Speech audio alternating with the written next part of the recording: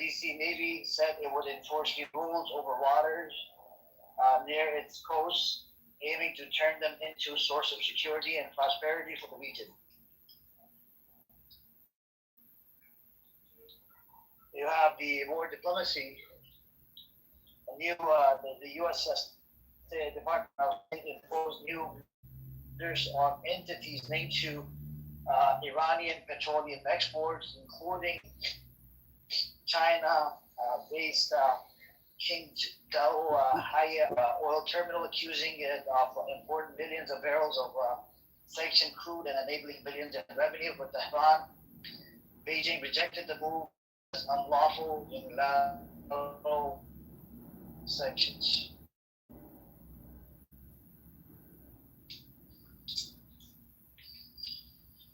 The State Department said it cleared more than $8.6 billion in military sales to Israel, Qatar, Kuwait, and the United Arab Emirates.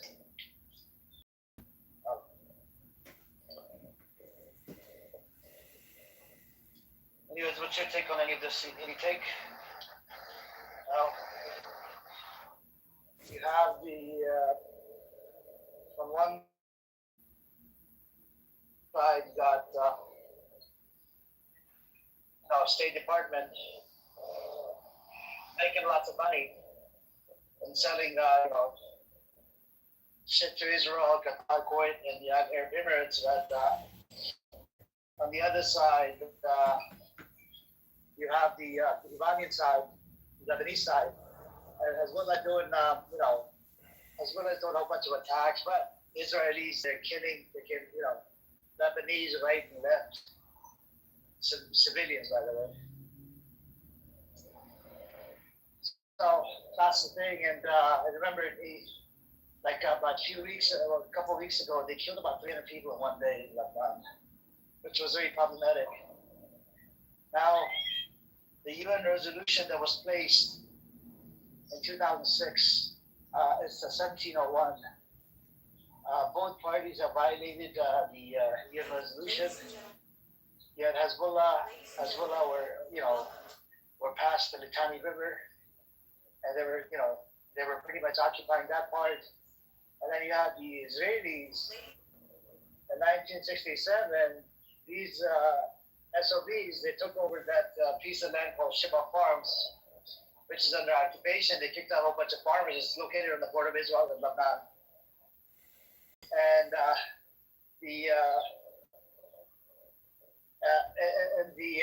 so when Hezbollah started attacking Lebanon, there were Hezbollah was actually shooting rocket into Shiva farms, not into actual Israel.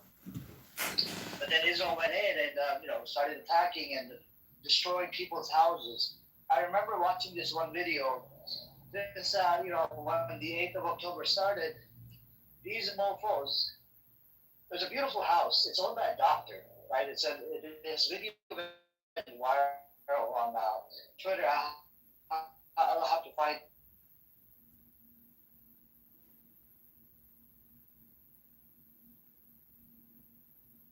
No, you don't even know about that research, bro. That research was done in UC Berkeley by one independent black researcher. He's a professor, and he didn't even get that. Funding him, your government, right?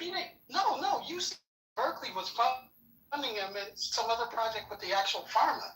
Look, bro, that came from Alex Jones. Hold on. First of all, that research came from Alex Jones. That quote came from Alex Jones, but it's incorrect. I want to go back to the annual expense you was talking about. When you break that down, every year, people are paying $5,000. This is what broke down. That breaks down the gasoline being about $1,800, food being about $240, and other housing, interest, and goods being about $3,480. That's $410 per month. Yeah, this is true. Right, but here's the thing, right? You guys didn't consider the millions of dollars being spent on rats, dolphins. You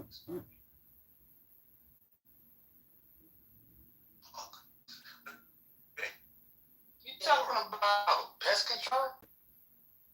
No, I'm arguing Hell nah.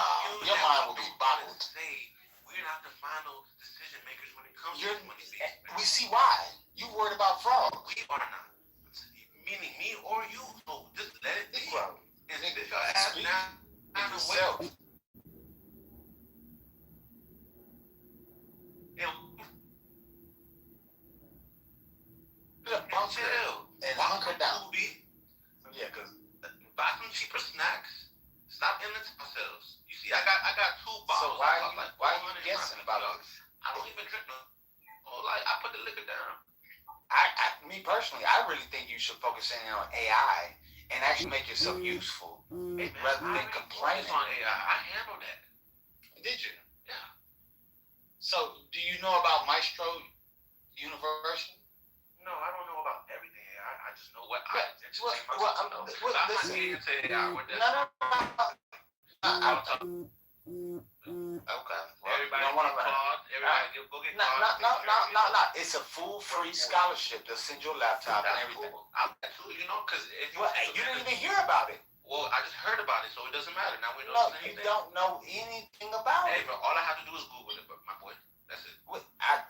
Let your AI do it. You're not that special, my boy. You just Listen. give me some sauce, right? Right? I'm trying to help you. It's done. Stop, like, it doesn't matter, my boy. But we're not talking about Honestly, that's the AI, though. we're not talking.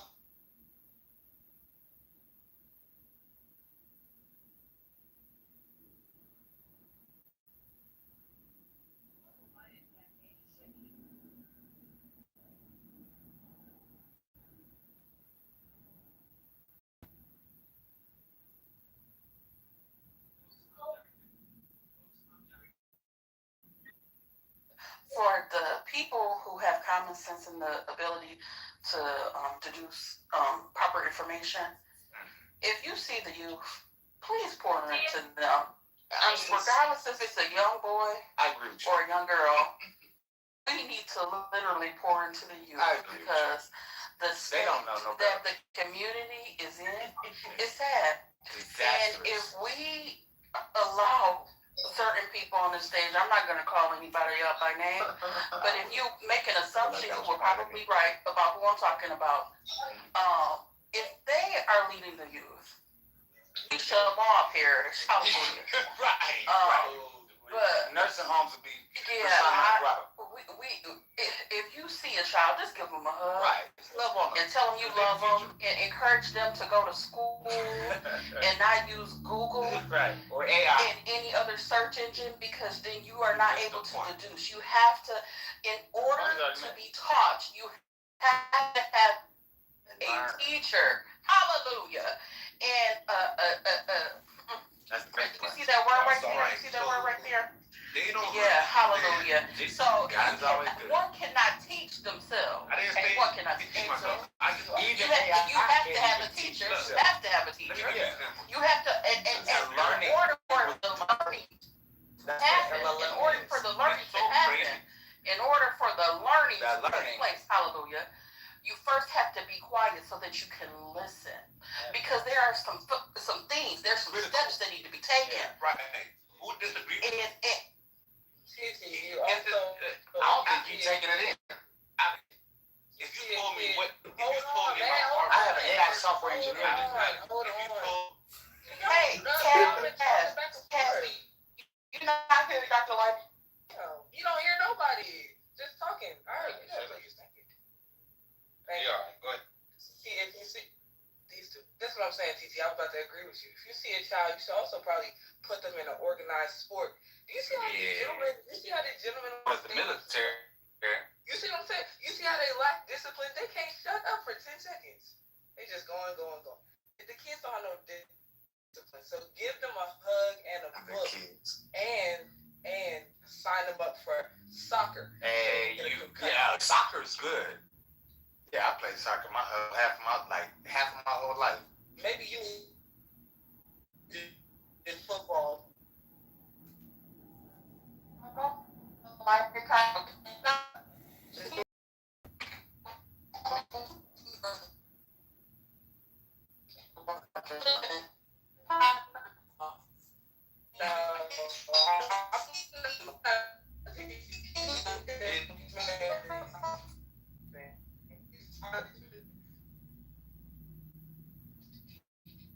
I'm saying is,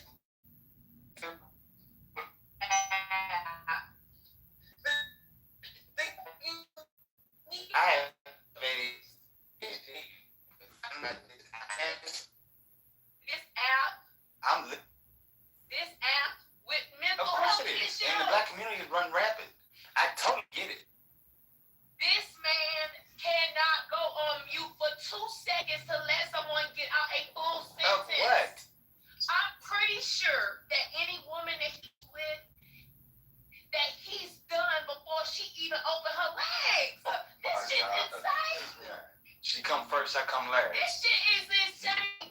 It's not, sir. No one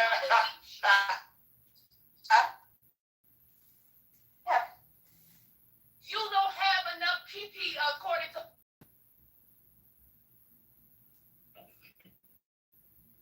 But it's very admirable of you to think that these men have.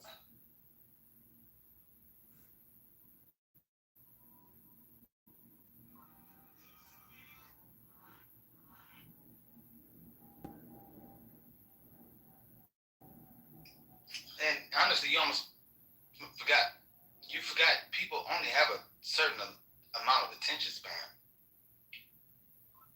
Like y'all want to be long-winded, but like talk How now. long does the average adult? I bet 3 minutes top. You ain't. Right, because I have ADHD. You need to But go get again- your Vyvanse and stop making. I do have Vyvanse. It's See, not more working. milligrams. It's not working. It's not working. I'm off my meds. It's the weekend. It's the freaking weekend. It's not working. No, No, hold on. you take it. Wait, no, sir. No, You're so. Phenomon. There's no, like it's not. The It's way, not. the way you're It acting, is. you need something to even it out. Sir, I had to drop him There again are because he's not about to lie or fight for there it are like that. strategies.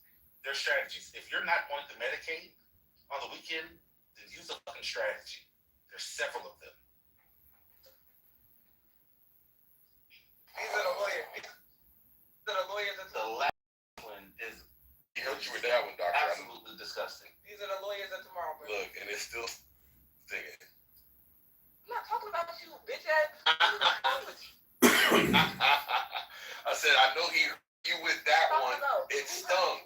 And we can clearly see it's. What are you talking about? Oh, you're not paying attention. You have ADHD? He Yes, wants I to be just knowledgeable. You have ADHD? Oh, okay. Well, that explains it. That explains it. Dog.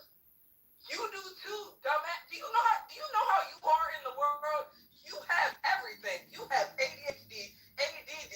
You probably got some other shit going on with your slow ass. Do you know what you have? This how you were spoken to? You just use this app. Is this how you That's were spoken to? Your hyperactive mind keeps going from here and chillism back and forth, so you don't pay for your $10 Vyvanse because you got health insurance, contractor. Just go buy the Vyvanse shit to stop using chillism as your ADHD drugs, nigga. You using Nathan and Manfinity and First Lady as your pills. Go.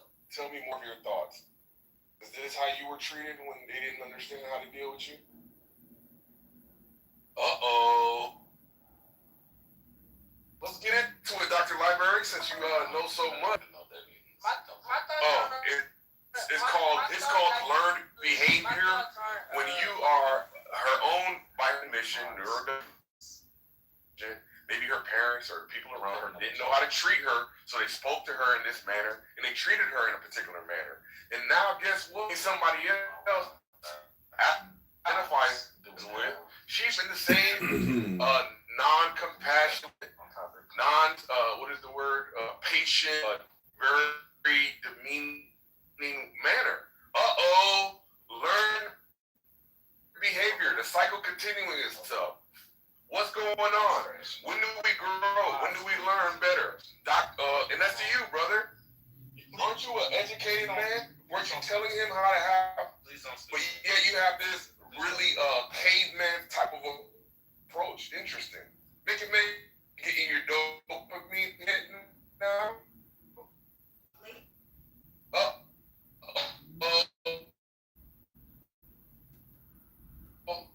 It's just crazy, bro.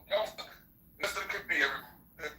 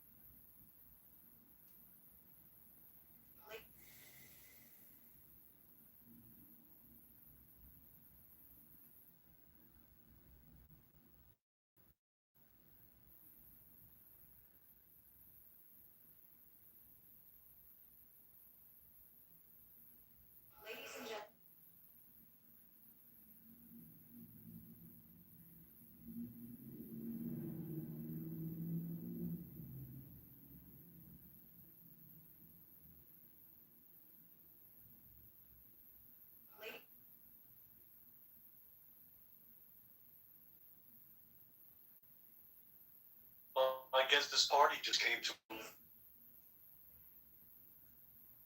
I ain't come to that.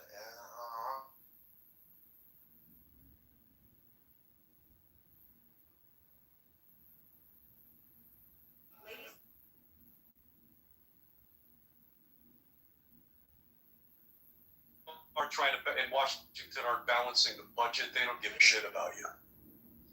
Who doesn't give a shit about me? Well, Washington, your representatives and everybody that says they're representing you, you know, they just on this fucking crazy spending spree. And as far as the cost of this, Trump's already said he wants to increase the military budget next year by $500 billion. We don't have it. We don't have. We have it. Really? So people keep. So when we have terrorists, right? No matter what you say about it, logically, there's more money coming into the country. Logically, there's no way around it. No matter what people say, oh, it doesn't go here, it doesn't go there. Regardless of what people say or how they try to circle and discredit the terrorists, that still being. They weren't. They're still active. I don't directly from them, and not people trying to fabricate information to make you dislike Trump, right? But the thing is, right? We have the money. It's not even serious. That's the point. The point is, we have the money. We always have the money, and yeah, people are complaining about this $1 billion a day. That's nothing, according to what we spend yearly. That's really nothing. It doesn't even do anything. And we waste more money on other shit. That doesn't matter. This is relevant. This war matters right now, right? And it's gonna get done. People are complaining. Oh my God! People are acting like they were paying $1 for chips, and now they're paying $5 for a bag of chips, bro. People are acting like your rent jumped $1,000. Some shit working accuracy. Right. So just your job is not paying you less, right? We can move on. He doesn't know what he's talking about. I do. Can't rebuttal anything I said. That's why you don't know. Because what's your point? I can take any point I said and rebuttal. Go ahead. Did everybody's Netflix? Did everybody's Netflix get not know how to manage? get more expensive? Really? From what? When did that happen? This month. When? Last month. No. So how much is Netflix? So imagine, and what he references is bag killers. Yeah, Netflix is $15 a month, bro. You don't need a full. He dismissed y'all. So just whether or not to engage with him. He mentioned Netflix and bags of chips. Yeah, money. He dismissed people's rent.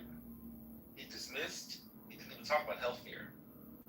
He dismissed gas and transportation. How much has your healthcare increased? Food.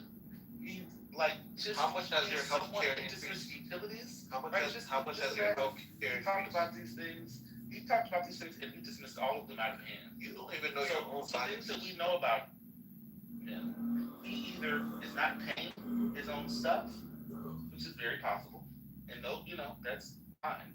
But he can't enter the Congress. We can't have a conversation with him that is going to be logically centered. That's going to be reasonable. Everything I'm saying is logical and reasonable, brother. Because he doesn't have any moorings to reality.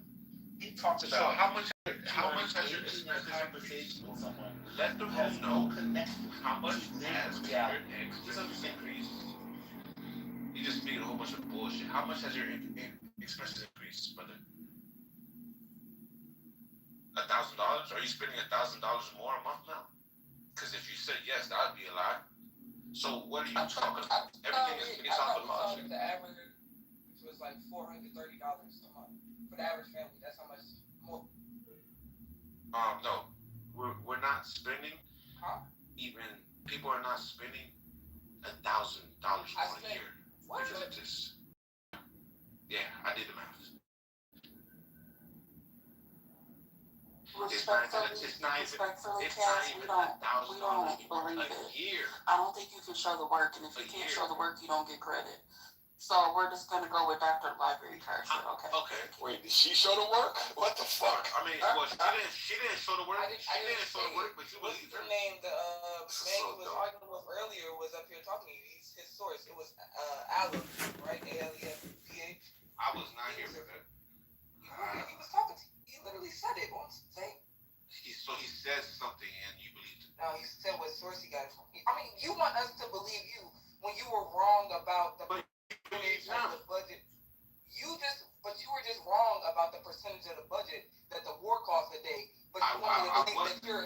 But you want me to believe that. But you want me to believe that you know the amount a family spends per month based off inflation. Just out of Doctor, we spent $25 billion on this war so far. The U.S. spent $7.5 trillion a year. If you do the math, that's only 0.33% of the whole budget. My math is not wrong. Your thinking is wrong. Because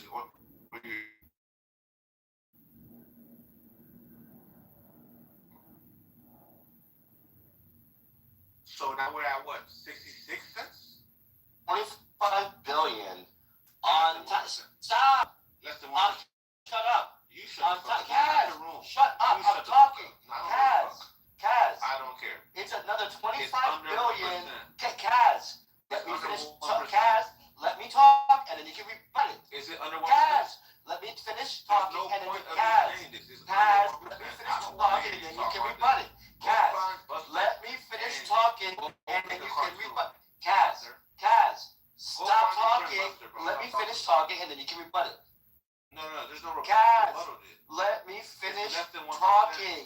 Kaz, Is it shut less up. than 1%? How much budget was allocated for this year? This war is another 25 billion on top of it. On top of what was already allocated for the Department of Defense. Are you saying my math is So- wrong? Will you stop and just listen? Are you saying my math is wrong? Oh my God. You know, If you're not saying my math is wrong now, I don't gotta listen to you. Tell me my math is wrong now, listen to you. And give us the proper math. Okay, then I thought so, because my math was right. your Shut the fuck up math and go find is Buster. wrong. Yes, your math is wrong. So what's wrong about the math? Yes, your math is wrong. How much does the U.S. Yes, your math is wrong. So how much is it? Yes, your math is wrong. Yes, your math is wrong. So I won the conversation. Okay. Yes, yeah. I know. Yes, I did. Yes, your math is. Mm-hmm. This guy thinks this is flat Earth. I'm like, yo, shut the fuck up. At some point, the people who don't have mental illness and who aren't fucking stupid have to have self-discipline. And Not not stupid people speak like you, bro. I ain't gonna lie. I'm just giving you straight logic, bro. We could all look up how much the U.S. spends a year, and if 25 billion, do the math with that money, that amount, you get a certain percentage. What is it? Less than 1%. What is it exactly? 33%. 0.33, not even 33. Less than 1%. So you're complaining about what? He just tried to rebuttal what? You could call me a bitch, bro. I'm so passionate like that, bro. Go ahead, you know what I'm saying? So good job, Brick. Good advice, you know what I'm saying? You should tell him to go learn how to do some math. But yeah, man, it's so crazy how people like Arthur just lost, man. Rebut. My fault, Nikki.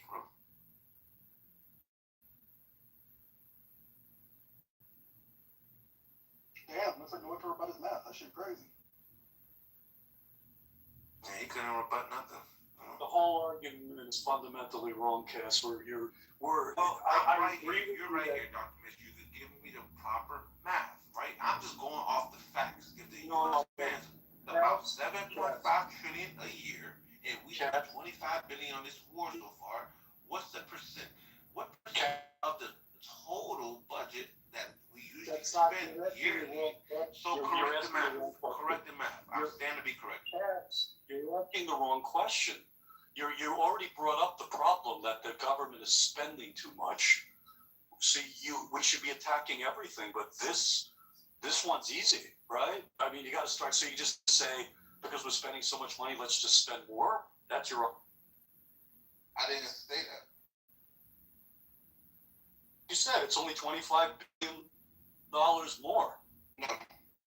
I'm saying, right? The year just started, so this is just 25 billion included in that budget. You can't say it's more because the year is not done yet, right? When the year is done, we'll know exactly if we went over or we stayed within the normal ranges, right? Which is 6.5 to 7 trillion, right? So let's talk about it that way, right? Regardless, right? However you want to put it, 25 billion is still a fairly low amount compared to everything else. Now, what am I saying? Well, I said this war is justifiable and we need it. So everything else that we don't need, like testing gay faults and shit. What about food stamps? Do you think we need food stamps? You know? Do you think we need NASA? Do you think we need food stamps? No, I don't. Wow. Okay. Rich country can't afford to give food to the poorest people and the disabled. It's more important to have a war. Yeah, because you're acting like Trump's been president for the last 8 years. He's been president not even 8 years, and he skipped a consecutive term. So what are you talking about? What were we before this?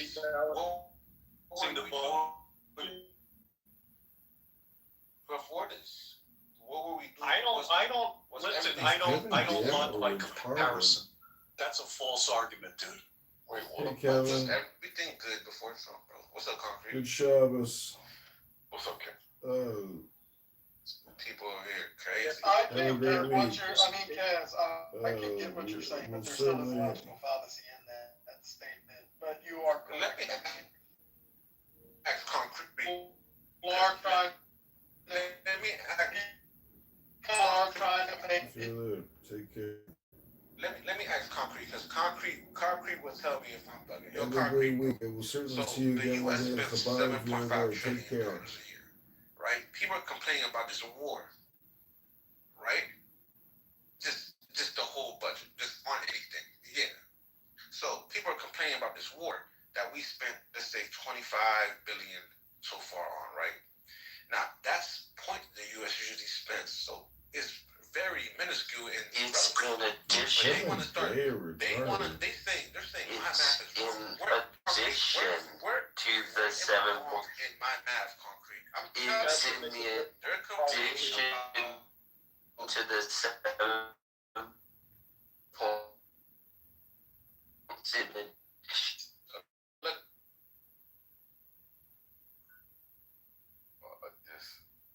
disagreement with the war, right? I think if you were to try to like just look at it as a pure number, of course, it's a minuscule number. But what I think the problem is, and especially for me, is that we have other things we could have spent this on that would have been more beneficial to the community, right? So I don't know if they've made the argument. I made that argument. I I made that argument. I told them, well, they're saying they didn't consent to this. Well, I'm saying, well, you guys didn't consent to the testing on gay frogs, testing on animals, and shit, right? Concrete. Yeah, so it's like, why? Okay, if you guys didn't complain about that shit, why are you complaining now? Obviously, this one is different in terms of the loss of life, right, and its effects on the global economy. Whereas testing of frogs is going to be the loss of frog life, and not human life, and it doesn't have a global impact. Right? Concrete, you remember that spaceship? Concrete was the allocation. Allocation for the research was it? Wait, Concrete, let me ask you a question. Was the funding for the research set aside first? Just go after them. Right. So Come on, just wait. So Kaz, let me ask Concrete question. Kaz, stop. Concrete. Let me talk to Kaz. No. Yield. Hold on, Kaz. Because it's in response to what you said, Concrete. It's in response to Hold on, Kaz. Kaz, I got you. I'm asking. Look, please. So, was the funding for those that research, was that allocated initially in that 7.5 trillion or I not? don't know. And if it was, I don't know. huh? Nobody knows. It's not. If the funding was, then where did they get that number from? That 7.5 trillion, if it wasn't originally allocated. You're saying that the budget. You see how his argument. Hold on, Cass. I'm trying to understand what he's saying. He's basically saying that we know the budget amount because all the line items were prior accounted for. Is that what you're trying to say, Arthur? Okay. All right. Was this So 25 billion that we accounted for? In that 7.5? Yes. possibly. It's possible. Wait, hold on. Let's if you have a definitive answer, Cass, then just post it. I got. Because I think that's a. No, Yeah, I think that's the best way. It's logic. It's, Well, no, hold on. Let's think of it like this, right? You're in a fight right now, and I think the best way to like structure your side is with as much facts and information that you can provide that they're able to evaluate. So that's why links are gonna like trump you having your opinion or just your word. So that's you're in a hostile environment. You should be proceeding with links over opinions or just the stuff that you remember. Anyway, so Arthur, let's just say that it was allocated for the research. You can on both ends, on the research end and on the war end, that it was allocated for or not allocated for. What difference does it make? Wait, hold on. They had to apply for a grant, research funding, right? They had to apply for the grant. Like there's funding set aside for the grant to do that research. Like that's. Would you disagree with?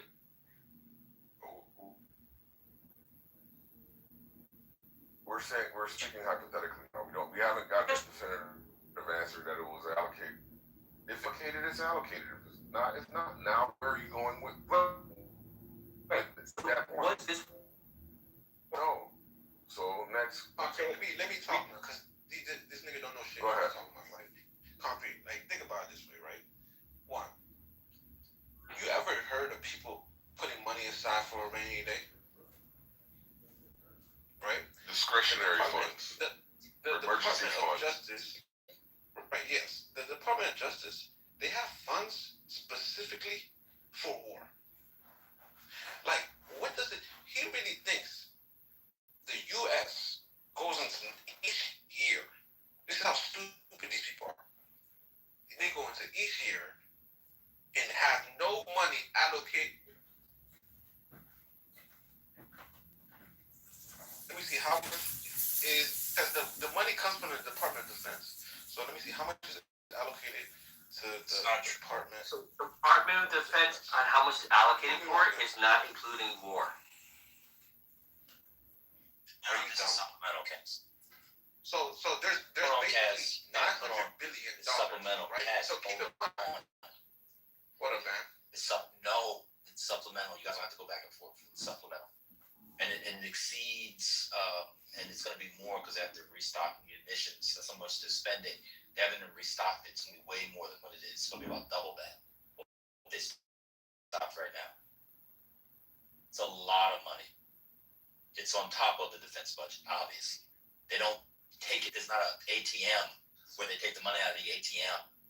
It wasn't in the budget for an Iraq war when they had the appropriations last year. We weren't in the war, remember? Come on. So let's move on. It's getting a little bit back and forth. It's getting a little boring. Hold on, bro. I kind of let you do your thing. It's getting a little boring. The half troll, half mag is getting a little boring. Let's kind of move it around. You can talk, but like do a different troll. The thing on it's not a lot of money. It's kind of boring. Nah, I've been over there. He just asked me a question, but yes, that's really what it is. But It's cool. Y'all can keep going, but let's see a different troll. Man, Infinity's here. You can do it. Fun up? I don't want to make fun of nobody. I come in peace. Isn't that what you do? Don't you talk about No. people taking prep? No, I only do that when they attack me. I only do that when I only hit back. I never What's wrong smoke with first prep? I have a question. What's wrong with prep? because it indicates you're living a sexually promiscuous lifestyle. So I think that's So, wrong. but Okay. straight people do that more I than think they're both wrong. thought PrEP was a gay. I didn't know it had anything to do with. Oh, you think there's a medication just for gay people? Yeah, because What they is do it? it. They have anal sex. One second. Oh, you don't think I straight don't do people that have anal stuff. sex? Not me. I didn't ask if you do that. I said straight people. You don't Well, think I straight guess people have anal straight sex? people who have anal sex should probably take PrEP too. Gotcha. And so you think that PrEP, which is something to stop HIV, has to do with anal sex. So if I share a needle, you don't think PrEP would stop it? You know, I never looked into it. Every time I see a commercial for PrEP, I see gay men. So it gave off the impression that it's for gay people. I never seen a PrEP commercial with heterosexual people. I got you. But I'm just asking about the mechanism of the HIV. So you think they came up with let me ask the question. Damn. I don't know how y'all do that. So you think they came up with a medication to stop via suppression viral load of HIV, but it would only stop HIV contracted through anal sex? Or you said thought that part? Absolutely didn't think that far. The last time I took a sexual, hold on a second. Last time I ever took a sex health class, sex ed or whatever they call it, was in 6th grade. Okay, I got that. What is that? People knowing how viruses work. Let me continue. So, straight women contract HIV through vaginal intercourse with infected men. Straight men can also. Do you think PrEP wouldn't work for them because they're not doing it through the asshole? Not even thinking that strong. All I know is I'm asking you now. What do you think? Ask the question again. I'm sorry. Do you think that a straight woman or a straight man, if one of them was infected, not even through it could be so Arthur Ashe had HIV/AIDS. It wasn't probably. He was a tennis grade, correct? He was. He got it through, I think, blood transfusion. So you can get it in ways that are not promiscuous, just so you know. But do you think if they had PrEP, him and his wife, if he didn't know he was infected and he infected her, you don't think PrEP would stop it because they had vaginal sex? I'm sure PrEP would be a mitigating agent. Absolutely. Oh, okay, cool. Well, I was just making sure you didn't think. Well, that was very misleading. But I guess there are commercials with it's straight across the people? board. For PrEP? Yeah. Okay, I've never seen it. I don't watch a lot of TV, but the only commercials I've ever seen for PrEP got a gay man walking around in the commercials. So they gave off the wrong impression. Well, the ones you saw, I've seen some with straight people. I mean, one. I'd love to see one with straight one. All right, how about this? I'll give you a PrEP for a year. If I can't within 5 minutes, I'll eat that for a year. Nah, man, I'm not gonna agree to that. I mean, I'm sure it's out there. I'm just saying this. So I'm not. The only reason I hit Hurricane with that is because he's very vicious with his words, and you know that to be true. I understand that. He comes in here and but people die. that's the only reason I take it. I understand. I try not to do that, that. but having HIV jokes, even if you disagree with a lifestyle, because like I said, Arthur Ashe didn't get it from a lifestyle. I'm just trying to understand how disease, for someone of your professed moral and religious aims, is not off limits. It's because I'm a Christian, I'm not Christ-like. And when somebody attacks me unwarranted out of nowhere, I tend not to think in moral terms. I tend to think in ways. So your Christianity is okay. So your Christianity is you can't control. You just can't control. So you don't have you don't have the discipline yet. Right. My spiritual journey is still in progress. How do you work on it? I work on it through what's called the silent prayer, and continuing to sacrifice, because discipline comes through all different kinds of sacrifices. And when you sacrifice, whether it's with food or sexual activity or that tends to bring you closer to God, attack more spiritually. When someone attacks you, you can just swallow your pride and let it go. I'm just not always there. And he comes in with this attack on every time. So it's not a work on it. It's really more revealing of. Sent her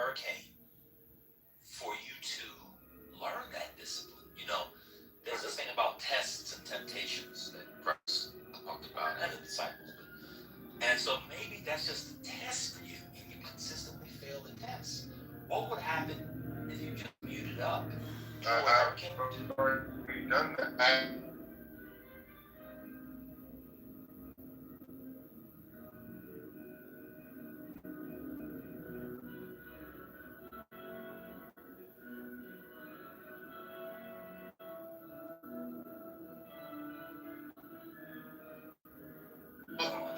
If I assassinated my ego appropriately, this man would be able to say anything about me, and I could just say, Father, forgive him for he knows not what. But I don't think it's because ego. I have to I think you just hate gay men. I don't hate nobody. Not hate, and I think you think that they're morally repugnant and they should be put down. Believe that either? No, I don't believe that. Okay. Well, I just think no, I don't think I'm that's any what I better than. think. It might not be true. I'm just saying what I think. Yeah, I don't think I'm any better than a gay man. You know, Yes, you because do. we're all Yes, you do. struggling. We all struggle with Yes, sin. you do. Or I Yes, know. you do. How you gonna tell me what I think? Everybody thinks they're better because people are. Everybody thinks they're better than somebody else or something. I think those men who take care of their children are better than those who don't take care of them. Now, if you can't take care of your children for a bunch of reasons, I'm talking about that. But people who actively don't take care of their children, I think people who take care of their children, men and women, are better than men and women who don't take care of their children. But here's the problem, right? So you might have somebody who doesn't take care of their children, which is disobedient to what God wants. But then you have another person who takes care of his children, but he's sexually promiscuous. They're both being disobedient to God's word, and I believe That's it's a the different same. argument. Oh my God. I'm just saying. Spirit. I'm trying to say the same spirit that's influencing the one to not be a father is the same spirit that's influencing the one to not be sexually obedient. So I don't know how to have conversations in real life. I wasn't talking about the spirit. I was about whether or not people rank people vis-a-vis others. I gave an example. I had nothing to do with the spirit. Come on, man. but the reason why I don't think the father is not better than the other one because it's the same spirit that's driving them.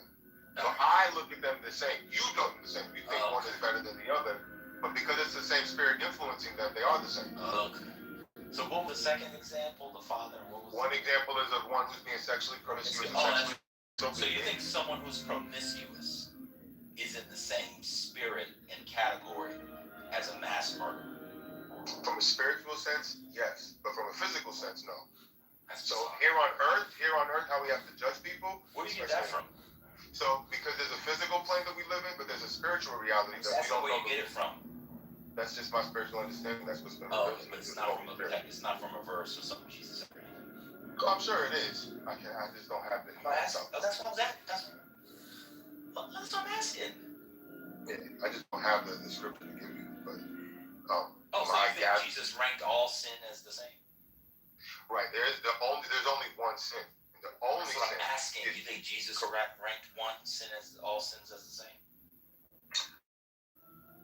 Yes, I know there's this thing about there's one thing about abomination and man laying with men, but I don't really know how to interpret that fully. I just put all sin in the same category because they all fall into disobedience. And laying with men, I wasn't talking about that. I'm just talking about the nature of sin. Okay, I'm just asking. It's not a quiz. I'm done. I'm literally just trying to find out. Yeah. Well, if you think that, I don't know. The prep jokes, I never understood the prep joke, but okay. I know it hits him where it hurts. That's why. You think? So. Why do you think? That's something I should over. I don't need to be doing. Why do you think it hurts him? Because I'm sure he's not secure in his sexuality. Because as a Nigerian man, we know how the Nigerians feel about that. So I'm sure his family puts a lot of pressure. I can't be sure. That? I can't be sure, but I believe that to be true. Just like you believe it to be true about the things you don't know for sure about me. That's what I believe about him. I believe Yeah, but mine is based off evidence. And the evidence is that the Nigerians are famously against that kind of behavior. So the odds are that his family. Which Nigerians? Nigerians in general have a. That's not true. They're almost like the Jamaicans when in terms of how they feel towards the gay lifestyle. That's my experience. It's old. You think this man is not 60 that old. years old? Who's old? Hurricane. Hurricane is not 60 years old. I don't think he's 60. If he's 60, I stand corrected. I thought he was somewhere in his 30s. He don't seem 60 to me. saying 60 to me. Imagine thinking a 60-year-old Nigerian gay man who goes to the opera is not securing his sex. I didn't know he was 60. I thought he was a young Nigerian. I don't know him to be 60. He never told me his age. That's what's You just said, did you say in his 30s? I was looking at my phone. I didn't Yes, know he it was in says his 30. I do. I think he's in A gun. I have a gun on every floor of my house. What's the problem? What I do wrong now? Wait a In minute, his you just 30s? Are you insane? Why can't he be in his 30s? I don't think Prep goes Well, in do your you butt think, behind. I'll be honest. Does People say Prep this go in your app has a behind? bunch of, people always say that this app has people who wouldn't be who they are in real life or mental illness. I disagree. This app has 10% of us who actually have experienced the world, and the other 90% of us have never left the house. There is nothing about Hurricane that sounds like, that feels like, pause, any impression he's in his 30s. You think Hurricane was born in the 1990s? Okay, maybe 40s. I didn't think 60, bro. Nah, man, I'd kill myself. I'll be honest with you. We listened to Cass talk just now for an hour. You made Cass sound like Kito. Listen, man, I'm just telling you, he didn't sound 60. He could have been in his You 40s. I insane? agree with you, man. But he acts like he's in his 30s. So I'm screaming, Monica, because I'm so nonplussed that if I don't let it out screaming wise, I will have a heart attack. Hurricane hasn't seen 30 since Benjamin Franklin got diagnosed with the gout. Yeah, but see, but the thing is, we just don't know. This is just our impression of people in our different ways, right? You experienced me in one way. You Yeah, never, somebody might no. There's objective markers for somebody that So you what's can the tell. objective It's marker not for like Hurricane? it's not a belief. Hurricanes talked about shit that he experienced in the 80s and 70s. But maybe I wasn't party to those decisions, brother. Oh my God. To be honest, let's be clear. Hurricane talked about the homicide trial. Like, we have to be honest. He is old enough But I might not to have been be there for the found in the homicide trial. country. Let's He was on the boat. He was on I the wasn't, boat. I wasn't there for the. I wasn't there for the homicide trial. You know why I think he was 30? I now remember why. There was a time when he used to put his real picture in his PTR. And when he put his real picture in his PTR, he didn't look nobody 60 years old. He advised CK when they should start the revolt. That's how they Y'all didn't see his PTR from years ago? His PTR showed that he was about. He's just He didn't black. He didn't look 60 though. Whatever, man. At the end of the day, I only said that because, you know, he comes punching, he comes kicking. I agree, man. The way Man Finity talking about Hurricane, maybe Man Finity needs to get the prep. I'm gonna be honest with you. I'll be honest with you. It's all okay, bro. You just said that, man. I'll be honest with you. You might need to get thing of prep. You think Bro, that he man don't is look fine, 60. If young that and fine picture in is his what he photo? looks like, he don't look 60. You said he was young and fine in his photo. Bro, I don't care if you think he's gay. I'm not gay. I just think I don't think he looks 60. If that's gay, then that's gay. I don't think he's 60. Based on that picture. Based on Not that Hurricane is a bad bitch. I didn't see he was attractive. I think he doesn't look 60. No, somebody put that in the chat. Just got comment. Oh. Anyway, did you want to contribute to the conversation? I thought Kaz was making an interesting point. Is that a lot of What was the people. point? wait, no. Before we move forward, I Word. just want you to know that I think you have to take it in a different form. It doesn't go the places that you have to either. Right, but the fact that I even said that further Oh, frustrates shove it me. up So his don't know ass. if you're about it or not. I don't care. Okay. Alright. It's all Yeah, about prep on the frustration. ass is crazy. So he knows Yeah, but people. he doesn't know how to take it. That's wild. So, but he just assumed that it's a suppository. That was crazy. What else are you shoving up your ass? Hey man, I don't know what it is. I just see it on You don't know these what ESPN prep is. commercials, and I'm not sure why they put it on ESPN. Why do they have those commercials on ESPN? Because they bought the airtime. That's how capitalism works. So you But know anyway, what was the good point that Kaz was making? I thought Kaz was making an interesting point, but I tend to agree with the counterpoint, because the counterpoint was probably even more compelling, which is that Concrete is talking about how, you know, there's a cost to life, and there's a cost to the world economy, versus the other, you know, progressive pet projects like gay frogs or whatever. It was an interesting point that he was saying, where is gay frogs? What are you guys talking about gay somebody frogs? told about gay frogs? I know I heard that. I didn't make that up. Gay Somebody frogs? said I know Alex Jones with gay frogs Something about gay research. frogs, I yeah. heard They about did the research fluoride. on it to see that they put some type of water and it supposedly made them. It's the fluoride in the water that makes the frogs gay. I don't know. Oh no, that's Alex Jones. But I see it here. There was it is Alex Jones. This is a conspiracy theory. No, But I understood it's a the real point. thing. And then I understand the point you're making, but I mean, this is kind of strange. So when one administration does something, as citizens, we're allowed to disagree. It doesn't matter. I don't get it. So we shouldn't worry about the war because it's infinitesimally like, you know, it's too small to care about. But the money that we paid for the frogs should be the thing that we worry about, and it's even. So, for instance, a better example would have been the Ukraine situation. All that money that we were pumping into Ukraine, the Ukraine war. 1 second. How so? Why is that a better example? Wait, why was Robert interrupted? That was No, I was real done. I was done. You were not. You were right in the middle of what you were saying. I didn't even get to the end of it. Yeah, it was because as I was talking about it, I had to remind myself this is the same person who said that, you know, he talked about food and he talked about like Let's not take it there. and I can't. I just had to stop myself. Okay, fine. You don't have I had to remind myself All that right. he's an idiot. Okay. I stay focused.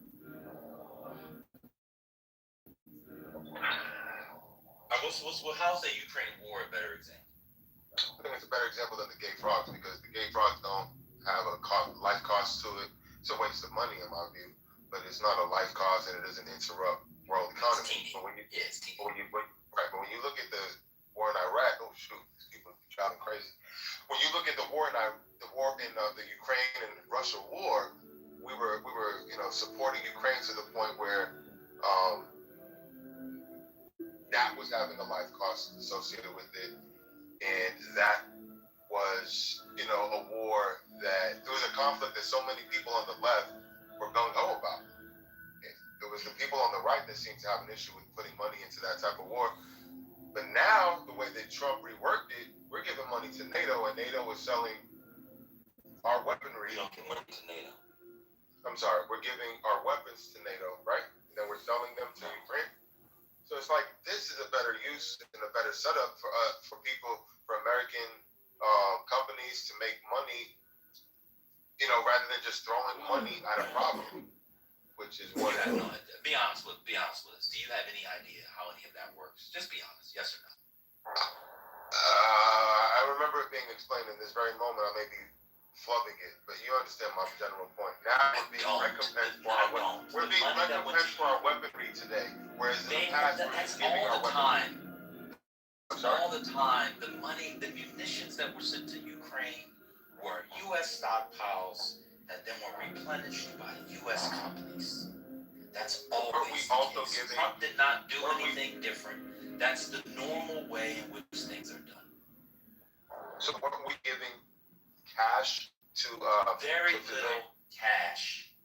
They get very little cash. What are they? Watch this. What is Ukraine gonna do with cash? Go and buy some caskets? They're at war. What would cash do?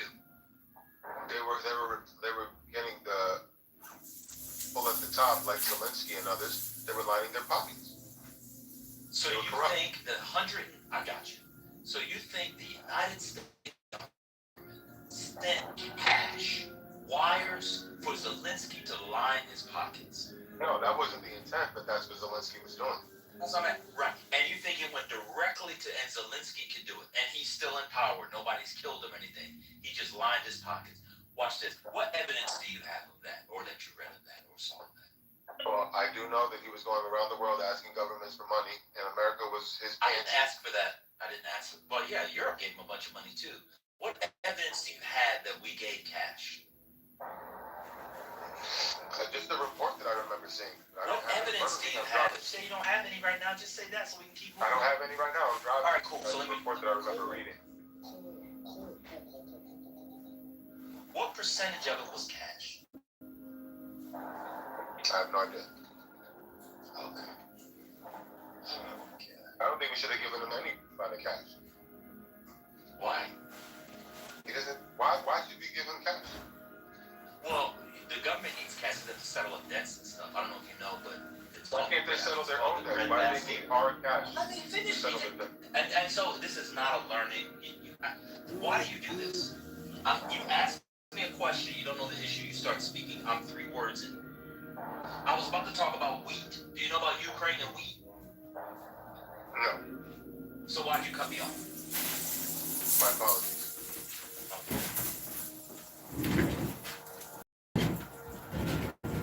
Sorry. Why do they need to settle You their just debt? want to talk. Another new thing is when people cut me off, they just want to talk. You got it. I'm not going to. All right. Ladies and gentlemen of the jury, why does Ukraine need our cash to settle their own debt? If they can't manage their own economy without our cash, they fail as a government, and what happens. They should not be using our money, our taxpayer dollars, to settle their debts. Ladies and gentlemen of the jury, I think I rest my case. Got it. So when they are owned by Russia, and Russia's on the doorstep of Poland, and we're at World War III, how much do you think we should pay? I think NATO needs to step in, not America, but NATO. We are in NATO. We're a part of NATO. We are not NATO. No, that's not how that works. NATO, wait, between European countries, that's not what NATO is. NATO is a defense pact. NATO was set up. Hold on! Ukraine is not in NATO. I know that. So why would NATO step up? NATO doesn't have money. They don't have banks. Well, NATO is just a treaty. Hold on. It's just a treaty. Oh, wait a minute. Oh my God. You think that NATO is a separate entity, don't you? separate entity to what? You think it's like freestanding, like there's a central bank of NATO and they have currency and all that? No. I know So it's a treaty. then how It's can an NATO agreement. send the money? Now, the No, UN could. You mean like no, let me give you credit. You mean like the IMF, the World Bank? No, what I'm saying, America should not be funding their debts Why? because it's not our responsibility. Why not? Because whatever debt that Ukraine incurs as a country is their responsibility. It's not our responsibility. Why not? It's economic assistance. Because We do it all the time. we've got our own economic concerns here in America and otherwise. We don't And did helping NATO help American concerns? helping NATO? What do you mean? I'm not NATO. Ukraine. Does it help American concerns anyway? I'm sure, yeah, because again, Russian aggression is a concern. But Then you just answered your own question. no, but what I'm saying is that it's one thing to help them from Russian aggression. It's another thing to handle their debts with cash. To me, that's Why? what we need to be doing. Why? How much cash was it? I told you I don't know that. So what if it was 50 billion? What if it was 50 billion? I have no way of quantifying because I don't have a frame of reference. All I know is that we shouldn't be paying their debt. Okay. That's not our Why? responsibility. Well, I got a question for you. How do you know it's not our responsibility? Because it only. What agreements have we signed with Ukraine? Be quiet. Okay, if there are agreements that indicate that, I'd like to be made aware of them. And until So I'm made you're not aware of them, familiar with the Belfast Memorandum after all these I'm not. years on Ukraine. I'm not, neither is 90% of this room. Cool. And they'll just have to look it up. The thing about this conversation is people would be up in arms for World War III, just absolutely up in arms. And people also believe, on the right and the left, at least maybe not much anymore, that Russia was or is an American adversary. If you told people 5 years ago that you could spend $40 billion cash, say 25 billion. I don't even know that much. 25 billion cash. Let's say 50 billion cash. Not one U.S. soldier has died. I'm sure it's special forces, but you know what I mean. Not one U.S. soldier has died, and the Russian military would be quite literally decimated. Everybody would have taken it. 50 billion in a budget in which you're spending $1 trillion to fight that hot. Use 50 billion, and it sucks for Ukraine. You know, God, I'm not put that to the side. I'm not trying to be callous. Everybody would have taken that. That would have been pennies on the hundreds of dollars. Now it's a political issue because, as you said, people on the left and people on the right. But if you literally said $50 billion cash, I don't know if you follow the war. The Russians have lost tens of, if not hundreds of thousands of soldiers. The munition stockpiles are crazy depleted. Not one American soldier died. Not one deployment. But for you, that's too much. Even though you hit an objective that you wanted to hit in Cold War or post-Cold War era without any American soldiers. On top of that, if you ever had to fight them, you know how they move weapon systems. You understand their logistics. You understand their protocols. The kinds of things that you spend hundreds of millions of dollars on to model, they actually did it in real time. On top of that, Ukraine has developed the most sophisticated drone technology system at pennies on the dollar. But to you, it's not worth it because you want the money to stay in America. Cool. Where should the money go? What would you prefer the money to go to? Give me some programs. To the debt. The research, development, and coming up with a healthcare system that is efficient and that keeps the costs down, rather than putting. That's one concern I have. So instead of sending money to Ukraine, we should have paid a bunch of researchers to come up with the ideas for a healthcare system. A healthcare system that would keep our costs low and you think that costs $50 billion? I have no idea how to quantify what is worth what. All I know is that we should not You said to study or to actually do the system? Research, develop, and implement a plan that keeps the costs low for the American taxpayer for healthcare, but also keeps prescription costs low. What is it? Pre-existing conditions. All of these things. We should come up with pre-existing conditions. So then, right now, remember, prior to Obamacare, I believe it was Obamacare. It's already law. We don't need anybody. Right, but pre-existing conditions were not a part of it prior to Obamacare. So now that we have pre-existing, we don't need to spend money on pre-existing. What are you saying? That's about health insurance. Right. That's about health insurance. You all talking about health insurance. Yeah, that's what I mean. Health insurance. Why would you need to spend money for a law that already exists? I want to improve upon it. How can you improve on a law that says they can't be denied? There's nothing to improve. Either they can be denied or not denied. No, what I'm saying is in the future iteration of healthcare insurance, I want to make sure the pre-existing conditions remains. I don't want it to be already is law. Okay. You don't have to pay for anything. Well, come up with another law to get it out. I don't want it to leave. That needs. What do I need to pay for? I'm trying to now. Two people that's talking and they trying to moderate their own conversation.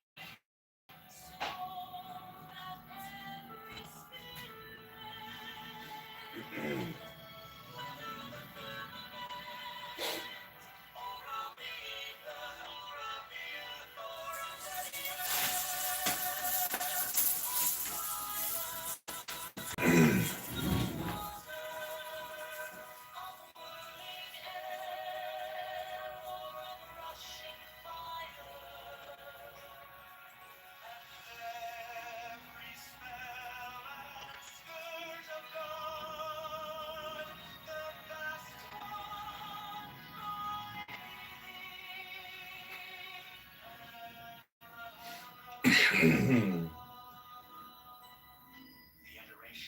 impromptu, close by banishing. I think the stars are fitted at W's order.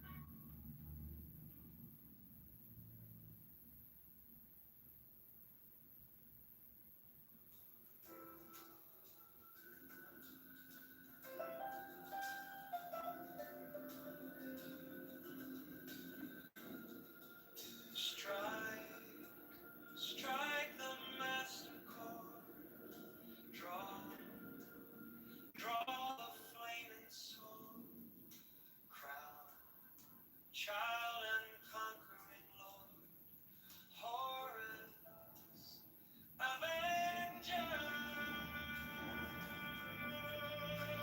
By thy name of Ra, I invoke thee. Hawk of the sun, the glorious one. By thy name, Armaculus, youth of the brilliant morning, I invoke thee.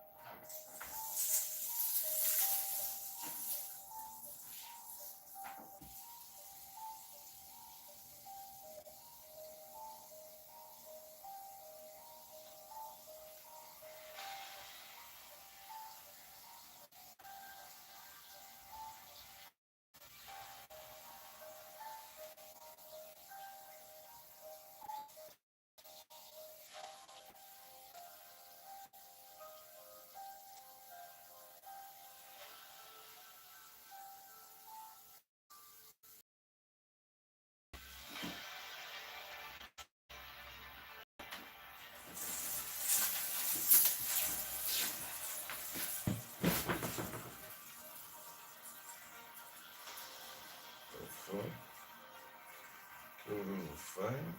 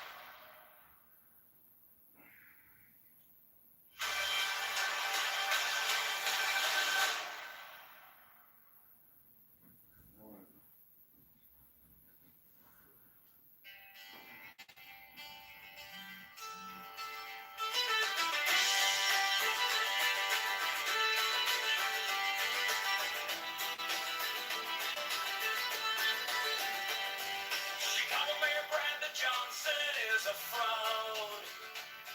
Chicago Mayor Brandon Johnson is a scam.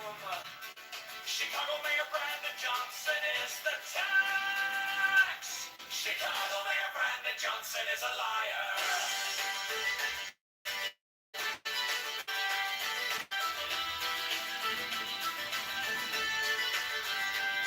Chicago Mayor Brandon Johnson is a criminal.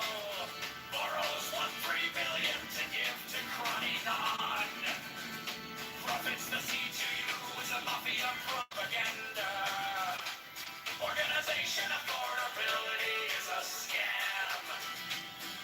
Brandon Johnson is the tax. Open the books, transparency now. Public spending tracker now. Brandon Johnson is the tax. Brandon Johnson is the tax. Brandon Johnson is the scam.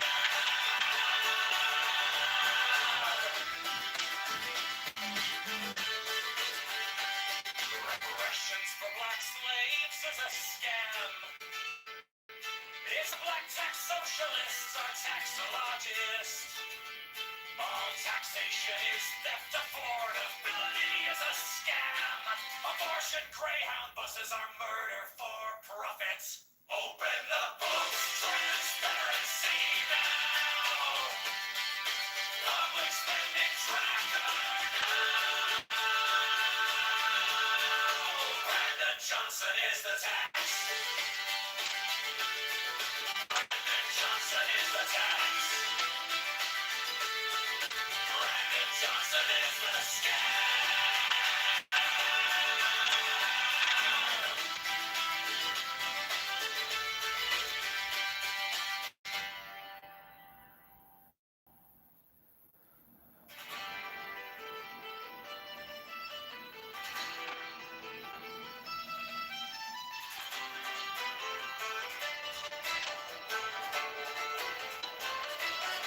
Chicago Mayor Brandon Johnson is a fraud. Chicago Mayor Brandon Johnson is a scam. Chicago Mayor Brandon Johnson is the tax. Chicago Mayor Brandon Johnson is a liar. Chicago Mayor Brandon Johnson is a criminal. Borrows $1 billion to give to crony non. Welcome to C2 is a mafia propaganda. Organization affordability is a scam. Brandon Johnson is the tax. Open the books, transparency now. Please spending tracker. Now, Brandon Johnson is the tax. Brandon Johnson is the scam.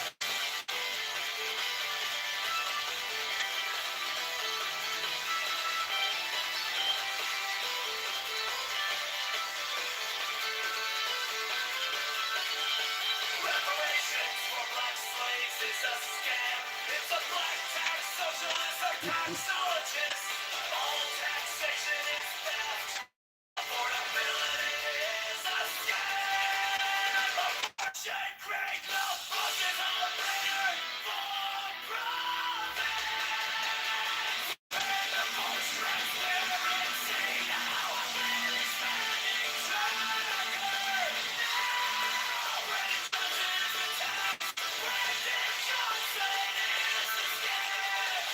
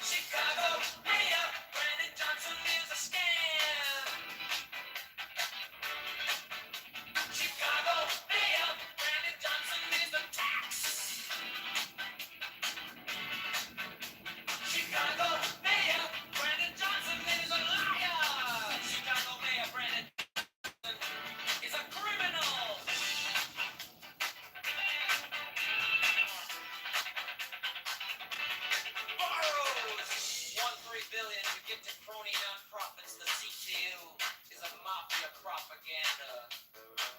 Organization affordability is a scam. Brandon Johnson is the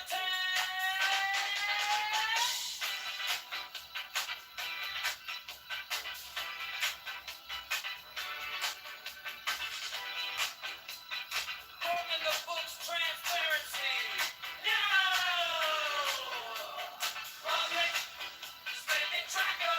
No! Brandon Johnson is the tax. Brandon spending tracker. No! Brandon Johnson is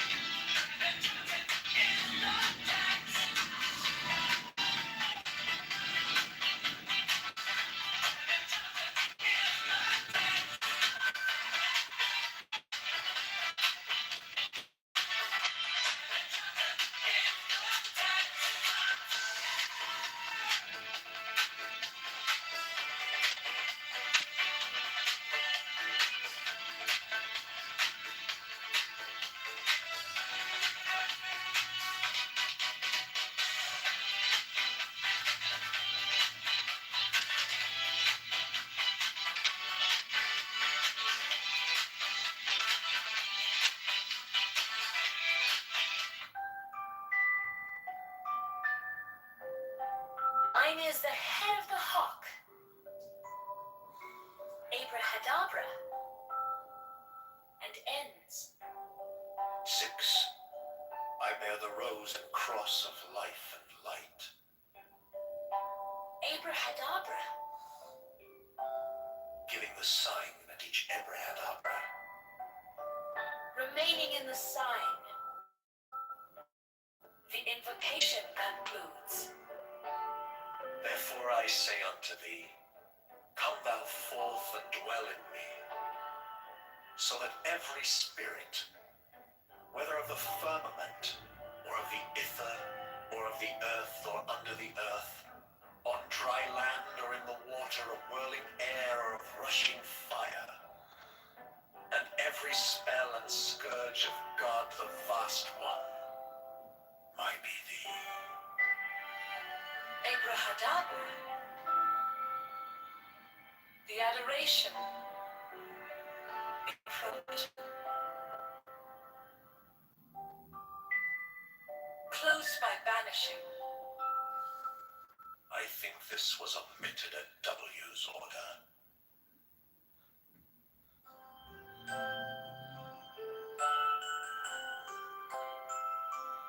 Mine is the head of the hawk. Abrahadabra. And ends. 6. I bear the rose and cross of life and light. Abrahadabra. Giving the sign at each.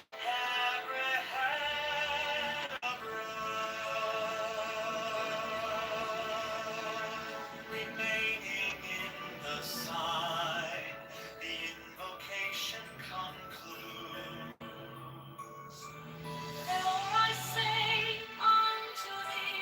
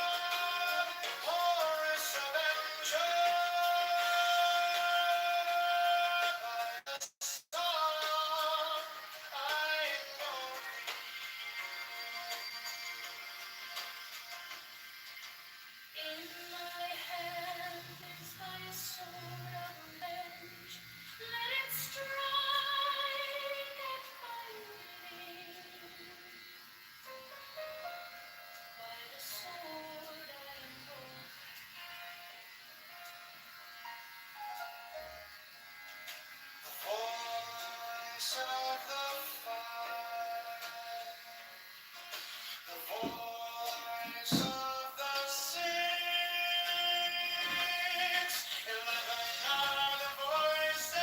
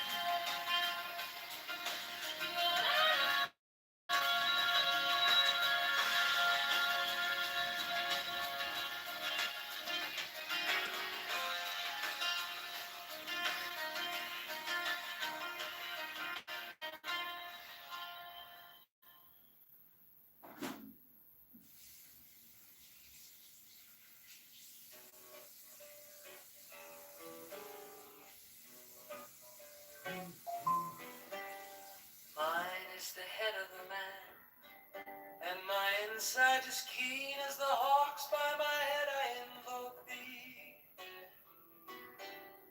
Hey, I am the only begotten child of my father and mother. My father is dead. My mother bore me with labor and pain and fear. By my body I invoke thee. About me shine the diamonds of radiance, white and pure. By their brightness I invoke thee. Mine is the red triangle reverse, the sign given of none save it be of thee. O Lord, by the Lamb I invoke thee. 3, mine is the garment of white, sewn with gold, the flashing of bay that I wear. By my robe I invoke thee. Mine is the sign of Apophis and Typhon, by the sign I invoke thee. 4 is the turban of white and gold, and mine the blue vigor of the intimate air. By my crown I invoke thee. My fingers travel on the beach of pearl, so run I after thee in thy car of glory. By my fingers I invoke thee.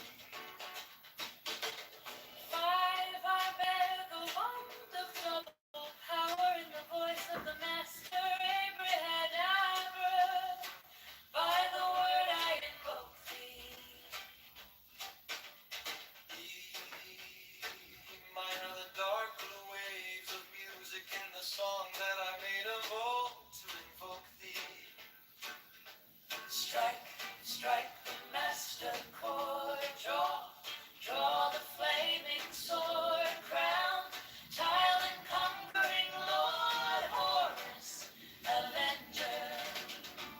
By the song I invoke thee. 6, in my hand is thy sword of revenge, let it strike at thy bidding. By the sword I invoke thee.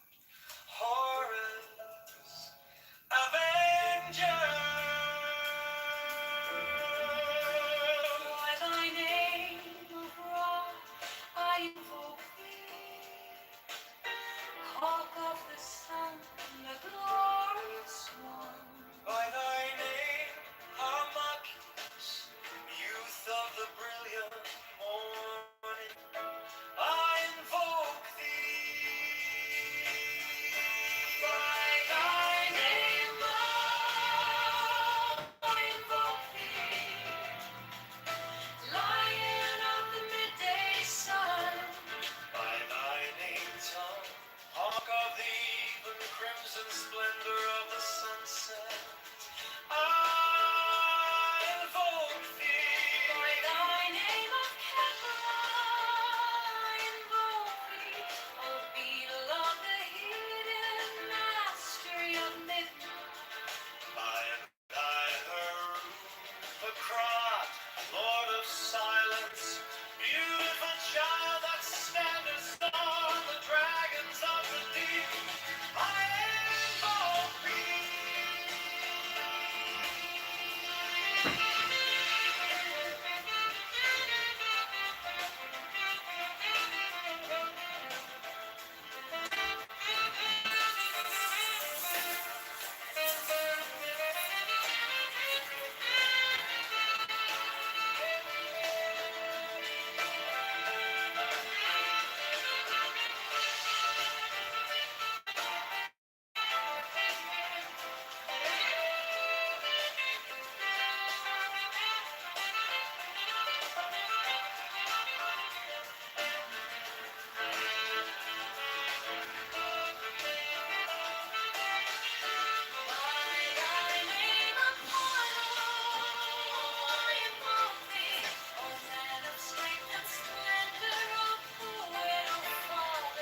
by thy name of Phoebus, that drivest thy chariot through the heavens of Zeus, I invoke thee.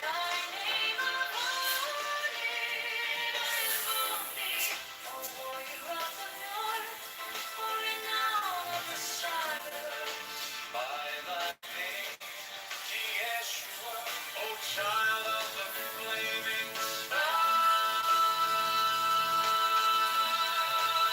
I invoke thee. I invoke the names of five. 11 are the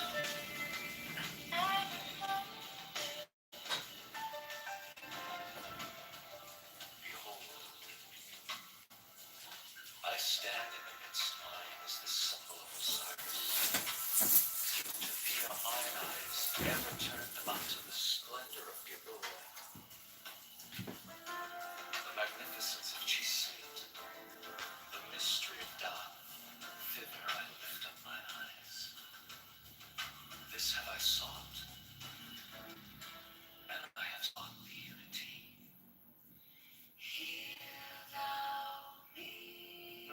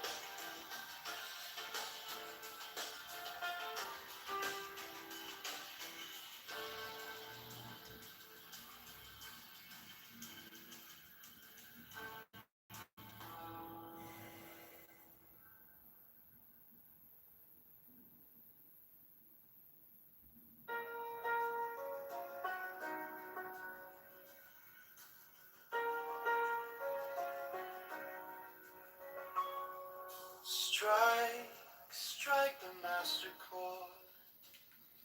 Draw, draw the flaming sword. Crown, child and conquering lord. Horus, Avenger. By thy name of Ra invoke thee, hawk of the sun, the glorious.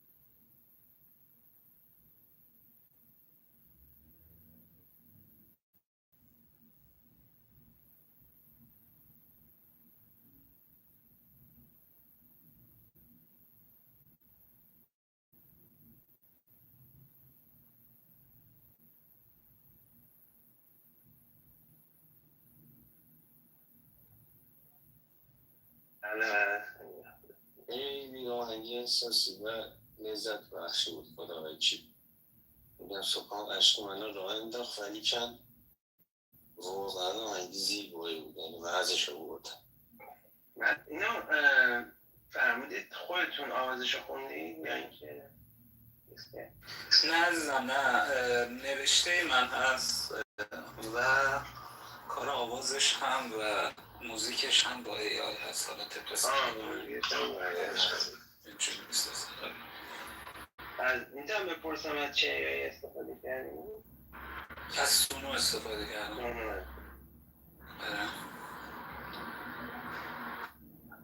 فوق‌العاده بود. من که خیلی لذت بردم. من یکی از دوستام یه آلبوم 16 ترکه با همین سونو یه بخشی از صدای خودش هم در واقع گذاشته و توی در واقع اسپاتیفای و اپل میوزیک اساسا این آلبوم رو ریلیز کرده. تازه نسخه استدیوش خیلی کارهای عجیب غریب دیگه هم میشه باهاش کرد. اصلا یه دنیای عجیب غریبیه این سونو و من واقعا برمیگرده به کسی که در واقع داره پرامپت رو مینویسه و اون نوع لیریکی که داره و خیلی اینا در واقع مهمه و بعد میتونی در واقع بسازی. من برای جالبه که اینقدر فارسی خوب تلفظ میگه، چون من هر چی دیده بودم فارسی بد تلفظ میکردم. خیلی خوب ترینش داده بود، پرامپت درست و خیلی خوب ترین بودش. فکر میکنم حالا خودشون هستن هلوش خوبی کردم. هلوش شاید 60 تا ورژن من روی این آهنگ شاید 30 تا ورژن، ولی آهنگ شده تا 60 تا 70 تا ورژن گرفتم تا مثلا یعنی هم میگی اینجا رو درست کن، اینجا درست کن، اینجا آفرین او میذاری و نمیدونم مثلا اصلا شاید فارسیشو نتونه درست مثلا برام تلفظ کنه، اصلا انگلیسی فینگلیش می‌نویسمش، یه جوری باید درستش کنه تا اونجایی که میشه. آره اینجوری. ولی موزیک هم مارتین جان یه دونه موزیک هم داشت که خوش میداد به سفاست خارجی سفاست. من فکر میکنم حالا اگه حوصله‌اش داری وقتش داری، من البته دوست ندارم به کسی سفارش بدم، ولی یه موزیکی خودت صلاح دونستی، یه موزیکی که در واقع اینجوری باشه که میزنی میتره کنی بتون دهنتون سرویس میکنی پدرتون در میاری نداری یه موزیک هم داره در مورد خود پادشاه که الان لیریکشو گفت نوشته و در واقع داره فاینال میکنه با تیمش. اونم خیلی صبح برامون خوندش، متنش خیلی قوی بودش. خیلی کارهای فوق‌العاده‌ای داره انجام میده. توی این انقلاب واقعا کمبود این نوع از موزیک ها هستش. به نظر موزیکی که میزنین دهنتون سرویس میکنین کم داریم. نظر من آره اون موزیک، نوع موزیک من دوست دارم اون کارا رو توی رپ بشنویم یا موزیک های راک هم میشه ها، راک. آره راک و اینا. آفرین. ما ناکیس رو داریم. ناکیس هم موزیک های فوق العاده ای. آره ناکیس هم خبر فوری هم الان پرزیدنت ترامپ میخواستم پخشش کنم. من به زودی طرحی را که ایران همین برای ما ارسال کرده رو بررسی خواهم کرد، اما تصور نمی کنم که قابل قبول باشه، زیرا آنها هنوز بهای کافی برای کارهایی که طی 47 سال گذشته علیه بشریت و جهان انجام دادند نپرداختند. از توجه شما به این موضوع متشکرم. بذار ویدیوش هم بذارم. I'm looking at it up here. I'll let you know about it later, but well, I wouldn't have to. I didn't say that. I said that if we left right now, it would take them 20 years to rebuild. But we're not leaving right now. We're going to do it so nobody has to go back in 2 years or 5 years. They told me about the concept of the deal. They're going to give me the exact wording. بله حالا مصاحبه های دیگه هم هستش، میتونم اونهای دیگه هم پخش کنم ویدیوشو اگر میخوایم بشنویم. فکر کنم میخوایم بشنویم. 85% of Iraq missiles Canadian disabilities has been eliminated. Correct. He's said United States being eliminated. Well, I'd like to eliminate it. I'd like to, it'd be a start for them to go up again. And yeah, I would like to eliminate it. You can't tell that to a report. What circumstances would you start military strikes on targets? Well, I don't want to say that. I mean, I can't tell that to a reporter. If they misbehave, if they do something bad, but right now, we'll see. But it's a possibility that could happen, said one. بله این مصاحبه‌ای که امروز پرزیدنت ترامپ انجام داد. در خدمتتون هستیم.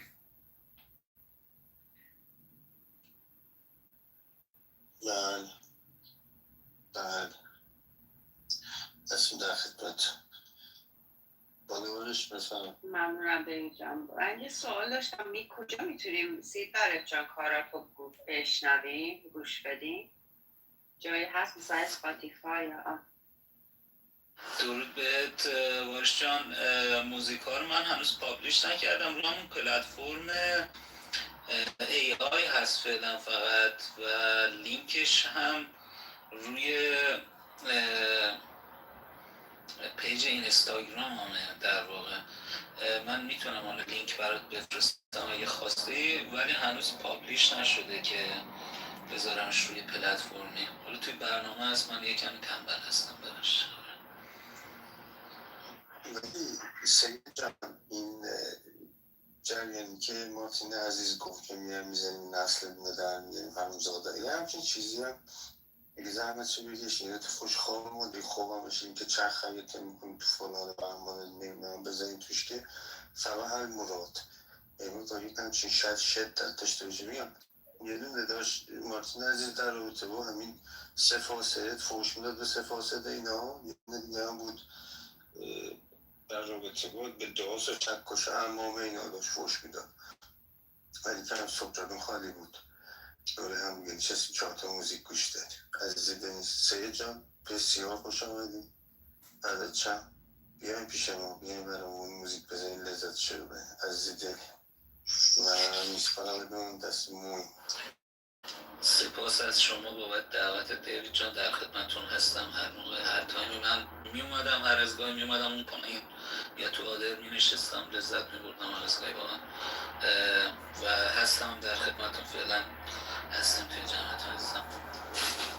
سپاس از شما، لذت بردیم. من یه خبرم بگم و بعد علی جانو بشنویم. پرزیدنت ترامپ گفتن رقم نهایی خروج نیروهای امریکایی از آلمان بسیار فراتر از 5,000 نفر خواهد بود. با سپاس. علی جان درود بر شما، بفرمایید. درود ماین. نه اومده بودم من اون موقع پرزیدنت ترامپ زد اومدم بالا سری خبر فوری بدم که گفتیم و عاشق این داشتم که اینجا تو مصاحبه ها میگه که ازش میپرسم میگه من به خبرنگاران نمیگم. خیلی باحاله. یه رو بس بالا میکرسی چرا پرمیار نام گفت ببین کار رو دارم ببین علیه. من همون موقع دکتر اومدم بالا دیگه بچه ها داشتن حرف میزدن نپریدم وسط حرفش. فردت. من فکر میکنم که یه چند نفر هم داریم انگلیسی زبان هستن در اسپیس، در واقع تایتل اسپیس. حالا نمیدونم که ادامه میخوایم بدیم اونو یا نه. چند تا از دوستانم در واقع توی کامنت نظرشون نوشته بودن. بانو فرناز نوشته بود که مسئولیه تقریبا هر هفته با یه نفر درگیرم مخصوصا سر کارم. من میگم اینا به مردم خودشون رحم نکردن، به برادر خودشون رحم نکردن. فکر میکنید با تجهیزات زیرزمینی که ساختن و سلاح هسته‌ای میخوان مهمونی بگیرن، به تک تکتون رحم نمیکنن. برای آینده روشن بچه‌هاتون اینا باید از سایه زمین جهان محو بشن. صلح و روشنی و امنیت بعد اینا بر جهان برخواهد گشت. تو این راه بانو فرناز و در پاس ماین بانو فرناز این هم اضافه بکنیم که اینا بچه ها خودشون هم راه نکردن. اینا بعد از انقلاب بچه ها خودشون هم کشتن بیشرف. دقیقا. اومدم گفتن که در مورد این بحث که وقتی چپا میگویند جنگ خوب نیست، به نظر من جوابش این هست: وقتی که 45,000 انسان بیگناه را جمهوری فاشیستی تروریستی اسلامی کشت در سکوت و فقط در طول 2 روز. حالا من از این دوستان دعوت کردم که بالا هم در واقع تشریف بیارن نظرشون رو بگم، ولی من فکر کنم درگیر بودن. بانو پری درود بر شما. درود بر شما. من یه ذره کار داشتم بعد نبودم، یعنی من نبودم نشدم. دید خبرش شد ترامپ داشت صحبت میکرد؟ بله صحبت کرد، تمام شد رفت. من اومدم رفت. سلام رسول. درود به شما دکتر. خوبی؟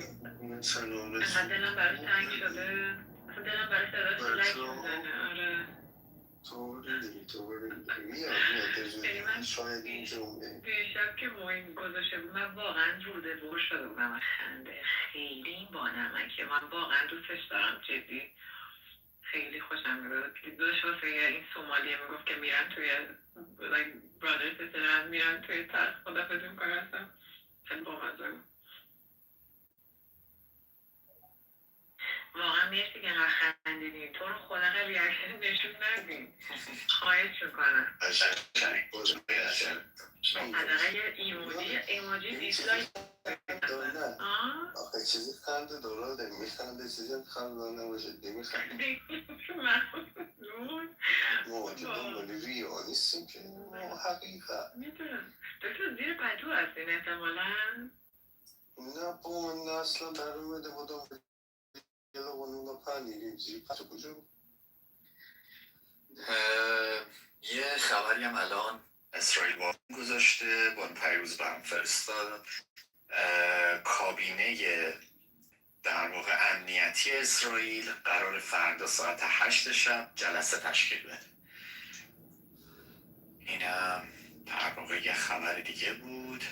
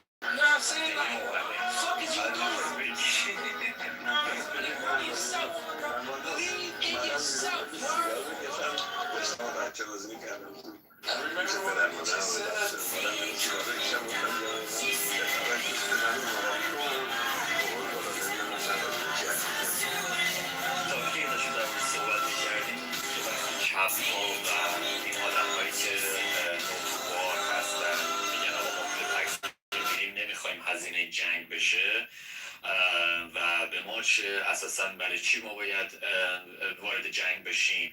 خود آمریکا الان داره اینو شروع کرده. اساسا آمریکا مثل هیتلر میمونه، از این حرفا اینجوری میزنن. در مواجهه با این افراد ما باید واکنش و ریاکشنی نسبت بهشون داشته باشیم و توضیح بدیم که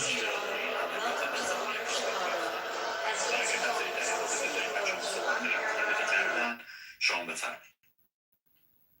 اوکی بله، اون یه نیم ساعت پیش داشتم گوش میکردم، فکر کردم بحث عوض شده. والا نمیدونم، من اون موقعی هم که اینجا بایدن و اینا سر کار بودن یه سربار پول میلیون ها حتی بیلیون ها دلار خرج نمیدونم استادی جندر استادیز تو گواتمالا و نمیدونم خرجای علکی میکردن توی کشورهایی که اصلا به ما ربطی نداره. تو آمریکا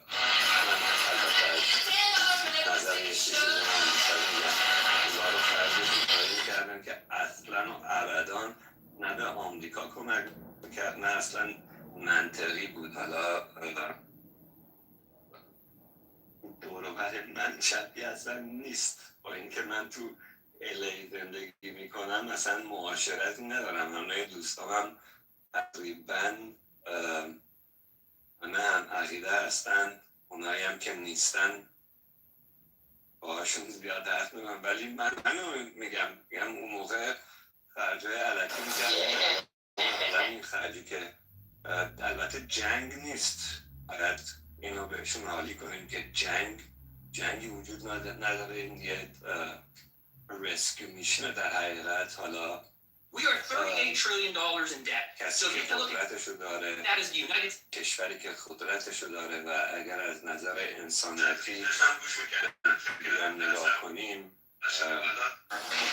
در جایی هست که سالبیان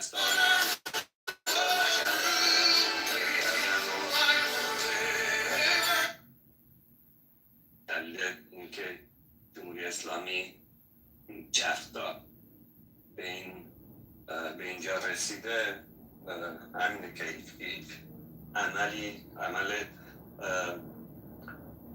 تأثیر گذاره نکرده در مقابلشون. و من یه چیزی که خیلی تأکید میکنم اگه با یه نفر که زیاد اطلاع نداره صحبت میکنم، میگم شما با یه حکومت، یه گاورمنت طرف نیستین، اسمشون گاورمنته و به مردم حکومت میکنن. اینا یه مافیای بزرگن، مافیای تروریستی که نظیرش تو دنیا نبوده و امیدوارم نه دیگه نباشه. و یه مافیای تروریستی افراطی دینی هستن با چند تا مافیاهای کوچیک دیگه که همشون یه مافیای بزرگ رو تشکیل میدن و این مافیا باید از بین بره. سپاس از شما، ممنون. خبری هم که الان در واقع خوندم اینه که ابراهام لینکلن الان 250 مایل from ایران، در واقع در موقعیت حمله قرار داره، تو رنج در واقع حمله قرار داره، حتی شاید یه ذره نزدیک‌تر. خب کسی دیگه از دوستان اگر بالا هستن یا پایین نظری در این رابطه و تاپیک دارن در خدمتتون هستیم، بشنویم نظرتون. من دستی رو فعلا بالا نمیبینم.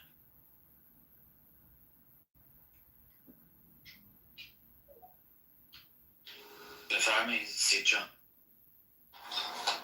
موین جان، من سوال رو درست گرفتم که شما سوال پرسید در مواجهه با کسایی که دارن طرفداری میکنن از موج ضد جنگ ما چی بهشون بگیم؟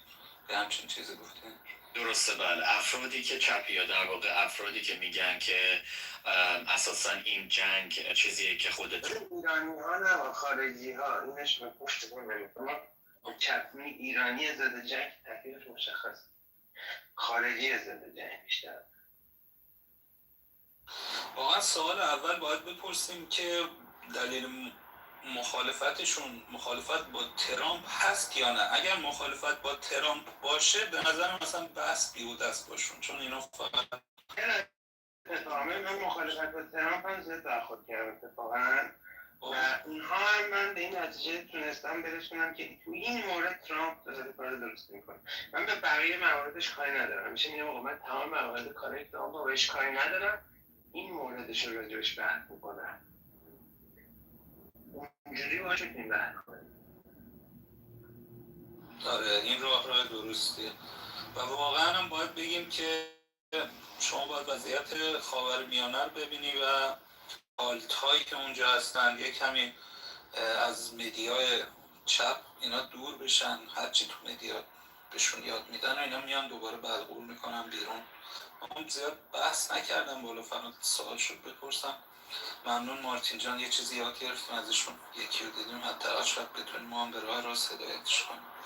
خواستم یه بدرود بهتون بگم ولی قبلش اگر دوست داشته باشید اون موزیک که یک لعنتی هم به سفاست داخلش هست من براتون پلی کنم قبل از رفتنم، یا میتونم برم و بعدا هر موقع برگشتم برمیگردم بهتون دوستان. سپاس ازت، سپاس. اگر که هستین یه دقیقه بانو پرسیس هم بشنویم راجع به این موضوع میخوان صحبت بکنن. اگر که سپاس ازت بانو پرسیس، درود بر شما، بفهم. درود به همگیتون، وقتتون بخیر باشه. در مورد اروپا یه تجربه که من دارم اصولا بهشون یادآوری میکنم که جنگ جهانی کی اومد کمک شما که به هر حال تونستین آزادیتون رو به دست بیارین و از در واقع هیتلر نجات پیدا کنین و خیلی هاشون وقتی این جواب بهشون میدی کاملا سکوت میکنن دیگه، هیچ حرفی نمیزنن.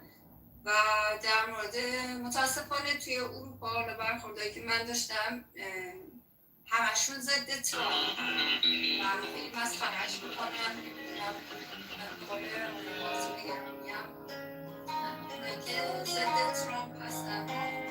من شخصا یه مثال میزنم، میگم شما فرض کن یک پلیسی وجود داره که به هر دلیلی شما ازش خوشت نمیاد، حالا دلایلش هر چی میتونه باشه و برای خودت منطقی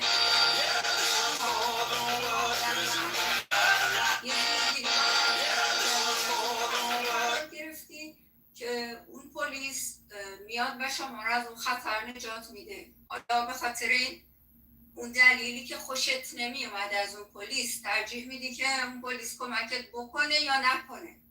و خب یعنی جوابایی که من گرفتم اینه که خب حفظ جان من مهمتر از اینه که من حالا از مادم خوشم نمیاد.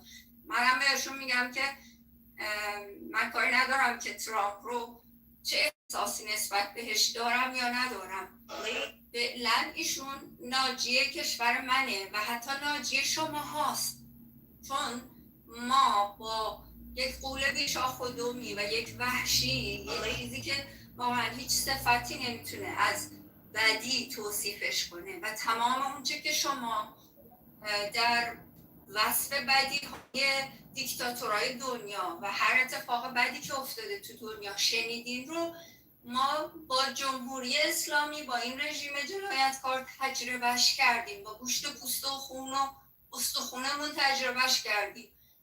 آقای ترامپ الان ناجی ماست و حتی ناجی شما هاست، چون این رژیمی که به من رحم نمیکنه چنانچه بمب اتم داشته باشه قطعا به شما هم رحم نمیکنه و دنبال زورگیریه، دنبال اون ایدئولوژی کثیف بشه. من حتی اگه فرصت داشته باشم یا اون آدم ها به من فرصت بدن، در واقع ایدئولوژی شیعه که اومدن مهدیه و معتقدن که مهدی باید دنیا رو ظلم فرا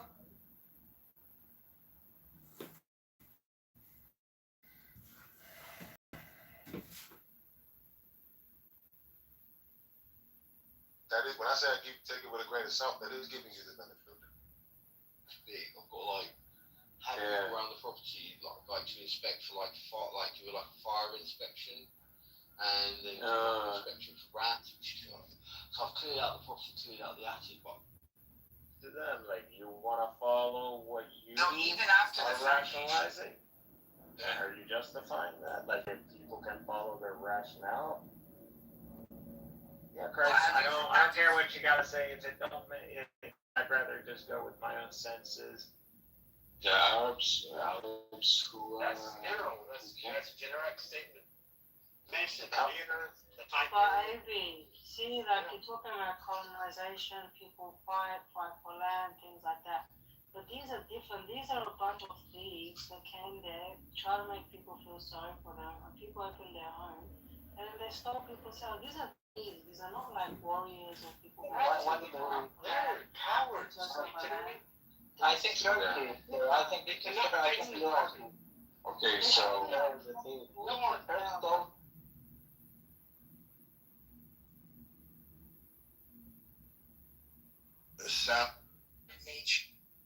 all those types of things are not gonna really take you that far away from the story. Hold on.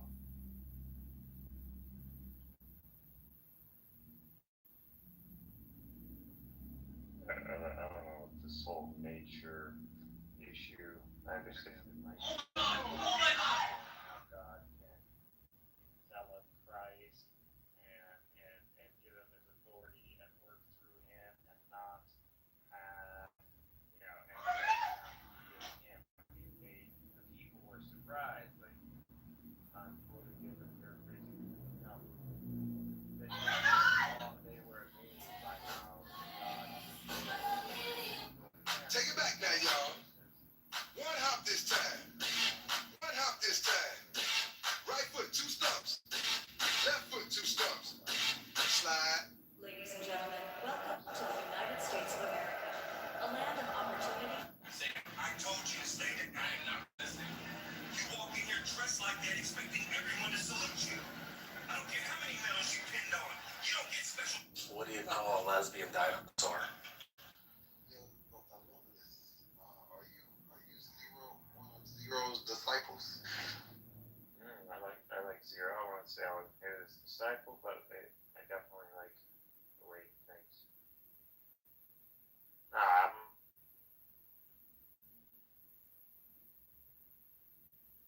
Explain it, just to point out that the mere existence of time zones on the flat Earth is impossible. The part B is, what exactly is the shape of the zone on a flat Earth? What is the geometric shape of the time zone? That would be interesting, Tim. What would that look like? I'm assuming it looks ruler shaped. Just not sure. Just rectangle. Maybe a golden rectangle, I'm not sure. That'd be a fun one. I think it depends on the shape of your flat Earth. It certainly does. And there we get into the $1 million question.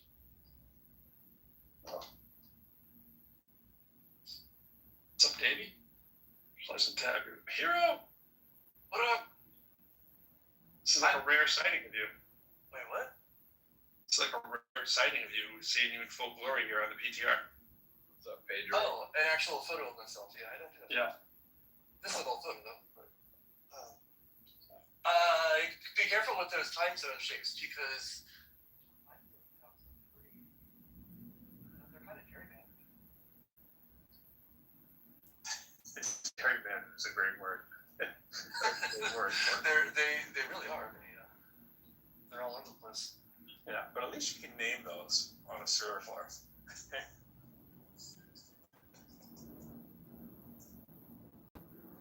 You can name them. And you of all people, you can draw them. They should. I mean, draw the actual. I try and get lines of longitude. That's right. You could cut them out. You can do a 3D printing. You can be like, here's a cutout. I was thinking of making a globe. Literally making a globe and printing out the little pieces of the globe and gluing them on, and then you can make whatever funny country names you want. I thought that'd be a fun thing to do. A little DIY project. Yeah. Look at all the people chilling here. None of them are bots either. This is crazy. We have no bots. It's bot free zone. We have one anonymous. Yeah, I mean that's part of the question, but nothing crazy in the title. Should we have attract anonymous? Nothing crazy to attract like 50 to 350 bots, My conspiracy is that John Kitover is involved. I think that's everybody's, and I don't think that qualifies as a conspiracy. When you have physical evidence that the man has like 100 phones in his YouTube video, turned on to Clubhouse, at what point does that cease to be conspiracy?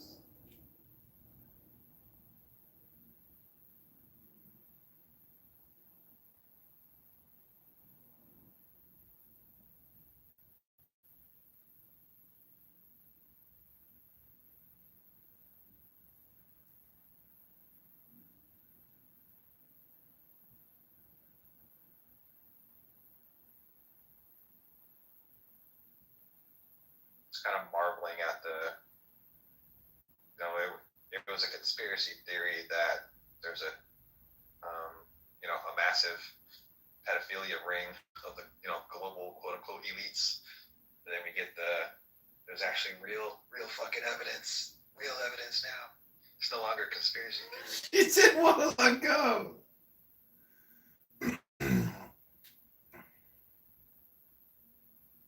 Yeah, the Pizzagate people were like vaguely correct in the most abstract of ways. Because yeah, now we know that the Epstein class exists. Yep. At the highest levels of government. And academia. Top men. Who's the guy who wrote the People's History of the United States? Howard Zinn. Howard Zinn is useful, but only when you pair him with another historian. Otherwise, you get a filtered version of U.S. history, which leads people down this road that we're always evil. I'm not advocating that we somehow go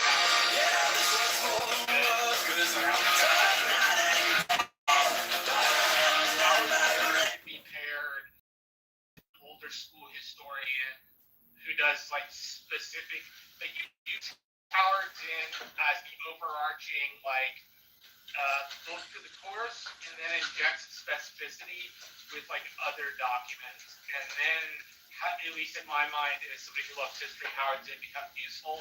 But Howard Zinn on his own is not useful. Maybe Howard Zinn and Thomas Sowell. No, hey, look, I've read Thomas Sowell, and Thomas Sowell be smart, but I think of including other first-hand documents in it, right? So when he talks about, say, the Native Americans, you would include speeches to both the Congress in, say, Georgia, at the same, when they were being forced to leave, at the same time as you would include, the administration at the time's rationale for, why they were doing this. So you, read that part of Howard Zinn, and then you get both. My friends because I don't possess the book by Howard Zinn, but I've looked through it at Barnes & Noble, and it does do some nice quotations. But I would prefer it heavier on the first-hand document side. But I prefer all general studies coursework to be more heavily detail-oriented personally. Well, he was one of my biggest disappointments of some of my friends with Jeffrey Epstein. They were buddy, and seeing pictures of him hanging out with him, it's that just made my heart sink a bit. It's oh man. And then finding out that there were, some top academics that were even part of the sort of the new atheist movement that were also buddy with Epstein. It's oh man. Absolutely. The level of disappointment. Klaus Hagersheimer, G-section, just checking on radiation shields. We'll be through shortly. Yeah, that's why they say don't meet your heroes. No problems at all. Oh man, I'm so fucking disappointed with Chomsky. Everything I need to see. Yeah, no Chomsky showing up to all that shit. Tell me again. I hate being on the defense of people as heinous as this guy, and I don't want to appear to be on the offense, but I do have a problem with the very loosey-goosey stuff that people do. Oh my gosh, there's these files. I'm not naive enough to think that a lot of them aren't seriously more than implicated. But we have very few people who we know did anything, right? Chomsky doesn't seem to be somebody that we have something that we even close to know that he did anything, right? So when you say that, what is it exactly from the transcript that you see in there that would allow you to even think that he did anything when we say, approaching the P word, right? Oh, I'm not saying that he did anything. It's just the how the friendship itself is enough to be oh, right? Because it seemed like a lot of people knew he was and what he was all about. And yeah, maybe Noam Chomsky didn't know, but you know, it's just like it just leaves a bad taste in my mouth. Yes, exactly. I mean, me too. But it's like we get in these rooms and believing the Benjamin hype. It's like because a bunch of academics are listed in there. Do you really think academics are flying down on the weekends and like order me up a 16-year-old? I mean, that doesn't seem to be anywhere in any of this kind of stuff. It seems that this guy had his own Benjaminish kink on top of his many kinks for inviting academics and being able to say that he was talking with the big boys about academia. You know, and I'm not saying that they weren't trying to, you know, entertain themselves in the way that his access may have allowed him to do, but I don't think it's a one-for-one immediately. That means kids, you know, because he did much more than just kids. Oh, for sure. Why are young black men? It's also weird when people say, like someone was in the room the other day, it was somebody we didn't forget the name, it was, and Why are young black men still wearing face masks? The Epstein files, and he said like Clinton's all over the Epstein files. They started, you know, and he went down the list of whatever, just a bunch of people whose names we know, and but didn't mention Trump. And so I want to like, okay, wait a minute. And I did a little Google, and I'm like, how many times was Clinton mentioned in the Epstein file? You know, hundreds, right? Like for sure. And I just, you know, so I was sort of asking, like, well, the people who are mentioned, like, what's the sort of frequency? And all the people who were mentioned this guy mentioned were all like relatively low numbers. I mean, not nothing, and you know, still demands an explanation as far as I'm concerned. But Trump was mentioned 38,000 times. It was like a couple orders of magnitude more than anybody else. 38,000 times. That's odd. I didn't know expected that many times. He shows up. Christ. Like way more than anybody. His name shows up in the Epstein files more than Harry Potter's name shows up in Harry Potter, more than Jesus Christ shows up in the Bible. And this same argument we do. I was going to say it's the same thing we do with when we try to explain how far away it is in space to the next, you know, star. It's like, bro, we're talking trillions of miles, like 30 trillion miles away in every direction, by the way, from the Earth. Think of that speed. 30 trillion miles in every direction. Yeah, there's nothing. There's this little thing. You know what I mean? It's like, oh yeah, I totally believe in aliens and visited. And it's like, all right, make that make sense for me. Like, because you're doing the same thing when you talk about 38,000 compared to like someone was mentioned 6 times. Like, yo, he's in there 6 times. He's got to be guilty. It's like, but nothing to the 38,000 times. I think some people were just so surprised. So you have to say, no Chomsky. No Chomsky. Yeah, I went in there and read I went in there to the DOJ website and I typed in Chomsky, and I read like a lot of stuff. There's actually quite a lot of material to read through there. The most damning thing that I found was, so Epstein was I don't know if it was like public record at the time or anything, but if Chomsky and Epstein were good friends back around 2008, then Chomsky would have known that Epstein was convicted of like, let me see here, procuring a person under 18 for prostitution, solicitation of prostitution in the state of Florida, 2008. So Chomsky should have known about that by then. And yet he still maintained his relationship with him afterward. But so that's like the most damning thing that I can find about Chomsky. There's a little more. I mean, Chomsky was, I think, trying to figure out like how to make problems go away in his own life that had to do with his marriage or something like that, in terms of like PR or something like to that extent, which you could argue if that's worse or not. Yeah. I read a bunch of other emails between Epstein and other people, and like Epstein seems to have this like pattern of behavior of like ingratiating himself like a little weaselly, little scumbag, all different kind of people, powerful people, influential people. That's kind of his thing. Yeah, it's kind of thing. Yeah, right. Exactly. The I think that 38,000 figure in the files is not just directly at Trump himself. It's like a mixture. It's like a or what's the word I'm looking for? I don't know. It's like all. It's like a Mar-a-Lago. It's like yeah. It's like a bunch of Trump sphere stuff. That's the 38,000 mentions, but we don't. But of course, like how do we know like else hasn't been released yet? Like we should trust the people who are the very people who are named in the fucking files are in charge of the files' preservation and their release to the public, and we're supposed to take their fucking word for it that they released. Well, and the thing is, again, that like Chomsky should have known better past a certain point, and like with Matt Gaetz, right? Matt Gaetz was kind of forced out of Congress because he trafficked and slept with an underage girl, like just over state lines, but still. And after he's gone, everyone was like, "Oh yeah," everyone knew he was a fucking pervert. Everyone knew like he would show us pictures of him having sex with like these women, and he would talk about how he'd take Viagra and Red Bull, and that makes me angry because it's like you fucking knew.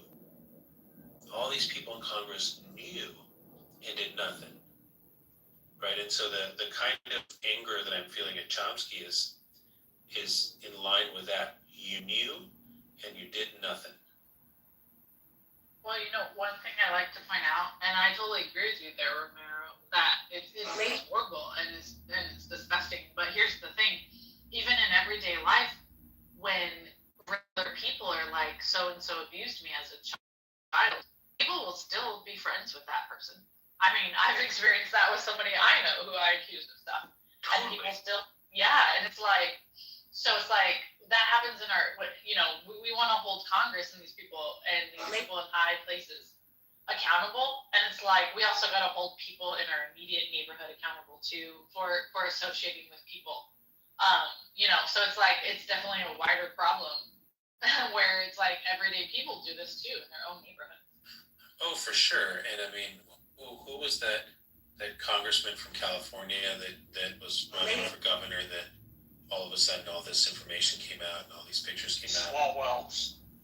Yeah, and everyone that they interviewed afterwards were like, "Oh yeah, we knew not to let our staffers be alone with him." It's like, well, what the fuck? I know, right? Yeah, and I came up because I took a deep dive into the Epstein files. So I went, and then during COVID and shit, when people were talking about Pizzagate and all that, I deleted all of this though because I became a little emotional and unhinged because I was so distraught about what was going on. But I deleted all these videos. But I had video after video where I was telling people like, hey, Pizzagate might be like false, and the whole Wayfair, like, oh, there's these cabinets on Wayfair.com that are worth so much aimed at your children. Oh, they're transporting children via Wayfair, the front door. And it's like, okay, yeah, that's not true. That's obviously false and the conspiracy or whatever. But I was telling people, like, don't let this distract you from the fact that there is a global trafficking ring. Like, just because Pizzagate and Wayfair is not true doesn't mean that there's not a trafficking ring, And I had friends telling me, like, Rachel, are you on your meds? Have you been taking your meds? Are you having a breakdown? Like, so many friends reached out to me. And then when all the Epstein files came out, it was like crickets. Like, nobody reached out to me and said, oh my God, you were right, But anyway. What? And so Epstein was apparently friends with the guy who ran 4chan. And one of the theories. Yeah, I saw that. I saw emails about that. Yeah. Yeah, that they would release rumors that were true, mixed in with fantastic conspiracies like lizard people and shit, to kind of flood the field. Yeah, exactly. There were emails. Like I came across some of them that they were redacted in a lot of places, but. There were emails talking about the plan, to destabilize, to say crazy shit, to initiate crazy rumors so that people discounted the whole thing. Yeah. So, hi everyone. Happy Saturday. Hey. And, hi. I have a few thoughts, but number one, it's interesting to think about the ethics of some of these situations that were brought up. Part of me definitely wanted to go into medical ethics for a while, and I still kind of do. But and on the topic of Epstein, let's not even get into the women physicians he had on speed dial to deal with all of the young girls that he abused. You're not the one I want. I know. You know what Holman is doing. Yes. What happened with those? But I love that. I think Elliot, I think you brought up Chomsky, and I read this really great comment. I put it into the chat. How do you know about this and I don't? I thought this was really well written, and if anybody cares to read it, it's an MS Now op-ed about how Chomsky painted his legacy with his relationship with Jeffrey Epstein. Okay, I'm in. The subheading is the acclaimed scholar knew better than to work and side with the shadowy financier and sex offender. The only real prison is prison. Ashley, what do you think happens to you if I... It's a really, really good read. So if anybody wants to read it, by all means, Chomsky's relationship with, like, this author alleges that Chomsky's relationship with Epstein should certainly be considered a significant part of his legacy. There is one aspect of this writing where I really resonated with that part. So here's one paragraph that was good in general. There is a perennial debate about whether a public figure's behavior in their personal life should influence how we receive their public worth. There is all answer to these questions because the circumstances are so much. But here's a rule that can help us navigate the question. In scenarios where someone's private behavior is in direct contradiction with their public mission, then that is a compelling reason for rigorous scrutiny and criticism. And I found that to be one of the best paragraphs that I read with regards to public figures and their actions. It was a good article, at the end, he writes, to guard against the kind of reverence that has made these revelations difficult for some Chomsky supporters to process, I suggest a rip on an anarchist slogan that I've heard on occasion. No gods, no masters, no heroes. I found it to be an excellent read. Not sure if anyone else would like it, but in case you would like to.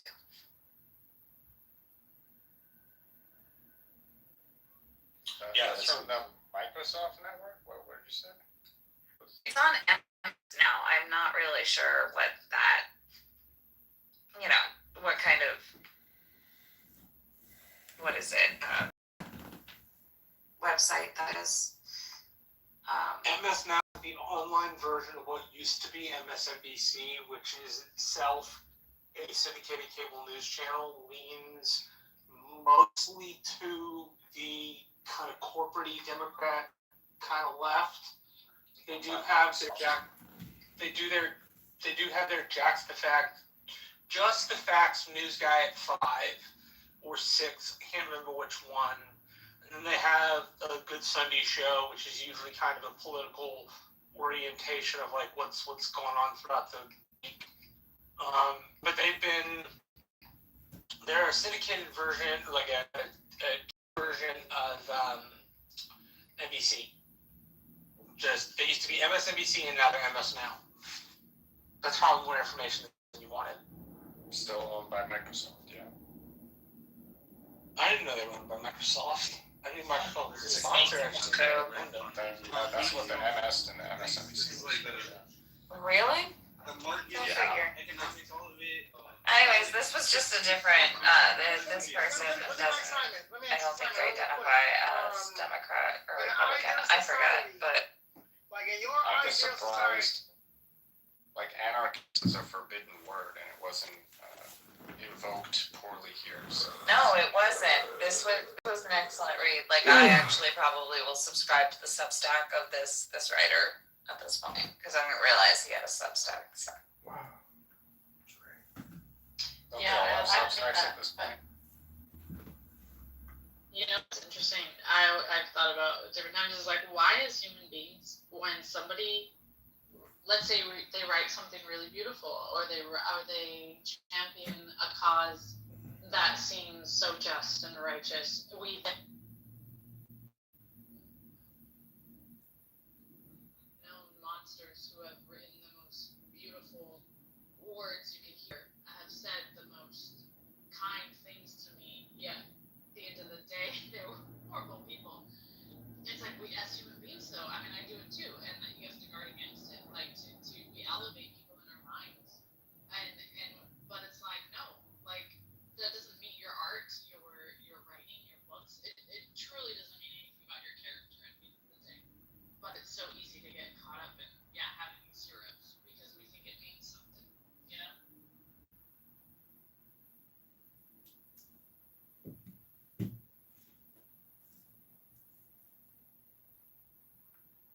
I just thought it was interesting. I'd like to believe that everyone's reading the article, but I'm pretty sure that's not the case. LOL. But yeah, no, my tab on the door.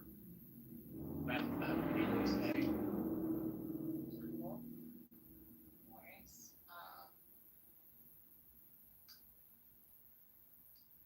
But you know, something that's funny to Pro's point earlier, because Pro was like, talking about people being mentioned, that doesn't necessarily mean they did something. What I find funny too, I found funny though, on the flip side is people are like, oh my god, they mentioned Elvis and Marilyn Monroe in the emails, the files, and they're like, how can that be? It must be going on since that time. And it's like, guys, so some of the emails, they're just making jokes and like referencing Marilyn Monroe and referencing Elvis, but they're not, like, Elvis and Marilyn Monroe are not like indicted in these emails. So that's something to watch out for. Yeah.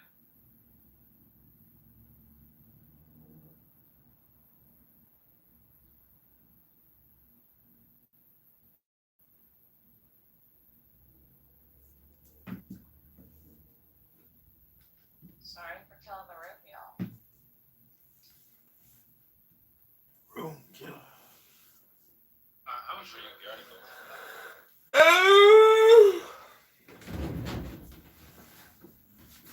So is Elvis Presley alive? And is he going to come back to save the Union and proclaim Donald Trump's presidency as God sent? Oh Lord.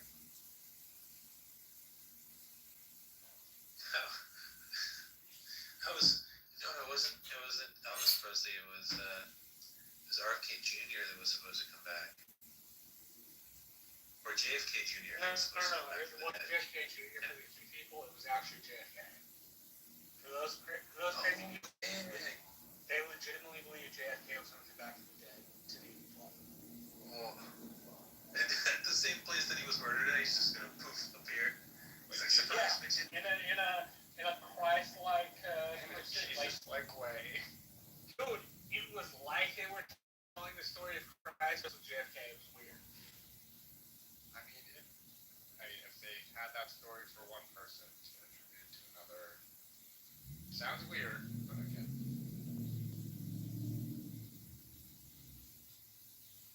Oh, I get it. I know somebody who, on their fence, has this, like, and their crossing, which is the weirder part of this. And they have on their fence, like, the sainted Charlie Kirk. Literally, like, an 8-foot tall thing that's 4 foot wide, and it's Charlie Kirk wrapped in an American flag with, like, the sun shining down on him. It is the most, like, and he's a religious person. He's like a Christian. It's the most, like, ungodly thing I've ever seen. Like, way to tell the Lord you're venerating an idol of Charlie Kirk. The idol of Charlie Kirk is being venerated all across America by all sorts of weird people and Protestants, and they don't see they're making a fucking idol out of Charlie Kirk. It is disgusting. Yeah, I thought the Protestants were all about not being idolaters. I thought that was their whole shtick against Catholics. And Greek Orthodox, pretty much. That is their entire shtick. Hey, they worship idols. Kind of a thing.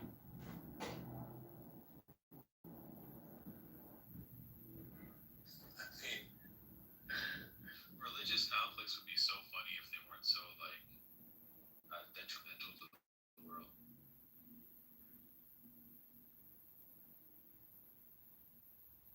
That's true. If they could stay purely academic and they didn't tend toward actual violence, they would be really funny.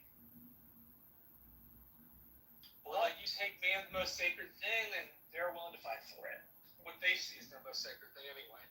Or they like fight it out in some sort of like coliseum, like either as a soccer game or it's just like there's this Russian show that I've seen on the internet where it's just like groups of men brawling. It's like, well, MMA is not good enough. Multiple people fighting is not good enough. It's going to be like 10 It's dudes gotta be versus a 10 dudes. fight. Yeah, and it's like if the religious people did that, like in a coliseum, you could bet money on it. It'd be a great money. It would be a great money maker. Turn on Poly Market. Oh my God, Poly Market! You could put it on pay-per-view. It'd be amazing.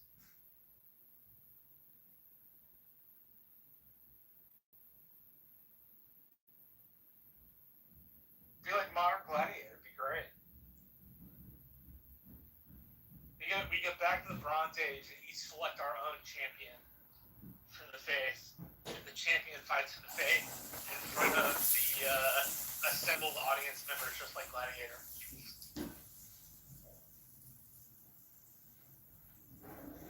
Russell Crowe could make a special appearance. Exactly. In his like over 50 pounds since he had the character Russell Crowe.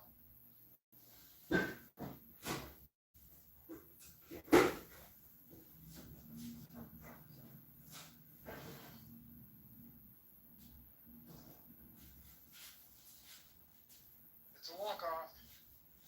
What I wouldn't do for the good old days of a walk-off.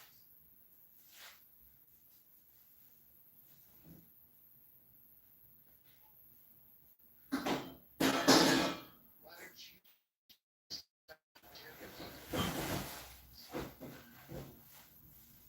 Love that movie.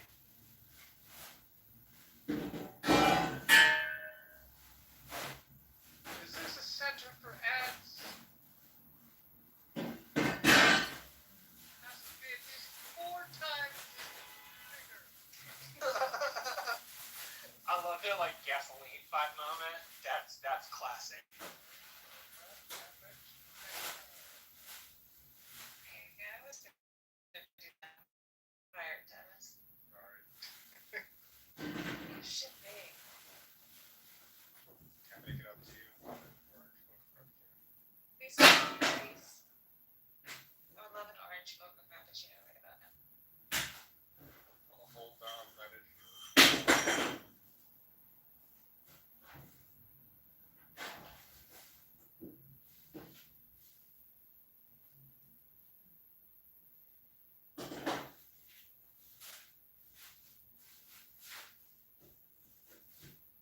I could not get through the second.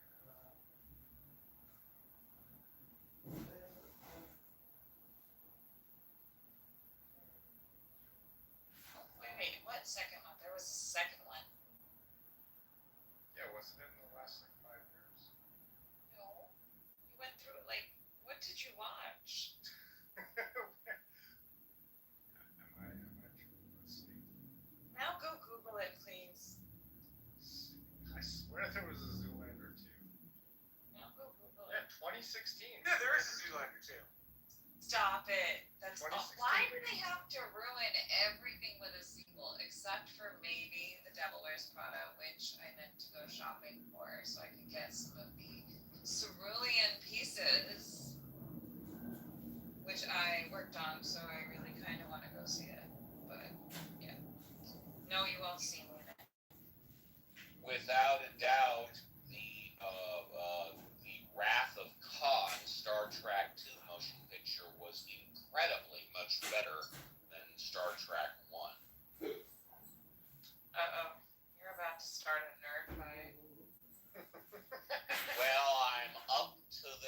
ask because, as you well know, I'm kind of a nerd myself.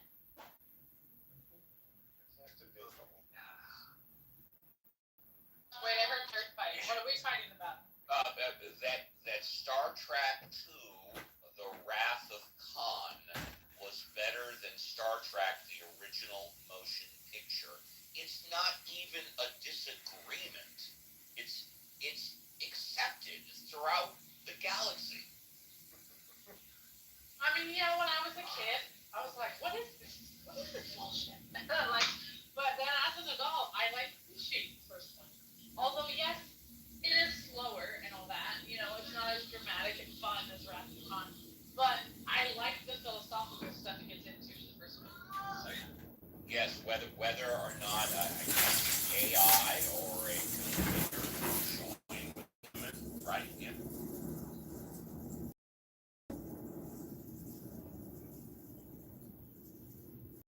Yeah, but Have you watched the first one without watching the TV series? Does it stand alone or connected with the TV series? the first Star Trek motion picture stands alone. Without the series, yes. Is it from the 60s or 70s? I want to say 65 to 68, 65 to 69. Awesome. Yes.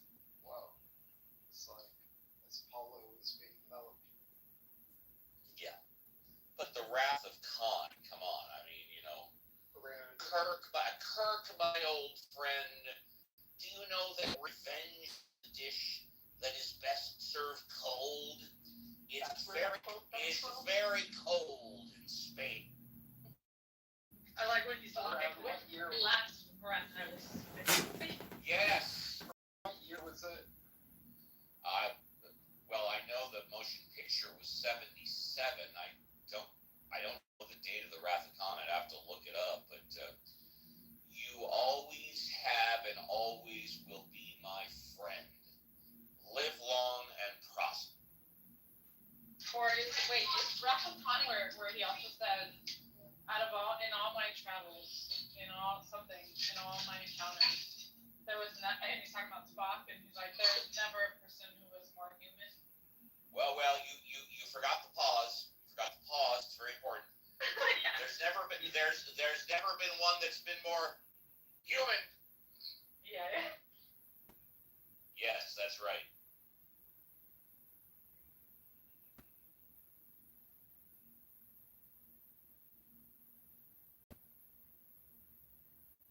Yeah, I don't know anybody that thinks the original motion picture was better than The Wrath of Khan.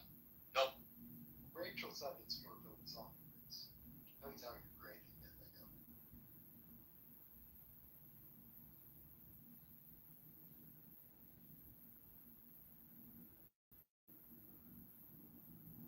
Would it be a good idea to watch the movie before the first season?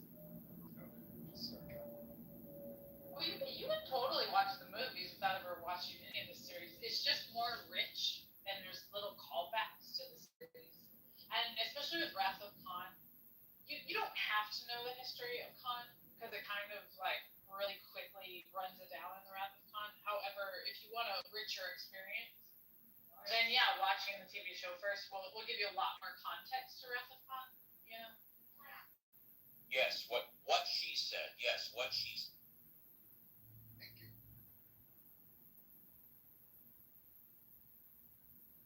Scott has very strong opinions about this.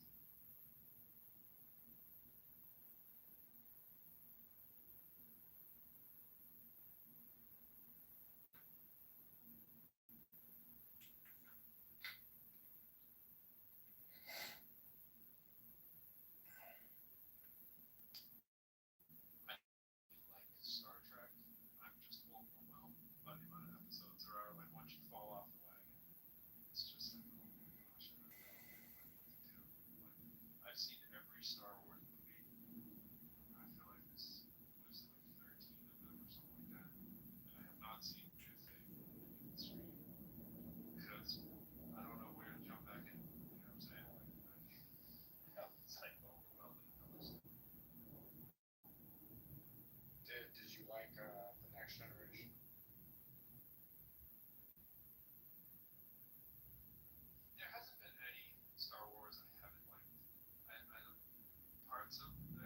generation I like less than I would have hoped, but yeah, then I watch a little bit more of the content. Did you mean from the next generation of Star Trek or I do. next generation of Star Wars? The next generation of Star Trek. Considering there's no such thing as the next generation of Star Wars.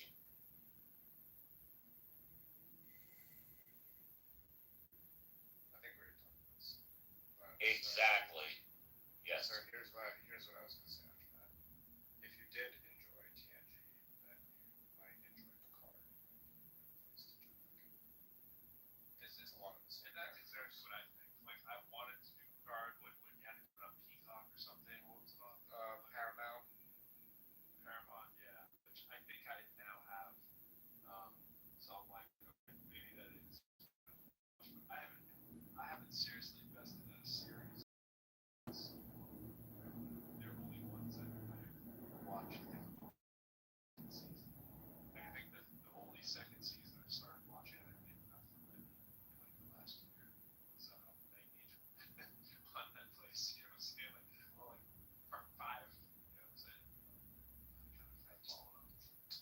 Pro, did you ever see The Pit? No. Now, I have not watched season 2 yet, but season 1 is amazing. The Pit. It's a medical drama.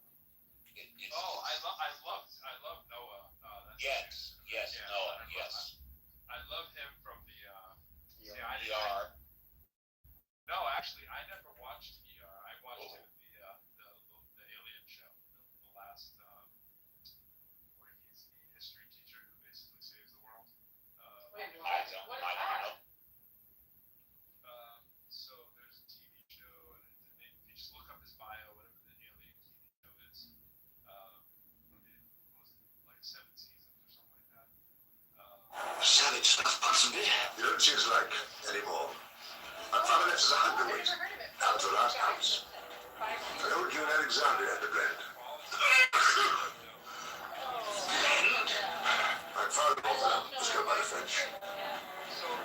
Never should have happened. Sauce got bogged in a plowed field and the brute just gave up. 7 down lances headed like a tiger in a pit. Bad luck, they actually. Damn bad luck. Yes, particularly bad. 400 bit of horses at the stables at Hatton. Highlands Brigade is broke. Plug the gap, if you please. Now's the time for the heavy cavalry, I think. By all means, up. Gordon, get your bastard up onto the crest. I'll bring. The 92nd will advance. He's like really smart. Please hand the journey. Savage stuff, Ponsonby. Yeah. Bet you want some good passes home. I kept my distance 'cause I know that you don't want to know with nobody else. I couldn't help it, I put you on.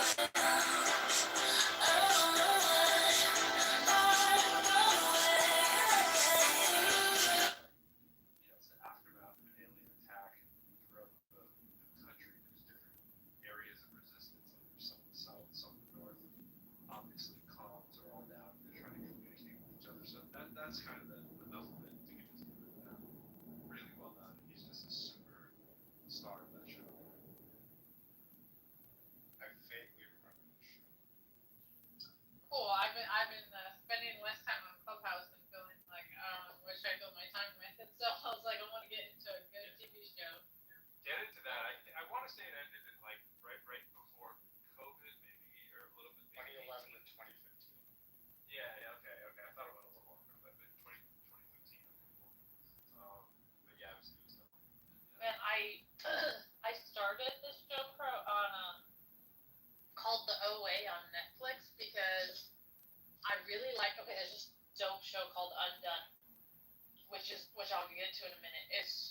That show Undone is fantastic, and so I wanted to look for similar shows, and ChatGPT tells me The OA. But you ever watch something and then just one piece of bad writing in one episode so stupid, and you're like, I can't get over this one little faux pas. Like, I can't watch this show. That's what happened. So I'm getting into it, and I'm like, I like the premise. This is cool. Okay. Yeah. It's barely. Like Clubhouse Room. You try to go around. Just like, we can't do it. Yeah. So then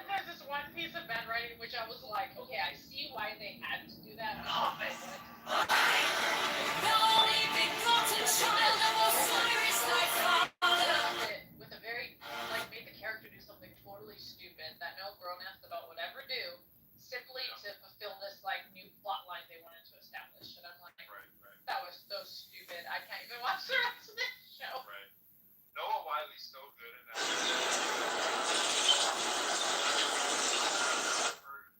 has to be the star of something. And sure enough, I was like, oh, okay. I didn't know he was in the. I wasn't really watching the medical. Oh, all right, cool. I remember seeing his face. Like, Yeah. And I was like, let me watch this guy. And I was like, oh yeah, he's. That kind of sneaks on to the ecosphere. Like, wait a minute. This guy was too good for this just be his first major role. You know, like he really makes the show. Yeah, and the thing I was gonna mention about Undone is so Undone is an animated Broadway. You like the British system of not having the weapons, but they're also not protecting the citizens. This isn't about labels. This isn't about being pro-union.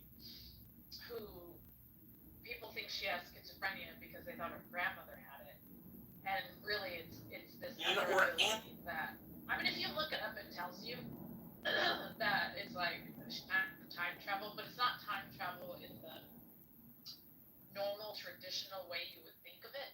It's kind of what I kind of like writing sci-fi screenplay of my own, where it's kind of time traveling through memory almost, rather than physically time traveling, if that makes sense. And so it really gets into themes of like family trauma and healing and identity crises and existential questions and like and it's really done in this really cool way, and the writing's fantastic, the character development's great. It was only 2 seasons, but if you want a cool, unique, outside the box show like that, it's really cool.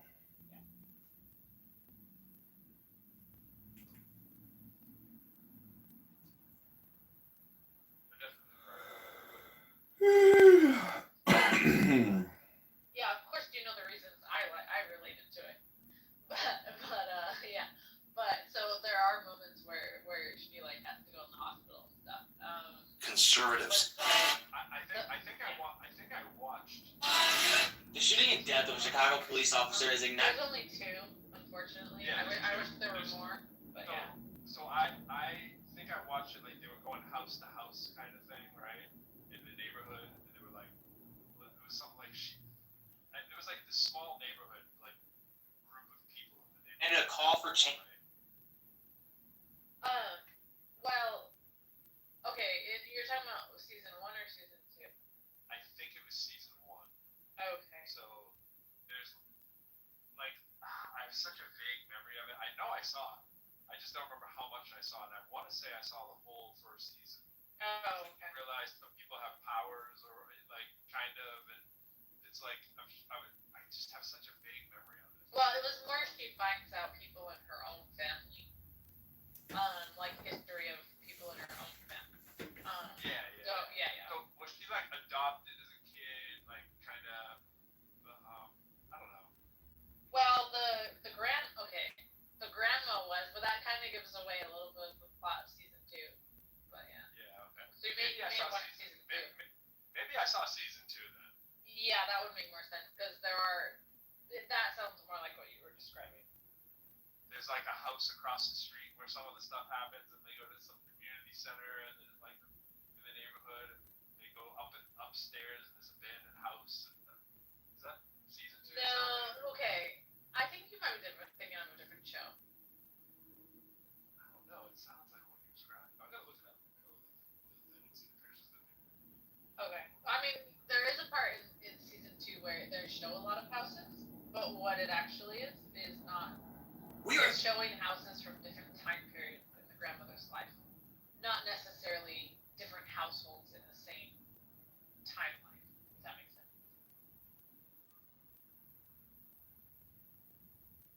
We are.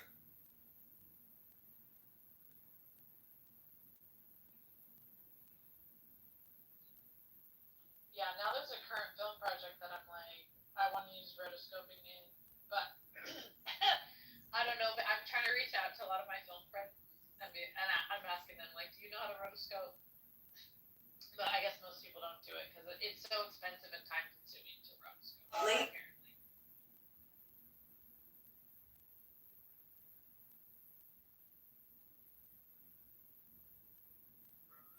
Okay, I did see this. I saw, and I think it was season 2 that I saw. Oh, okay. Yeah, That seeing makes some more of the sense. characters. Yeah. I'm seeing it now. I'm getting a little bit confused with another show that I watched at the same time. We are Yeah, I remember this. It was dope.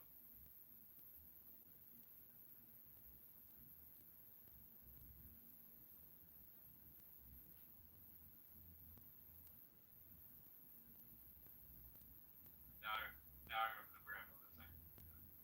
Oh, okay.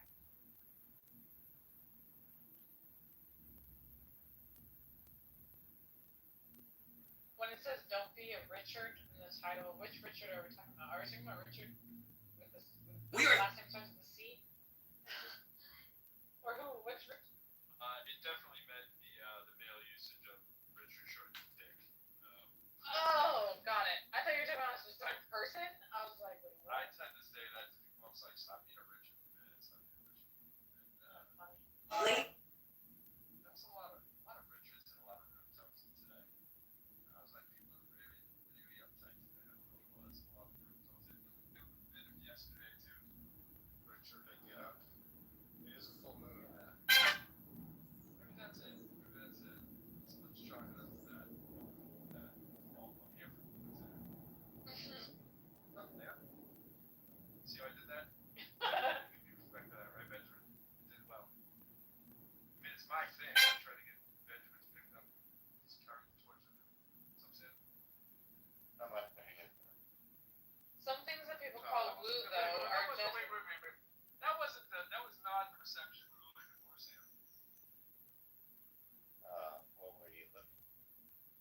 I was looking for, hey, what's going on, man? Like, you were just like, When We are. have I ever done that? I suppose you have a valid point. I know, I was about to ask that. I was like, I don't think that sounds like Sam.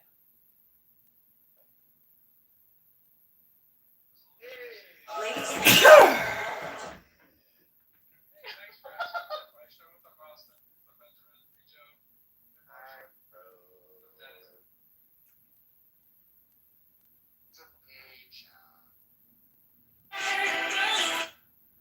No, I was gonna say a lot of things that people will say is woo. Just a different term. Because there's a lot of things I think now that I used to call woo, and I'm like, it's just the way things are, and we just need a different name. Like, we need another one. I align strongly with Benjamin on this one. I don't think I necessarily align with that.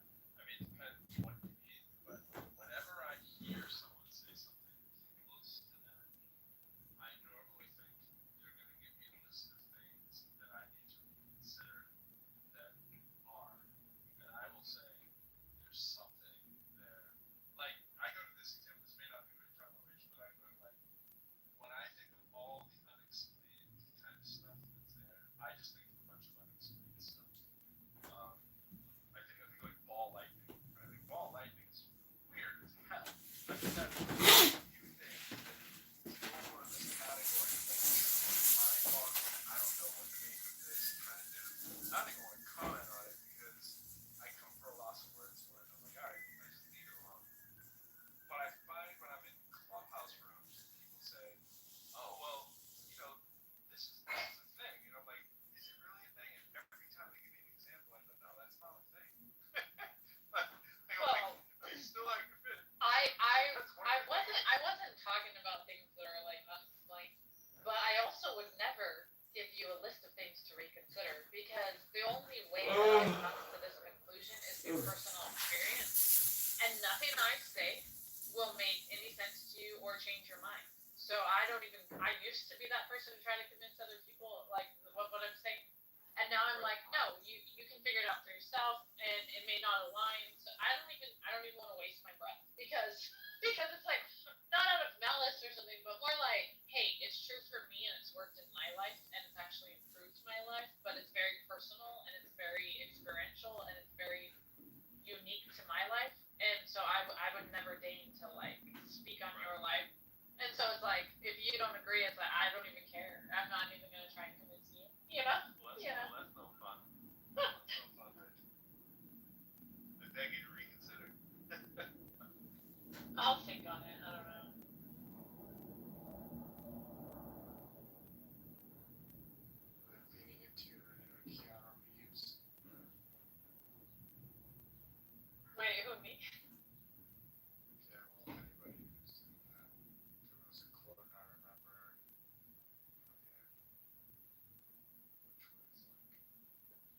just really in my like no fucks to give phase. Like if you want to tell me that 1 + 1 is blue cheese, like you are correct.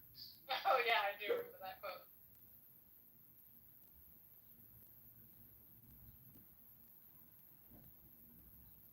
What was that quote before or after 1 × 1 is 2? By our friend from what's his name? Where's the name? The Marvel character guy. Can't remember his name. What's his name? I'm not sure. You know, 1 × 1, John something. Is that his name? He played Terrence Howard. Yeah. Oh, when Terrence Howard was on Joe Rogan, was it? Or what was the interview? He was on a lot more than that. This is not one interview. This is like 100 interviews. But yeah, he was on Joe Rogan. I think I only heard of the Joe Rogan one where he was saying He did the New Age 1 × 1 did that quote because of him, or was that just a general quote for it?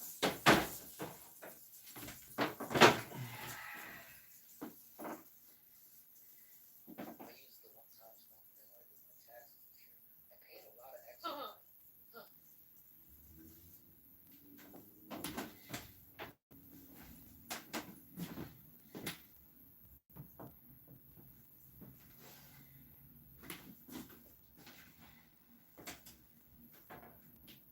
You know, I don't know if you ever like finished that system. Does that mean 2 × 1 = 3?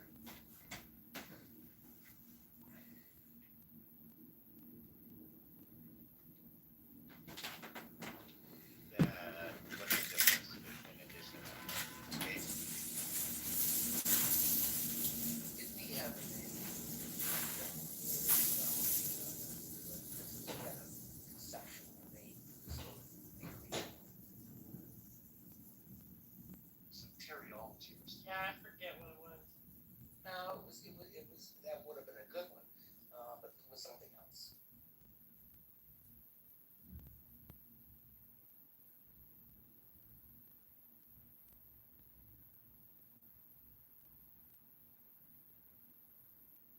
So it's when you can afford to just hire people that will hold you on your ideas. Hero, it's throwing me off seeing this picture of you because of Snow Crash. I always envisioned you as this like Japanese skinny like young person, and it's throwing me. I felt like I didn't want to misrepresent myself. No, I just. But throw out an actual photo every once in a while.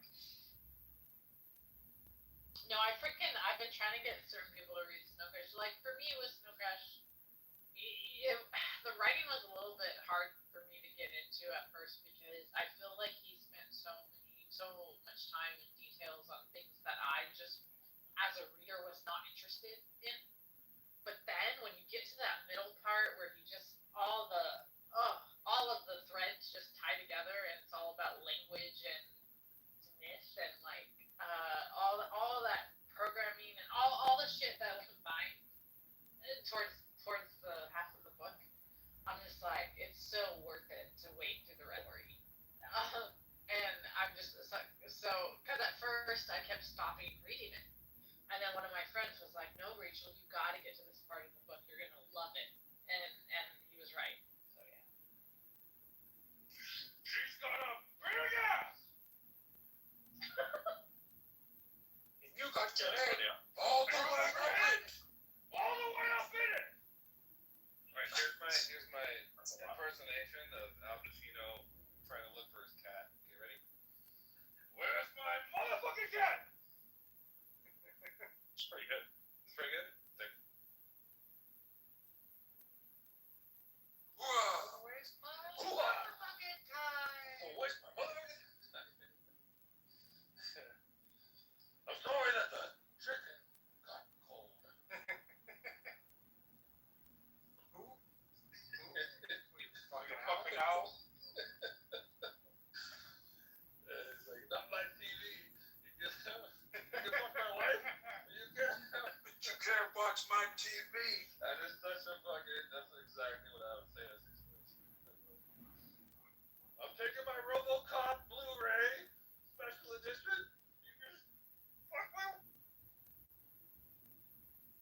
sorry for ruining your room again. I don't know if my room's capable to be ruined, but appreciate it.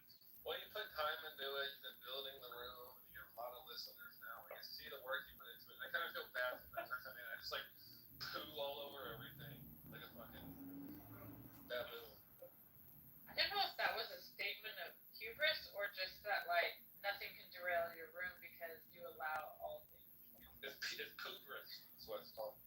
I mean, to an extent, I suppose it depends on how invested you are in the conversation.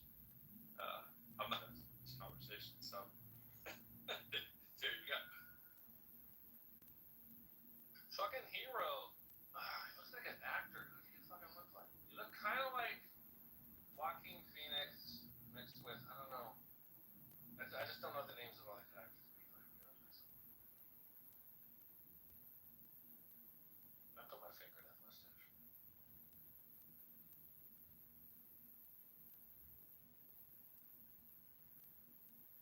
Okay, no more being weird. Everyone's we're normal. Okay, Benjamin. No more being weird and you call him Benjamin? I'm just kidding.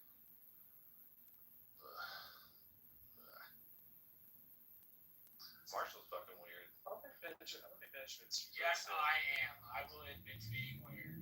You're kind of weird, yeah. Sam's weird, but he's fun to party with. Sam's like a lot of fun. I think Sam's like one of the coolest people. I kind of like thought he was like kind of boring at first, but he's. Alright, I'm gonna do my weird ranking. Wait, you partied with Can I do my weird ranking of everyone in the room? Yes, you can. But yeah, he is. No, there was this night recently. Alright, top. Oh, Austin just came in to change the whole dynamics. Alright, bottom weird. We have. I can't do top weird. I have to do least weird. This is a tough room for least weird. I'm gonna go with Ellie's weird in the whole room. I'm gonna get to my number one spot. Yeah, I stand by that. That's why I applaud Elliot. Because when you want a well-modeled room, you choose Elliot, and then you throw in all the shit show like Benjamin. Number two, it's a strong contention to say hero, but I think I'm gonna go with Dennis. I think Dennis is coming in at number two. Followed by John. I made the stand. I'm on the stand. After that, it gets really challenging. It's really challenging after that.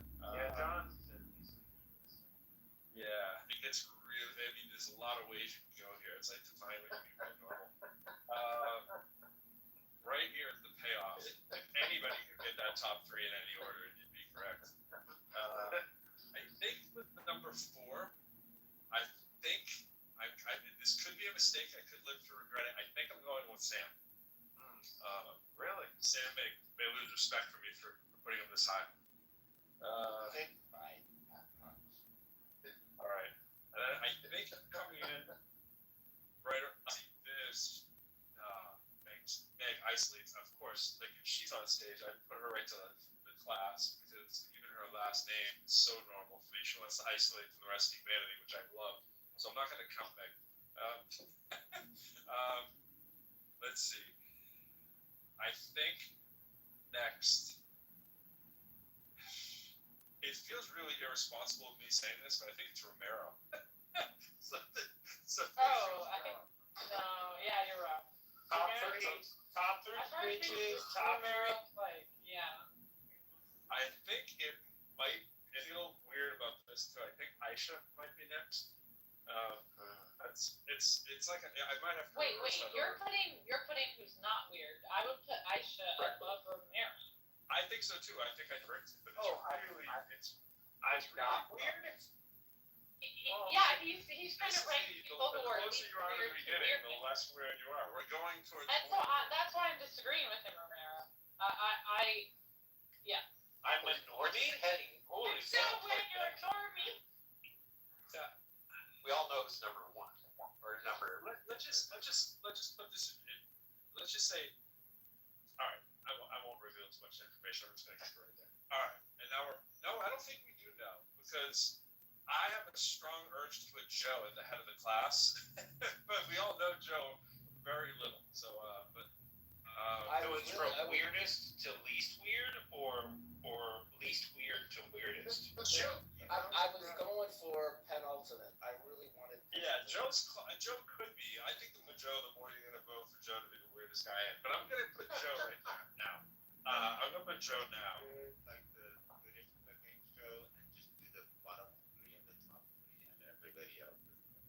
Nah, I'm still building. And then I think this feels. I feel dirty saying this too, and I think Uncle Steve is next. You feel dirty? So he's number 1. He's top weird. I think it's Rachel. I could reverse that order too. Rachel and Steve are the best. And now we've really come down to the payoff because these are who I have left. I have Roybus, I have Benjamin, I have Marshall, and I have Austin.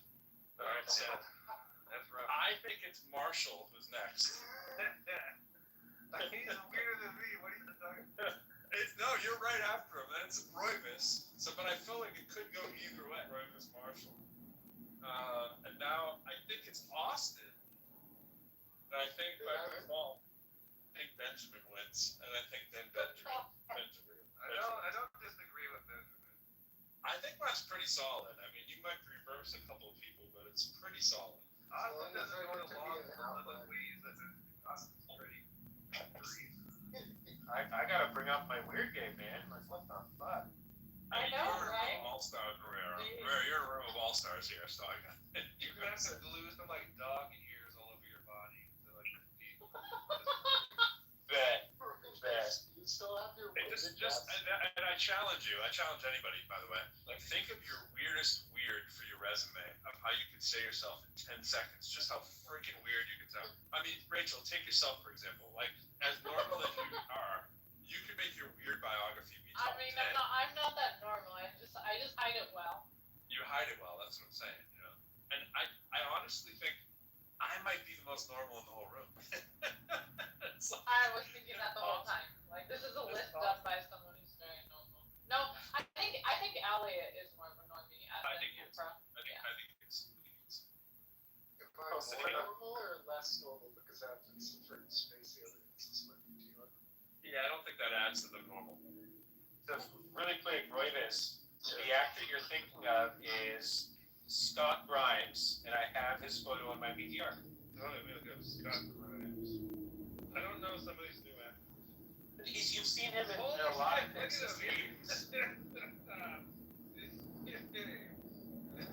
My hero looks a little bit like Luke Grimes, the guy who plays in Marshalls. He just like needs more muscle tone and shit like that, but like he can pass his hips a little bit. Hey, he just needs like a private like trainer, you know, to get there. Like if he had to like play like Jason Bourne or shit, like he would, you know, they'd fix you up real quick.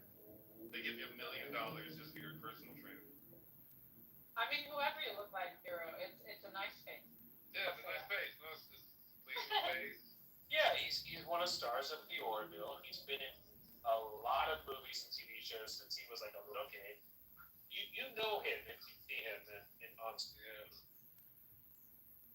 So Romero, is your next PTR gonna be you with a bunch of dog ears all over your body? No, I'm just gonna get a bunch of nipples and paste them everywhere. He could be in the next like Tool video or something. Yeah, it'll be like chicken pox, but nipples.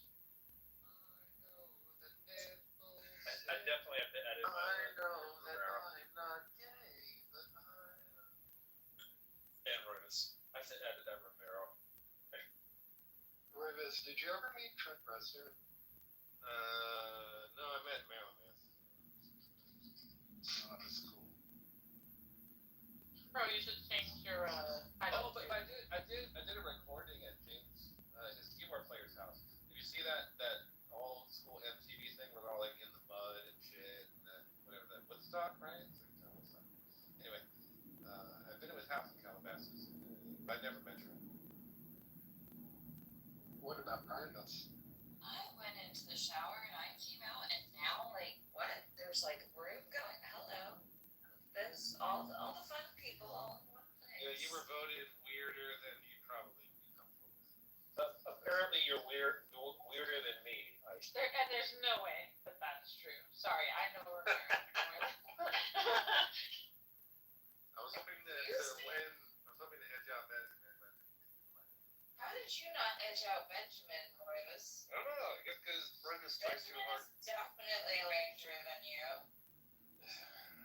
too much of like a florid weird person. Like I don't know. Like Why am I getting voted as weirder? Like where? Wait, what? What did I come? This is not something you want to win. It's that whole like that you hate Keanu Reeves thing that really pushed you over the edge. What? In California, we're I had to use that in my judging. I'm trying to recap the list here. I'm trying to read. So was it Elliot, Dennis, John, Hero? Who came after Hero? I'm not as normal as Dennis. Oh, Dennis. Oh, Dennis. Aisha, Sam. You're a legend. This is a cybersecurity expert. Of course he's not. I don't know. This is not what I want to feel comfortable after my shower. Are you lodging? I think it was Joe. Are you lodging a formal complaint? I might have to. I've had enough of the jury of appeals and track meets and conference championships, but I may actually sit here and pay to protest. Let's do it. You need to speak to the manager. Well, excuse me, Aaron. I'd like to speak to the manager, please. I'd like to know who your supervisor is. See, now that Io's here, I would have to totally revise it. But Io, like the second Benjamin. The ones that got cancer. Benjamin has never been to a UFO They're conference. tactical. 3 minutes. They knew the police response time. There's. I know, but if he did go to a UFO conference, if he did go to a UFO conference, they might just stop the conference and say, "See, that's the How do we know he hasn't been to a UFO conference at Esalen? And I owe one for Lee's Boring a few months ago. Was it the shake charges? Well, that is he got going voted to a like 3 UFO years ago? conference? We know at a UFO conference they treat the aliens with much more respect. So I need to hear the argument for why is it that you think Benjamin is like the weirdest? Oh, he's clearly the weirdest. But why? Nobody ever Yeah, I mean, He's been a weird cast. He was buyout. That's a fact. Exactly. Boring. Is that what we're doing? Let me give you his. What we're, because I'm certainly not boring. But that being said, CM has. There was no, was he? oh, someone else mentioned boring, but that's not what we were talking about. Yeah. CM said need to do a ranked choice poll where everybody votes for their top 3 or 5 weirdest people, and then we show this. That sounds pretty democratic, and I think it's so. Look, but here's proof, right? Sort of. Like, I think Rachel agreed with me that I could be the least weird. I could be the most normal, but I don't think I'd be the most boring on anyone else. So boring and normal, I don't think they necessarily go together. I'm not saying I'd be skyrocketing off. Right. Yeah. Not boring, but clearly not the most boring. But anyways. Boring. Benjamin, so he is and he isn't. He's boring in the fact that he restates the same thing over and over and over again. If that's what you mean by boring. He's certainly quite high on that. But his takes are not boring. His takes are anything but boring. I mean, he literally has a fake DVD called How to Survive in an Islamist Country. I mean, that is not boring. That's just, if it's boring as he says it 600 times. Yeah, his ideas are just really, really off. Okay. Yeah, it takes the cake. So yeah, Benjamin is definitely a one of a kind. I mean, nobody knows anyone like Benjamin unless you know the star of Stranger Things, who's the pilot on that show. Then you know Benjamin. But if you don't know that guy, Benjamin's pretty much the most unique person I think I know. Yeah.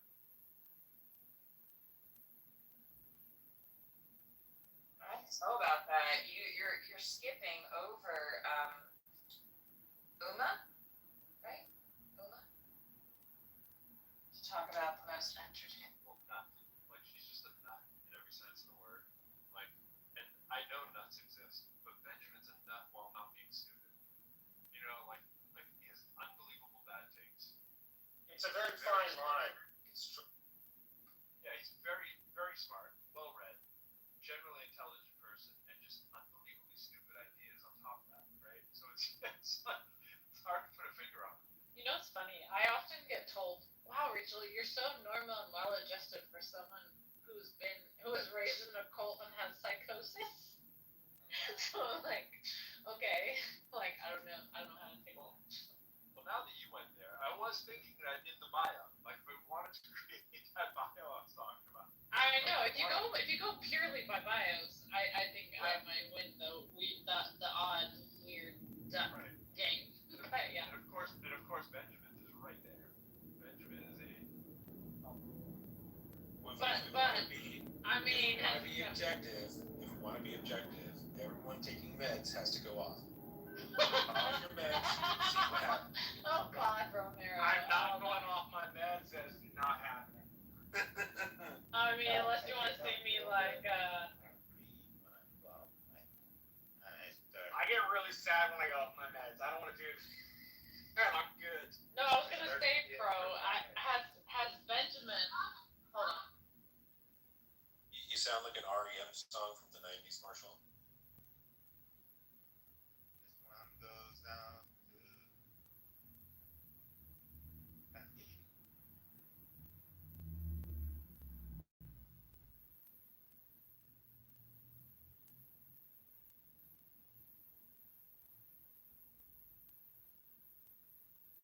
John, why do you have Sean Connery as Oh shoot, you're right.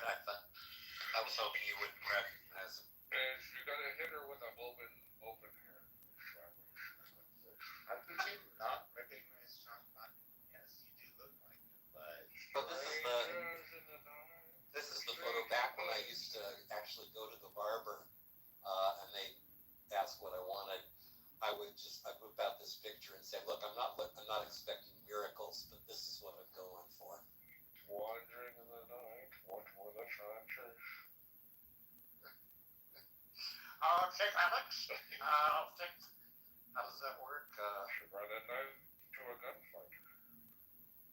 And then he takes for a ride through with the Humvee and the whole escape scene. Oh, the rock. Oh, so good. I have to see that Nicholas Cage. Losers go. What was it? Losers talk about it. Oh fuck! I forgot. Losers whine about how winner goes home and fucks the gold queen. Yeah. Paper or plastic? What? Paper or plastic? Because when we're done here, I'm gonna either need to put you in a paper bag or a plastic one. No, the thing I was gonna say before my kid came in, because I didn't want to hear it. I was gonna say, look, I think I could take the cake home on this because I don't think even Benjamin has ever thought he was a deer and got naked and on all fours and started eating grass in somebody else's backyard.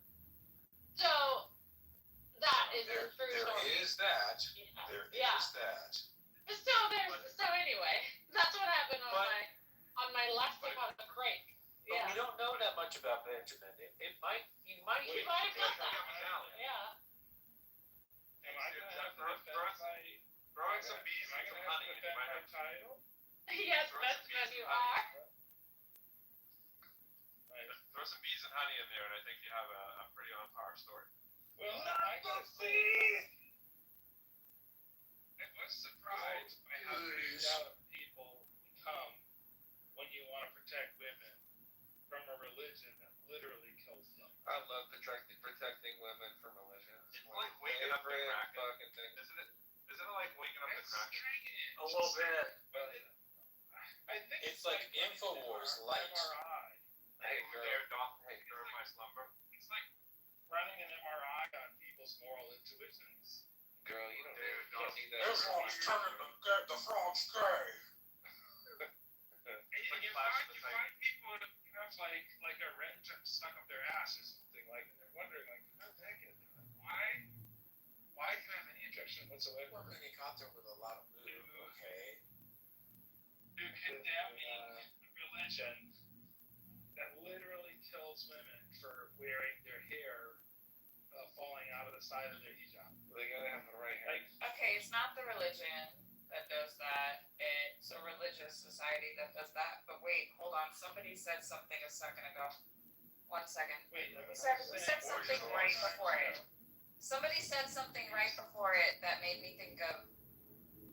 Darn it! I lost my thought. I'm so. Hi, Christina.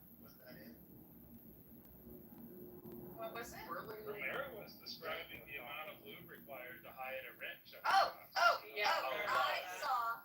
I saw a CT of a man who decided to put a bunch of Russian dolls up his anus. Like nesting dolls. The nesting dolls. I recently saw a CT image of that, Isn't and I that like recently. the medieval torture device where they had like the pear and they put that in your anus and Then it slowly expands. Oh. Yeah. Oh, that would be evil. But also, I saw, and this is terrible since we have a majority of men on the panel as usual. But they decided to stuff a jump rope up their urethra through their penis into their bladder. my god. Oh. I love sharing the fun medical cases with you guys. It's so bad. Remember Yeah. talking about that? Like, you ever seen the movie Aliens? Well, that's real life, motherfuckers. Yeah, the Museum of Medical Oddities. Bro, I just think there's I mean, you know, to refute Benjamin, all we have to do is just look at the history of Christians and witches, and there we are.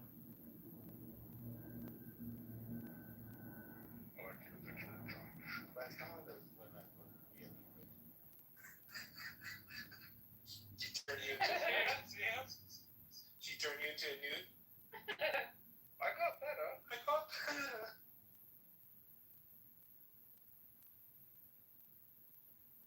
Just like witches. So that's so interesting. I love how like Benjamin is like just to defend his title of being weirdest, he brings up this thing about the hijabs or whatever. I'm like, I don't know what that had to do with anything. But okay. It's the crudest time. You might have missed. I guess so. Benjamin gave us a nice story of this poor woman who, whose father, I believe, what did he like? Kill her, Benjamin, with a car, trying to commit holy. Oh wow. Yeah, it was. We love this one. Benjamin, you want to give it a replay? Yeah, poor Nora. Poor Nora story. Yeah. He took a full 5 and almost Steve to share this. Cheers.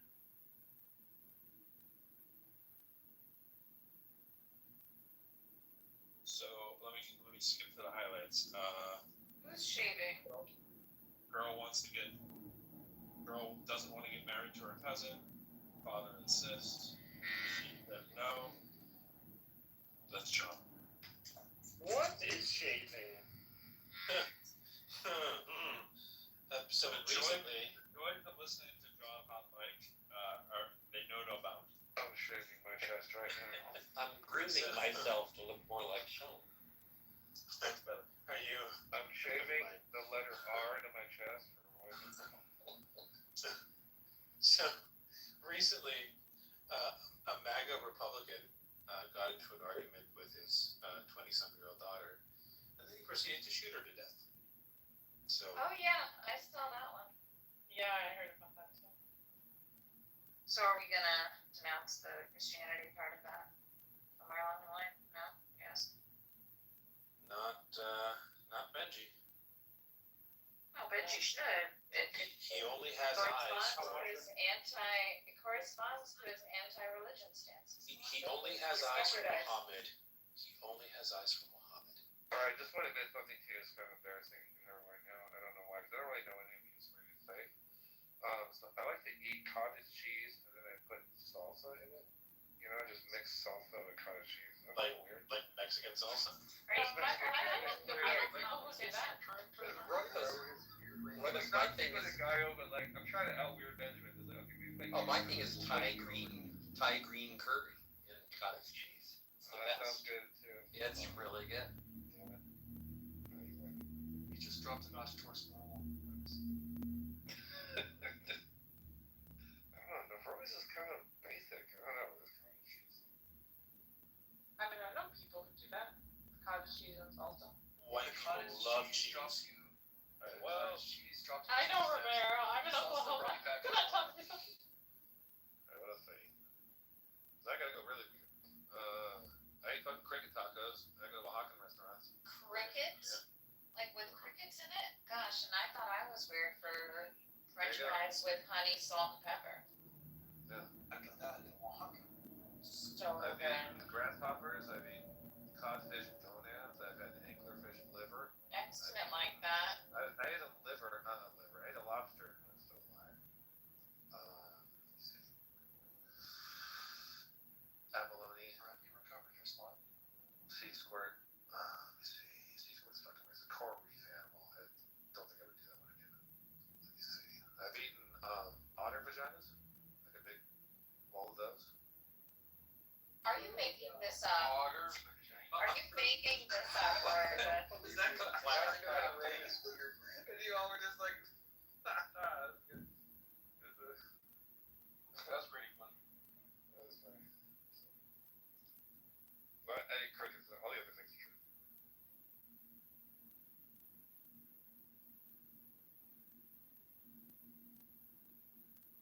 I'm not bragging about killing animals. That was like a particular Korean place where it was a lot of seafood, and I didn't like order that. They just bring stuff out. So you go like, okay, we have 5 people. Bring us that much food, and they just bring out random shit. And one time, yeah, it was a lobster. The bands were still on the claws. It was alive. It's kind of moving around, and I was like, all right. It was like watching the second Indiana Jones Temple of Doom. It's like eating the monkey brains and the bugs and shit and the snake babies. And when I was a kid, I was like, I hope one day I will get to actually do that.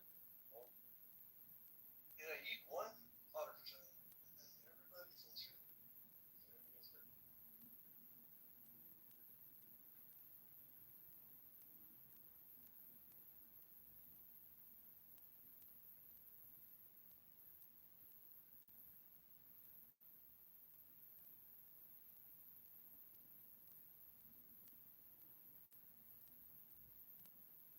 How are there no mods? It's just my screen.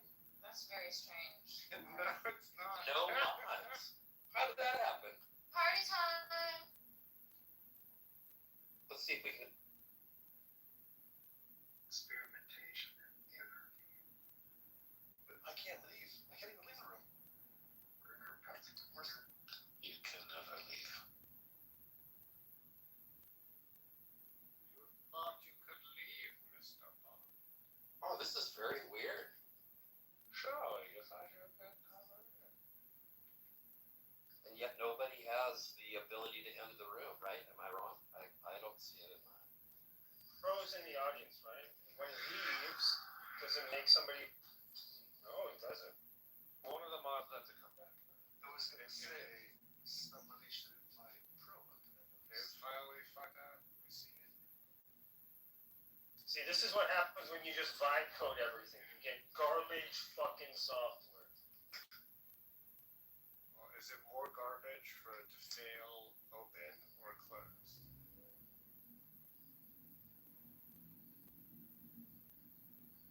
Stop with the racer set. This may be the first permanent room of Clubhouse history.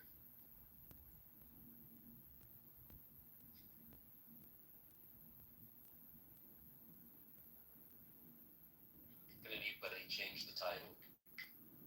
Because that would be wonderful if the first permanent room in Clubhouse history. Don't be a dick. No, I can't do anything. I only have my own audio quality controls and certain settings that. Yes, I get.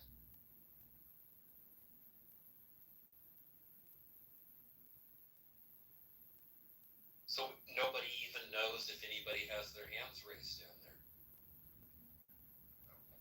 Try to. Wow. You can bring nothing. You can change nothing. And you would love it! But my father, why?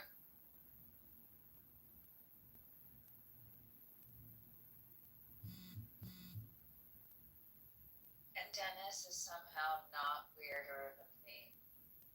Pro just doesn't know you like I do, Dennis. Or he knows you better. I don't know.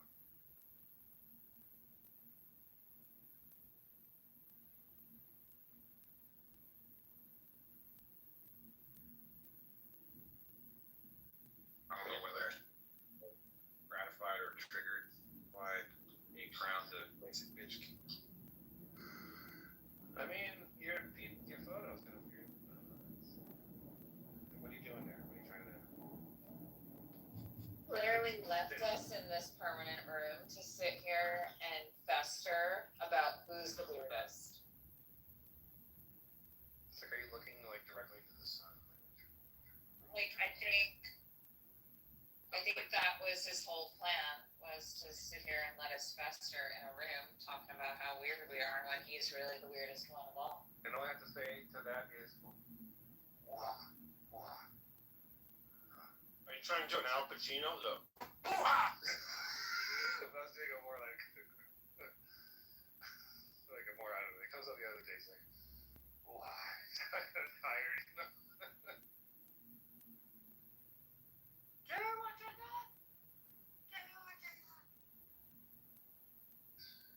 Be there.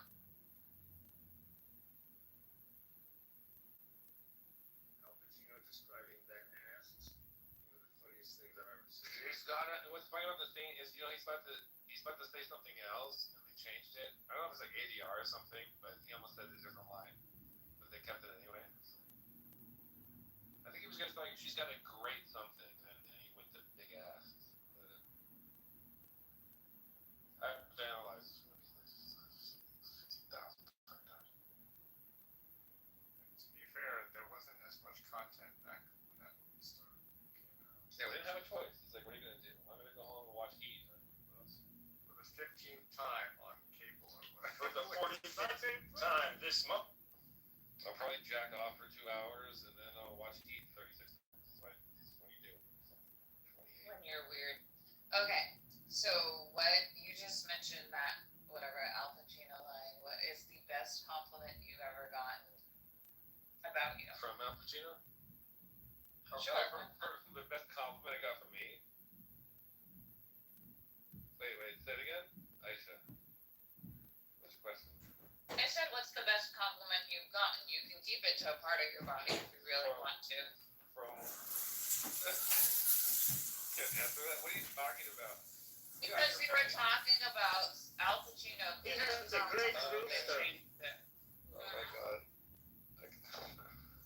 Well, I know you'll answer right. That's why you think I asked you. I'm not. With these people in the room, maybe you and different after hours room. Oh. No. Okay. I'll ask you later. Thank you. Okay, what was... But then, yeah. The night is still young. We must venture forth. Honest question, I wanna hear from two people with the weirdest takes. Weirdest takes? You gotta calibrate this. We gotta figure out what's weird, what counts. I don't know. I can't figure it out. I'm just trying to reverse that magic in the algorithm. Your weird thing was science, your weird thing was Zoroastrianism. Religion's kind of weird, because you're not like a typical atheist. You definitely... Wait, Benjamin, do you describe yourself as an atheist? No. Yeah, and Atheism doesn't make sense because people make up shit all the time. Money in countries and all that stuff. No. If money is not real, okay, then God is not real. But if money is real, people just make up things. People made up 10,000 gods. Like, what's 10,000 gods and influential as real as money is? Money is not everything. It's the only thing, Benjamin. You got it back. Depends.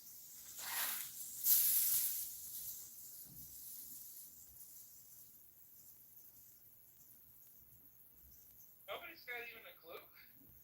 Oh wait, Zoroastrianism. You think Zoroastrianism is weird? Okay, that's well documented. There's good scholarship on that. They'll even come up and explain it 15 times you need that. What's the other thing? Science. I'm so right about the science, can't even know.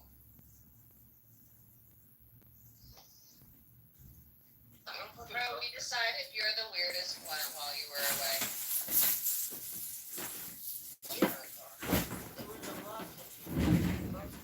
Because he just made me one and ran away. Yeah, I was gonna ask you how. What happened? No, he decided to make us all bicker amongst ourselves. He is the master manipulator here. We're all bickering about how weird we are. Royvis is trying desperately to win the competition. And then he ran away and created the first permanent room on Clubhouse. So how did the mods come Yeah, back? Pro, did you notice what happened? You left Pro, made nobody a mod, yet the room was still going. I think I was next in line, and Clubhouse was like, we cannot let Royvis be mods. We must invent a new form of room hitherto unfair. The auto assign failed, and fortunately, the room didn't. That was pretty cool. If the room didn't stop room parts of Wanda. I mean, I still have yet to hear someone say they did a weirder thing than what I did, but okay. Okay, the best compliment everyone ever gives me is I look kind of okay at like 4:30 p.m. when the golden hour when the light just right. Just hits my eye. That was the best compliment. They said you look sort of okay. Yeah, that was.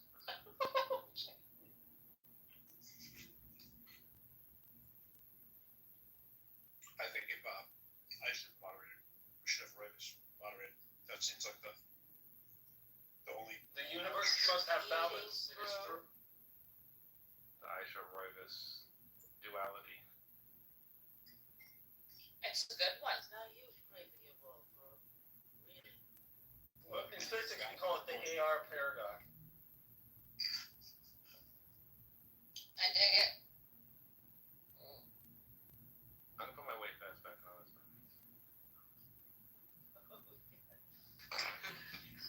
You like that movie capacity? How's it going? Sorry, now I remember. I'm so proud of him when I got it, and I was like, it fucked my shoulder. I have like a bruise on my chest. It's fucking weird. It's weird. It's fucking.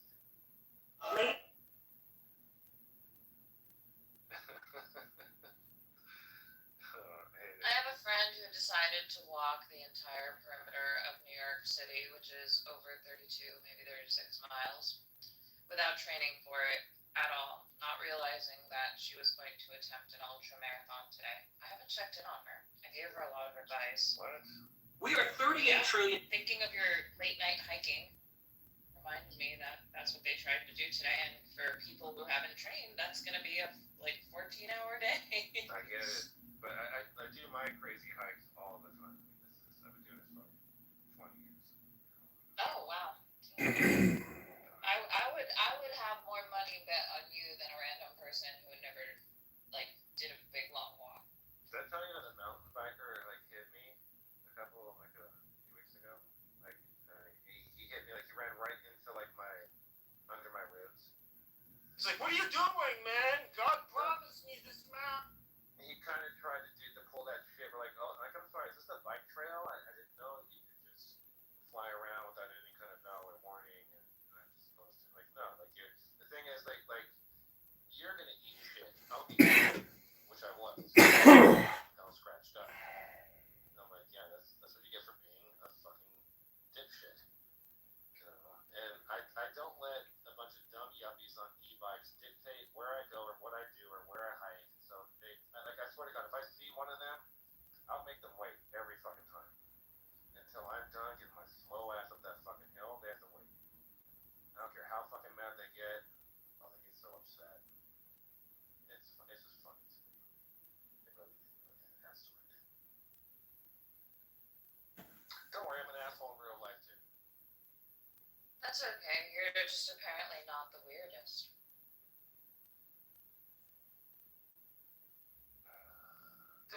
Just give us some time. I know, right? I'm updating it real time. It's a living list. It's updating it real time. Well, Miss Nancy, welcome to the list. I have 3 nipples. What list? What did I do? Jamie should slow respond for that comment. What? And I have a 3rd. Bro made a list of people who are weird and normal. And I have a weird, the most normal person. It's on the top, and the most normal person is Elliot. And who is the weirdest? Oh wait, my name's there too. Yeah, you're in the middle. You're not that weird and you're not that I'm normal. in the middle. That's right. I'm in the middle. Miss Nancy. Bit weird, bit normal. Yeah. Sorry, Rogers. I think there's an argument to be made. I owe an Austin.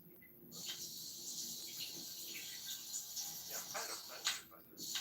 I'm like, yo, how did Austin? You're not getting the Benjamin title. I don't see that happening. No. Yeah. He's an older gentleman who's more accomplished in his weirdness. I have yet to reach that president. We all have goals. Sam, the after show, Dr. James or Raver outfit. You'll be thoroughly impressed. I should.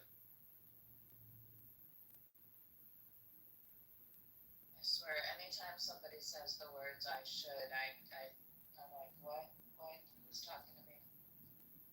It was really hard in school as a kid. I do think Joe could possibly dethrone Benjamin if we knew more about him.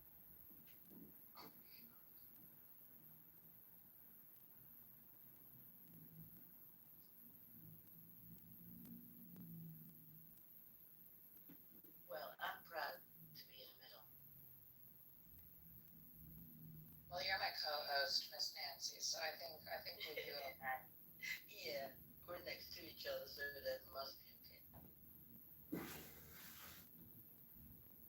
If you go to the audience, we might have to remove you from Boys, so we might have to take Hero off there. I mean, Hero, we're very confident of our Hero knowledge, but someone like Meg, like she was on stage briefly, but y'all don't know Meg that well, so she has to be off the list. But I think if she was up here, she'd probably be fifth. She might be like right between Hero and Sam. It's possible.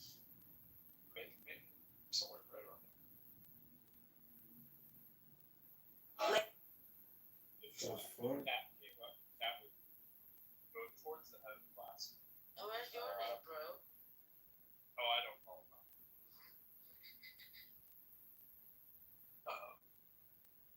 I think truthfully, if you guys did the list, I'd probably be like second or third from the bottom. Weird. From You're top three. You're top three for sure. Don't even fret, boy. I think Elliot. By virtue of organizing a community of weirdos, that puts you in the top three ranking, bro. So I'm sorry, you are guilty as charged. So what happened to your mini mic? What happened? Couldn't hear shit. He's eating.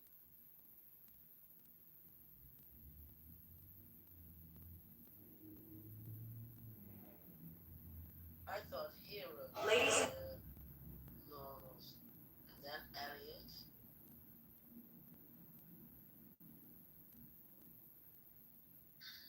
I was walking home from taking my car to get work done. It was about a 45-minute walk for like this briefly bad eyes. I swear to God, I walked by this homeless encampment, and there were all these people, and then this woman was like taking her shirt off, like on the street, out on the sidewalk, while I was walking by, and I'm, it's fucking, it's like a Hieronymus Bosch painting or something. What the fuck?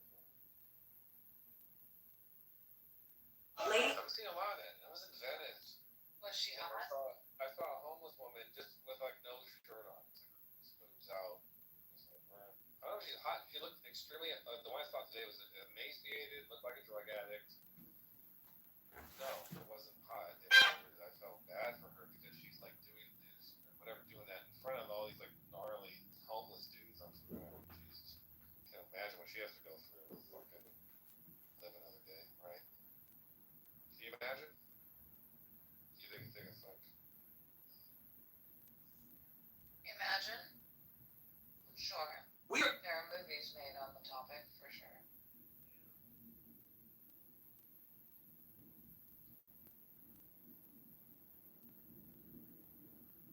I mean, she's brain damaged at this point. She's done. I mean, the trauma she's been through, and like she'll never be normal. Weird.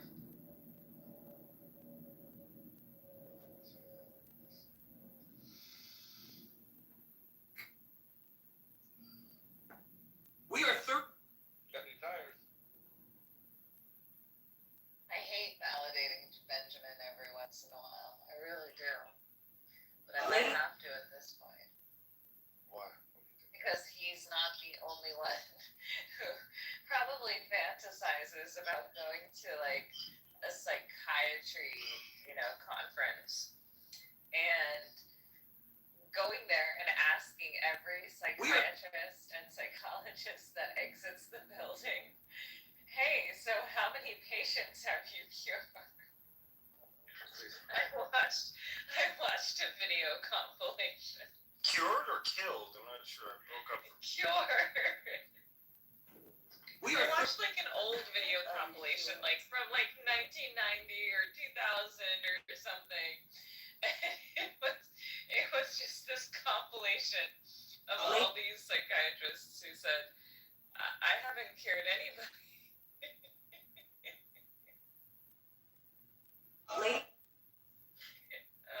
sorry if that makes me somewhat insensitive, but I remember seeing this random video pop up on my feed and thinking, wow, they must have really loved this topic. Make these compilations.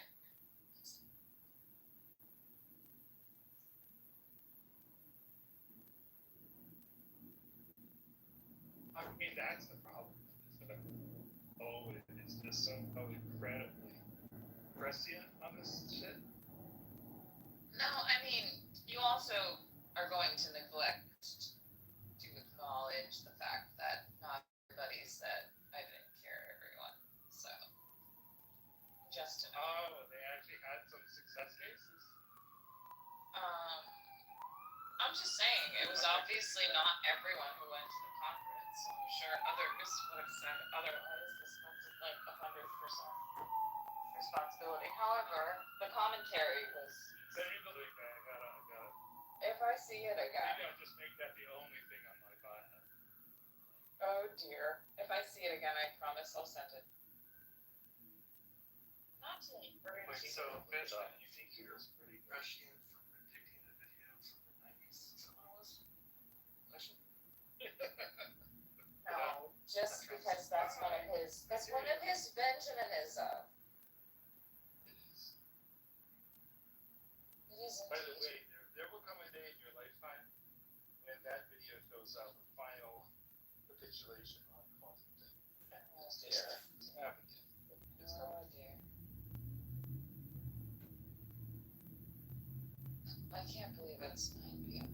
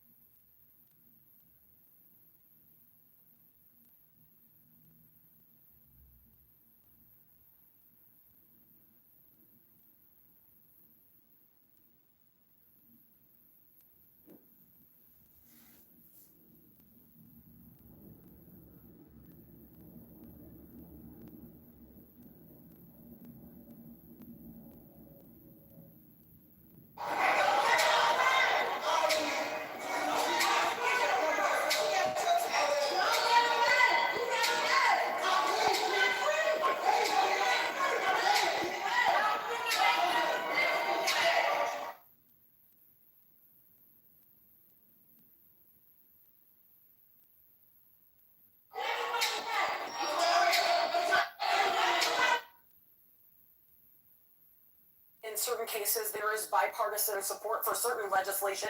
Do you think this is one situation where there would be bipartisan support to get this bill amended?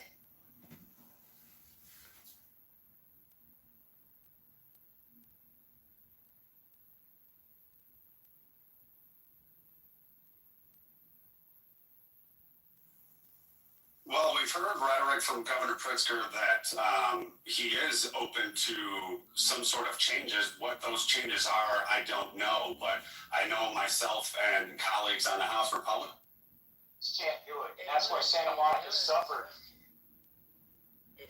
for so long. Yeah, yeah, what's up?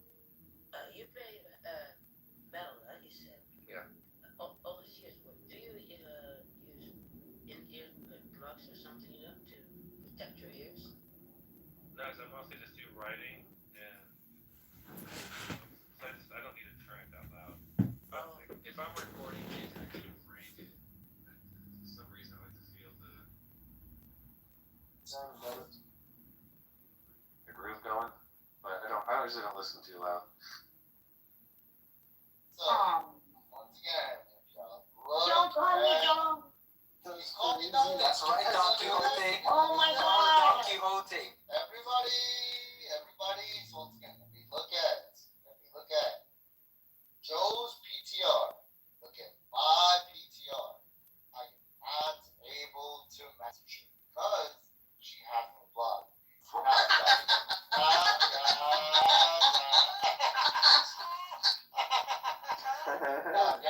Post the PTR and you can end it. Post the PTR of your block list. But y'all think I'm joking? That's all you gotta do. Yeah, post a PTR of your block list. Y'all think I'm joking? Just click on her PTR and see if you can message her. The only reason why I can't message her is because I am blocked. Oh, I can message her. Can you just unblock him real quick? Don't have him blocked, Don. Can you just Don try go through the motions just in case? Show him that you did it. Take a PTR and No, I'm not gonna do that shit. I already did that one myself. Did it twice. Did it 2 times. Not gonna do that shit. Not gonna do it. Not gonna do it. Not gonna do it. Not gonna do it. Knowledge will play jokes on us, but I don't know knowledge a lot. What are you talking about? He's the biggest. I already posted. It's in my He'll PTR. never let this go. It's in my PTR. It's in my PTR. What am I lying about? It's in my PTR. Wait, Knowledge, are you sure it's not nobody else on stage? I promise it's in my PTR. I cannot message her. Everybody else can message her. What does that mean? She has. Wait, try making her a moderator. It means that your account is broken, bro. That's all it means. When she's on stage, I can't see the room. What does that mean? I'm blocked. She doesn't have you blocked. Yeah, I'll drop so you can entertain you. I'll entertain you. She drops, you should be able to see the room again unless people have blocked him as Hold on, Mom. So I checked. So I checked my self-knowledge. I message everybody in this room. People, That's not true. I just blocked you, Ken. Yes, that's the point. I can listen to you. You can Yes, shut up. you can only not message people. You can only not message people who have you blocked. I cannot message Joe. I cannot message Joe. What you can't do. Okay, now. Okay, now. Everybody else can. That's the point that I'm making. Yes, Dude, Monica. What do you want to happen? Take a private. My God, I don't know what you're talking about, Charlie. What do you want to happen? Private. Can you message me? My profile is set to private. My profile is set to private. Monica was just You're actually. friends. Monica was You're friends, though, Ashley. That's why. You message people with a private follow each other.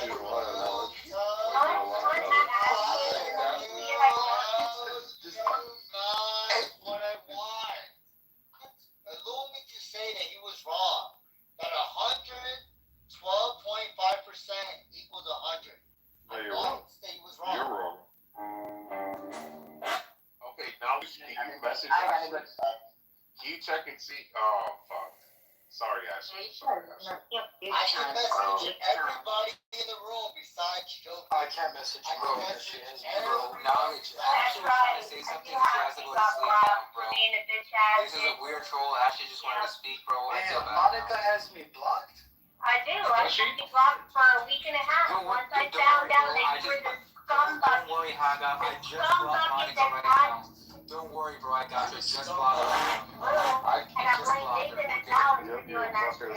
Yes, you're blocked. I just blocked Monica Haga. Don't worry. If she poses sanctions on you, I pose retaliatory sanctions. What are you? It's all What good. are you?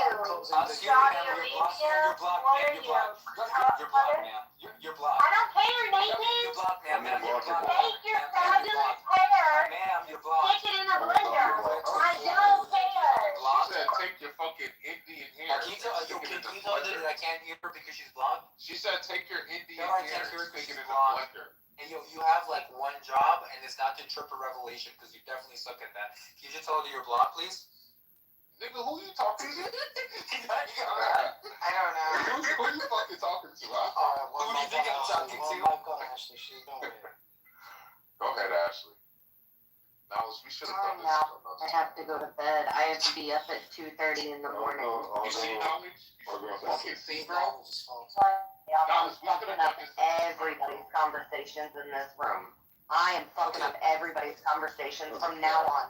I don't give a fuck anymore. I will fuck up Twilight. I don't give a fuck anymore. I really don't give a. I don't give a solid fuck anymore. I have information. I don't give a fuck.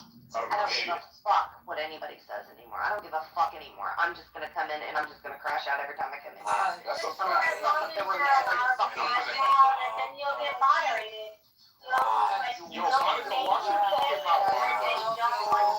And I'm gonna help her too. I'm gonna fucking help her. I'm going to help her. Whoever she... Calm down. What? Have the same two natures as Jesus. And what would that be like? That's what I was thinking. Pardon? But I fail to recognize gender in the, and that's private. I think just giving a gender is the model. Mm-hmm. Yeah. So two natures should not, it shouldn't be gendered, right? So it should be gendered. I don't feel like one gender.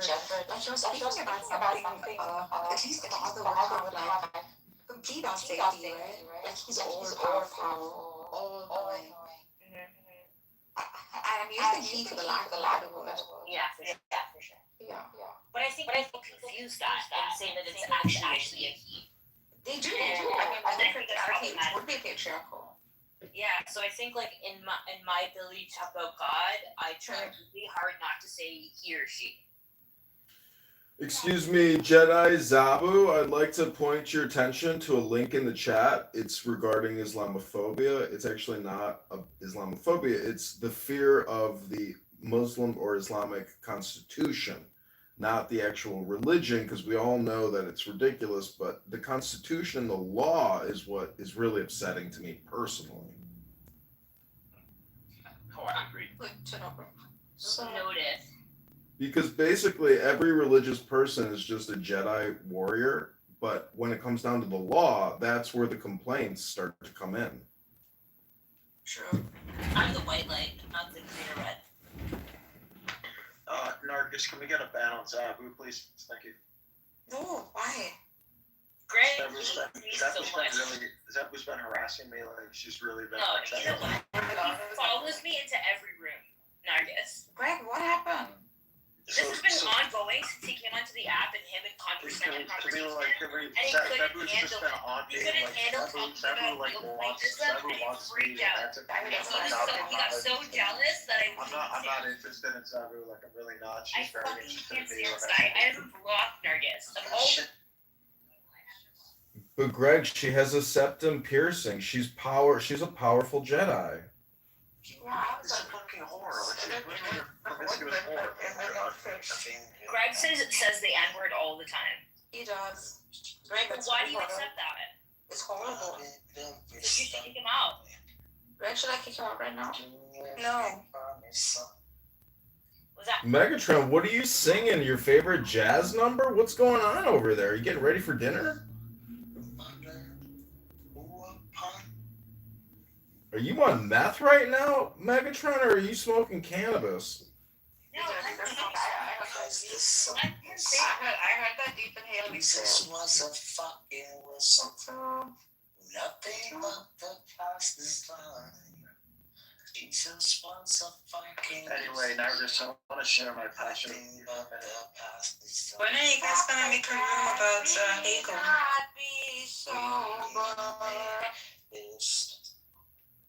Yeah, I'd be down to make a room about Hegel anytime, anyone. Yeah, Nargis, you promised him to make a room about Hegel.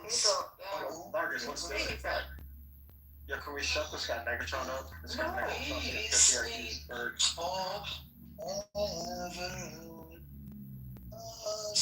Oh, there are two girls in the show for a while.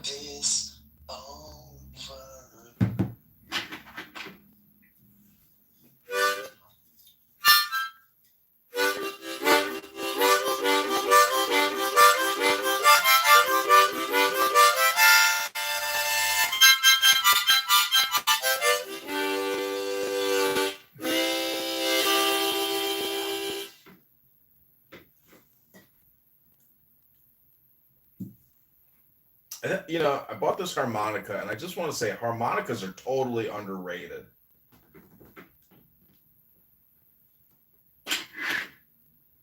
That was Megatron, that was amazing, first of all. And Nargis with the backup vocals. And then Alistair with some harmonica, that was something. Dude, who want that Hasidic Sufi? What are you talking about? Well, Hasidic Sufis. No. Yes, there's a real Hasidic Sufi order. What are they called? I have the The Order of the Sufi Schmucks. Crazy. It's incredible. This is awesome, actually. And I learned about it from a scholar of Sufism.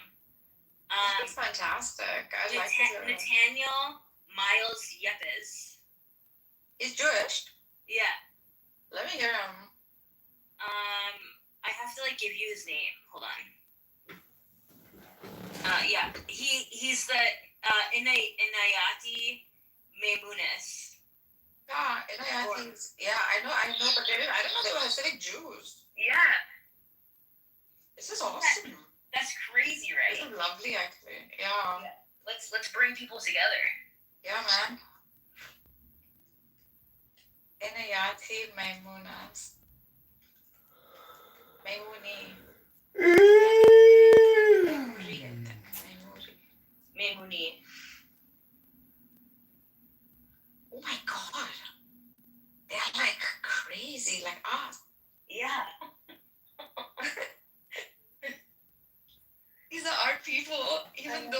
gosh. Yeah. My god, this is so cool. His name is, he's a Universalist Sufi-ish dude. There's a Christian Sufi. Oh god. Isn't that amazing? Yes. You want to join those? I'm I'm not gonna serious. join You it. want to join the dancing Maimoni Sufis? I'll read about them with you, but I won't join them. I'll totally join. How can you not? I've engaged in so many religions. I finally found one for you. You have. This too shall die out though. Wait, Sabu, do you have anybody blocked? Like who? Only Greg. Oh, dude, you've had Illumi block. Can you unblock it? Oh yeah, I can remember. Yeah, what are you Inside doing? him. Well, because he was talking shit to me. He told me to go to Don't block anybody. Okay, I've unblocked. Is Abby blocked? Can you unblock Abby? Abby's sitting on my face. Why would I have her blocked? That's what I'm saying. Just unblock her. Unblock her. She's not blocked. She's not blocked. Okay. Dude, I should block Regal, and I haven't even blocked him. I blocked no one. No, but also Fatima. Fatima who? Oh, our Fatima? Yeah. Crazy one. Yeah, I love her. Regal is just such a polite young man. He's just so nice to, spend time with and, explore the deepest, religious and philosophical.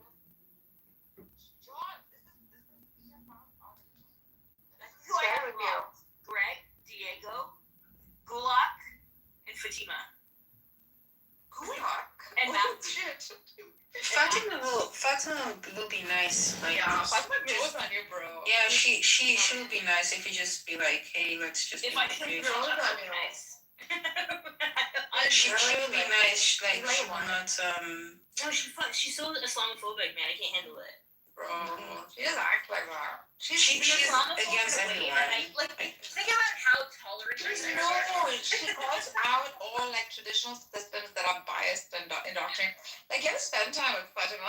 Like, I have. I don't know. I can't stand the audio that she has either. Like, tell her to fix her. She bought a new phone for Clubhouse. What? She bought a new phone. For Clubhouse? Yeah, so everyone was complaining about her microphone. She's not Turkish. What's she from? No, she's Tunisian and Belgian. And Belgian, yeah. Okay, so you guys are helping me. Okay, if I give these people a second chance and they fuck up, yeah, you can block them forever. I will never ever. I will fucking ruin their lives on here. I'm telling you. Okay. Hold on. Of all the people, okay, here. Okay, I'll only unblock Fatima. There you go. And Alubi is already unblocked, okay? Does that make everybody happy? Dude, you have to see that's a lot. The Inayati memories. I know. This makes me happy. Oh my god, John, you have to see this group. They're Hasidic Sufis. I love them. We need to bring Dan up. Somebody bring Dan up. They're at Naropa University. They're fantastic. You don't want to share with Alistair? Yeah, do it. Well, thank you for introducing. Yeah, you're welcome. I thought you'd appreciate it. I do. Born in a Mexican-American family in his late teens, Miles Yipis discovered his family hidden Jewish roots and began to explore Judaism and other religions seriously. After studying history of religions and comparative religion at Michigan State University, he moved to Boulder, Colorado to study the innovative Hasidic master and leader in ecumenical dialogue, Rabbi Zalman Schachter Shalomi, founder of the Jewish Renewal Movement. In addition to this movement, he also studied with various Sufi masters, teachers of Buddhism, and Count Father Thomas Keating, Trappist monk and founder of the Centering Prayer Movement, as an important teacher. In 2004, he and this Shalomi guy co-founded the Sufi Hasidic and Ayat Mamuni order, fusing fusing the Sufi and Hasidic principles of spirituality and practice espoused by Rabbi Avramin Mamuni in 13th century Egypt. With the teachings of Baal Shem Tov, It's a Shalomi guy. Sabu. Yes. That's how I read things to my students, otherwise they don't pay attention. Yes. If you can't pronounce it and you get close enough, just be like, a Shalala guy. His literal name is Shalomi though. Shashter Shalomi. Anyways. And then In the end, I'm gonna dance like a dervish. In the end, before I die, I should die dancing like a dervish. You already are running. Whirling, like a dervish. So I won't name the spot, but went to a place last night in Old Did you see their 3 objectives on their website? No, what is that? So the first 3 objectives, number 1, to realize and spread the knowledge of unity, the religion of love and wisdom, so that triumphalism in religion may fall away, the human heart may overflow with love, and all hatred caused by distinctions and differences may be rooted out. Objective number 2, to discover the light and power latent in the human being, the secret of all religion, the power of mysticism, and the essence of philosophy, without interfering with custom or belief. Number 3, to bridge the East and West, in thought and ideals, forming a universal fellowship, where human beings may meet beyond the narrow boundaries of tribal identity. Finally. Why do I have to go? Nairobi University. Where's that? Boulder, Colorado. Yeah.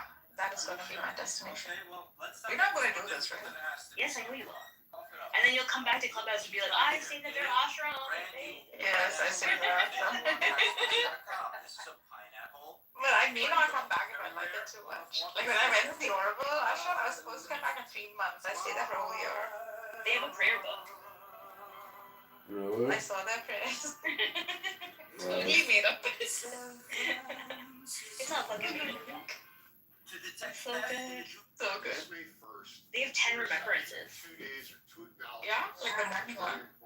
Do you feel like 10 remembrances. safety act? You want to hear Kitty, them? you want to join? Kitty. You're gonna get Kitty to Abby, you want to join? Frustration.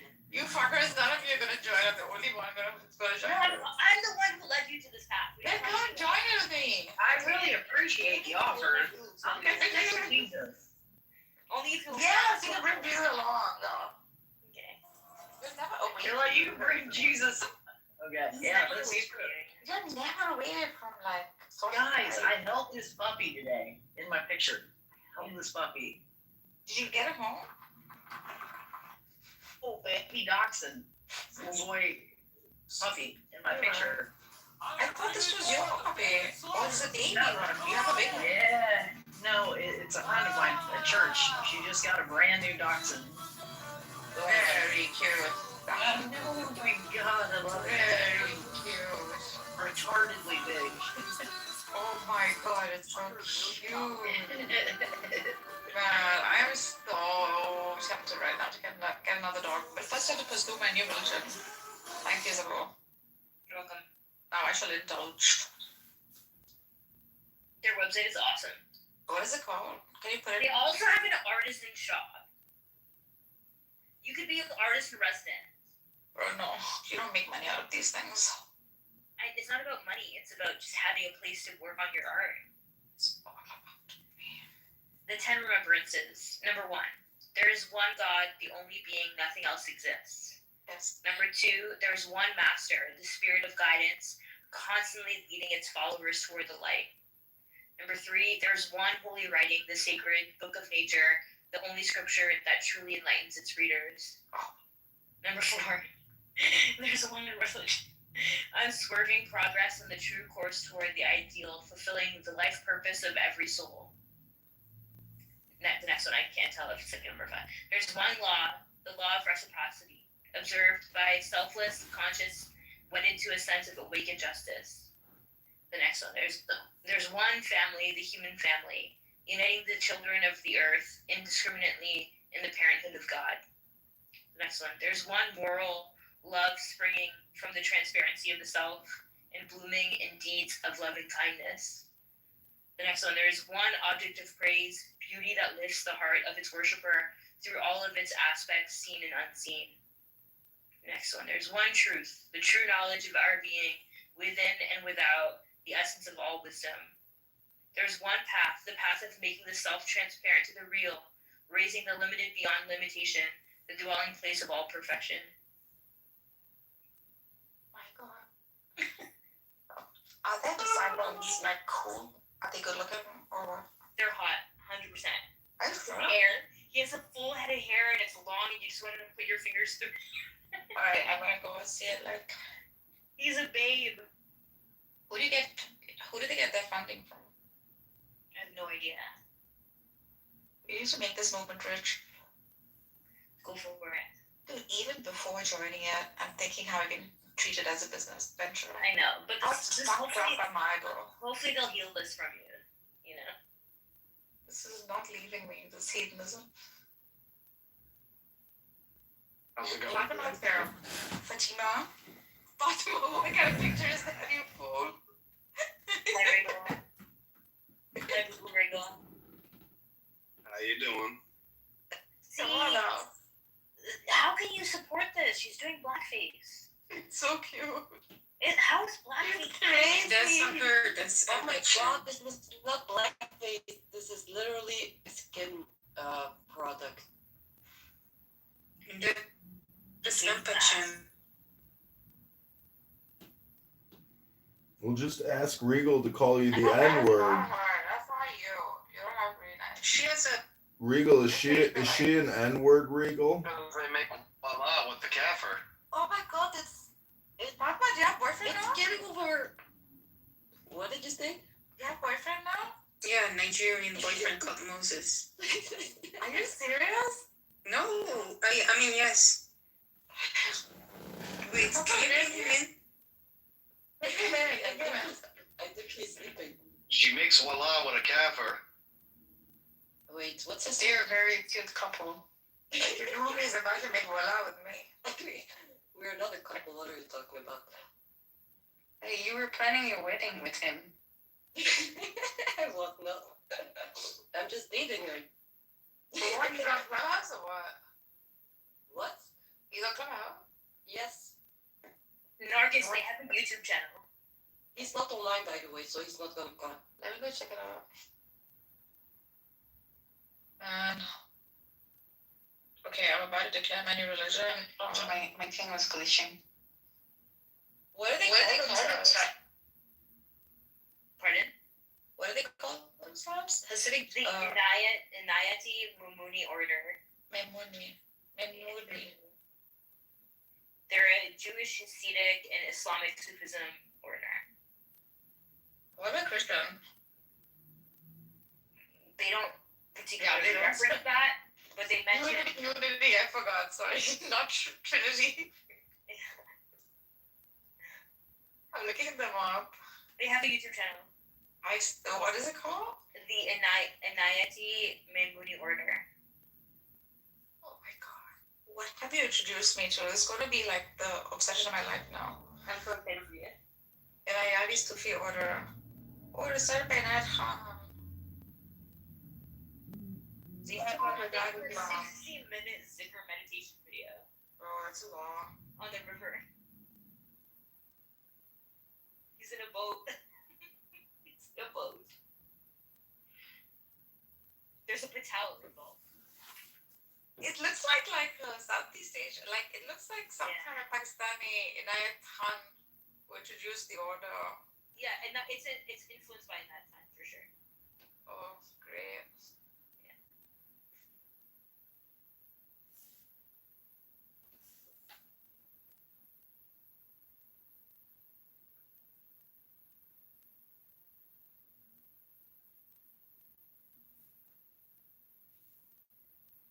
Morning prayers. Isn't Boulder, Colorado like really beautiful? It is. Oh my God, I'm looking at it right now. It's so green. Yeah. My boyfriend was there for a month. Well, time to get back together. No, he's back. He's back. He was there, yeah. Did they have songs? Yeah. In their YouTube channel.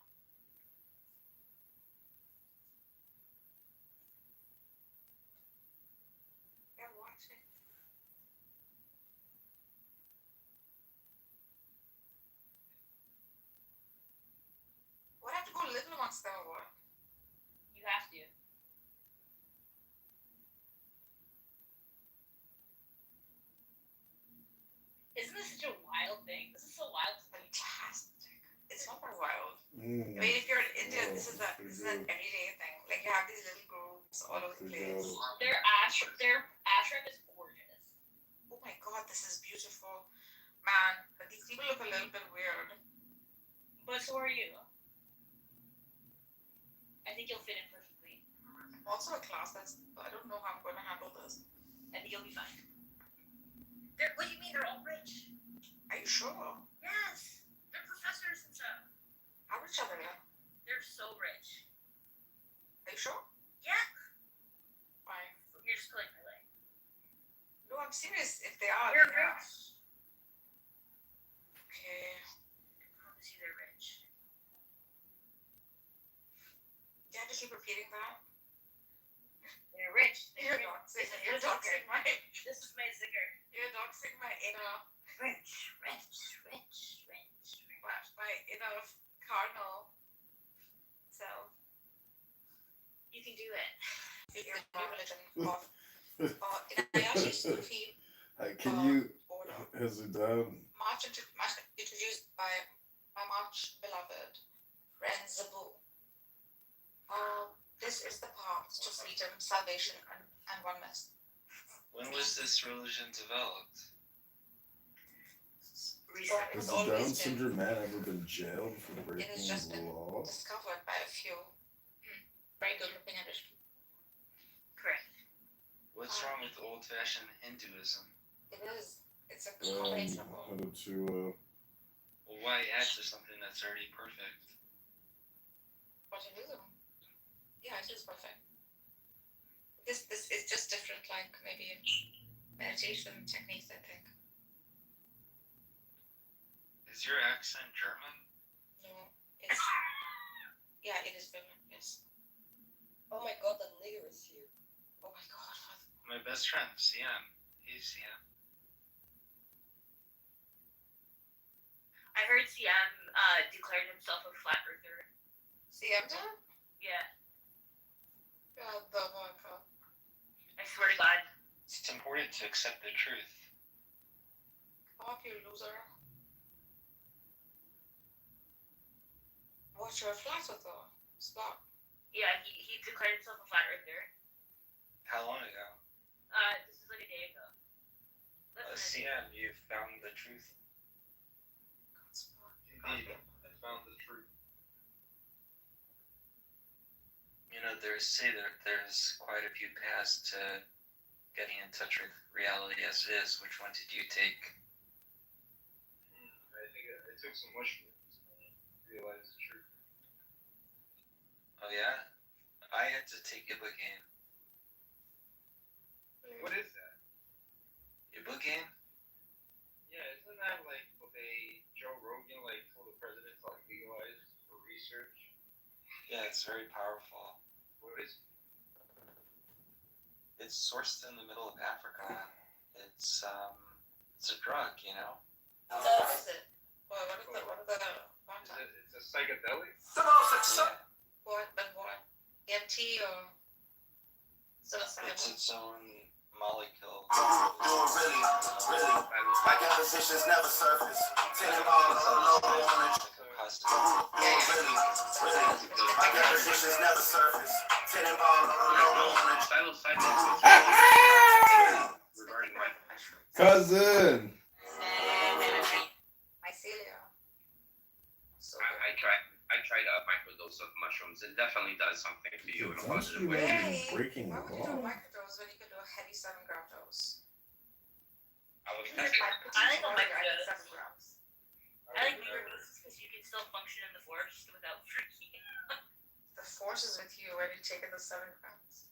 The force is already with us. Oh, it's gonna be May 5th in a couple of days. We already are the force. Evil cartoon. We experience the force in its full potential. Facial balancing him so nicely. Look, my facial structure is perfect now. Spaceballs was a satire It should be. parody of Star Wars in the 80s or 90s, and Mel Brooks acted in it and created it, and he's like 100 now.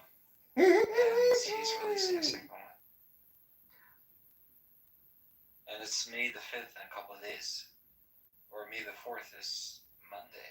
May the 4th be with you. May the 4th be with you. Oh my god, 2nd de Mayo. I have to go to down. What's that called? Old Town. Watson, why do you keep dunking on him? Ooh. She likes me. Sorry. Yeah. Oh my It's, god. I don't like, you know what this motherfucker did? He posted on Instagram and he tagged me in the story. I'm not your girlfriend here.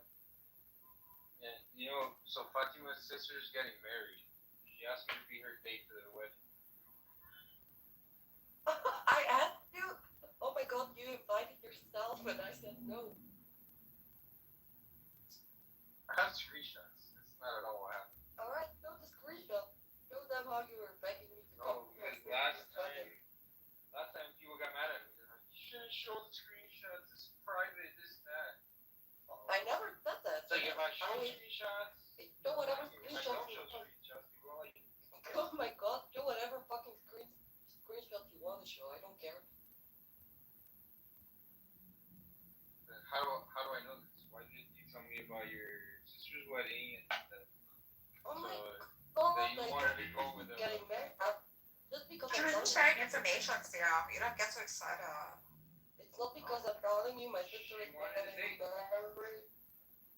Bro, I Shut can't up. use it now. She didn't want to go alone because then Oh my god, family's you're gonna think she's a literally lesbian. And Abby, do you want to crash Fatima's cousin's wedding with Also, me? she has a comment. Fatima's Sister? Wait, what?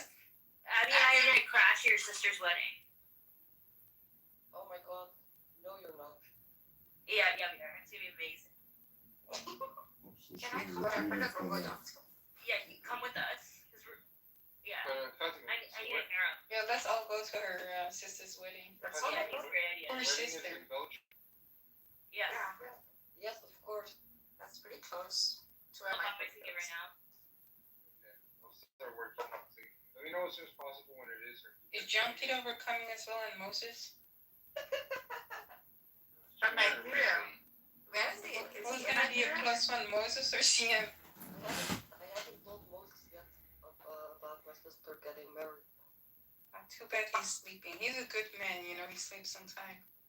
CM, you need to get a life, get a girlfriend, get a book, get a gym membership, get a job, get a car, get off of Clubhouse Flat Earth rooms. They're not getting you anywhere. Hello? Hello? Alistair, are you married? Hello? I'm a Scorpio. Alistair, Hello? Hello? are you married? No, I'm a Scorpio. I'm not married. I'm a single man. John Kitover is single, right? Are you I still hope you and the Indian doctor will get No. She's got no interest in me whatsoever. Do you see that? You ruined it for her. Do you see that he's holding an Ayn Rand book in his picture? Yep. Yes, I have the book in the hard copy. You know what's amazing? I have all of So them. the three of us should hook up. Let's go. Oh, you want to have a menage a trois and read Ayn Rand together? That'd be so Oh hot. my god, Yeah. that would be like an orgasm. I would love Ew, just disgusting. Oh my god. I think I'm gonna objectively come! I'm objectively coming! Have you, listen, John, have you read We the Living? I'm CM said he wants to tear into that like a hobo ripping into a bologna sandwich. you, Alistair, someday So, host a room where you're just reading Ayn Rand. Yeah, we can do that right now, actually. I've been trying to do it for days, but nobody comes to the rooms. And if I'm like masturbating while you do it, would you? Hot. Do you have one of those, what do I use again? It's called a, anyways. But yeah, I mean, let's schedule your next orgasm with Ayn Rand. Amazing. Dude, what's up with the shitkin power tools? Like, we need to get her like a Sawzall or something. Technology has rapidly increased its capabilities in terms of like helping you achieve an orgasm. The attachment on there. Did I get her some power tools? Nudge, wink, wink. Just go on Amazon and type in female sex toys. You'll be amazed. Ooh, we should come out with an Ayn Rand branded dildo. Vibrating dildo. Do you think Simon will buy one? Simon will buy one. But then I just guys, I became an architect because of Iron Man. We know this. Entire career is based on Iron Man. I love her so much. You see the tattoo of her face on your ass. Totally. And then have an arrow down saying way to fuck. We are $38 trillion in debt. Way to So if you have to fuck look with Iron Man. She could have gotten her teeth fixed, I think. That would have been nice. What's up with that Muslim princess in your photo there? Which one? The one that looks like a dude, like a big. Dude, the Persian queen. Hold on, I put it on. Yeah, dude, she fucking looked like a bowling ball, dude. Like I'm Okay, like, so what the hell is 9 that? guys committed suicide. She's from the Qajar dynasty of the Persian Empire. Some 7 or 9 guys committed suicide because she rejected them. Hold on, let me put a picture on. That's goals right there. One sec. And this is proof that men are the better species. No, we're one species. There's 2 genders. How do you see this? What's ETR? Amazing. She's gorgeous. In certain cases.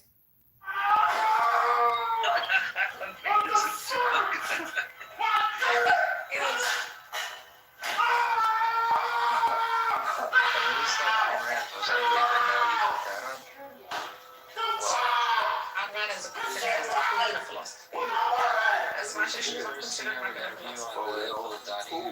yes, I've seen them on the show. Oh my god. Probably the only person that got bullied this much ever in the history of Doctor has been women. Interesting. I didn't see more than one episode in order to compare. I've lost this one. Daniel, are you there? Daniel. She started as a screenwriter, right? She did. She wrote The Fountainhead. And then Atlas Shrugged. And then We the Living. And then Selfishness, The Worship of Selfishness. All the time I'm confused with objectivism. Objectivism, yeah. See on my profile, I have myself as a ranting objectivist. I thought like with age, you sort of lose interest, but she's really a Dude, she has a fucking mustache, man. What the fuck is that? Who do I? Look at her socks. Heels. I'm pretty sure I can rock that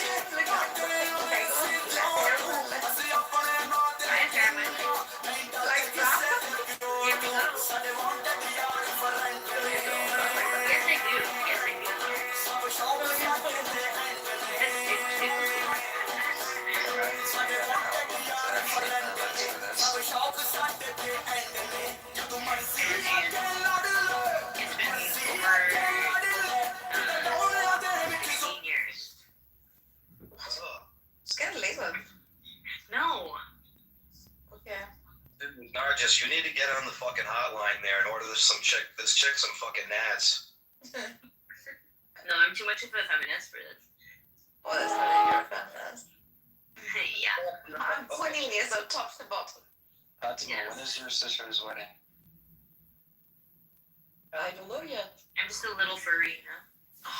You know, There's a new exhibit in Busch Gardens. Animals were recovered from this yeah, it's property, between my legs. including roosters, hens, chicks, Did you say and you know young to my terrier bush? puppies. No, I didn't. Fucking take Some your of the back. roosters showed No, I physical mean, alterations consistent with that of animal fighting. Well, she's walking. What's in my bush? Yeah, there's gotta be a little bit of bush down there, man, you know? Can't be No. fucking. It doesn't need to be. It's a forest. If you, Being if mirrored you don't have a bush and you've waxed it completely, you're trying to be a little girl. It's fucking stupid. You can laser it. Ew, let's just ew. I don't want to have a. I'm a woman. I'm not a child. Well, I'm a clean son. Girl. It's attractive to have like a, I don't know. A little something. Yeah. Yeah, something down there. No. Yeah. Yes. They need something to land on. You don't need a line. I've seen the Well, lines mine's a forest, so it's okay. I I looked through quite a few black lava scripts before. You need I something to land the decided- little soldiers on, the little paratroopers. Yeah, but even that needs maintenance, bro. Like, it's a lot of work. Like, if you laser it off, then you have nothing. It's comfortable. I don't. It's comfortable for me. Mine's nice and soft. Regal should pet it sometimes. Ew. Regal. So, you guys are like Muslim. Do Muslim men get down there and go, Yes. The reason you're suffering is because you're But I breathing don't too just only tightly. sleep with Muslim men. You know? I've never slept with a Muslim man. Never married one. I've never dated one. Who would be the better lover? Illumi, Regal, Daniel, Megatron, CM, or me? Could you repeat the question? Who here would be the best at the Kama Sutra? Who here would make you the most pleased sexually? Daniel's the most. Oh wow. No idea. I have to try all. No, come on. Elijah's the fucking craziest. He will definitely do it. Yeah. I think everyone needs to be tried at least once. Ladies, when was the last time you said to a man, "Can I sit on your face"? Yes, Catherine, face, please. That's the best opening line. Imagine you don't know him, yeah? You go to his house. There's this one room you're not allowed to open. And then he says, you're not allowed to open this room. And then, at night you wake up and you go in there. Abby, these two, What are you doing? She's just describing the movie 50 Shades of Grey. Like, I don't Abby, these two hot chicks. These two hot chicks were live on Instagram, and so I went. They accepted my live request, and then I showed them all my phones, and they started screaming uncontrollably. It was so funny. They were like, "Show us again! Show us again! What the fuck? What the fuck?" Of course. That's the first time I saw it. I was literally like, is this even real? Dude, he's got a shrine of phones in his fucking bedroom that he does his Alistair Crowley. Fucking phones, Alistair Crowley. It's like boo goo jump jump boo goo boo goo jump jump. Yeah. Love is the law. Yeah. Law under will. It's a one-way trip, John's bedroom. Dude, wasn't that dude in the fucking disc club? Which one? Alistair Crowley. Alistair Crowley, he was like the golden ancient dog thing where they think the philosopher's stone is like crystallizing fucking urine. Yeah, they're fucking crazy, dude. They're lovely. They just went downhill because of their excessiveness. What started off was pretty much quite beautiful.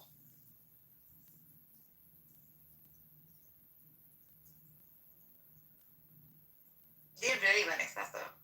Overdid it.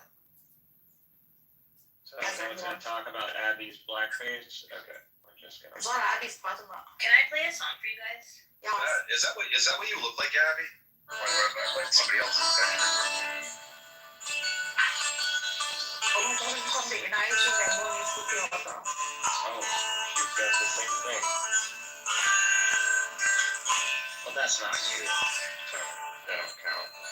That clearly is fake, but Abby's looks real.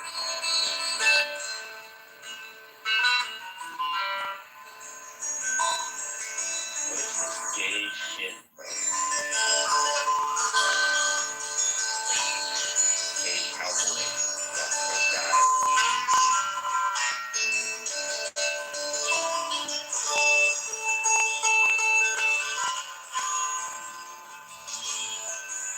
Playing Red Dead Redemption and the end of the credits roll.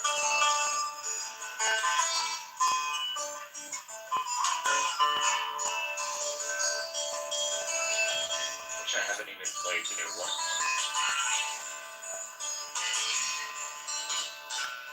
There's no room to make cowboy shit.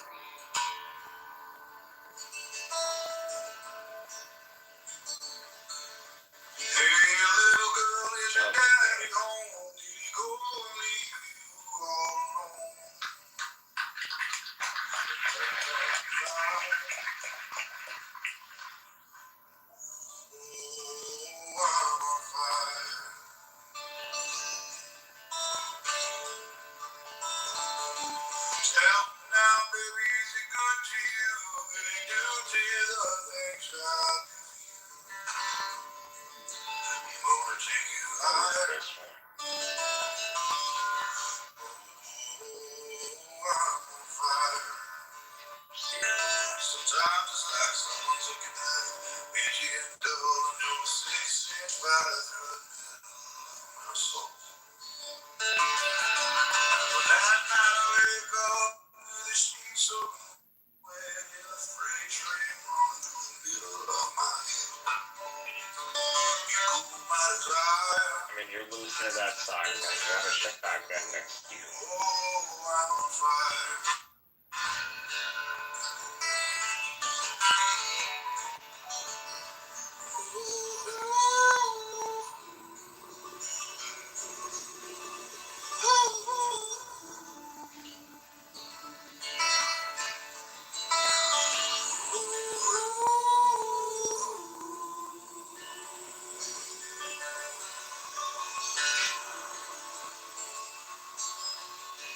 No wonder that the friends.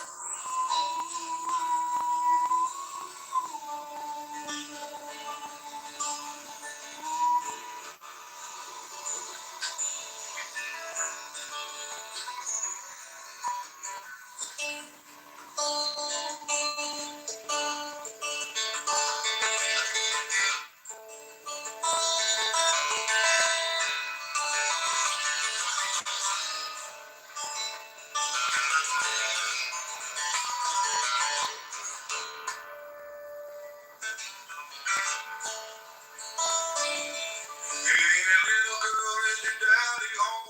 Did he go and leave you all alone again? Got a bad desire. Ooh, I'm on fire.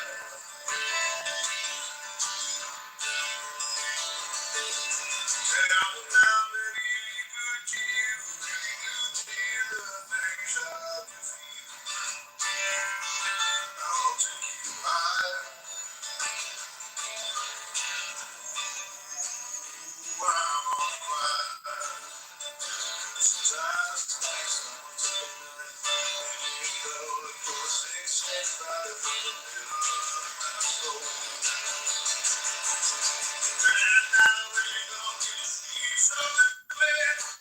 Right too good to do the middle of my head. It's from both those. Oh, my life.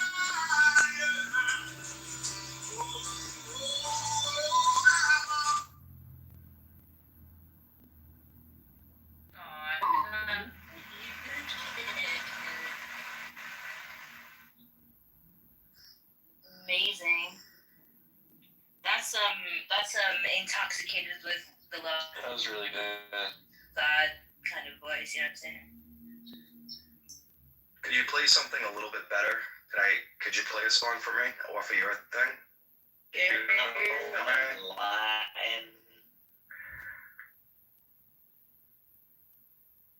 Boo boo's boo. I like that. Boo boo. If you play Stillborn, that'll be acoustic. Has to be the acoustic version. Can't be the rock and roll one. I'm playing Tool. Can you hear it? Alright, thank you. Oh my god, it's so good. But Nargis, you have to turn your voice isolation off or something. I put on music, I think. It's speaker now. I feel like having sex on Tool. So Well, just so you know, we can't hear it. it's fine. It's such a doing music. Such a good music. You don't want us to hear it? Which one do you? Which one? Whatever Tool? you're playing, yeah. It's Tool. Kitover. What Megatron's are playing and singing. So Rigo, what did you want me to play for you? I put it in the chat. Oh, can you just tell me what it is? Can I put in a request too? One request at a time. Yeah, it's by Zach Wild, Stillborn, the acoustic version. Okay, one second. Which one? Because I can't. Zach Wild. Black Label Society, Stillborn, acoustic.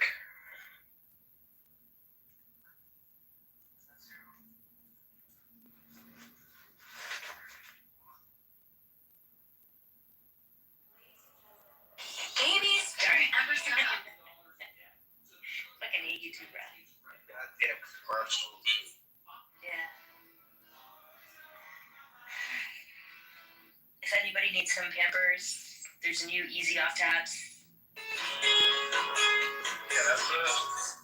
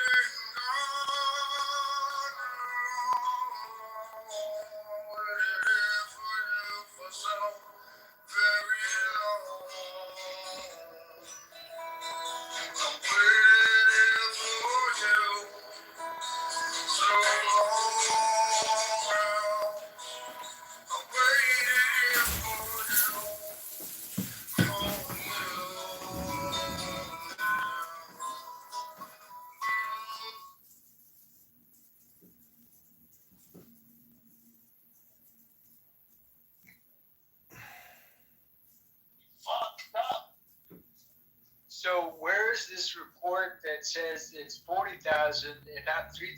I don't understand. Like the numbers are totally different fucking numbers. Islamic Republic, the House Ministry of Islamic Republic says that the number of people that were killed is 3,000. But who asks the killer about the number of people who were killed? That's a question. Who would ask the killer about the number? I gotcha. I understand that. Wow. Well, I don't know, Sword. I think you're the killer, so why don't you explain who these people are that got killed?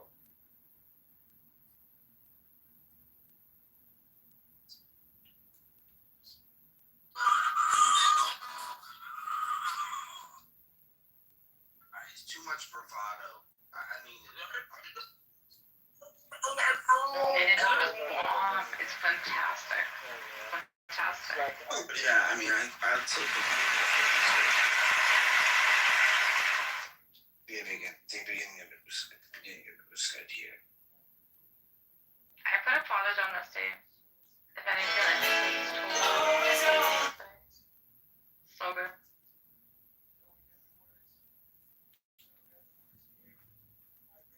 Yeah, musicians always know the best music. I'd like to play a song on my little Jew harp here. I want to dedicate it to all the Muslims out there that are sick of their laws. And everybody's just a Jedi warrior, but some religions got very specific laws. You sick? Like what? You'll have to look at the Charter of Medina. From Medina? Medina?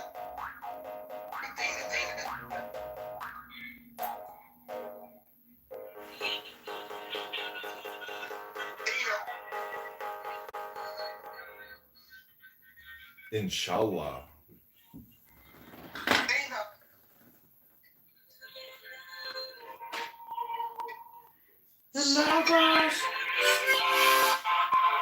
The Logos is feeling my struggle sad. It's the best. And Lumi is full of the Logos. Even as a Muslim, this makes you kind of like. You're not really Muslim, fit in front of you're a an culture. infidel. Christian, I'm becoming a Hasidic Sufi. What about you? Just wait. You. Hey, Abby, what is up with that PTR, Abby? Holy shit. Fuck, what the fuck? This is the real picture, by the way. The one is AI, the one you have, the like.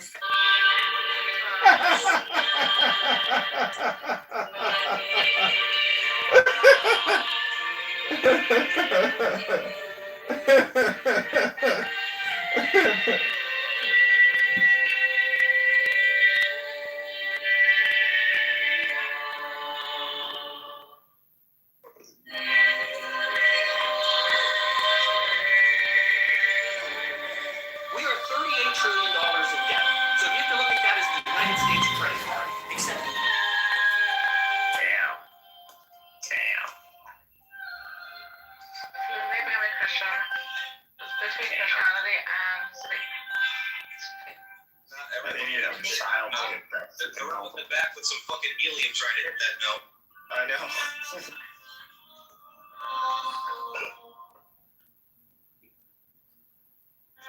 You're not gonna hear the whole thing, right? You're not gonna hear the whole thing, right?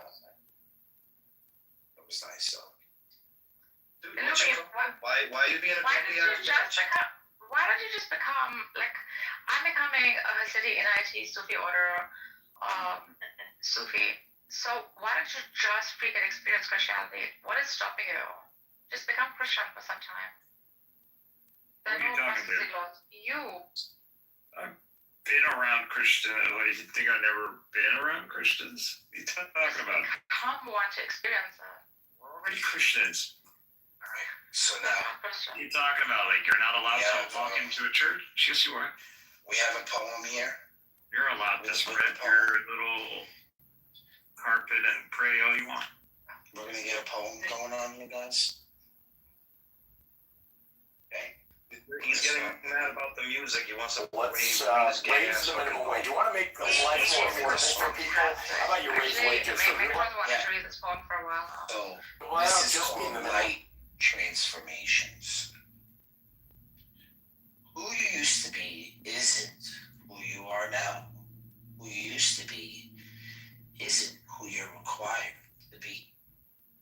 You don't have to carry the past in your wallet if it's no longer what you identify with. You are allowed into your pocket. No feel How about lighter. you just force business owners who barely make a profit to raise the wage to make-believe minimum? Stop taxing pigs. Wait, but let's start there. 7. Dedicated to illuminating. It says you grow tired of over-explaining yourself. People committed to misunderstanding you. One day, you will say nothing, and you will let speak.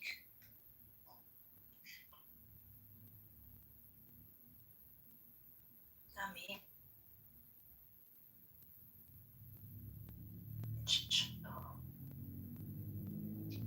Well, mashallah. This is our Labor Day. I want to thank the Chicago Federation of Labor. I want to thank. Picture of a hat that said "Inshallah my way through the day" or something. Inshallah my way through life. Simon says it for everything. That's a picture of that. Simon thinks there's only one expression. He says it for everything. Where is my Randian objectivist? The beautiful Italian Simon. My Italiano boy.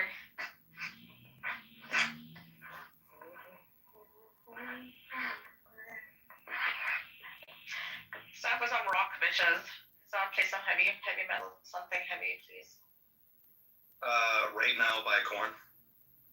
I'm not. You play it. Play it in the back. Get up and get my iPad. My hands are a little busy right now. Doing what? She's over there playing with her bush. We can get it laser and get it over with. Why would you not? Step one, which I believe will be the easiest step, will be just a granting I can deal with that.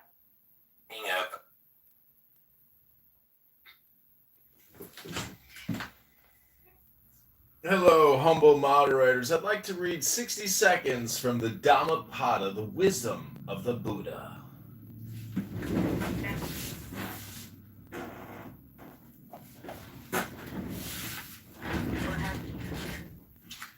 Okay, this is called the Bhikkhu. It is good to restrain the eye.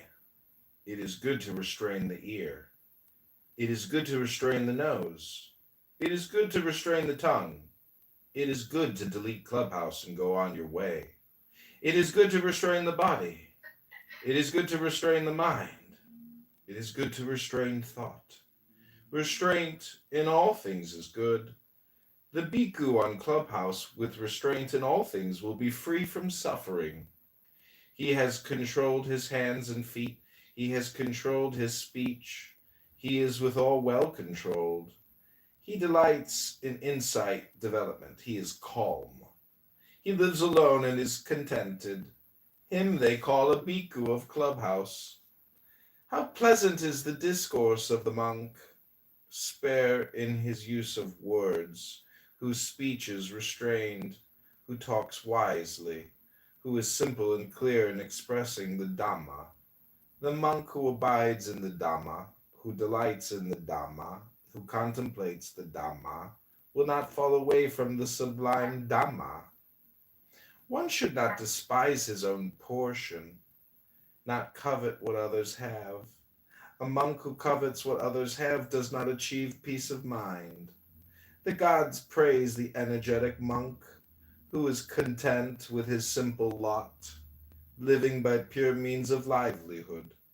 He who is not attached to this mind-body process and does not mourn the loss or decay, that one is called a true bhikkhu of Clubhouse, a monk who lives in loving kindness, devoted to the teachings of the Buddha, will realize nirvana, the tranquil, the unconditioned, the blissful. Empty this boat and delete Clubhouse, O monks. Emptied it will move lightly. Cut off lust and ill will, and you will reach nirvana here on Clubhouse. Cut off the lower 5 fetters of self-delusion, doubt, attachment to rites and ceremonies, sensuality, and ill will.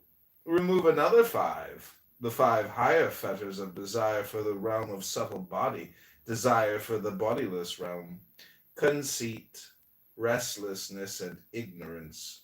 And cultivate 5, confidence, mindfulness, effort, meditative absorption, and insight. He's trying to hit me to buy some shit again, but I got most of you. Okay. No, it's so good. We're gonna go, That was very, very good. yeah, it was good. It's And just that Ufumi's it's reaction supposed to to zone his you out. face. It's supposed to zone you out. Yeah, we could do that. Yeah, he the fact that he was like bored by that and wanting to kill himself shows that he doesn't understand where his philosophy comes from. He's not a mystic. He's just a philosophy. He's a fraud. Alistair, that's the thing.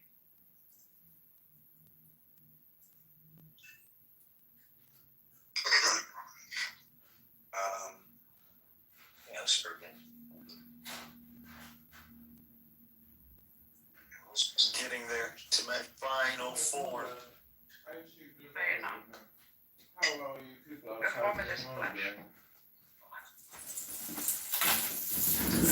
flesh. My green form. Oh, I apologize, everyone. I achieved nirvana over here. Farewell, everyone. Good luck living in your state of not living in nirvana. Farewell. I'm deleting the app. Goodbye. Bye. Bye, Joe.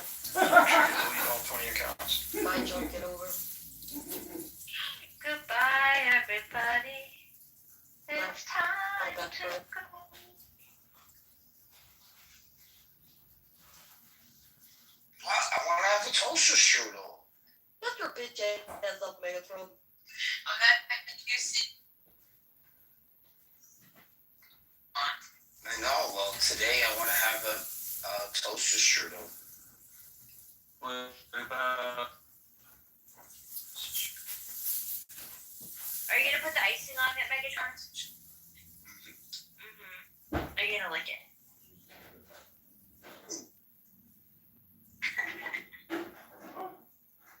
Have you read Him to Pan? No. Alistair Crowley. I performed it for freaking John Kitover. Wow. Really? It's such a great, yeah. Alistair Crowley is one of the finest of all writers. Wow. It's so good. It's like the movement could have flourished very much like it's like the NIT. It started off as the NIT Memuri, the order. And then went downhill because of the excess usage of freaking drugs and excessive orgies, which I would have loved to be a part of. The orgies are one thing, drugs are another, you know. I would do the orgies, not the drugs. I would do both. Unless I'm microdosing, but Woman I is don't trust it. so full of shit. What do you do both? You are not about that way. Narja Zabu, I would love to have a threesome with you two. Can we maybe schedule this for something, maybe 4th of July, the Big Bang? Yeah. Can we do it like the day before, so we can come like right at the top of the day? No pun intended. Oh, message me in the back channel, and I'll send you a Yorosi wand to prepare for the big moment. She did, actually. She screamed it so loud. I'm coming! Oh my god! Don't stop, don't stop, don't stop, don't stop! Ah!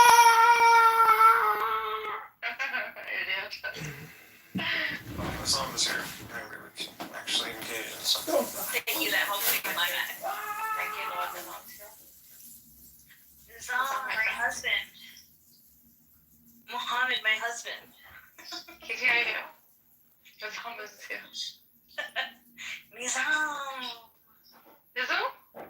Baby boy? What's Muhammad? Love Nizam. Mohammed is He's my soul traveler. an incredible human. Mohammed Adam is an incredible human. Mohammed Adam. He's lovely. Didn't like him. Mohammed Adam and Nizam are Sufis. They're beautiful people. They're whirling together in the audience. Oh, that mom. Eh. Nah, he's cool. I'm kidding. What's wrong with you? What's wrong with you, Mikhail? What's wrong with you?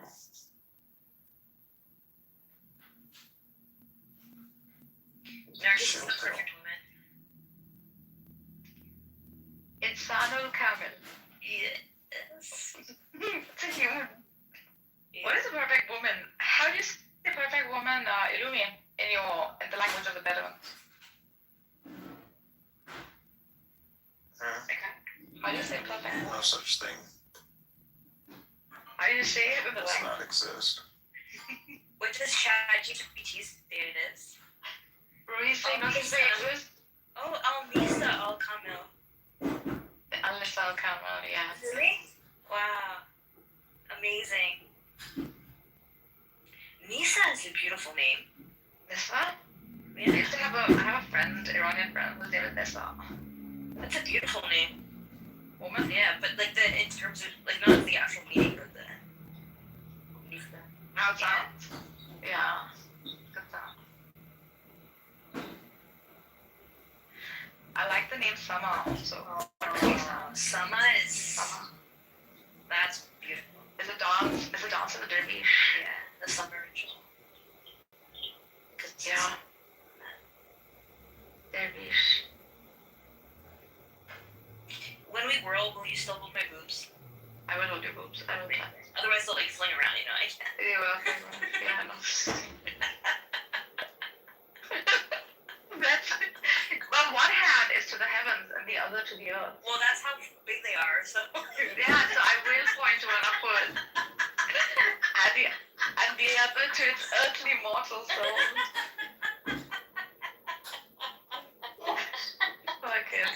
Fucking loser.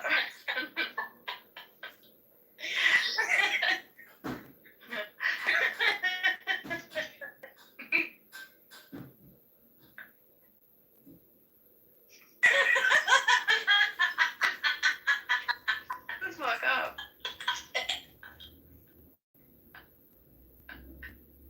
Oh my god.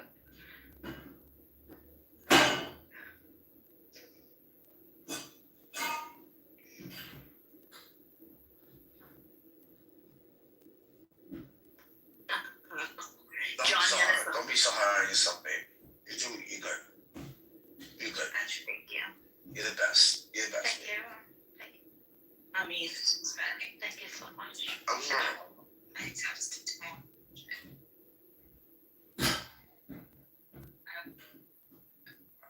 Fine.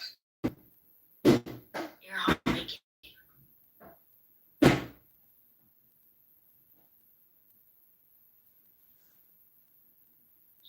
Alistair just saying.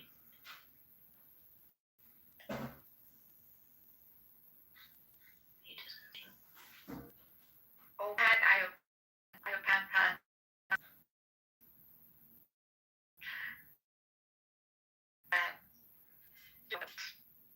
That's great. God. Oh, Pat, Pat.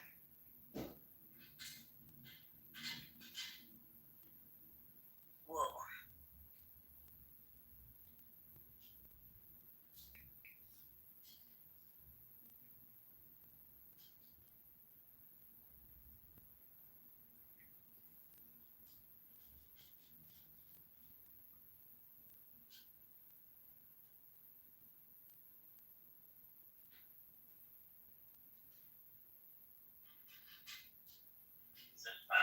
Sabores de la carne. Pero ellos, buen diente, esto está bien para ti.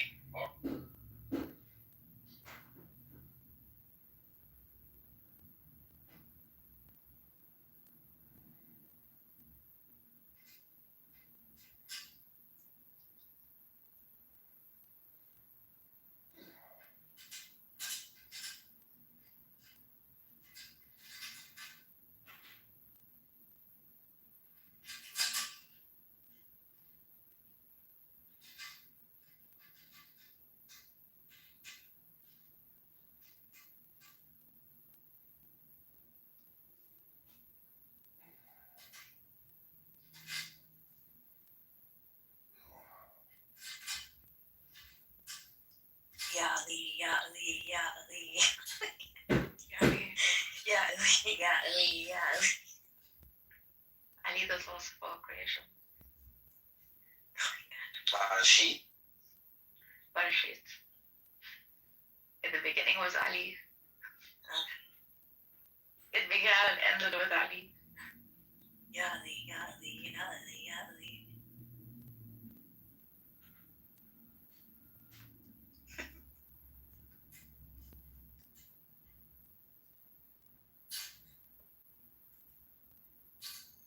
What joy leaps of the hearts of those who love Ali.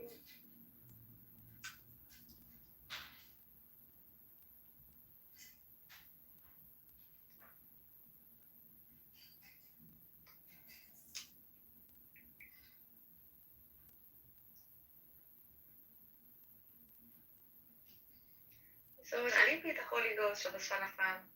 Yeah. Father, maybe?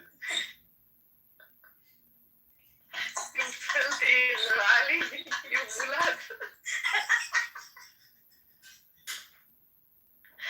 You Nastari.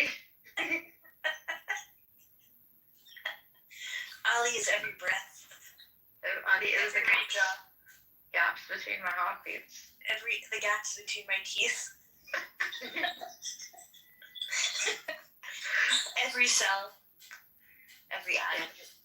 Every apple.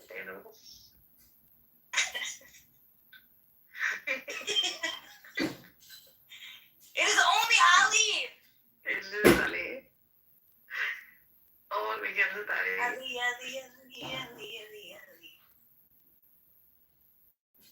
Do you go to the do you go to your what is that called? Yes. The Ismaili Jamaat Khana? Yeah. Jamaat Khana. Yes. I'm dying to go to one of them. I would let you in. Do I have to be Ismaili? Yeah. Yeah. During prayer time, yeah. But you can go to an Ismaili center and those are public. Yeah, they pray differently. But they do pray and they're long prayers too. Our prayers are like our daily prayers are like 10 to 15 minutes long. We do it 3 times a day. Prayers. Yeah. I know the thing, the sequence. Oh, amazing. Do you have a book? Do you have the book? Should be like all the other Muslims, no? I learned from someone I was like talking to closely about Israelis. No, they don't believe, it's like particulars can change.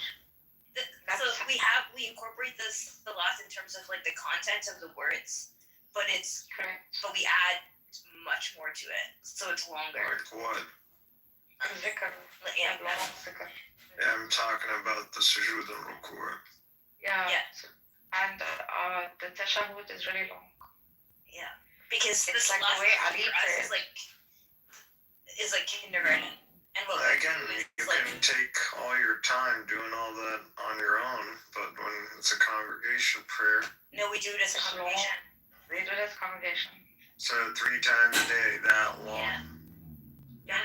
Who has that time? We make time. We're dedicated to God. You make time? And America must be an empty place. Because America is filled in Canada. Like even in America, it's Filled where? Like every day? Every day. Every day they go. Sure. And it's taking vegetable, most of the Israelis. Israelis don't even exist anymore. What are you talking about? Are you kidding me? My brother's holiday home is in Portugal, and that's their like. Yeah, Marcus, you have to go. They are huge. You have to go. I would like to visit. Marcus, we should do a world tour of all these Ismaili centers. So the one they have in Portugal is the base, right? That's the throne of Imam Ahmed, yes. Yes. So do you even know what's the belief of Ismailis? The throne of Imam Ahmed is in Portugal. Yes, it used to. I swear to God, it used to be in Aleppo, or no, not Aleppo, in Aleppo.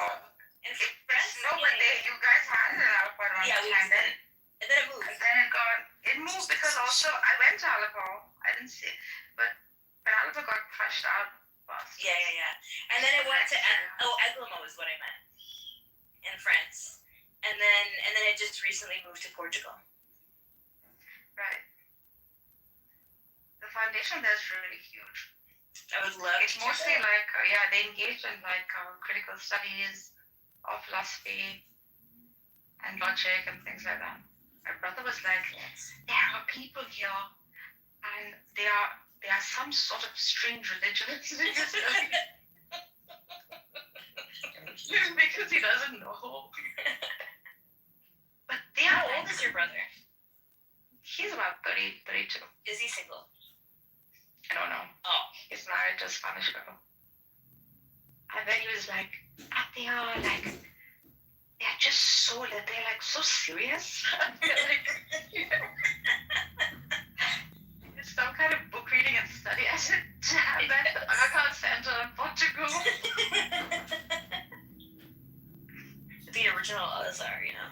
Yeah, really, you guys engage in logic, rationality, metaphysics. Mm-hmm. That's I'm sure she knows all about that. I dated someone who was upcoming. Oh my god. Oh my god.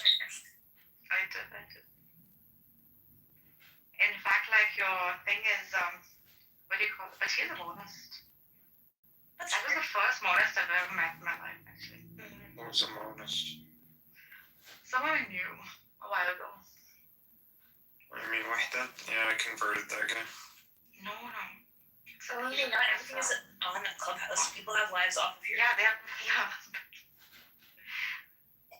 You're right here, aren't you? I'm right on your lap. And I mean, if you want to. I'm not sure you're the type, but... It was my type. I mean, you got a lightsaber for fuck's sakes. There's only this one.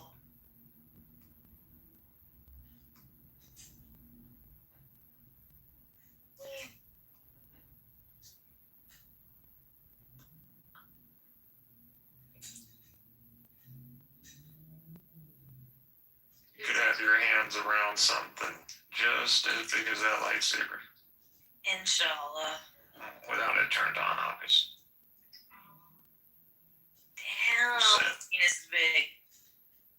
That's what she said. Just gonna whirl on it. Think about it. Ew, you're psycho. They love that. They actually There's psycho assassinate you them. like, and there's psycho that's like scary. You'll got that one. You have the Mansour al-Halaj vibe, and they killed him, so. No, but Mansour al-Halaj was not a I hate narcissist. myself after He this. kept saying, I am the truth, I am the truth. They fucking hated him, dude. All he said was after his freaking ego death, he had a finger open his mouth and he was killed. That's what I'm saying. Kill the man. He's doing the same thing. I saw his grave in Syria. That's incredible. But don't you think Alumi is doing the same thing? Minus Maybe the it's not man. Dude, minus Steve, exactly. Allah is a great mind, a great man. Which she can't explain his positions. He never had a position. He was just a he was a mystic. He never had arguments. Everyone doesn't come with logical arguments. Guess everybody says I'm God, they're a mystic. Someone lived experiences. Sure. How'd Not that work everyone out agrees for him? with AI, especially in the 7th century. How'd that work out for him? Yeah, bastards killed him, you motherfuckers. Reality killed him. What are you talking about? Acting like the bastards came from Do you want to be the only one? Only one. Allah just Those people gonna claim logic and reason. They got no logic and reason. Dude, It's just like, logic and reason is not everything. Like, once you enter Eastern philosophy, you have to drop it. You're an it's empty straight shell. philosophy. It just You're all an talk. empty They're just shell. like, yeah. You're an empty shell, dude. It's like alien. There's paradox. a Galilean. No one on this fucking app knows anything about a Galilean. Oh, yes, Greg does, actually. Why do you Something keep else. why do you keep talking to him? I don't understand. Swear like Hagel's a fucking troll on this app, I think. His name is Greg, not Hegel. Hegel is to be the philosopher. I don't know why I respond to him. He's He's not really even stressing real. me out. He's just a shell. It just stresses me out so much. He's a soulless creature. That's exactly what you want to write. He just aggravates me. Only he aggravates me. Because you want it and you can't get it. Fuck off. Get in the heartbeat. Fuck off. I would rather sleep with them. I'd rather see with John Kitover. Should I go deliver gnosis to? I could go deliver gnosis to the Ethiopian Orthodox. How about you go right now? Go for it. Or the Afrocentrist, which will probably take me in less than 2 minutes. Or the modalist. I think wrong with modalism. I don't know why you find that so wrong. I don't know where to start. Oh, there is, what's her name is back? Nora. I could deliver some Illumi synthesis to her. She's always been jealous of my project. Ooh. She's not.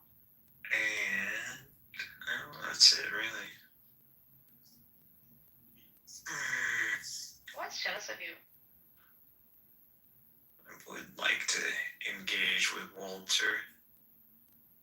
Last time I engaged, it just took way too long to get anywhere. That fucker's Because got we don't actually understand your view, and you can't explain it in simple terms. Why don't you explain to us your view? I don't need to.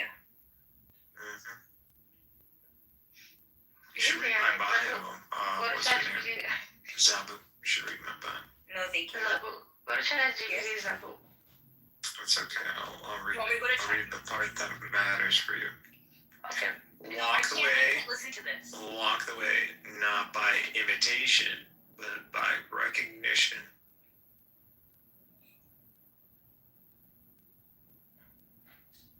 Yeah, nice. Imitator.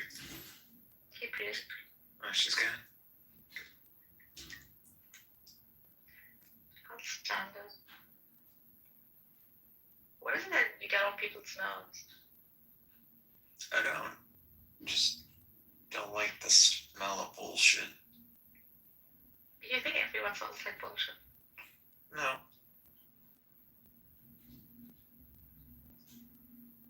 Marshall. Andy seems like he's got a good head on his shoulders. Ooh, I don't know what the fuck Daniel's going through. John's crazy. Fatima needs a dick. Sin needs to, reality check. It's cool.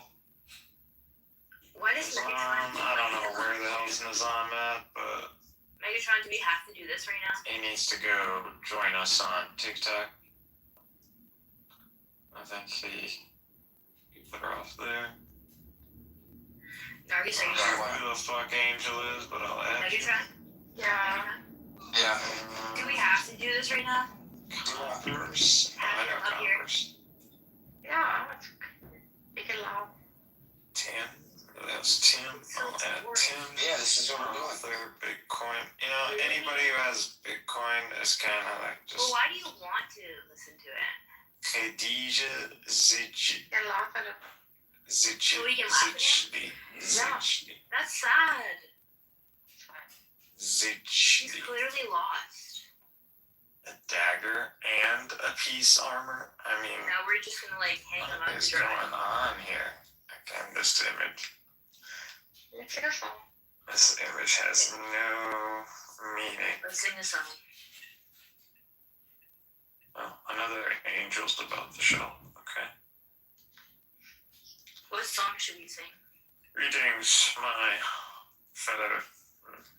Is it okay if I sing a song, Megatron? You are my angel. Ooh. Oh, you're my darling. I'm not gonna lie, Lexi. I thought you were a chick. Not gonna lie, man. No, I was. Like you don't do guys. Like, really? It's okay. I mean, be interested in Nizam if he wants. Does he think that his like way is like a pickup line? Is Louis what I'm saying?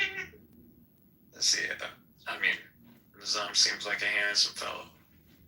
It's okay that Lumi's gay. It's okay. Handsome fellow. I don't think that will you do Louis or what? Well, I would do Nizam. That's. I mean, I thought that was obvious. No, that's not obvious. Okay. That would be hot. Nizam squealing like a. Oh my god. You think I'm gonna be on top? My ass. Well, no, I just bent him over. My Megatron. I don't know if you could handle it. I think you're getting like it How just many looked good. days can you put up with this? He's nice if you listen to him. If you're kind to him, I'm married. Haha. Sorry, Louis. Yeah, but Yeah. I get what you're saying, but he's not nice. You don't think he's nice? No. Because how many nice guys you on top of? Oh, wait a second. Aren't you married, Nabu? Didn't we talk before? I forgot. Nabu.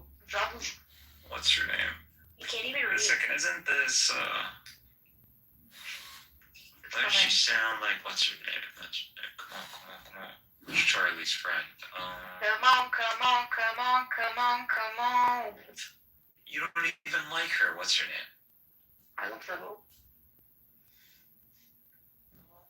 Sunshine when she's gone.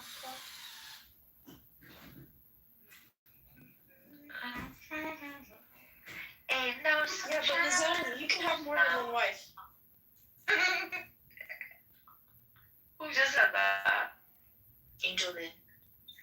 You are my angel. Oh yeah, Nazan is married.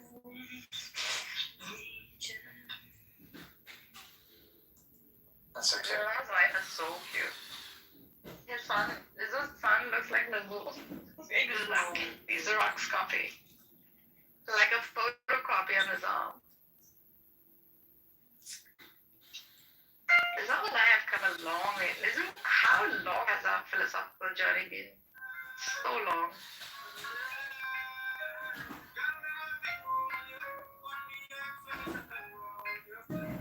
Oh, did somebody kick him?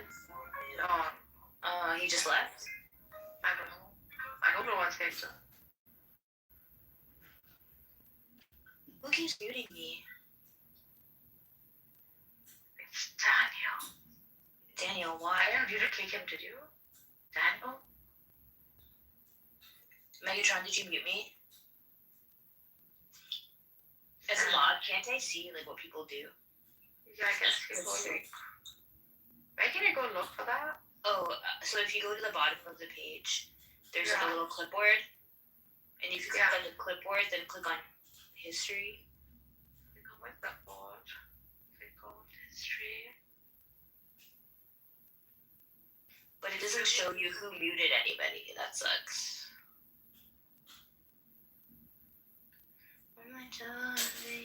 It doesn't show you who's kicked. No. I have no idea. What? It doesn't show you, right? No idea. Oh yeah, it does. No, it It does. Where? Yeah, it does. Scroll down. Me kicked off as servant of Christ. Oh my god, he kicked him out. He actually put him in the audience, but he said he didn't kick him. Piece of shit. Oh, well, you moved him from the stage. Sorry. Ah, yeah, that's fine. I don't think it shows kicked from the room.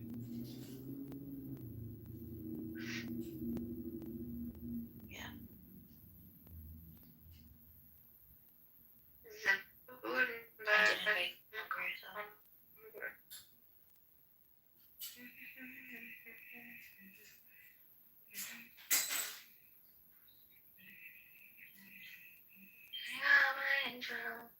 Megatron, do you hate me right now? Why don't you like him? I'll tell you why. What irritates me. I love him. Oh, not Megatron. Illumi. Why? Like, what is it? I've often wondered, like, why I also feel sometimes when I put a room. I've never dissected that feeling. Why? Feel aversion. I also feel aversion. Yeah, but why don't you dissect it? It's too much work. It's not too much work to be like, oh wow, this guy sucks. Yeah, but why? Like, maybe he incorporates insults and ego into what he's talking about, so it doesn't feel genuine. It feels like a performance. It feels like copy and paste. It feels manufactured. It feels like it's not from the heart at all. He also puts down people who vlog. Yeah, the insult is not good. I think when it's very similar to Andrew. The insult. Some kind of like brain thing. Some dark psychology is going on. He incorporates that to make his point. He's on the dark side. Dark side, yeah. And not in a good way. Yeah. Hi, Congress. Welcome to the stage. Hi, Congress. What up?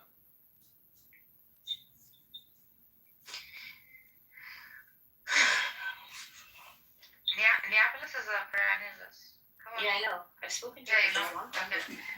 But I don't know if he likes me or Because something. Islam is his foundational religion. Yeah. He builds off of that. There were some cool people like Hadi and somebody else that we were all talking to. Yeah. And there's another He's guy. on TikTok. Moshe?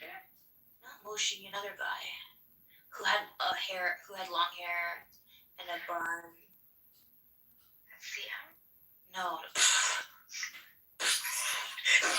Oh my gosh. Yeah. He's like He's Siam. Shabazz a Sufi too.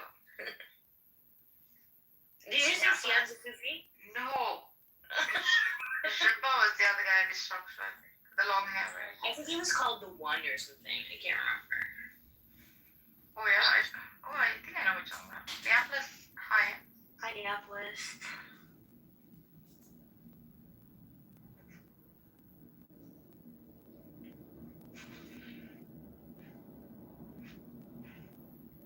Remember when Nizam and I fought?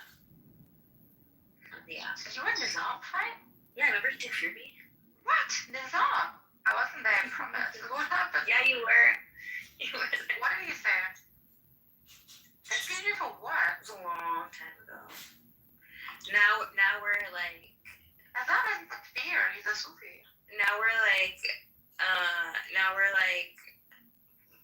husband and wife in a different dimension. You know? Who is Nizam? Yeah. It was funny. Oh, Gone is here. Wow, all these people I haven't seen in a long time. Yeah. I fought with Gone before. Yeah, he's great. You fought with him before? Yeah. Why? Some argument he was making. I think we had a. Yeah, he has his limits. Not many arguments. Different. You were and I, right? Yeah, correct. Well, but actually, not really. Not many. Yeah. But he is. Yeah, he is very sweet. But we can have like differences in arguments. Mm-hmm. It's not the person we're attacking; it's the argument. Yeah. Unless you're a loopy. Unless you're a loopy. What's the topic today? It's just open. Wait, my bad. It's the title. It's the title. My bad. Okay. No, we're talking about Hasidic Sufis. What? Yeah, I do. Yeah. Is this a stream? Yes, there is, bruh. No, it's not, bro. Yeah. Nizam about it. Nizam probably knows about Inayat Khan, right? So it's an Inayat Khan inspired order, but it's Inayat Mamuni, and it's in Boulder, Colorado, and it's a Hasidic Sufi tradition. Sorry, can you repeat it again? What the name is? Inayat Mamuni. How do you define tradition? They take from it's Sufi order. They take from all. They're like universalists. They are like. Look it up. What? Before you even look them up, Neapolis. Definitionally, this is problematic. So you're not a perennialist. How can you be a perennialist? You cannot be a secretive. Like you cannot mix and match What? from different That's the whole religions. point. But everybody mixes and matches. What are you talking about? I'm a traditionalist. I'm not a So- you're a traditional perennialist, yeah. Yes. Yeah, So you have tribes still. No, but I have tribes. God made us into tribes. yeah, it's a way of thinking. It's an order of thought. Even the one that This is why we fought. Remember? Wait, you and I fought? A long time ago. Are you fighting with Long time ago. I still remember. No, because I just want people to let go. Like, drop the drop. You know what I'm saying? I know what you're saying, but we only let go in God, homegirl. We don't let go in you. Let go. I don't want you to let go in me. I want you to let go on God, which is all and everything and above everything. Above the tribe. Who knows that God is all? You have to realize that God is utterly distinct. I have a religious thing. I'm in a religious thing. I'm in an order. I have a tariqa. Yeah, you're Ismaili, right? So yes, but are there Turk in Ismailism, or is Ismailism your tariqa? Correct. Ismailism is my tariqa. Wow, that's there's no tariq in Ismailis. It's one tariq. Correct. What? Are they actually religious, like the Ismaili people? Could you repeat that? Like the perennialists? Well, pluralists. Yeah, they're inclusive. Like a perennial pluralist, I would say. There's still like restrictions within. There's still limitations within his But we take on our different, like, Smileys take on, like, as much as we have our own thing, it's also very ethnic and contextual. So the Afghani Ismailis living under the Soviet Union practice a very different practice than the Koja East African Ismailis, right? Because of the political, geopolitical context within which they practice. So Canada and America is the first time where you have this, like, mishmash of these traditions because they weren't allowed to practice openly in different contexts, right? So they didn't have under the Soviet Union, they didn't have access to the Afghan directly. So they had maintained a lot of folk practices, right? So even when the Afghanis first came to Canada, they still had to have their own separate rooms because their prayers were slightly different, and then the Ismaili institution had to find a way to standardize things. So things like funeral practices and all that stuff became standardized in Canada and the US for the first time. And then that has become like a more global standard now. And are all Ismailis, do they all follow the Aga Khan, or is it? Yeah. Yeah. Have you read Saint Hussein Nasr's Yeah. Ideals and Realities and stuff? Yeah. That was like the first time I ever even learned anything about Ismailis. So my professor does work with under that teacher. Yeah. That's just amazing. He's a great thinker. He's alive, right? Still? Yeah, he's alive. He just retired. I actually got to go to his final lecture in BC. But he's still like, but he's a traditionalist perennialist like me. I mean, I basically, yeah. I think you can have a path, but I think at the same time, it's not sociological. Like I think I like have a more sociological view on religion in the sense that things like blend all the time, and people make up shit and like hybridize things, and that's just the way things get practiced in reality. Okay, well, when you meet God in the next life, you can be like, my view on things is sociological. See what I mean? Yeah, he'll accept it. He's like, wow, good job. Good job. Way to use your intellect. He'll say you are on some bullshit. God is not funny, first of all. God doesn't talk, Yes, he is. No, he's not. Yes, he is. God is God. God in his active aspect is masculine. What if God was masculine? Guys, do you not wearing this noise? In the active, in his active aspect. I've told you this before. Like, even as a traditional friend, it just does. No, you're not a friend. I can hear you from the friends. I've never heard Darkest Head fear anybody except for India. It's the only religion I go to. That was cool. I'm glad I could witness that. There are two, it's a serious philosophy. Like, it's not freaking woo-woo pluralism. It's studied in depth. There's so much work on, like, the traditionalist and the non-traditional views of prayer. I mean, at the end of the day, there's a matter of fact, right? Like, people can go and they can study things that just aren't true, and they can derive insights and do all kinds of crazy work. That doesn't make it true. Like, at the end of the day, there's a matter of fact. I don't want to fight about this anymore. What do you mean matter of fact? No, let it fact. And that there is a reality, and it's not like in order to attain onto this reality, there is a process of purifying the soul. Not just anybody who is able to ask questions and able to, like, produce a chain of, like, I don't even, like, true intellectual insights don't always mean that you have everything in order, right? The soul can be disordered and still, like, produce some sort of, like, a narrative about existence. Right.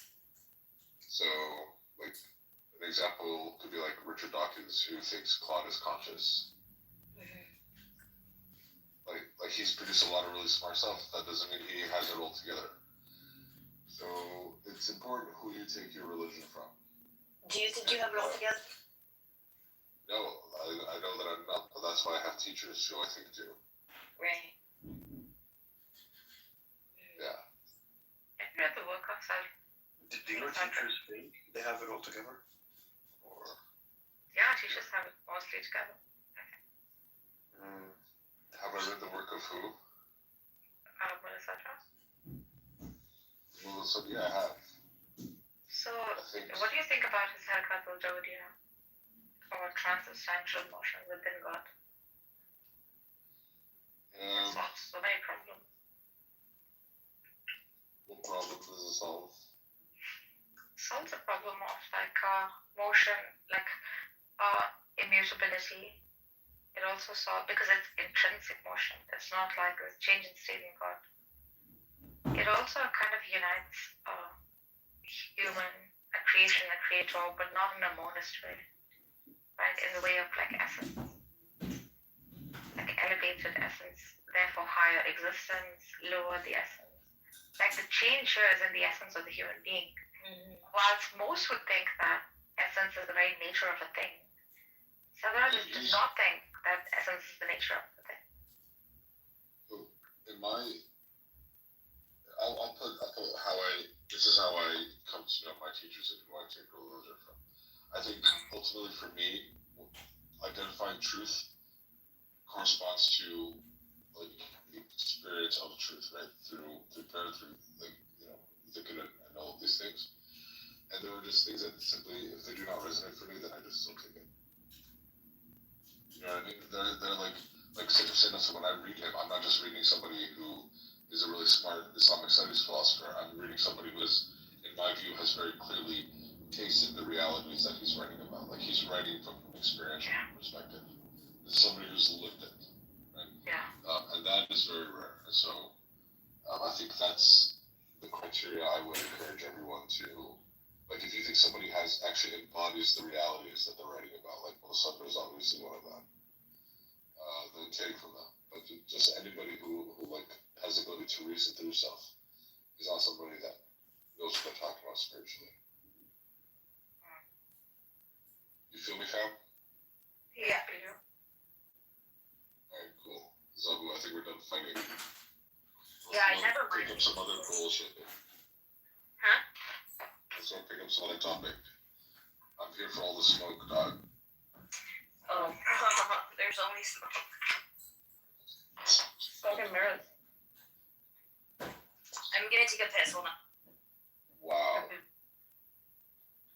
Such vulgar, foul language.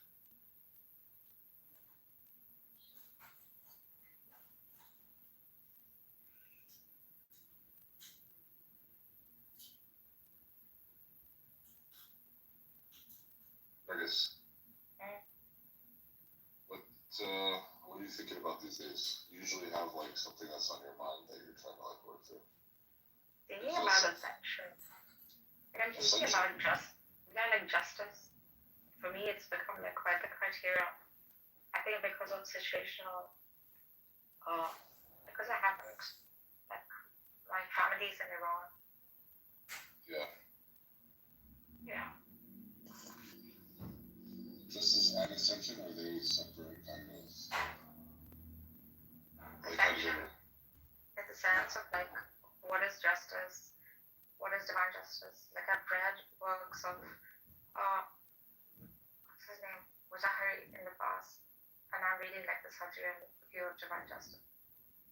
I think I'm trying to understand like, is there a system of justice in the world? If yes, then how is it established? Do we see this justice like show itself in nature? And how important is this attribute, right? Yeah. Or this particular in this very system of existence? By system of justice, do you mean something independent of man, like God acting in the world, or like? Yeah, God acting in the world. Yeah, God acting.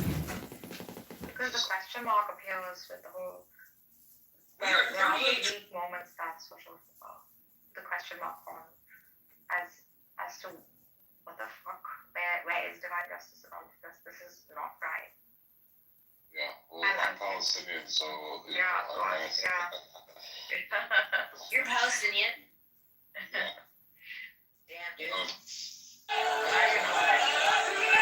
don't know. But are you okay? Then what about like, are you next life, or that's like out of No. scope? Out of scope. Damn, that's Because- rough. Well, even if it is, I see that as a residual, right, in the next life. So in the next life, like most of it will be a projector, sort of repeating itself in the form of elevated bliss, where the soul body is like experiencing, like Sadhra says, that state of bliss, which we call whatever jhana, and then that downward spiral of like hyperbole of like negative emotion for the wrongdoing that one's done, right? However, like one would think that it is possible for one to be agent in order to establish justice. And I think Sadhra solves the problem in the sense that he says, you are that agent, right? Because you are in that substantial motion at all times. Picture this. At any given time, one can You're make sitting in decisions. church, temple, or mosque, listening to description. The light within, easier to manifest, projected into the physical world. We are $38 trillion in debt. So you have to look at that as the to people because resistance within them exists. And so they become agents of change within the system to bring about justice. Yeah. Zulfikar. And what do you think, Empress? I think that's very interesting. How do you understand divine justice? Well, I don't separate this world and the next, and so I guess in my mental working, I take into account that things might not get resolved until. But you're like alluding to like a harmony or a balance in this world. Yes. That is in motion, and then like so you like a soul, like a person, plays a certain role by encountering a life circumstance that compels their soul one way or another, and balance is restored. Like I think there's just like really hard scenarios, like the United States blew up a school of like a girls' school and killed like 170 little girls. Yeah. Like I think there are things that very clearly are just so out of sync, so out of balance that happen in this world. It's hard to, and just because a human being cannot fathom what like the restoration of harmony doesn't mean it's not there. But there's also like I think actually Santos said it was either one of his talks or something that I read by him, where he says that it's possible for the soul in this world to be burdened by something that does not actually like belong to that soul, and so it's not something that the soul will take it with it into the next life, but it's also something that the soul cannot resolve on its own. Like there are people who are depressed because of like family trauma and some things that they have nothing to do with, or they were just simply witnesses to something, and the soul can't actually do anything about it, but so long as it remains in this world, it remains burdened by those things, unless like We are transcend or transcend it or something. Yeah. I don't know. I like the perspective. I don't know if I could hold on to it in every circumstance. You're probably spiritually superior to me in that regard. But I can't hold on to that. There's something very innately like wrong about that. Simply because like I think my ego is acting up. no, I think but the view that you were holding, the harmonious balance, it sounded like you hold on to that. I do, yeah. Like you become that agent. You are that Mahdi. You are that Jesus. So But I mean then, that repeat is necessary. But what do you make of the idea that the world like is on a continuous like is on a downward spiral? Like, the dunya is characterized by continuous loss of grace, right? Like on the whole, it moves away from like higher ideas, like moves lower. Like the Musu said, the best community is my community, and then everything afterwards is like worse than that. No, I can't see it. I see it always as a collective. Yeah. So yeah, that is not something like I choose. It's always been like that from my childhood. Probably because I was not introduced to tribe. or religion. So it makes it so much But I have the same more thing. easier. And I still have that. Yeah, it's fine. Like, it's a growing out, I guess.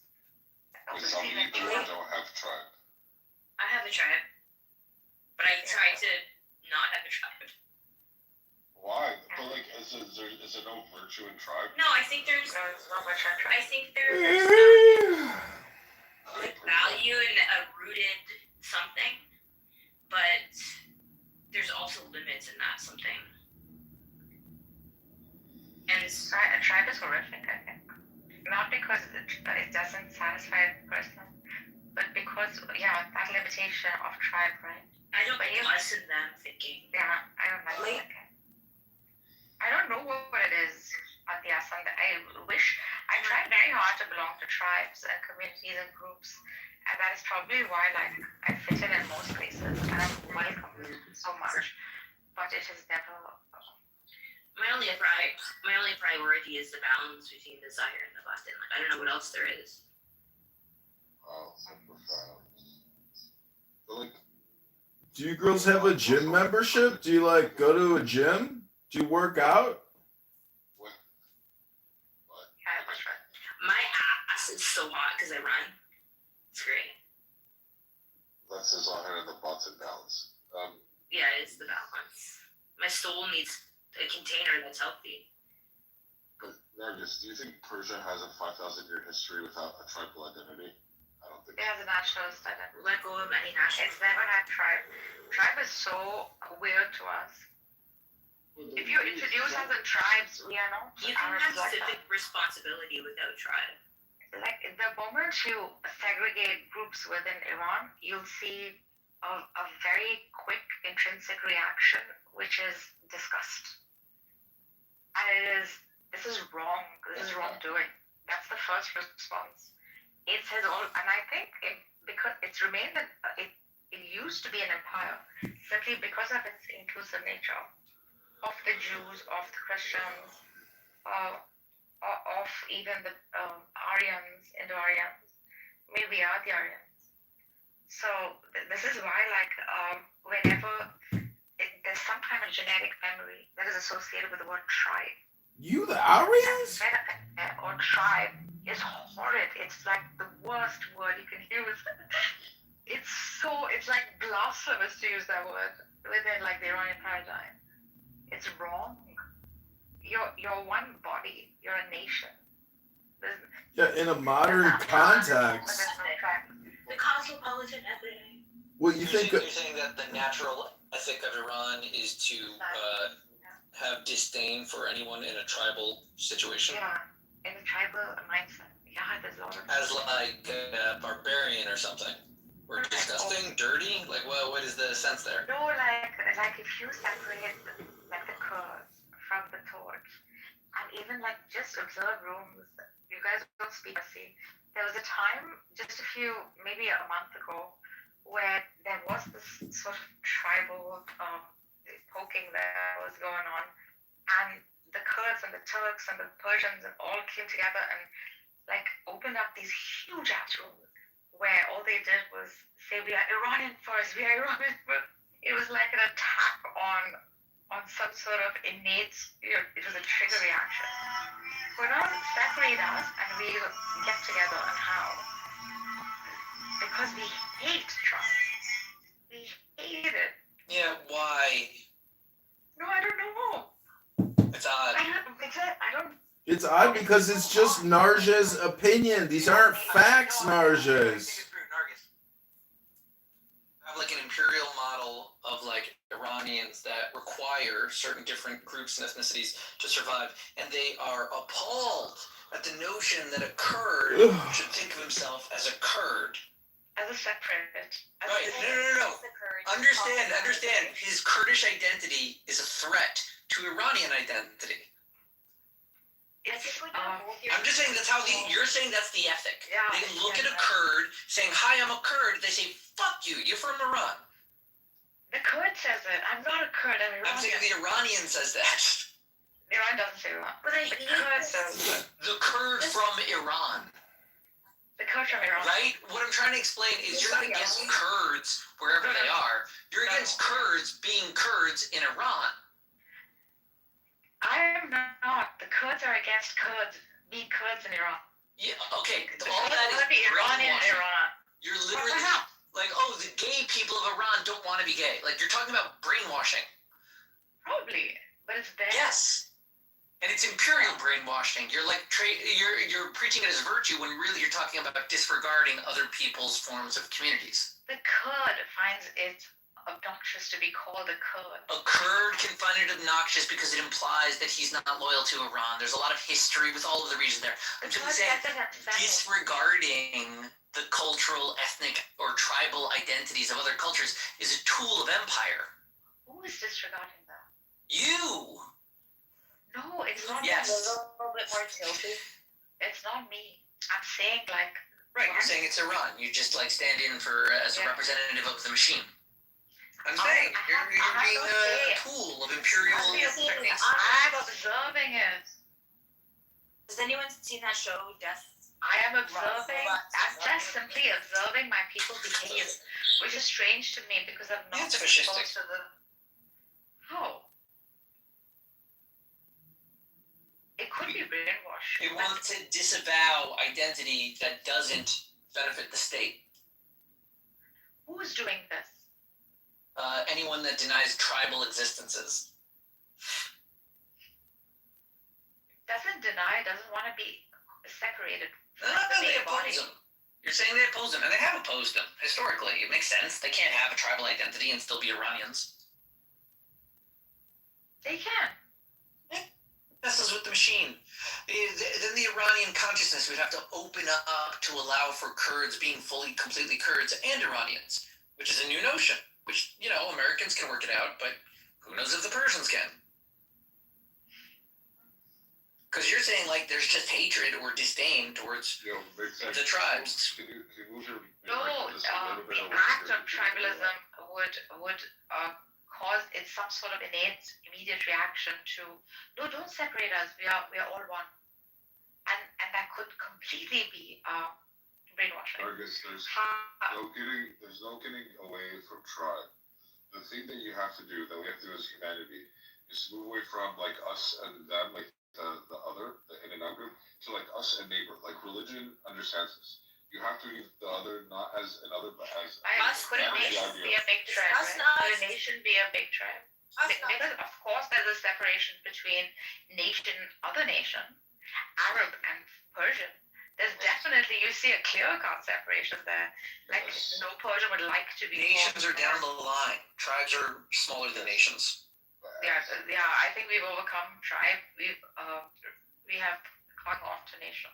That's like Marxist brainwashing to convince you to go kill people. Probably, yeah. Like you are killing, right? Your idea. And even in the Quran, God is explicit that He could turn us into tribes, right? Tribes and peoples. Because Arabs existed in tribes, please keep to the historicity of the Quran. Be more accurate. Humans. Yeah, all you need to do is read Muhammad's Charter of Medina to see the breakdown of tribes that Muhammad was talking about in 660. There were Jewish tribes that he forced into compulsion. That's right. Oh my God. You will join us in battle and you will pay for it or we will kill you, is what he told those Jews. Oh my God. It's a sick mentality. It's called the Mafia. Have you heard of the Mafia? The 5 families? They got charters, just like Islam. Hello? I'm coming for you. I'm part of the Muslim mafia, the Ismaili mafia. You're a Muslim Jedi warrior? They are the real assassins. Zabu and my people are the real assassins in history. I'm on my way. This time I'll use my legs. They also smoked a lot of hashish, obviously. That's how they got the name. Explains a lot, right? You know what I'm saying? Yeah. Those wobbly assassins. Yeah, but they were so. But instead of using a sword, I'll use my lightsaber. So you got a lightsaber? That's cool. No, lightsaber. Why saber? Because it's patience. You know how the Jedis forge their lightsabers? They read the Tanya and they focus on the Ein Sof and they put the light into a saber.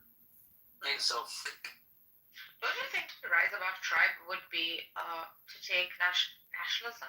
And to rise above nationalism would be to like. no, I think that tribes make up nations. Like, I would say that the Jews are a nation made up of the 12 tribes that they had. But I think that tribes exist. The Jews are a religious community. Yeah. But I'm saying, meaning, understood historically, they're a nation that lost its country and continued its national identity together. And I'm saying the national identity, that formed after they had a solid tribal identity when they established a king, and that creates like more of a national thing after a few generations of sticking together. Right? So I'm just saying disregarding tribal identity, it's far more biblical Jewish propaganda than Zionist propaganda. But all I'm saying is disregarding tribal identity is going to disregard like the cornerstones of nations. Like that's what forms communities. I don't think like a Orthodox Jew would agree to that, but I am an Orthodox Jew. What do you call it? Like a real Orthodox Jew, I am a real, living, breathing Orthodox Jew. Using technology, is it the Sabbath kicking in right now, or is the Sabbath? No, the Sabbath ended when the sun set and the stars came out. So do you have any other questions about Jewish law for an Orthodox Jew? You didn't use technology on the Sabbath. The Sabbath ended. These horrible trends. But you didn't use technology. That's correct. Wait, so what rabbi do you follow? Like the Lubavitch guys, or like the? No, I'm not from Chabad. Okay, so you're not Orthodox. I am. You're like a nationalist Orthodox, like you're like the lower rung. Nope, I'm an Orthodox Jew. Wait, Mixed, is Chabad just downstream from you? And are you a superior Jew to Chabad or no? Exactly. I am grateful for Chabad providing kosher food in far-flung corners of the earth, but I have strong qualms with their ideology and approach. Really? What is it? What is it that is so off-putting? Well, you know, you've got messianism in there. What? That makes sense. I couldn't hear you. What did you say? Their teacher was the Messiah, and when he died, some of them still believe he's coming back. Rabboni Shalom, it was a bad joke. People didn't understand. It was just a pun. Is it what now? Are you the Satmar Orthodox? No, I'm not Satmar. What are you? Ashkenazi. You want to be But he's Mixed, you are from. Are you in an Ashkenazi like kingdom? Like, do you have like your? Isn't it because there's Ashkenazi kingdoms, right? Oh, why did he leave? He's here. No, I don't have a kingdom. No, if you were to characterize me in like Jewish speak, I'd be modern Orthodox. But yeah, Orthodox Jew. Hmm. Why did he always leave? He was afraid. He left. He couldn't get his dopamine anymore. Too many people were talking over him. No, it was so good. That was so good. I hate tribe. Which tribe do you hate? Your tribe. No, I hate the tribe. Navajo? Race, Cherokee? gender, and I hate the idea of Why? Why do you hate tribe? tribes? gender, class, race, gender, class. What, do you hate unions? Do you hate unions, Narcissus? Are you anti-union? Oh, you just say you race, gender, class. Solidarity forever. Oh God! Did you march on May Day? You did, didn't you? Solidarity forever. Solidarity forever. 'Cause the union makes us strong. Did you march on May Day, Zabu? I like unions. It's not made it yet. I thought you were against unions. It depends on the purpose. Yeah. So you're against I'm a gender as a union, but you're in favor of socialist. a pragmatic socialist. What's a pragmatic socialist? Recognition that we live in a mixed economy and people have different views on things and we have to coexist. Wait, Zabu. What Before do you, think about socialism? Zabu, before you go any further, Political slang. Zabu, before. Zabu, isn't the problem just attorneys at the end of the day? Aren't they the ones that fuck up reality? Yeah. Also, What William the Conqueror thought when he said first kill all the lawyers. I think the real estate agents are the real problem. Why? Because they oversell a house and they create ethnic enclaves and they force Chinese people to only live with Chinese people. Redlining, you name it. I don't know. As a hardcore capitalist, I don't know what to say. You can, but you're a hardcore capitalist. But what is your community like? How strong is your community right now? You think the problem is the real estate agents? In North America, yeah. That they're all like separating everybody in some kind of nefarious way? And also overselling pricing and allowing that to occur and driving. Why would that be their problem, the high prices of homes? But why are you like targeting the real estate agents? I think they're part of the problem. Why? Because you think they're like the cause? Like if we were to take out the real estate agents, the world would be a happy, cheery place. That sounds like whose language, that's your language. Take out. I don't know what she's saying. Like, let's get rid of these real estate agents. That's not what I said. Only Jews speak that way. I don't. Yeah. Only Jews speak that way. Take out, get rid of. Exactly. Right. Yeah. Only Jews speak English. Hurt people. It's evident. Hurt people hurt. See, that's actually a logical fallacy, and I hear anti-Semites say that all the time. It's totally illogical to think that people in concentration camps who were abused and murdered become abusive and murdered because they were conditioned. Murdering the rest of you now? Yeah, it's so ridiculous. It's so ridiculous. Okay. I guess we should target the hurt people, shouldn't we? Flip this back. Victor, let me get my ballot. Yet again. I don't like talking this way. This is not the way I speak, and I really. You don't like saying hurt people hurt people. Yeah, like some 105-year-old concentration camp survivor is out there abusing people.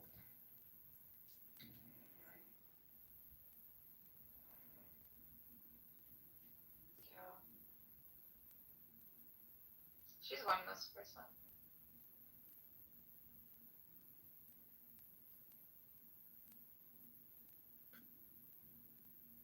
I wonder why she thought the real estate agents are at fault. I looked up the William the Conqueror thing. The William the Conqueror thing, he instituted the Normans? But anyways, he instituted traveling judges. Yeah. He checked all the taxes. And the way he changed the legal system. Well, Shakespeare made a joke about it. I don't think he actually did say kill all the lawyers. But Shakespeare's play did. And the point was to undo the English common law system and establish the Norman rule. You're saying, like, if you think lawyers are the problem, like, okay, that's just some tyrannical overlord that's going to give you a new legal system. Oops. Why would it be the lawyers, though? Lawyers are the ones that actually control the law. You think so? They do. It's the same principle as with the Torah law. You can't actually govern by writing. In the end, it's people. People that actually read what's being written and apply it and have like customs and decorum and interact with each other. So that's the lawyers. Yeah, I agree. The agent demonstrates whatever it is. Without the agent, there is nothing. Well, the agent is the one that maintains all of the normalcy of the machine, right? He's the guy that shows up and knows what's going on and like files the right paper so that you're not like fumbling around and we don't just help the people that navigate the law more often. Mixed we have what's called the Safety Act in Chicago, where they are releasing murderers on ankle monitors, and they go out and they commit murder again consistently. These recidivists just keep going. So we had like a conference of like concerned citizens and Republicans, and I said, well, why can't we contact the federal attorney general or the federal attorney and push this to the Supreme Court and get a constitutionality ruling on it because of the Fourth Amendment, against basically they're violating everybody else's Fourth Amendment by releasing murderers back into the population. So sure enough, my idea is working. And now there's like a big movement, and it's all in the news, and everybody's talking about it. And my infographics and AI work, it's working. That's great, dude. Exciting. Making the world a better place. Make it a better place for you and for me and Can't stand all the cynicism I see nowadays.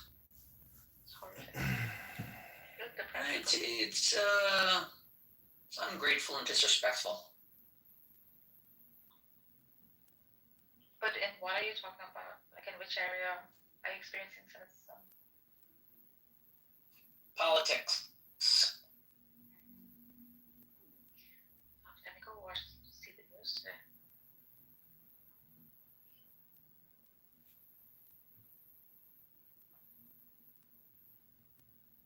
You guys think that it's gonna be done by end of June? The war?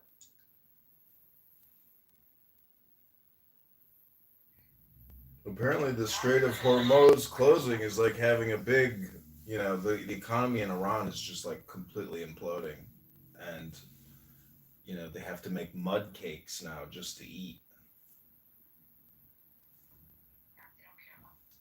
I'm on a variable mortgage and this affects me, so I'm trying to figure out if I want to stay or I want to close. What do you mean? The war impacts your variable mortgage? Sure, inflation. Oh, I see. Well, you're gonna have to make your bones and make your choices. But inflation's only going up. It's not stopping. And the spending is continuing and it's out of control. Actually, I did the calculations today. In Chicago, every taxpayer owes 50,000 to the city. At the federal level, it's almost 750,000. So technically, every American taxpayer is in the hole for $1 million to the government.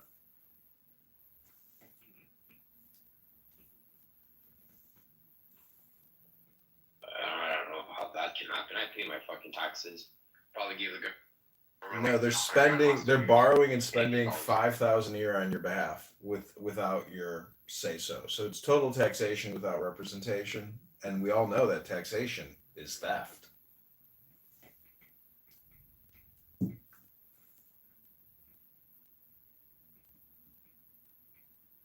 I don't know how bad it is in the States, but I'm surprised people are not revolting on the tax spending.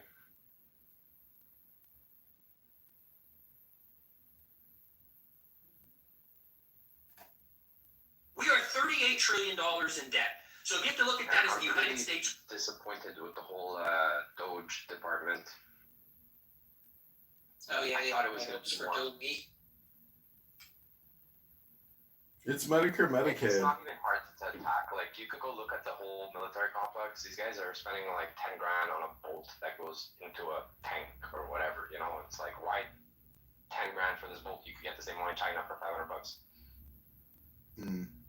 Look at the link I just put in the chat. That was the numbers I did. So I used this AI software that Meta has called Matu, and I wrote, the prompt was give me a roadmap and a plan to save Chicago using conservative principles to defeat the left liberal wokists. So then I took that 8-page PDF and then I compressed it in Grok and I said, give me 10 extracts and create a patriotic political infographic. And that's what came out.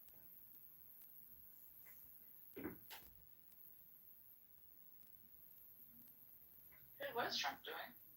Is he going mad? You kidding me? He's saving America.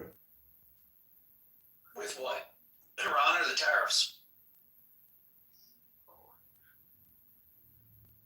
Like closing the border was a bad idea in our shows instead of letting millions of people just flow through with, no accountability. None of this was a good idea, man. Trump. No, the Democrats. Trump was such a bad idea, the Democrats should have taken opposing him seriously. Democrats are fucking weak. Yeah. They're weak because their issues are weak. When Kamala is giggling and saying we want to provide transgender surgeries to prisoners, if you look at Trump's Instagram or YouTube, the last content that he has on there is the most controversial. It's like, why change a good thing? What was that?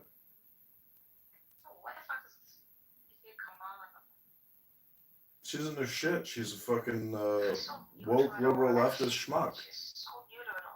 She's not new. She's been sucking political dick for years, and she's just so woke.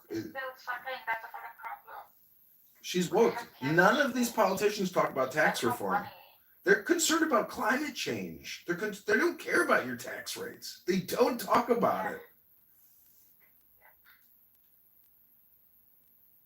You distracted by the noise to actually pay attention to the books. Just as long as the environment gets better and it comes out of your pocket, what the fuck do you think she cares?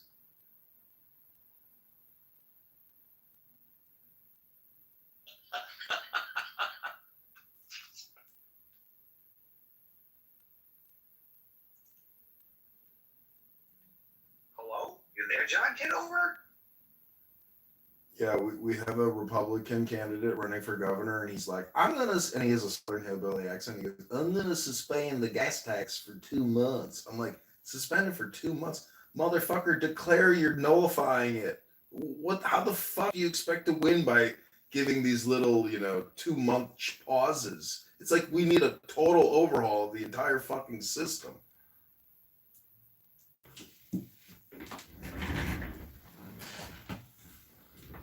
John, when you use the bathroom, do you like cover your ass cheeks over your toilet bowl and like spread your cheeks apart, just let the chips fall out? I drop my deuces, generally I always have a cell phone in my hand and baby wipes prepared for the cleanup.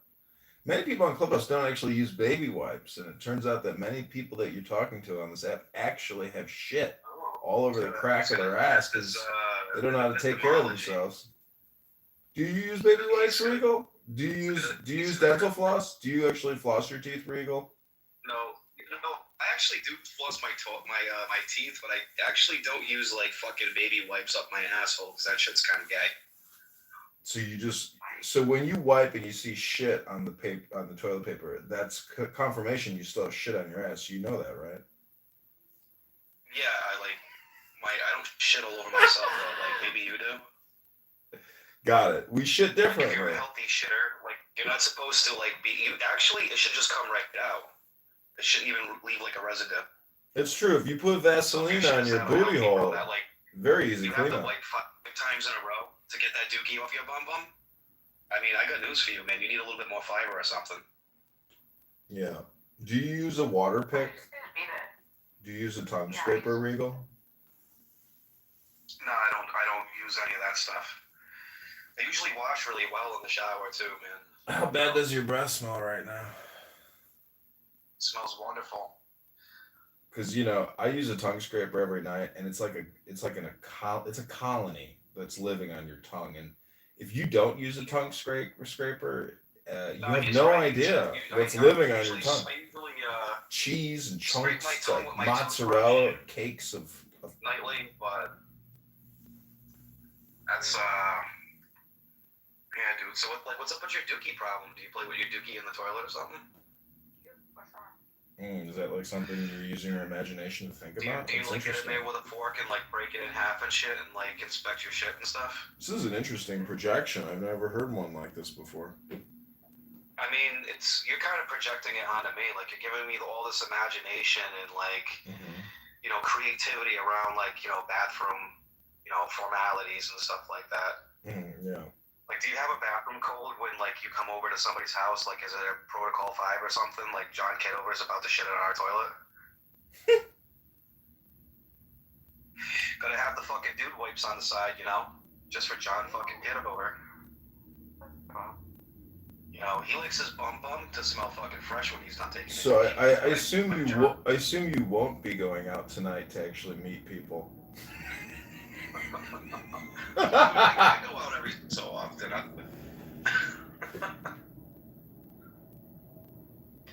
What happened, man? You don't want to play anymore? Are you all out of gas now? You gassed out? No, I'm just questioning my own retardation on why I'm talking to you on a Saturday night at 10:30 p.m. when I'm about to head out. Have a good night. Have a good night.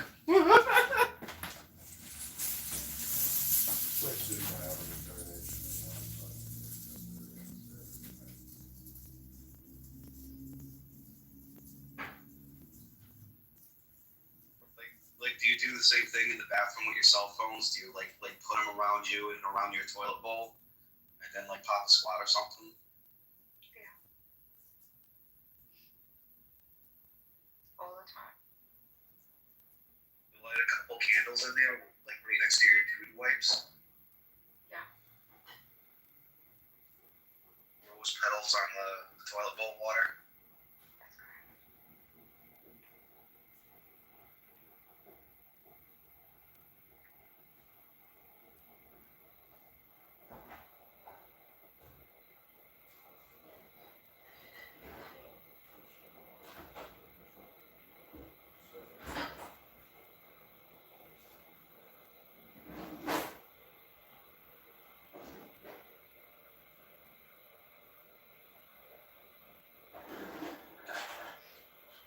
Hello?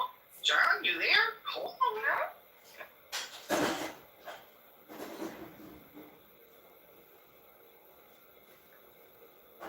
am I sitting in this room?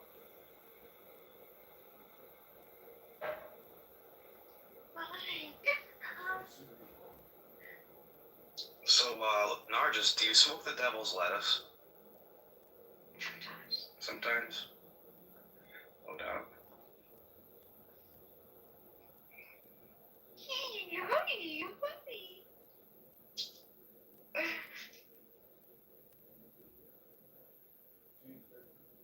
Go out. Come on.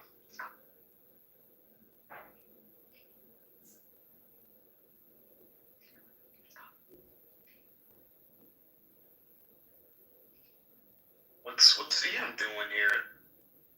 He's not going like, you're an idiot. There's something wrong with him today. He doesn't seem animated today. What is wrong with you guys? Yeah, like you guys are acting like somebody pissed in your Cheerios. What's wrong with you guys?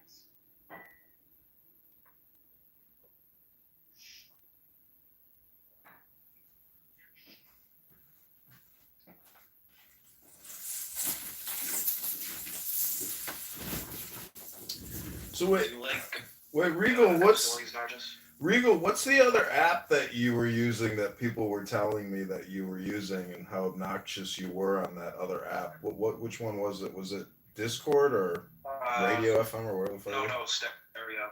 Oh, Stereo. Mixed, do you know Regal from Stereo? Yeah. I came over here from Stereo. Mixed, you were on Stereo, right?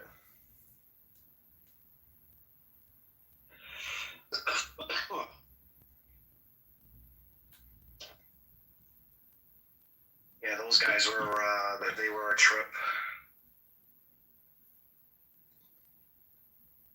Yeah, look what Ali wrote. Calling other people idiots while being the dumbest on Clubhouse, the whole team. Did you pee here? Dude, you didn't hear? Like, I'm a layman now. I don't know anything. Well, every time I read a good book, I realize I'm very retarded and very stupid. And, it's terrifying when you read a good book and you're like, uh-oh, I'm stupid. How many books do you read in a week? When you read a good book, you're like, uh-oh, I'm stupid.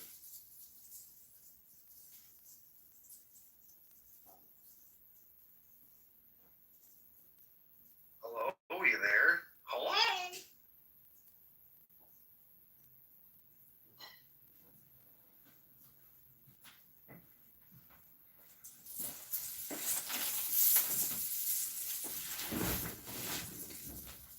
Mixed, have you ever read Ayn Rand, Virtue of Selfishness?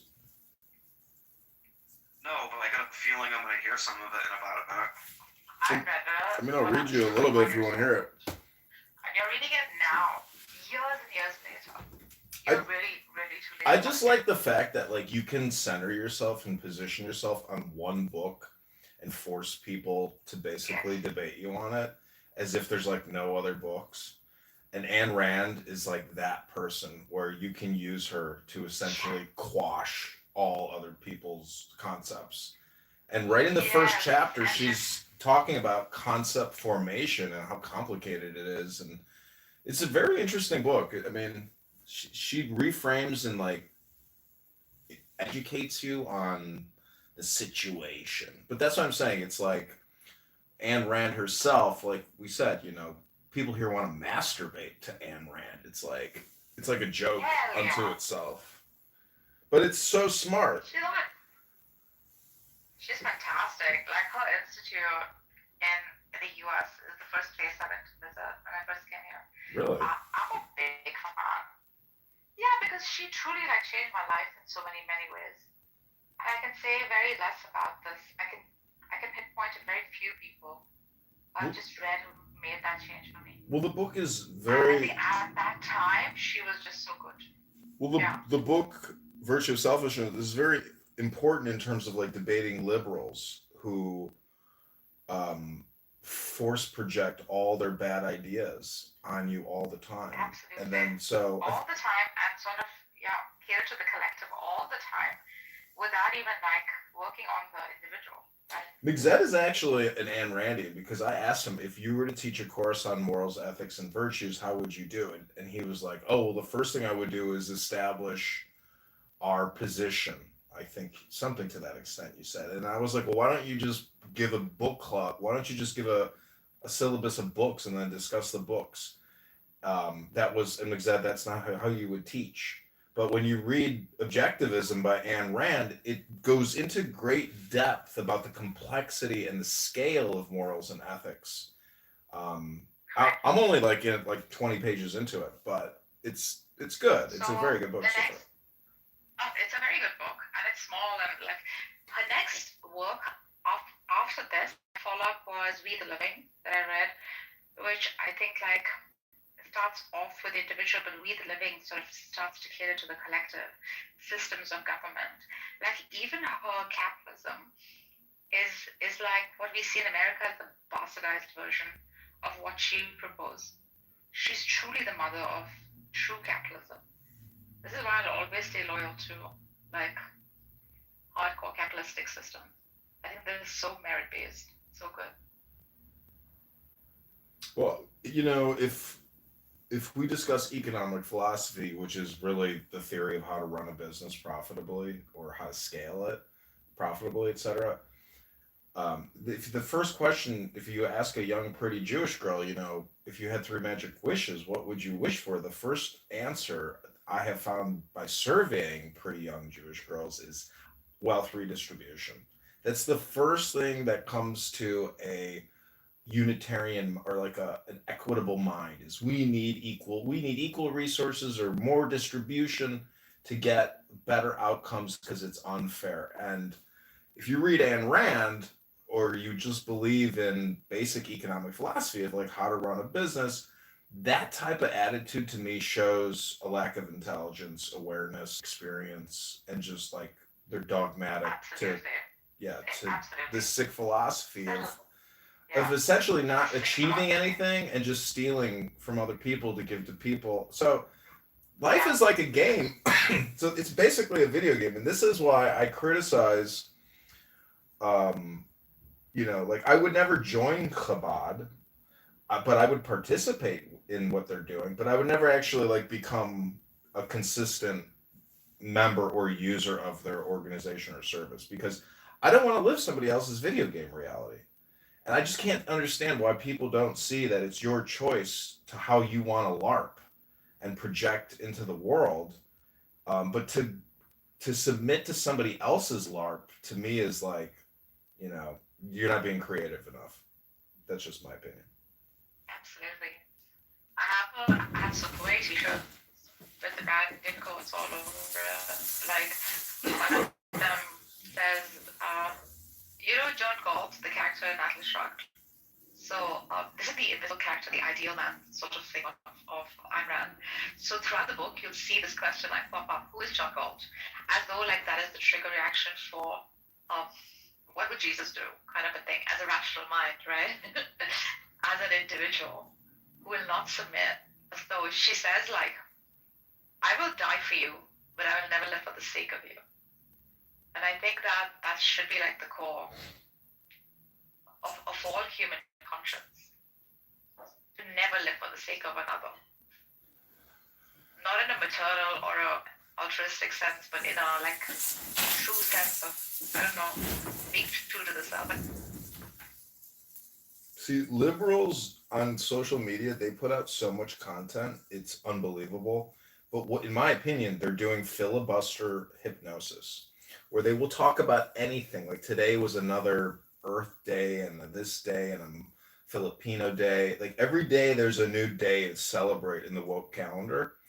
But to me, that's all just filibuster hypnosis. They're not discussing about tax reform and the insanity of taxation in life. Like every movement is basically taxed in our reality. So it's like, yeah, I just call it I think it's a proprietary term, filibuster hypnosis.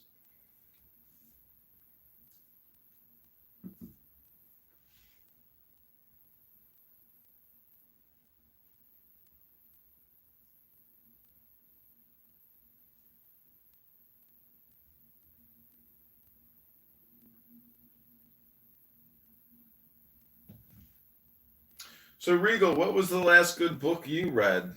Was it just the Bible? I mean, do you venture out? Do you read any science fiction? Do you read anything else? I mean, have you been reading your whole life, or are you just semi-retarded? I'm semi-retarded.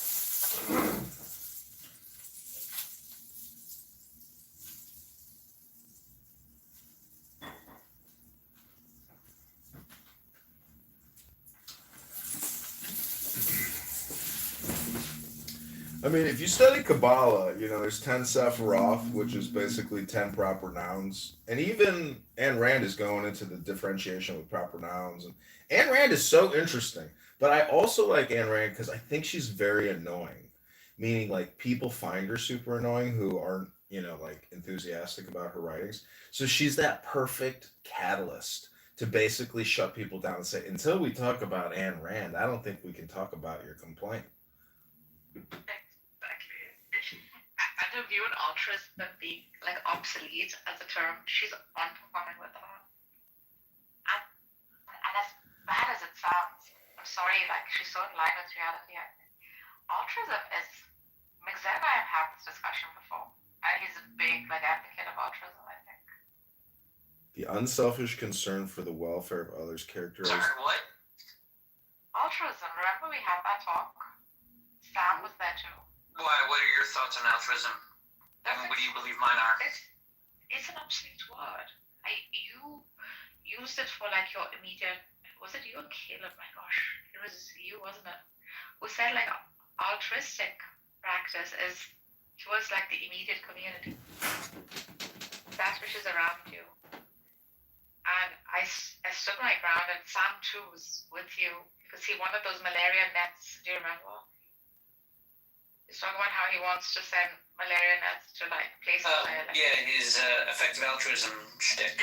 Yeah, so his was that, yours was no, it's your immediate environment that sort of would see the expression of your altruistic. Yeah, I'd say that you should be focusing on your immediate environment more so than people on a far-flung side of the world.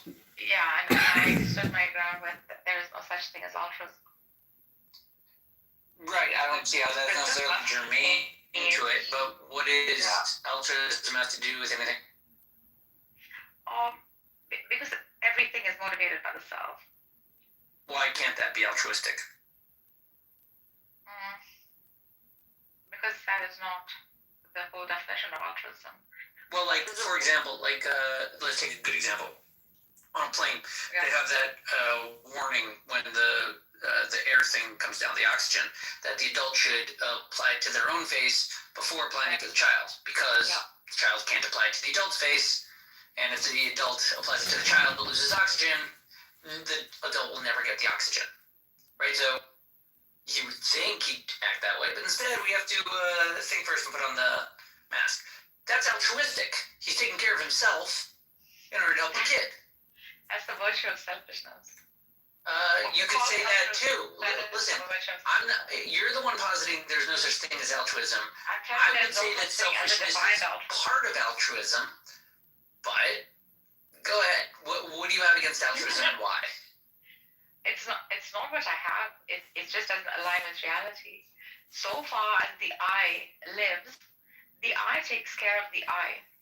Now, unless it goes on the sacrificial crucifixion, on the crucifix. That's the only time the eye gets destroyed. That is the only time there is no eye. That's because nonsense. it has chosen. Yeah, that's why I'm saying it's not. I could shoot you with a gun and there'd be no eye. That's the thing. I'll still defend myself. Yeah, but you'd be dead. You see, before that, I would defend myself. Yeah, and after that, you'd be dead. You're like just sort of ignoring. Okay. No, what I'm saying is, you're saying the only thing that can ever stop you. Like, no, the entire universe is against you. Well, what are you talking about? Like, you're constantly engaged in self-interest because if you stopped breathing or eating or sleeping, you'd die. That's exactly my point. Your point is therefore you're selfish? Therefore, there's virtue in that. Virtue? What the fuck? No, Narjas, you got. Just like avoiding death? Narjas, you got it backwards. Narjas, altruism is sacrificing the self for others, but Ayn Rand's virtue of selfishness is a clickbait title. She did that intentionally.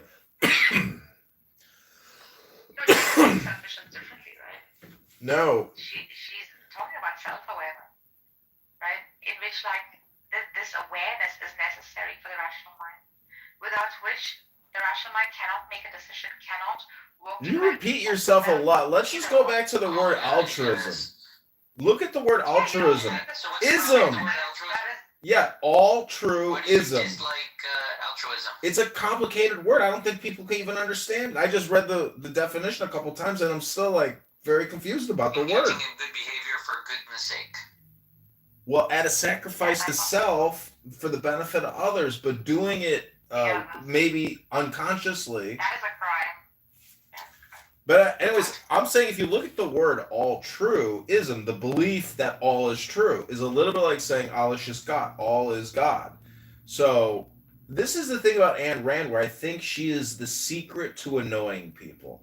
Where I was recently rated on an index of being one of the most annoying people on the planet.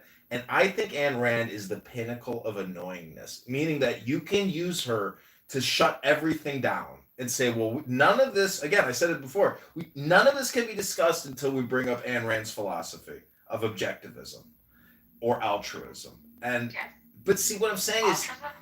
Altruism is a destructive ethical system demanding self-sacrifice, arguing that it forces individuals to exist for the sake of others and negates personal rights. As a defender of the rational self-interest, she viewed altruism as a moral foundation of collectivism, asserting that voluntary benevolence is virtuous, right? But mandatory self-abnegation is immoral.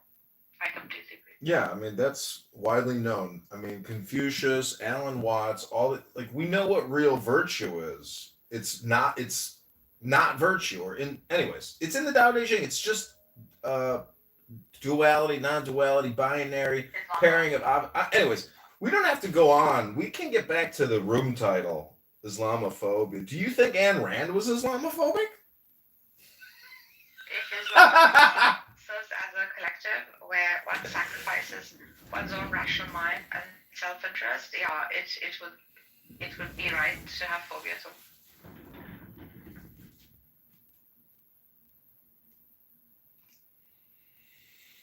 In that sense, it is justified. So I guess, Nargis, if I understand you correctly, you reject the idea of pure altruism, meaning devoid of selfish interest? Yeah. Okay, that's like not what altruism needs most of the time. Right, but that is what is portrayed usually, like in the sacrifice of Christ, for example, and things like that. Like you have to be unearthly to do such a thing, right? But if you do such a thing for the sake of another, then you have wronged the self. And this is what she stands by throughout. And how many times in our lives do we do things like that? I mean, that sounds like you're arguing with a straw man. Like, how else would you define it? If it's, I mean, how would I define altruism? Right. I wouldn't focus on the selflessness because that's kind of irrelevant. It's mostly irrelevant to what altruism is. It doesn't matter whether you have personal motivations or personal benefit. That's a lower level debate to have about like pure altruism. Altruism itself simply means helping others.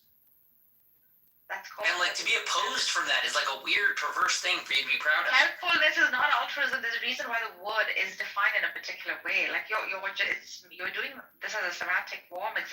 Like maybe you like the word, and I'm saying to drop it would be true to the rational mind. I'm saying, what aspect of morality are you disregarding when you focus on the selfish benefit that it provides? Because there's more to it than just what it provides to you selfishly. Self-denial. What? Self-destruction. Like self-denial. What is self-denial and self-destruction? Self-denial leads to self-destruction. Okay. I like the denying so don't do either of those things. You're suggesting either. That would be altruism. No, this is why I'm saying the definition of... That's better. Why, in your mind, does altruism equate with self-denial? It's definition. No. There's nothing in the definition that requires that altruism be engaged in any act of self-denial. You're just throwing out too many variables. It's just becoming incomprehensible. Having concern and regard for others, and then doing so, helping them in some way. That's an altruistic thing. So my question is, what is your objection? Where do you feel yourself under attack with someone pronouncing we should all help others? That's not what she's objecting to. Because definitely Ayn Rand felt under attack. That was used to enslave her and everyone she knew. I mean, it can be defined as a straw man, right? Yeah. Mixed. You can use it as a sword to go enslave a bunch of people and say, you must care for your neighbor or I will destroy you, See, Mixed, there's a lot of ways to look at Ayn Rand, but one of the lenses that I don't think people look at Ayn Rand is the sexual lens. What was her love life like? Because she's attractive. No, but even in the have a really weird sex life if you look into it. that's what I'm saying. I know. I think I've heard something about it. But see, the sex life of human beings and animals and their philosophy and all this stuff, it seems to be intertwined because even Hugh Hefner and his. I don't know. I haven't really studied the philosophies of animals that much. The sexual philosophies. Well, anyways, I'm just saying humans, but all cult leaders, one of the key tenets in many of these cults, which are just sex cults, they believe that sex is the magic or where you can communicate with God. And so a lot of these cults use sex. Byproduct gurus. Yeah, gurus. Basically, the guru system. There's certain people that can hold a crowd, and there's certain kind of people looking for it, and then they find each other, and then they, But see it's that probably related to them not being married or getting off and off.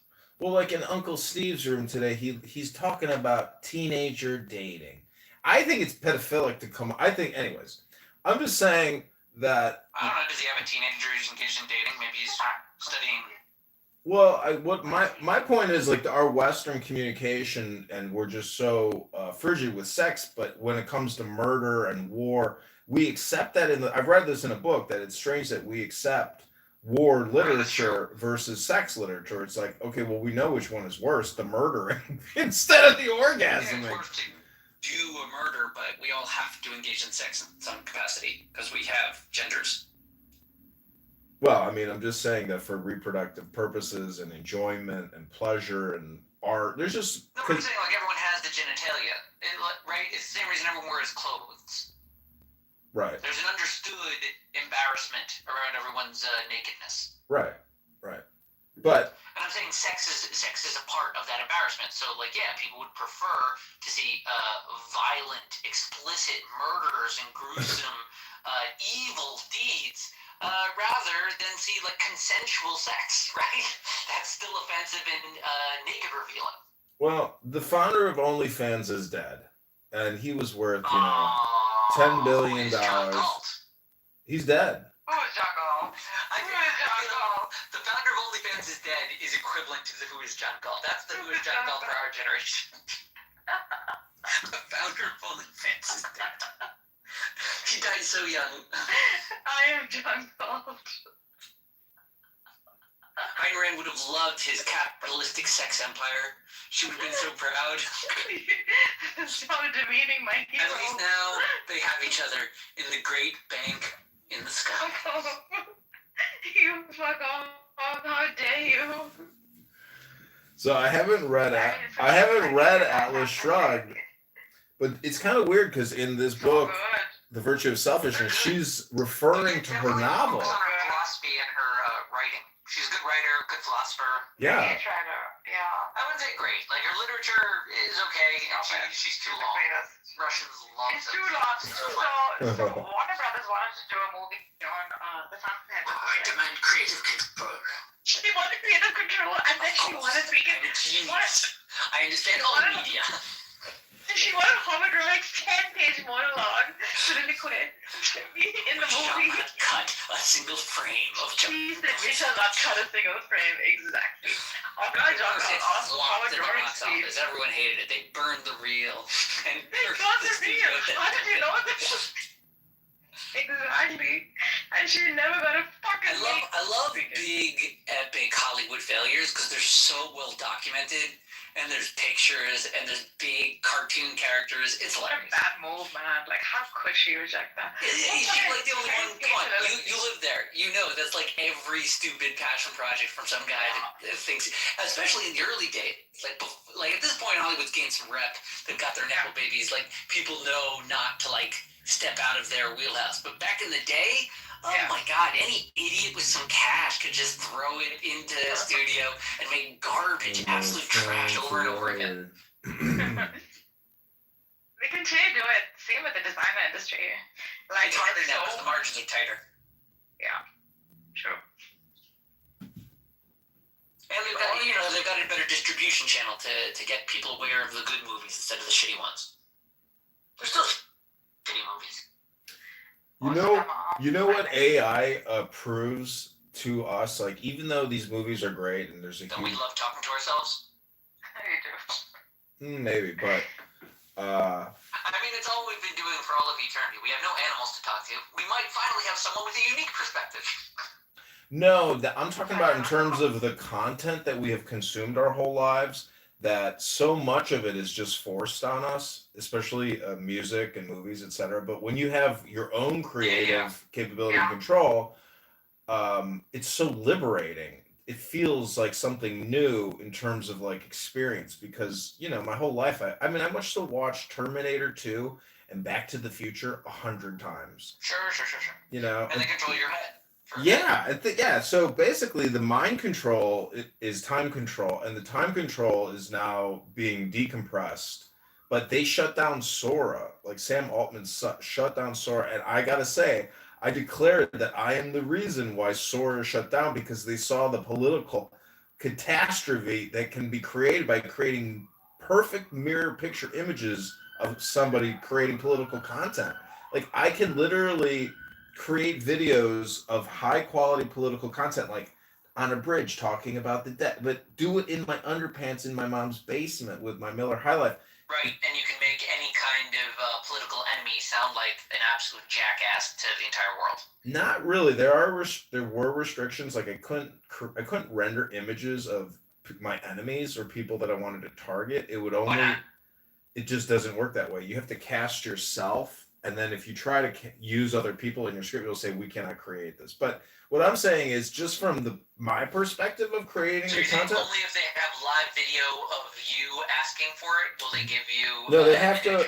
The app has shut down, but the way it worked is they had to cast themselves, and then you can cast them if they open themselves up to be casted by everyone in the public setting. What are there any technological barriers that prevent me from making Mamdani say, I'm going to round up the Jews and kick them out of Manhattan? You can what try. Me from making that video? They've got safety. They have safety and security from you rendering that type of video from hate speech abusive. So. Oh, you're saying they're artificially limiting my ability to do it? That's the only thing stopping it? Not artificially, but programmatically. Right? You got to think that through, right? Nothing actually stops you from just targeting just the voters of a particular place with some outlandish claim. You seed it up with AI. You can like you're saying, do it from your basement in your underwear. Yes. It is. anyone. It's the most advanced propaganda tool ever created. There's just no security at all anymore. It's ridiculous that we pretend there's any Yeah, security. the deep fakes. I was reading an article today in New York Times. They were saying that the deep fakes are so bad that these fake IDs, birth certificates, every major important Right. document in your life can now be deep faked to a very, very high degree. Even currency, Yep. like even counterfeiters are using AI to like optimize their currency, manufacturing. The deep Right. fake problem is deep, and it's so hard to detect.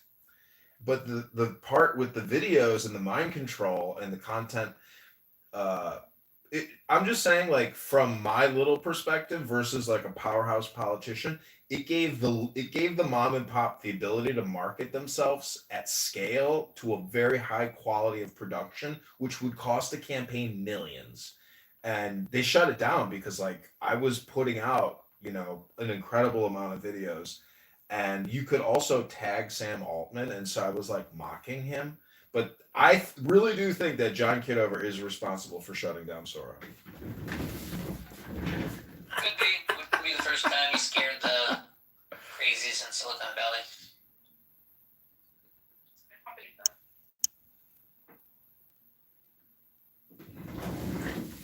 I'm actually just being facetious and clipping it to like put out a fake rumor that I shut down Sora. But yeah, Sam Altman he's a weird person. I mean, he's married to a man. His sister accused him of raping her. Supposedly he executed or hired What? somebody to kill a software developer that worked for him. Yeah, he's a That I buy. he's a That's reasonable enough. very strange person. And what's amazing The too, incest charge is scary, but hiring a man to kill an opponent, alright, fine, he's a ruthless guy. it was some type of AI software. But see, it's all in with these love affairs, these love triangles, all this shit. They're It's all the same stupid orgies because Exactly. stupid kids never learn sex. It's not just business. This is all emotions. When this was what police did deal Mostly with. emotion. Yeah, I knew a cop here in Chicago, and he told me he would have to go through the Instagram on their phones to figure out who the murderer was. Right.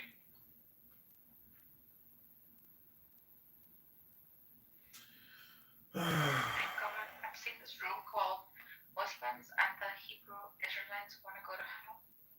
So do you think the Muslims and Hebrew Israelites want hell? No, want to go to hell. It's called the 300 Club Conquest and Christ.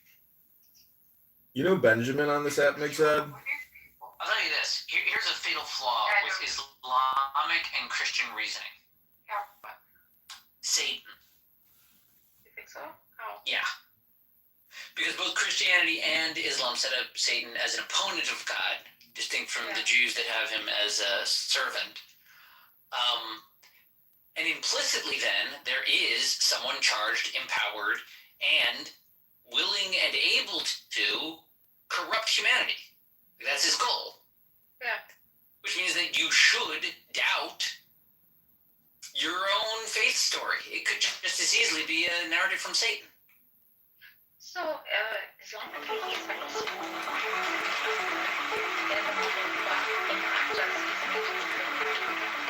That's what I'm saying. Once you leave that door open, you leave the doubt. And I'm saying that's a doubt that Christianity and Islam fall prey to. Nicola Brigina takes. But, like I said, it's just a fatal flaw, but it's a doubt. You don't have to deal with it. And you probably will deal with it in whatever ways you prove yourself that you're not following Satan.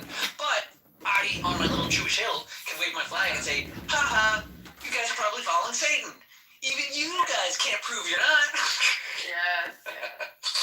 Especially like the doubt. That's what I mean, it's a fatal flaw. I sit on my little Jewish hill and I say, nah, you're probably following the devil. So that's true, like even with dreams and things like that.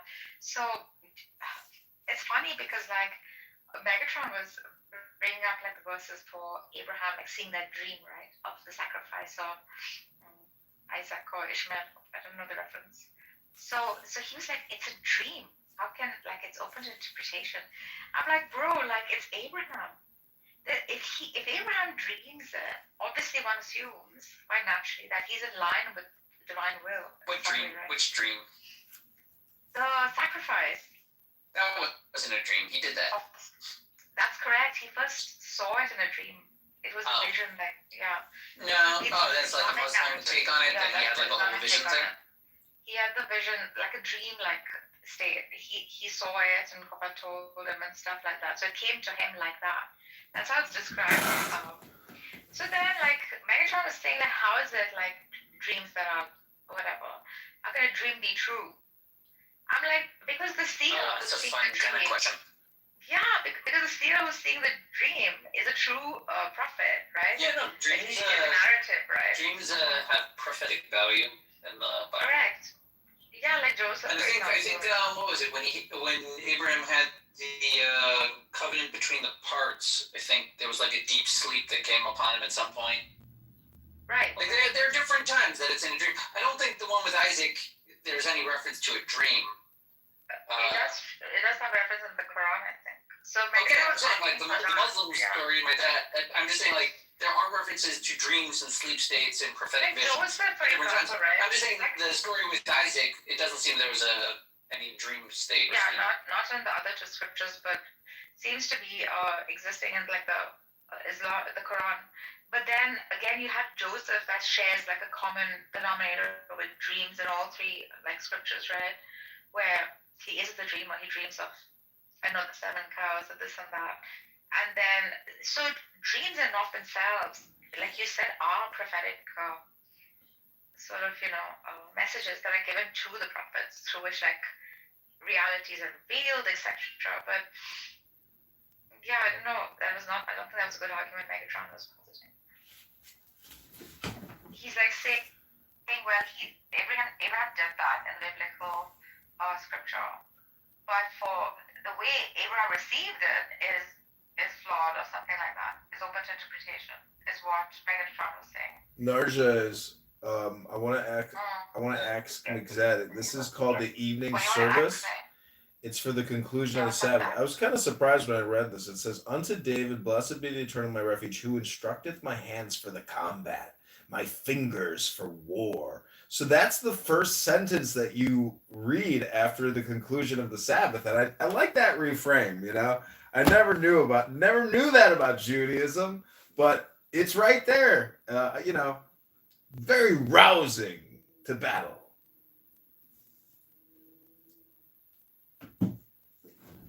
No, Dr. Z. John, have you heard Dr. Z? I don't know, but I have confirmed that Clubhouse is probably the biggest waste of time ever invented by a billionaire. This app is just something else. I mean, horrible. Oh my gosh, so terrible. What are we gonna do? Mixed accuses me all the time. He's like, you hate people. You're so anti this. I'm like, I'm not. I like this app, but Man, I hate anybody. well, when I listen to people on this app, like, is the conclusion that it's a fallen society, or does everybody have a soul? And people are just on here having Yeah, fun. everyone has a soul. So, the diversity of human experience is truly a marvel. well, I asked. It is. Think about yourself. You're a crazy person. How many people have interacted with that kind of crazy in their life? That's why I say I'm very hot. I'm a HAP, a highly annoying person on the index, extremely annoying person on the scale. But everyone should have a little experience with highly annoying people, no? Well, I find attorneys and judges to be some of the most annoying people I've ever met, and I know a very rich man who, when I asked him, get paid for it. Anyways, I asked Regal, does everybody have a soul? And Regal said, no, not everybody has a soul. And I said, well, is it because the sun? Would you care to point out which people are missing? Well, that's Regal's response, because he called a Hebrew Israelite an N-word, and I was like, that's not very Christian. Don't do that. Yeah, I was like, that's not Christian, right? You can't call a Hebrew Israelite an N-word. These religious people are so shitty, man. Like sometimes It's okay to just say the N-word, the most horrific word ever created in the human language. Their son of a god died for their sins. They gotta be who was that? Was it Jacob or? Don't remember. Don't ever forget. What's he talking about?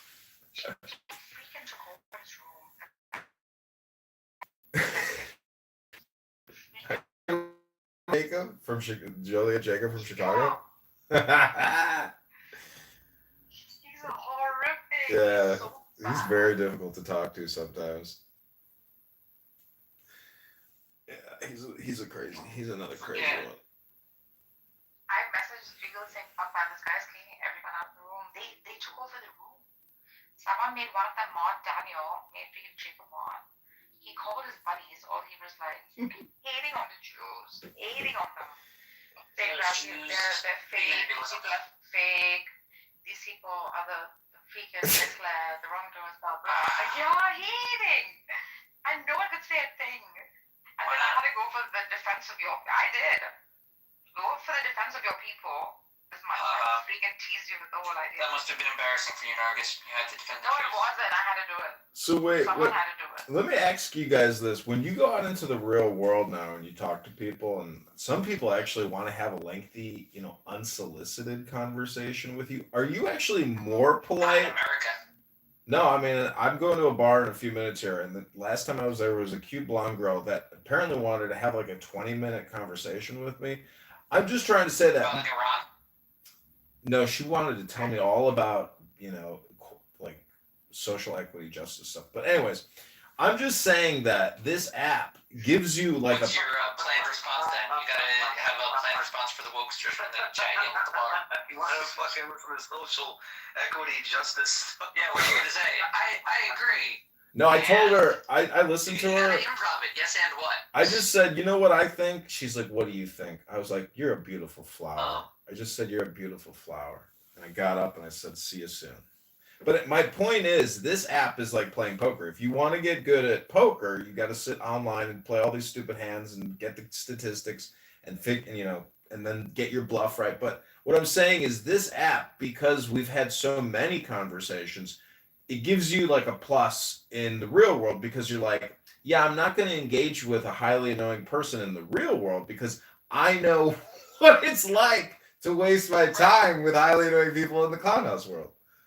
No, that's fair, right? It's always more to learn about humanity and talking to people.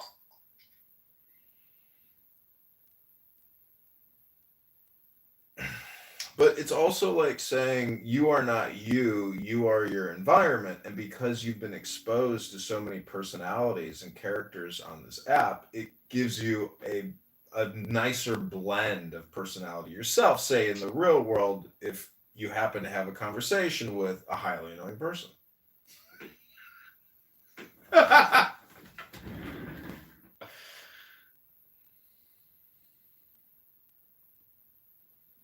So, do you wear that hat to the bar, John? Is that the hat that you wear to the bar? No, this one I wouldn't wear out. I have other hats that I wear out, but I do have a very cool cowboy hat that I bought recently. That big ass fucking head that you got looks like you could barely fit in that little tiny fucking hat. That's an extra large hat too, I think. I really like hats, and as a bald man, a hat is very important to conceal what's underneath, which is a huge amount of flesh. I like hats. Yeah, hats are I fantastic. love that. Can't wait for the derby. Intro. When you're bald, What's on my it's so sensuous. I'm not bald, but it helps keep my keeper from flying away in the wind. It's also nice to have a brim. so nice to wear a bird's nest on your head. You know what it is? It's like a burqa because it's nonverbal communication, and you're basically projecting prior to the conversation. Leave me alone. Is that what it is? My eyes are averted to the ground to watch how I walk. Scalp gets sunburned, John. Listen. Keeps the sun off that bald scalp. You wanna grease up that chrome dome for him? Yeah, dude. You ever go to the bar and be like, hey, honey, you want to come home and like turtle wax my scalp? You know, fucking shine that shit up good. If I could meet a woman to groom me, I would be in love. A beautiful woman at that. I mean, people go to the bar. As a bald man, I do all my grooming myself, but I'm just like, you see people wasting 50 years of their life in a barber chair. I'm like, oh, thank God I don't have to waste all that time. It's a lot of money to go to a barber your whole life. Some people like barbers. They like the experience. But what I'm telling you is I don't miss the experience. Do you comb your asshole here too? Like, do you groom that shit too? It's very difficult to groom. Are you the saying that you groin. asked your barber to do that, Regal? My dad has often said, I wish there was a place to go in and get your junk groomed. That would be nice, but I guess they have those European spa wax places. Yeah, my gay hairdresser gets it all the time. He tells me all about it. Yeah, if you want to know where the good waxing places are, just ask your local woman. My hairdresser's a gay man. He talks about it all the time to me. Yeah. Gay men are in the category of your local woman. When I went to get my ass, he loves to talk about it. Do you know Barbie on this app? A trans? Yeah, I do. So yesterday she was saying that she was molested and raped as a child, and then she goes on to say, and when I was 13 and I started discovering that I was gay, and so I was putting out in the chat, I was like, is that when you were being raped? And Barbie went ballistic on me and threatened to kill me and cut my junk off. And everybody else immediately hated me for merely just writing back what Barbie was saying. And I reported all of them, and they all reported me. And I just got to say that if you're gay and you were raped as a child, it's probably like 100% correlation, right? It's not even like 1 to 2 standard deviations from the norm. It's like you became gay because you were raped by whoever raped you. Like how horrible and awful, but it's just how unaware. Because anyways, Barbie was saying she was so depressed, so miserable, and it's so hard to be accepted in her small town. But then she threatened to kill me and cut my dick off, so kind of lost all sympathy for Barbie. Anyways, Rabono Shalom.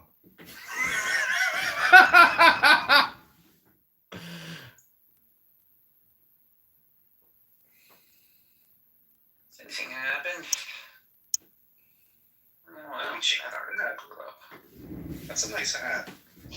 Thank you. Not you.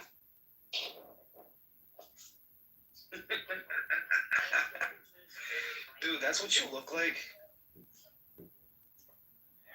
What it looks like right after voting. Damn, dude, you look like fucking shit. You look like fucking dick skin.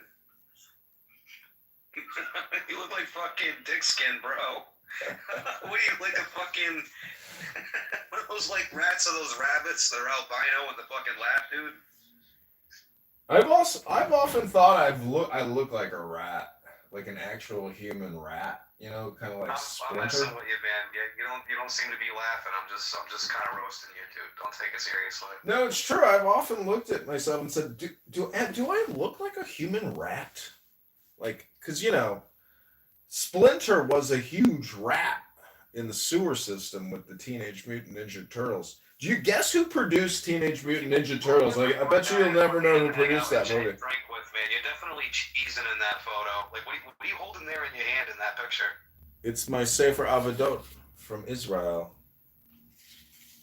What the fuck is that, dude? It's the greatest Jewish book ever written, and it's in metal. The casing is metal. It's unbelievable.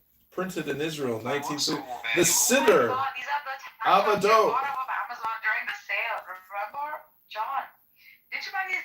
Buy 3 for $7 or something? Tank tops off of Amazon. What? The tank top you're wearing, the wife beater. Yes, I did buy this wife beater on Amazon. Yeah, I remember on that sale 3 for something. These are great. These are great shirts. I had a rabbi wrap tefillin on my arm the other day, and he looked at all the tattoos on my arm. I said, "I'm sorry, Rabbi. I never should have got these tattoos." He goes, "It's okay. What were you drinking?"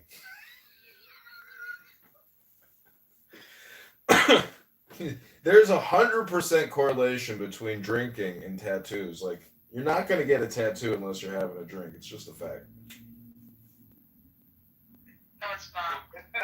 How was that powwow that you had in that safe space, man? Did you have Was that fun? What with what? Safe space. Oh my God, Cat was one of the ones that made a death threat against me yesterday with Barbie. I reported you, Cat. You're a shameless woman.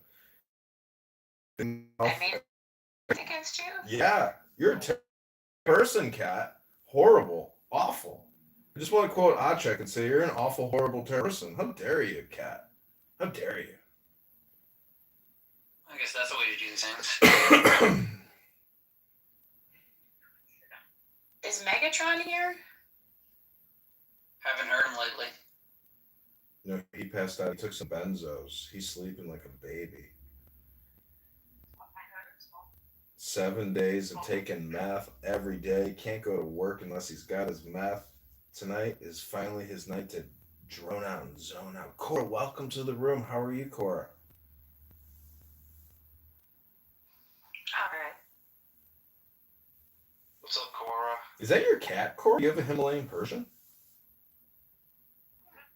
Is it an exotic short hair? I used to have a Hemi Persian. They're such amazing cats. Yeah, these are basically short hair Persians. They crossbred them with Russian Palouse and I think British short hairs to get the short-coated Persian. So. Yeah, that's nice. You don't have to groom it. I used to have. I just came by to say You came by to say hi to Megatron, Cat? yeah. Oh, that's nice. I've been Megatron for like 10 years. Oh, really? Yeah. Do you two do meth Yeah, together? I've been. Yeah. How'd you know him for 10 years? That's when I came back. You don't happen to be his wife, do you? Because he's on here an awful lot. You might want to tell him to delete the app. I don't think going to work and working while using the app is actually the optimal way to use the app, but I don't know. What do I know about focused attention or concentration or awareness about what you're doing? Having never-ending conversations all day long, 80 hours a week while you're working, living, breathing, raising children. I mean, I'm not getting married and having kids because I just want to keep coming here to have fun every day. That's because you're a shareholder in this central bank. How'd you know that? Here comes the. Here. The hat that you're wearing underneath your hat.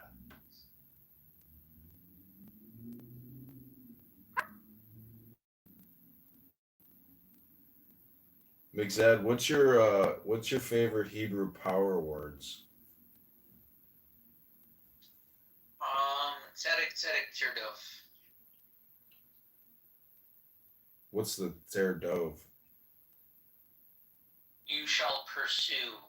Did you study Jewish witchcraft? Rodef is the word for someone chasing after to kill you.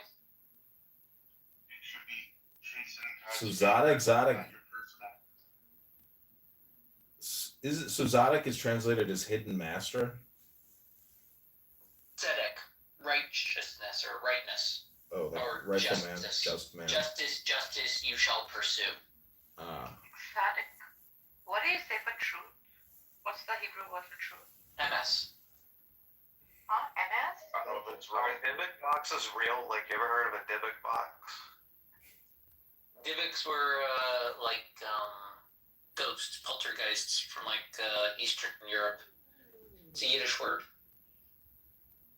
I heard that they put them in boxes and. Yeah, there's all kinds of stuff they did with Dybbuk's.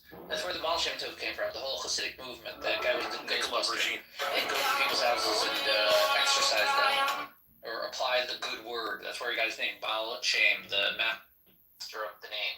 Yeah, that's who I'm related to, the Baal Shem Tov. Dude, go on eBay and look these things up, and they go for up to like $500, $300. Oh yeah, you can get them blessed and improve their life. Do you think they're real? No. Like if you open up one of these motherfuckers, now you got a haunted house.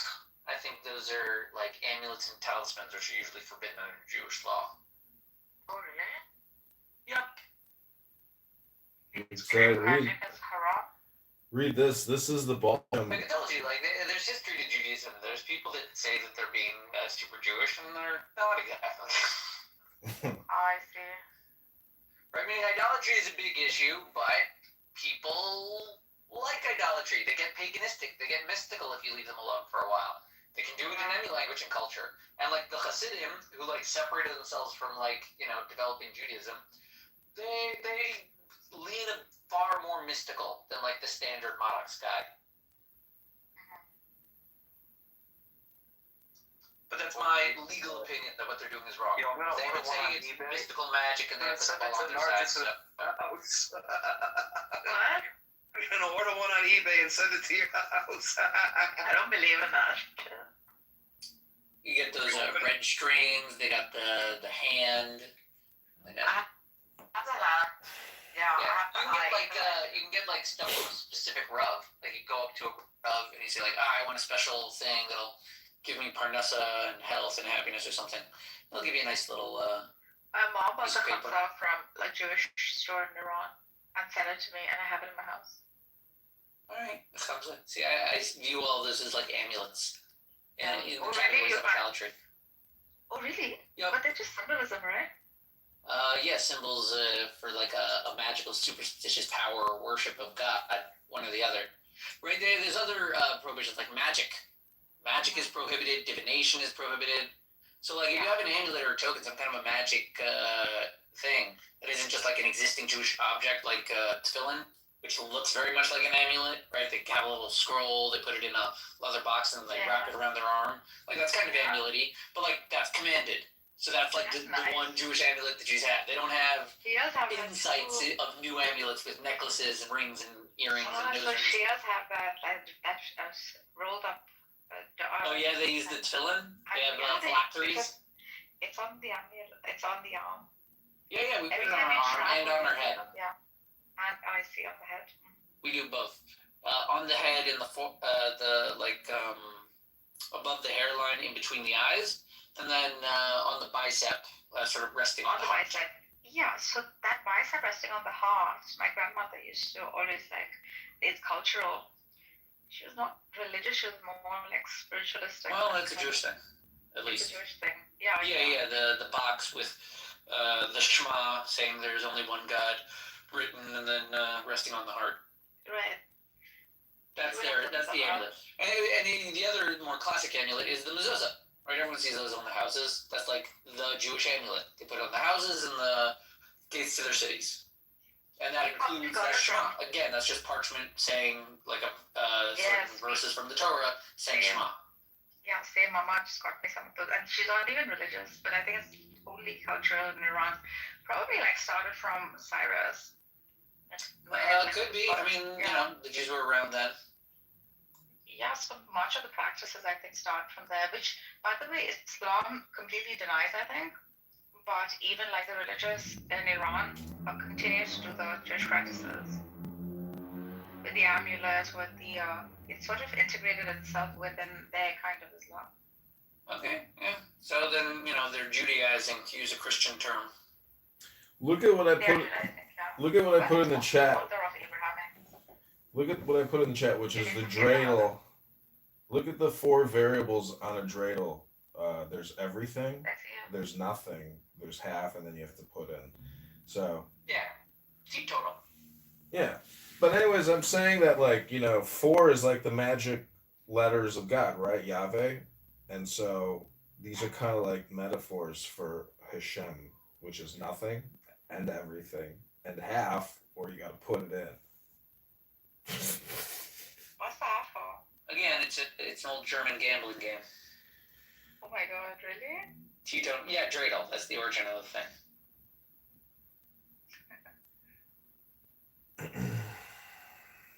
But the shtick of it was that the Jews were concealing their Torah worship, their Torah study by quickly switching to gambling if any cops showed up. Right? Because you need a good cover. Why are you hiding in a cave with a bunch of men hang out? Okay, if you're gambling, okay, that's usually done far away, or whatever spots. But Torah study, oof. Then they might get killed. Yeah, but then like, do your children go to Torah studies? Yeah. Do they enjoy it? Yeah, of course. School. Oh, it's in the school. Mm-hmm. Oh, that's good. Mixed, I went to a mega. Do they ask questions and stuff? Like, do they ask you questions about it, or like, do they ask you like metaphysical questions? Occasionally, not often. Oh, okay. Maybe when they're older, they'll hit me with some philosophy bro questions. I went Can to I explain tornadoes, Dad? Chabad yesterday for mega Shabbos, and it was like maybe 300 people there. And the rabbi's daughter, I saw her like reading a book and reading it in Hebrew. She was reading so quickly and just I was like, holy crap! It's like, look how fast she's reading, and she was mouthing it like it wasn't silent reading, but I was just very impressive. I was like, man, these girls are all sitting there just throughout the night, even just constantly reading, that big blue book.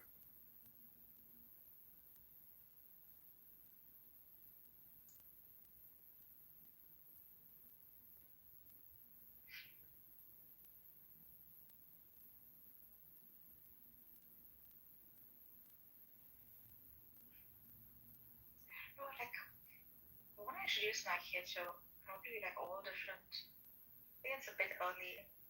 All different. How old is your kid? She's 13. She's reading the Bible now. Does she know your religion? What is my religion? If you don't know, then I doubt your kid does. Yeah. It's not a particular, right? It's like. Yeah, she's gonna come to her own decision if you don't. I sent her to Lushkin She'll probably just trick you into doing whatever the hell she decides is right. It is fine, right? But then I do send her to she's a very good kid. Very good. Sure. Leave your religious future in the hands of a child. Why not? Bro, that's your dogma. I see for me. Narja is. Why don't you just do book? Why don't you just ask her to do book reviews? Like, give her a book. She does. She's a great writer. John really writes well. Yeah, but I mean, make her do a book She reads a whole review for you. If I had kids, I would make them do so much work for me. They would hate me. They'd be like, I want to liberate from you, Dad. I hate working for you. This sucks. Really good writer. Really reads a lot. They're all from my collection of books that I had. From it's the only thing I've saved as a pseudo minimalist. It's my books. Signed, some of them my dad bought me some of them. That's one of my favorite things. That's Is the only thing that has sentimental value for me. in a lot of the books that I own, in the dust jacket or the cover, close there too. There's always like a letter. Dear Marcy, I hope you enjoy this book and it helps you. And they're the nicest comments. It's a little bit like yearbooks. I also bought a bunch of yearbooks, and it's so nice seeing the nice little. Society has changed so much. If you look at a yearbook from the 40s, it's all white. All the classrooms are completely white. No diversity at all. America has changed radically. My junior high and high school was 60% Asian, and so it's how the fuck I know how it changed, but it's I don't think people really realize how much the demographic has actually changed in America. I probably could do an AI grok query to figure out just what the percentage changes are. Hold on, so if you had 60% Asian growing up, do you think the number is reduced or what? I think geez, America was 90% white, and now it's down to 72, something like that. Oh. Wow, that's quite a drop.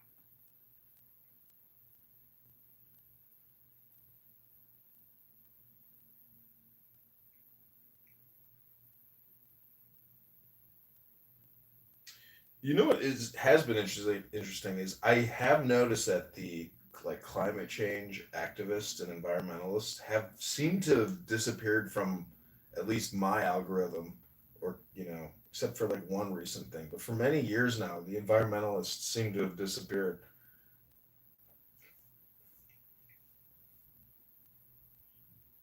What are you talking about? Which one? What environmentalists? Yeah, there's no news of them.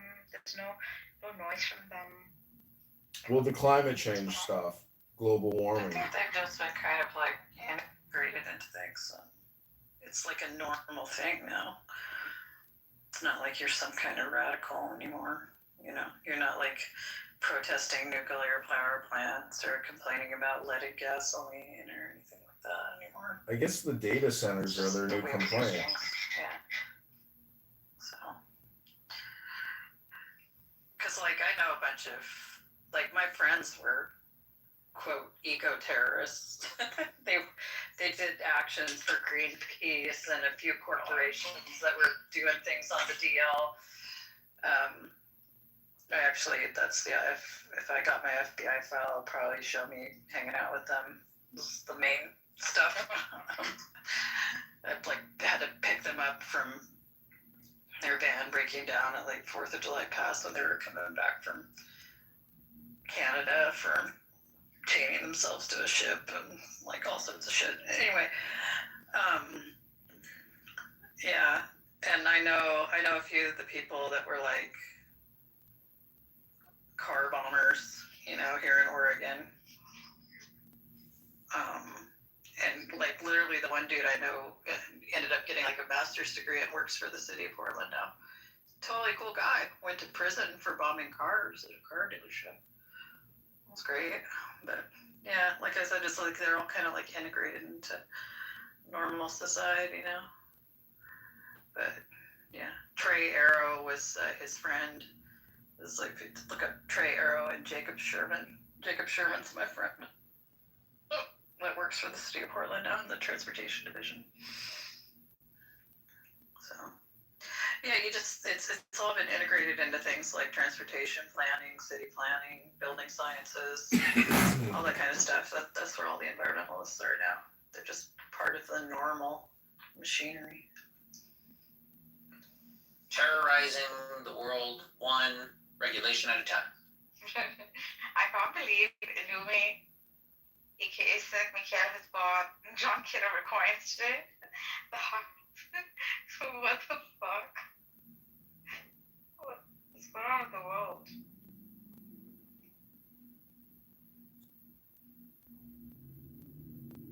Just looking at the freaking charts.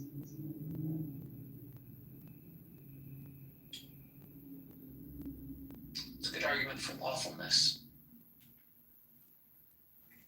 He's kind of trying to, I think, combine the Christian Bible with, or at least the metaphysics. The Muslims? No, Mikhail is doing that. She's like... Mikhail's got a broken head. He's trying to put the pieces together. Been doing that for some time now. I know, and he thinks it's an amazing show, and some of you people buy into it. I broke it. In a sane society, he would be restrained and cared for until he was not a harm to himself or others. True, but then it's interesting that he like as a super hardcore freaking Salafi, Yeah, that's real surprising. An extremist Muslim. Where would we ever find that?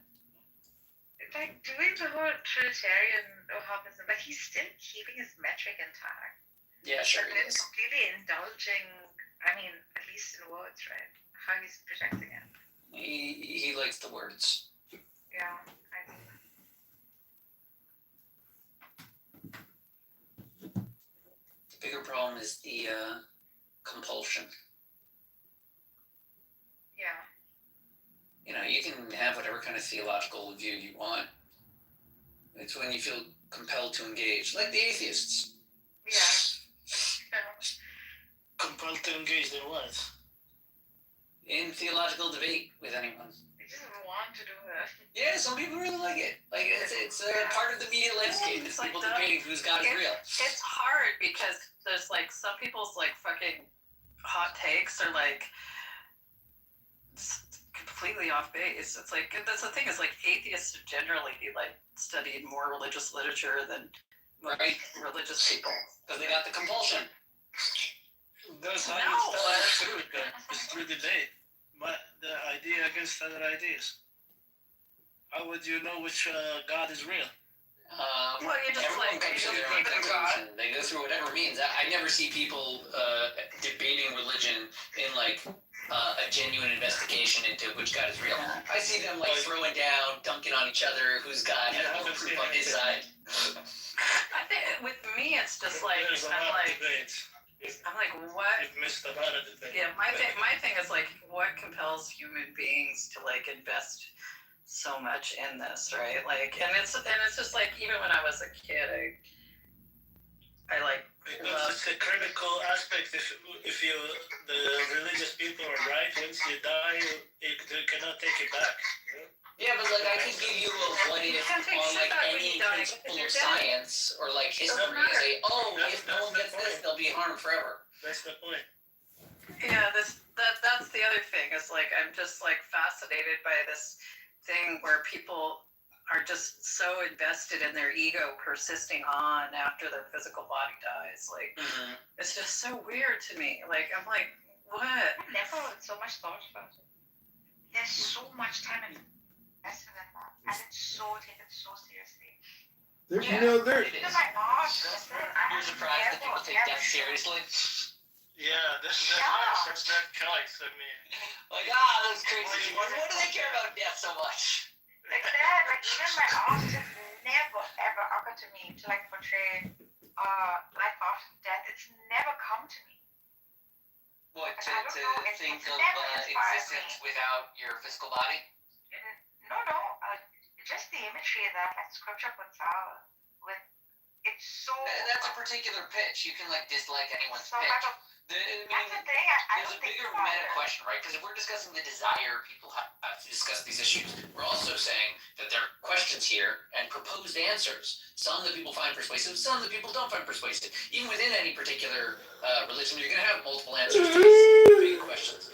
Which pulls me to why it's the compulsion. The compulsion, and the reason why you will always find conversations about religion and God, theology, the afterlife, death, is because it is, at a core basic level, true to all of us. When I talk about life after death, that is relatable to people that don't speak my language and have never been to my country or my state. People that have no relationship to me can discuss religion with me. Religion is part of the lingua franca of the humans while they exist in different languages and have entirely different outlooks on how the world functions. They do start their bases on the metaphysics of the universe and say, here's exactly what happens when we die. They're able to discuss that. I don't know why they better discuss that than like politics or water rights, but they apparently can communicate on which God is real. Yeah, because that's very fundamental. Exactly. Punish anybody fundamental to all humans. Interrupting the proper decorum of this courtroom. And the certainty of like expressing there's no certainty. That's why there's until then, may God continue to bless Jefferson County and her citizens, and you are free to go. Yes, some people are certain. That's their perspective, and you cannot hold. You don't know what's in their. Ladies and gentlemen, my whole thing is just like, why is this a question, right? Not because I know the answer, because I don't think it's a question that needs to be answered. Because don't engage. If you don't see it important to you, don't engage with the subject. Well, the way that I engage is like comparing people. I'm not talking about what's right or wrong. You know, the way I engage is, isn't this interesting that this one particular myth theme carries across all of these places, right? And you can track it. You know, all of this stuff, and yet you think somehow your particular story was revealed on a singular mountain by God directly to a human being. You know, it's like it's obvious it's derivative. So can I try to explain that real quick? Yeah. Alright, so let me explain that, right? Because so you have to understand, right, that if something says something, okay, so the Bible, where it's in the original form, it was Aramaic and it was in Greek, right? And at the time where Mr. Bank. Huh? What'd you say? Yeah, I didn't hear what you said. So I'm serious about this though. Like I really want to know, right? Is then so at the time where it was like the Roman time, where at that time then they made it to Latin, right? So if you know that at that time the literacy rate was like maybe 5 or to 9%, or maybe less than that, and people who were capable of even having the book were even more or less than that, because they didn't know the Aramaic, or because Hebrew at that time became a dead language, and so people only had the Latin versions. So and so you have to understand that we're saying that something that went through all these stages and then being translated into English. You don't think that through all these people, like especially through the people making mistakes writing it, because you understand they weren't like writing, they were writing it in scrolls and using cow skin and stuff like that. So although you don't believe that human mistake just can't happen throughout those years, to the point that now the technology that we have where everybody is able to just look at it at their phone. So let's go back to the time when printing started. Before that, it was hard for a person to write the whole. So what I'm saying is, my point is, of course we would want to believe something is more accurate because it's the same Semitic family as the Aramaic language, that is the Arabic language. So they're the two closest. So even the way that in the Aramaic version, how they say Allah, they say Ilaha in Aramaic. So when it's Ilaha in Arabic, it's Allah. So those things that are so close, because they're basically brother and sister languages, right? We believe, of course, it would. Rebona Show Alarm Bank, am I detecting a smoke detector in your distance beeping? Yeah, bro, are you drunk or something? I don't know. No, it's not. Yeah, just let me down real quick, right? Wait a second, I gotta interrupt. Ahmad is speaking. What does altruism even mean, Bank? Yeah, Vic, you're just making a bunch of claims. And I'm literally talking about, I don't know if you caught that word I used, mything, right? That's like the equivalent of phoning. Could you explain to me where I went wrong or anything I said was wrong?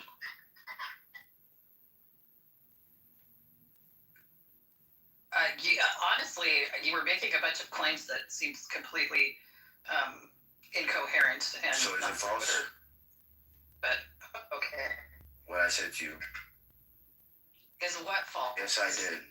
I said in the time in history, the literacy rate wasn't the published everybody.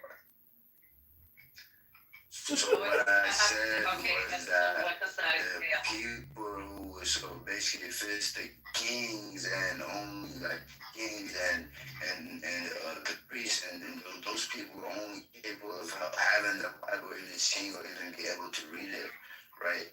Then all of these things and then being changed into the English language coming into America, right? All of these changes that's happening right throughout this time. Why wouldn't I believe something that came directly to the Prophet and it's just straight words? Why would I want to believe? Bro, these are kafirs, bro. Don't even try to talk to make this point right there.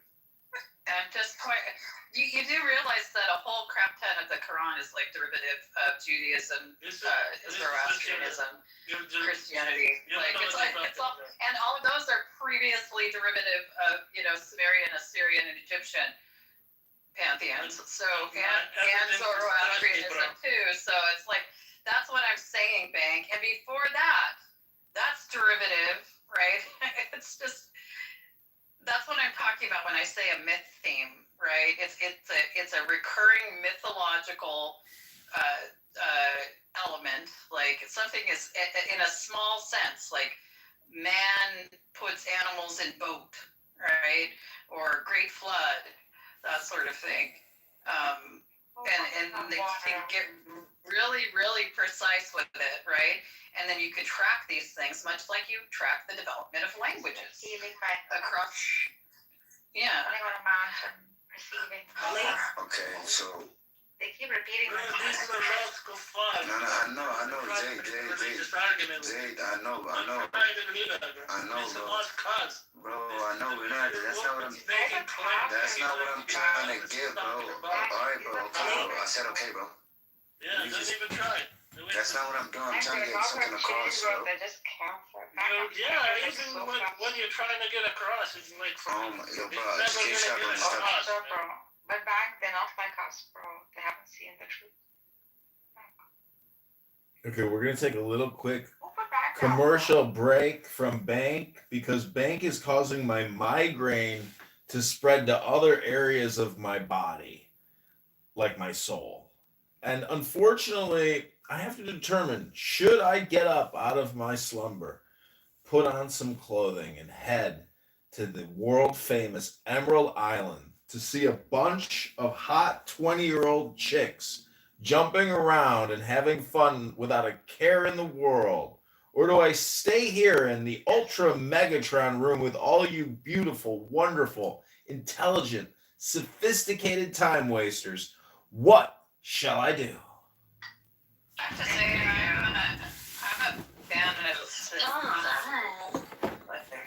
I think you should go watch some people jump around. Here, you okay? Listen, it's not bad. He was just starting off with No, please speak closer to the lightsaber. Oh, Mixad, you're so annoying.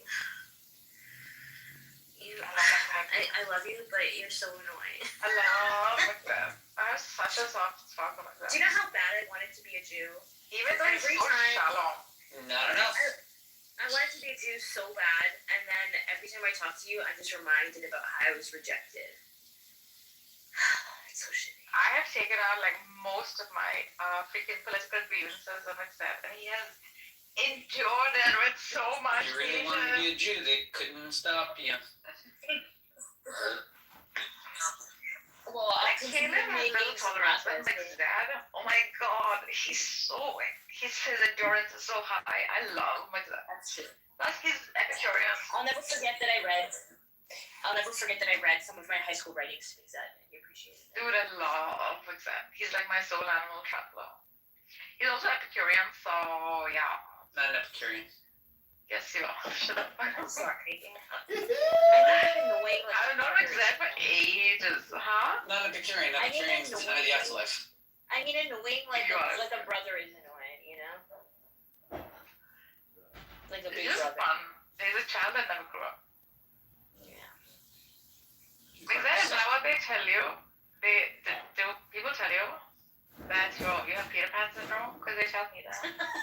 That I have what? Peter Pan syndrome? My therapist told me that. Oh my god. You suffer from Peter Pan syndrome. No. Maybe that is just your personality, and that's what she told me. What is that? What is the syndrome? I've never heard of it. People who just don't grow She's up. saying that she acts maturely. That's horrible. That's a horrible way to put it. I like people. You just have a youthful spirit.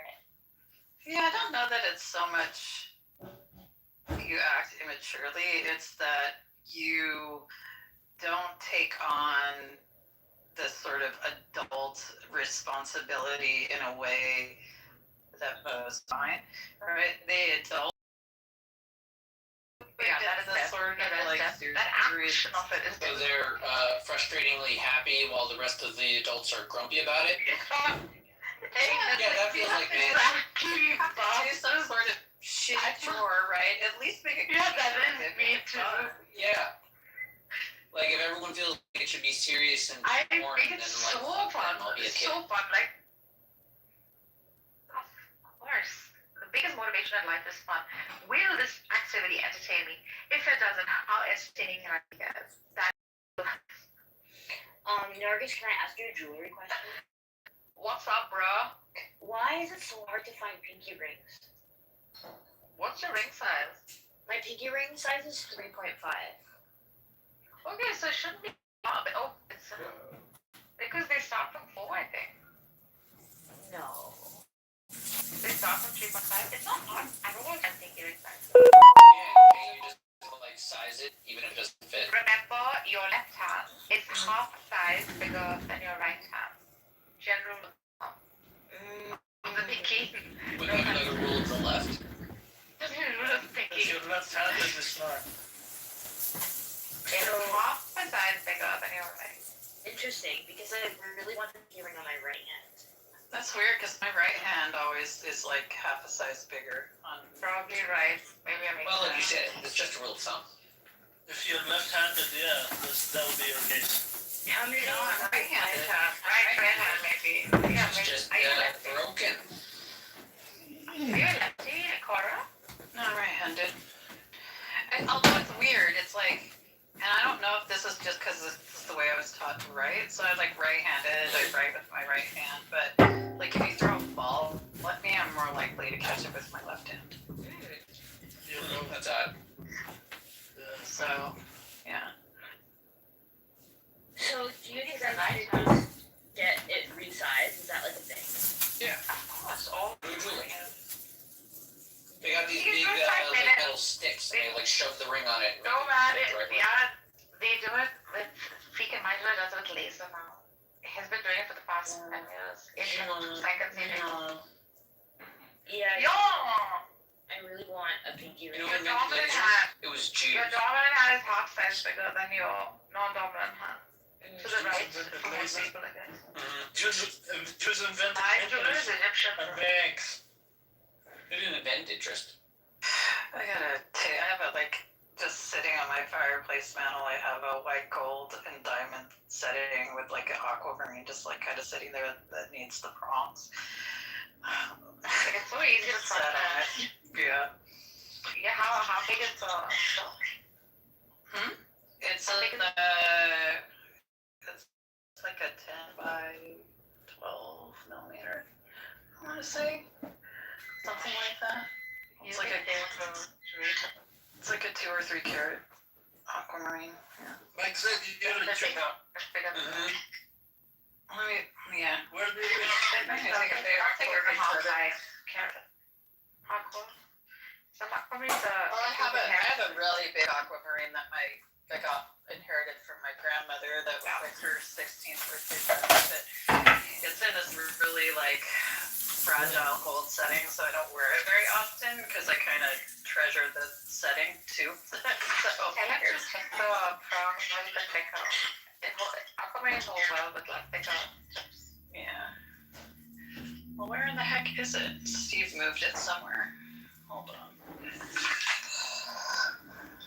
Now I don't know where it is. I don't know. Wait.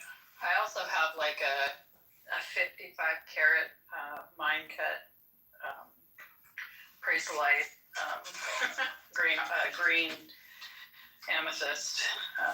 Diamonds were invented by Jews. I'm like, what the fuck am I gonna do with this? No, is there a picture if you can? Of the amethyst? Yeah. I also have a really, really big one. Dude, you can make them. I don't know. My dad makes them into like a pendant most of the time. He also uses like he makes them in belts and stuff.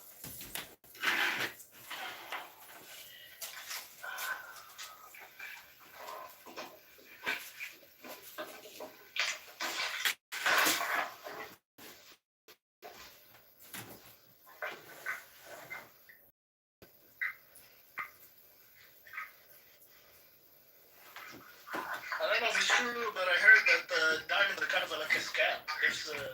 Their price is inflated. I don't know if that's true. You guys know anything about that?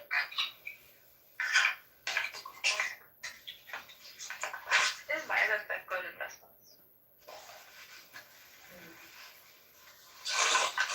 Even if they're mined by little kids, it's fine. Just buy them.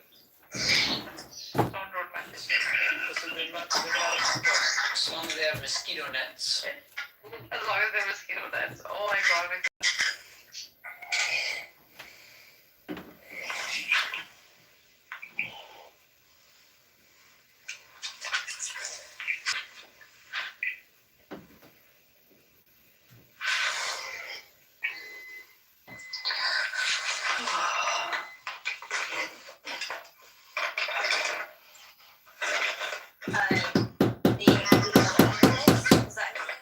Is he in the room?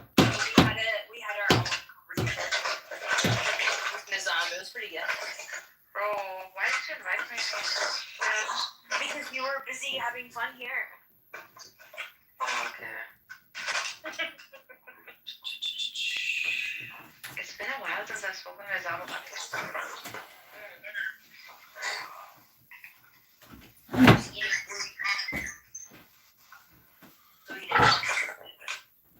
Was he?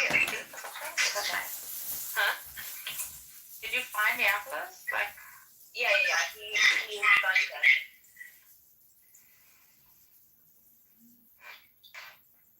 what did he's so traditionalist though. How can he even be a perennialist? He's also very good at understanding of spirituality. And I've told him quite a few times, like, you kind of don't fit into the perennialist sort of thing. And he insists on being this. Perennialist is really so much more open. Yeah, he is. He's a good person. Like, even his view, like, he'll say, no, I only listen to the thought. Some noise is going. I only listen to one food. Let me. Chorus. Maybe in chorus. I think she's still looking for her children. So he'll say, like, I hold to only one school of thought. And that school of thought is the right foundational school of thought. And all else is not. And however I can find, like, commonalities between them. The guy he, like, takes from Hossein Nasr, right? Dr. Hossein Nasr. Yeah. He's fantastic. Yeah, He's really good. And Hossein Nasr is so open about like, in fact, he doesn't take to any identity or anything he calls himself by. And he spent his entire life in this perennialist pursuit. I have to study Quran, which is the only Quran I have. Which I bought for The them. blue one? Yeah, the blue one. It's a good one. Yeah, like I think it's a very academic sort of read.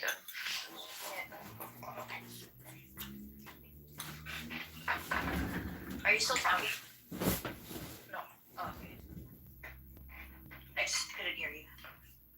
I had nothing to say. I just thought you were in the Matrix for a second.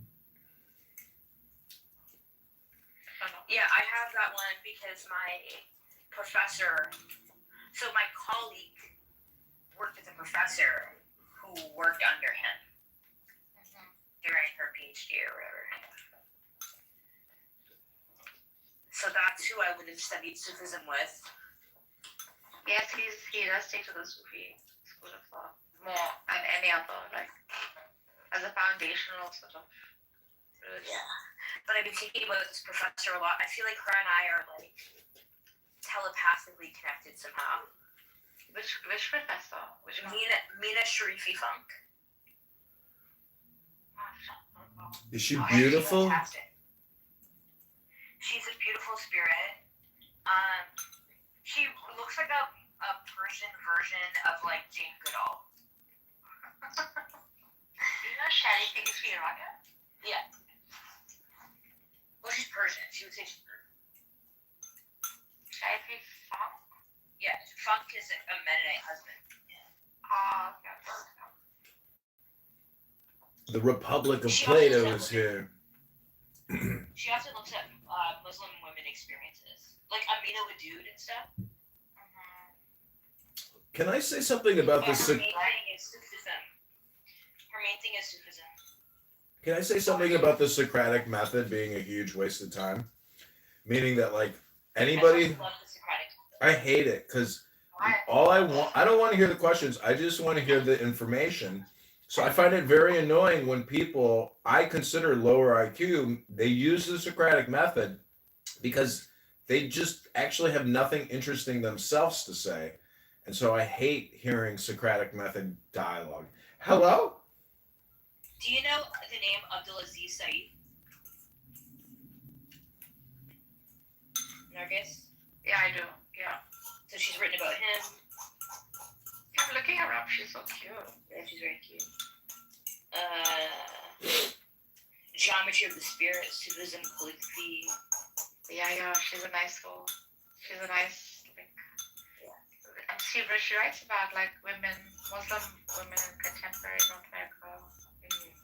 Looking at her. But she is so, like, when I first had her, she made us all sit in a circle, and then she asked us, like, she was talking about all these, like, historical figures, and for each historical figure, she went around and asked us, who is the Alexander the Great in you?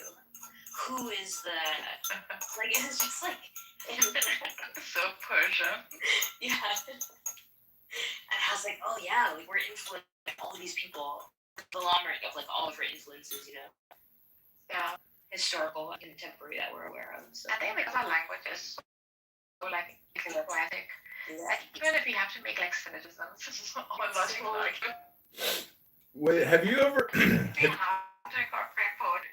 have you ever considered like the fact that you're out after you hear about the billions of murders and chaos and disease and everything, you're like, oh, I'm, the generation like from that. Like you are technically the lucky, like you are the survivor. So what is that? I often think about it, John. Often I think about it. It doesn't really mean anything other than to know that like your time is so valuable. And so what you're listening to, what you're saying, what you're reading, what you're looking, what you're touching, etc. It's like, it has to be joy. Like I've heard it said that life is totally random, like just mere existence. So by definition, it has to be joy. That's what Aleister Crowley says. Yes, love is the law. Love it. Do what thou wilt. I feel like somebody tried to come up here and their name was Dr. Jenna, but they Dr. Jenna, yeah. But they weren't actually in the room, which is crazy. Does anyone here like A1 sauce?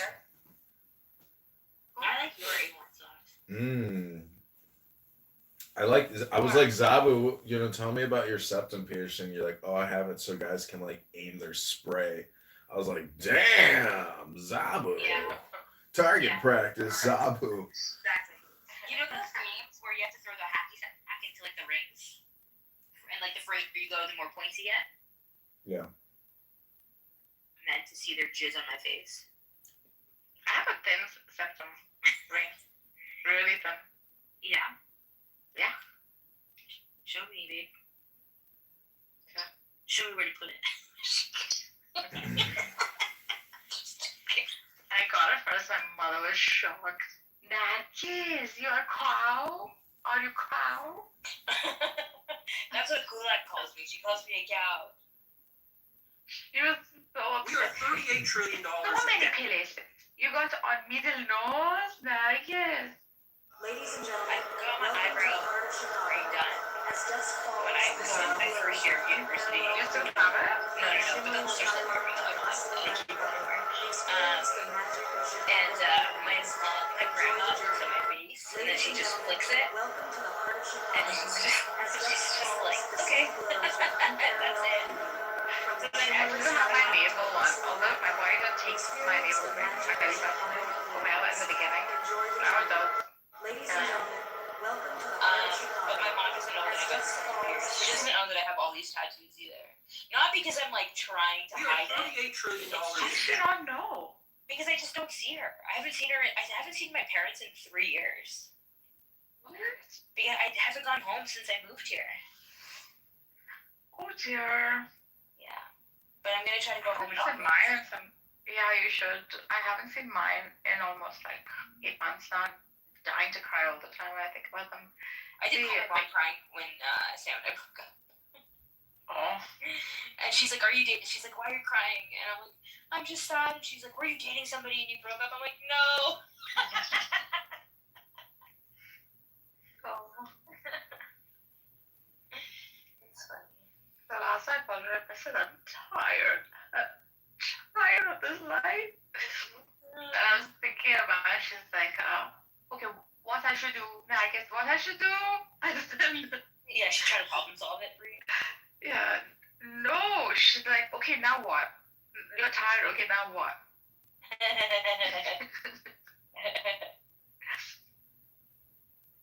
Hey, please come here first, please. Okay, now, okay.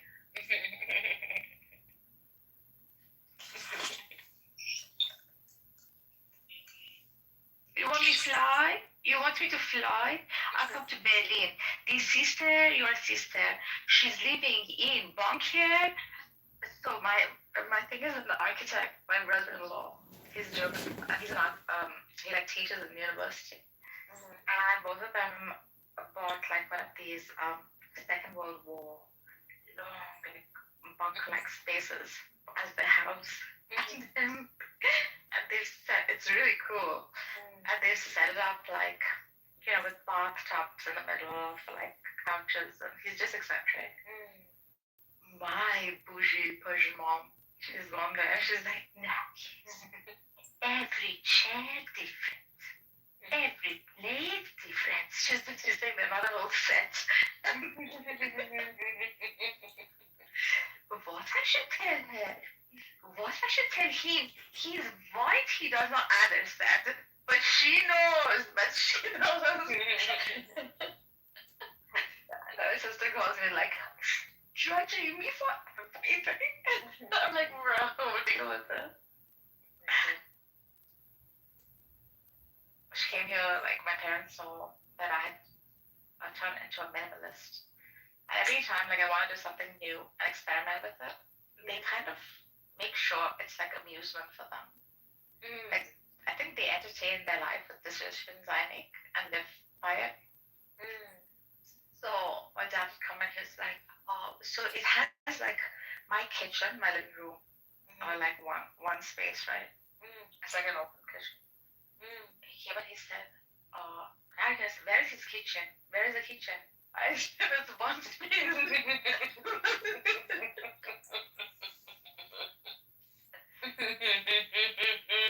We have to take trash. We have to take. I said, yeah, you take the trash and put the trash out.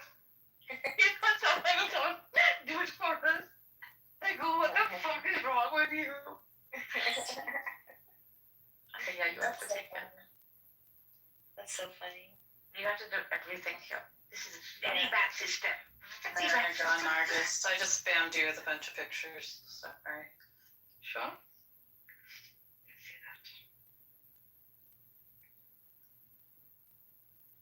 Did you send me the video? Yeah, on Clubhouse.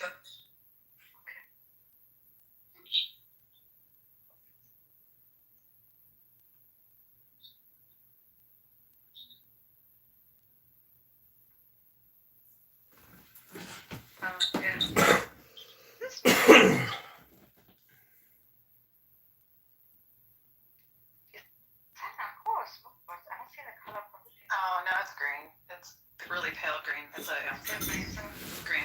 What's the green of this? Yeah. It's hard to get the color of it. Yeah, of course. Jewelry is very hard to shoot. It's beautiful. Bezel set. You like the setting? You can't prong this. He has to bezel set it. Has it come out or what?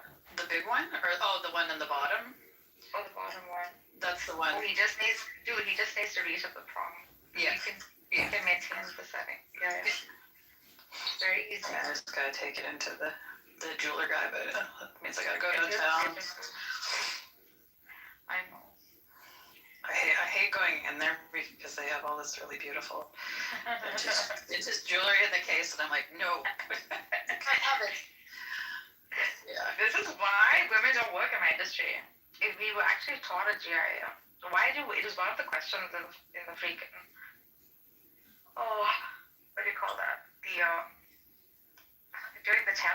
why is it a male dominated industry? It's like 90-something% male. It's yeah, because women would want it for their own. We want to possess it. I hate to wear. It's like my dad says at least like if you're going for a meeting, wrong something. It's constant. Yeah, I do terrible stuff. Like I go into like pawn shops and like buy up stuff from them, loose stones and stuff. It's like Sometimes you never know what you get in pawn shops.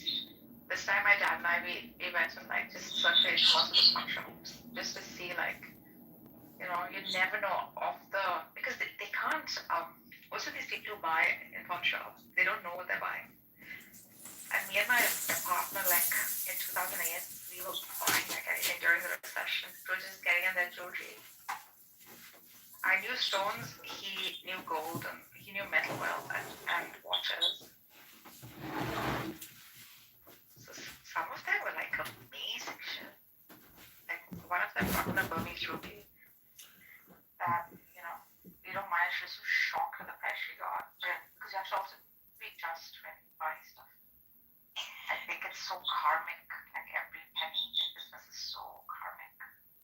And he would say you're stupid. You shouldn't do this. Have you heard of a Spinelli Kilcullen ring? Do you know Spinelli? Well, Spinelli's right. No, it's called Spinelli Kilcullen. It's a jewelry maker I know in Los Angeles, but he's got a big Instagram account, 3 stores around the world: New York, LA, London, Seoul, 4 stores. Oh, I don't know the name. I thought you were talking about Spinelli's, like a store. No, it's this guy named Spinelli from LA that I knew. But I used to. Is he Jewish? No, I think he's probably Irish, but I hired a guy that worked for him, and I ended up recording them at the Cat Club on Sunset, their band. So, anyways, hello. Is that what it's called? What do they call that now? Cat Club.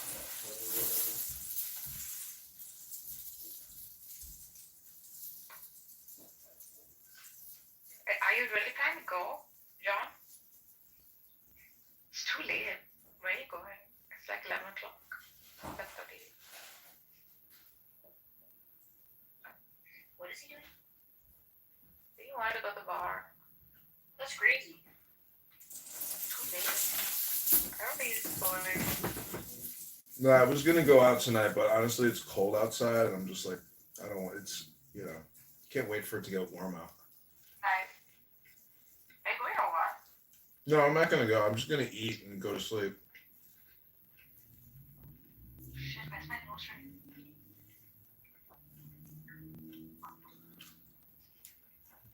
I bought some fake nose rings on eBay or Amazon. Yeah, So it's so super fake. I want some chick to like come up to me like, I think your nose ring is so sexy. Bro, I really liked your septum. They are all sexy. I think it's really hot when a chick has one. Not the septum though. I like a gold ring on the right or left nostril. Oh, thanks, Alistair, for Sorry. choosing an article with me. The septum one to me is like lesbianish, which is not a problem for me. I'm not discriminating. I'm just saying that to me when I see it, I do think of the bull thing. I'm just like why? Like, can't you make it sexier? It's not sexy enough.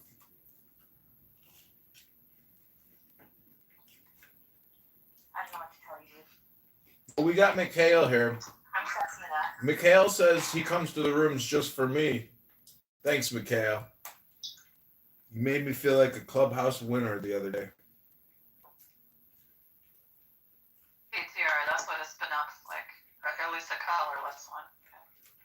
Yeah, the red ones are X. The colorless ones, yeah. Those also are pretty rare now. They don't mind them anymore.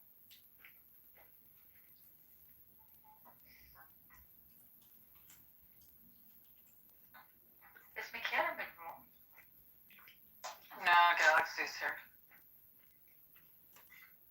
It's Galaxy. The Logos. Where is Mikhail? The Logos. Is Mikhail's bodyguard Galaxy? I think I was roasting Mikhail. I have to defend my nigga.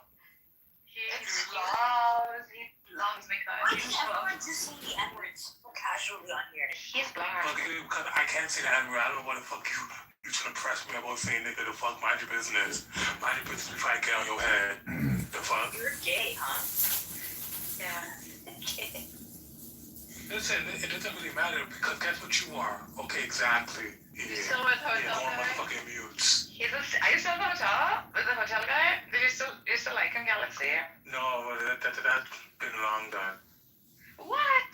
Once in about 6 months. Bro, you love that guy. No, that been done. I'm sorry. Like, I'm a little too. You? Shut the fuck up. Do you still love him? Like, did you have a bad breakup? Listen, I had no breakup. Nothing even begun. What the fuck? You had like the biggest crush on the guy. What are you saying? Nigga, nothing even begun. After that, I ended up going to jail for a bit. Don't lie. Why do you think I was gone from Clubhouse for a hot minute? I was literally in bed.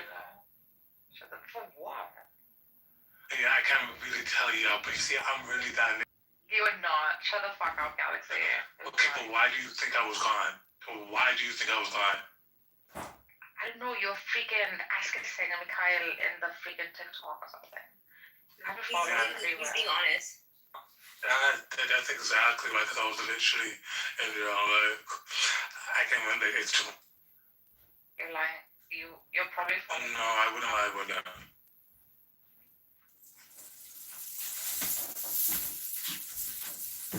I told you I'm really that nigga. I really gets in the paint.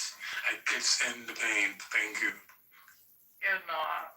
He doesn't want to act all like You paint houses? super like macho. No, I gets in the paint. I'm a hood nigga. I'm a hood nigga at heart. Really? He's not. He's a bougie freaking gay boy. Are you kidding? No, I'm a hood nigga. That's Cora knows what I want. Cora knows what I want. He just wants to be a wagwan, bro. Cora knows what I want. That is so she knows what I want. He said that. Why is he a wagwan? He's not. He's like bougie. I'm most definitely. I mean, you can hear it in the kick.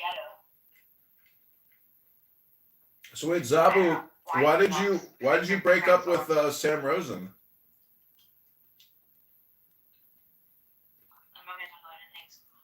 No Yeah, love. what kind of question is that? I don't know. People get together, they break up. There's always like a story. And she's still on the app, so it's not like she's like run away. It's like he has rooms. I mean, I would be like, I'm a loser if I use Clubhouse and talk to my ex-girlfriend because, like, that's Bro, weird. they're amiable. Sometimes breakups are amiable. Like my ex still love me so much. I'm just saying on Clubhouse, it's like it would be weird to like be out of a relationship with somebody and then come into the room and then like give two fucks about what anything is happening in the room. It's like, oh, you're talking about God again? Oh, like I mean. I just know why your ex wouldn't want to be friends with you, but I pretty much. No, that's. Like even me, No, I agree. Like he was like gone for like 6 months. I was blocked for 6 months because of his toxic ass girlfriend. And as soon as he broke up with her, he like gets in contact with me and is like, "Dude, you were right. Like he totally called it because I said she was gonna fuck up his house and try to get him arrested." Oh, and wow. that's exactly what happened. Yeah. Anyway, I only brought it up, Zabu, because I mean I like Sam to a certain extent. Just hope he's happy. He said he's I great. love Sam for being here. What was that? Yeah, thanks for everything. Thanks for everything. I appreciate it. Oh, I figured you dumped him.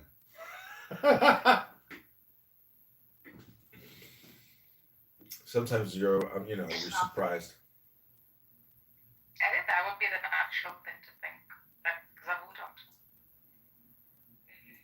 He was like, I just can't date you anymore. I just don't think we're on the same intellectual level. Because the bow is like golden. That's why. The bull is golden. The bow is golden. Oh, Zabu is golden. She's a good cat. That's what I meant. Yeah, I mean, I think I would never dump Zabu. Yeah, true. I would never.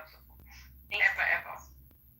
yeah, but it's not a speck of dust out of place in the whole universe. Like you have to accept that you are in a simulation, and when you resist that, like to me, relationships are always like it's the biggest thing. Like you know, especially if you had an orgasm with somebody.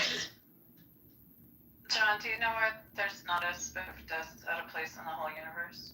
Why? Because there is no particular place any particular speck of dust needs to be.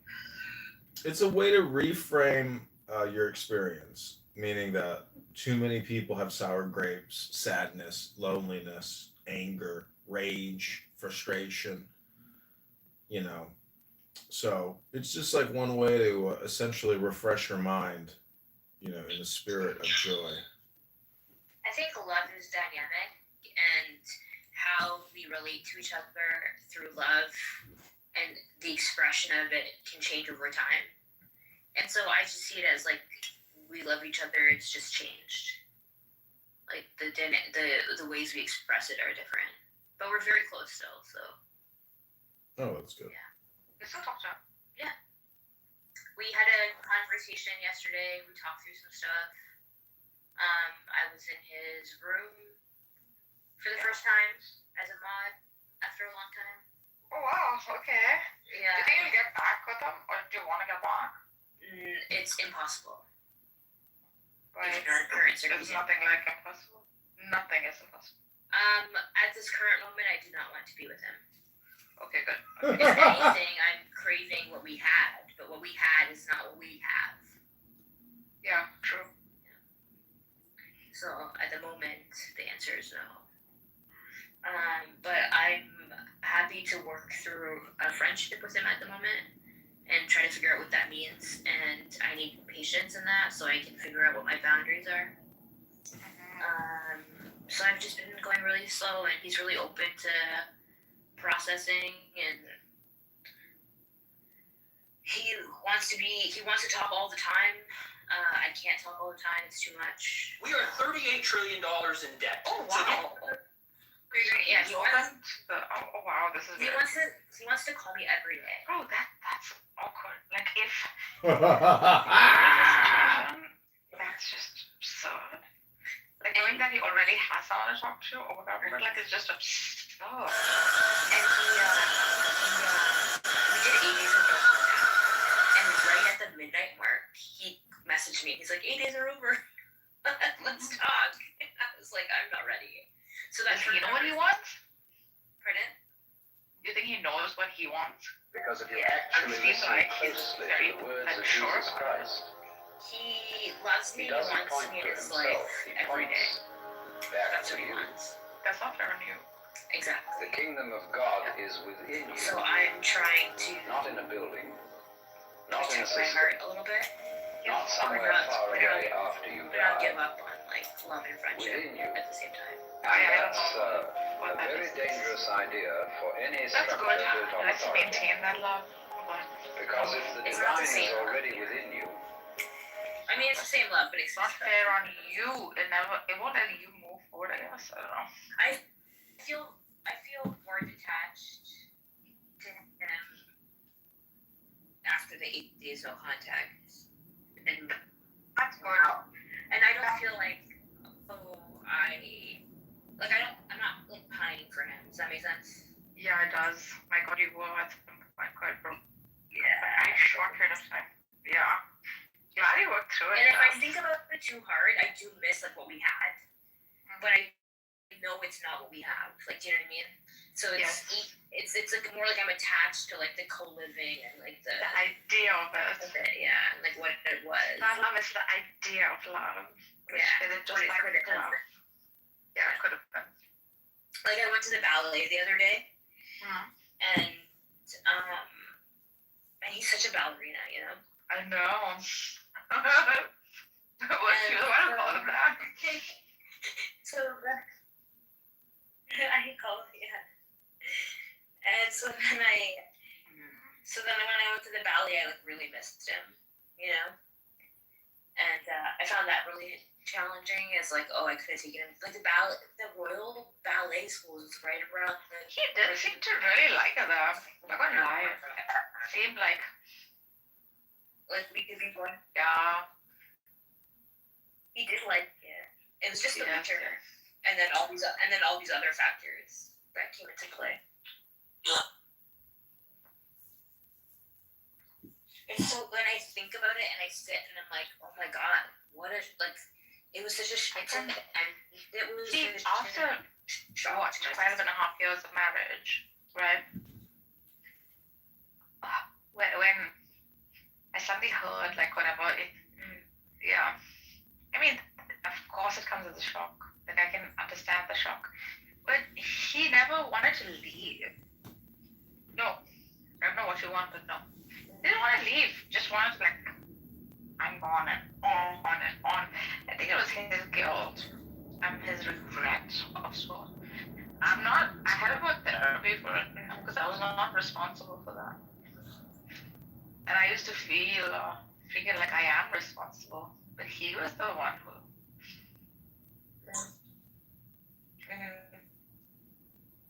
Yeah. And yeah, he changed the conditions. It wouldn't have happened that way. It didn't have to happen this way. Like we talked about so many possibilities of what he wanted and how to like make it work, but he was in such a rush. Rush to move I forward. couldn't do that. Yeah. With his own circumstance, yeah. I told him I'm right. I'm like, I need time. Like, this is not because he's a mom. He just we know that about him. Couldn't give me that time. Yeah. And I do. Yeah, we know that. Like, it's not hard to like tell personalities. Even though it's a voice out. That's the thing. It's like What the fuck? Momentary lapse of reason. That buys of life to a small regret. I won't forget. There'll be no peace in here tonight. Yeah.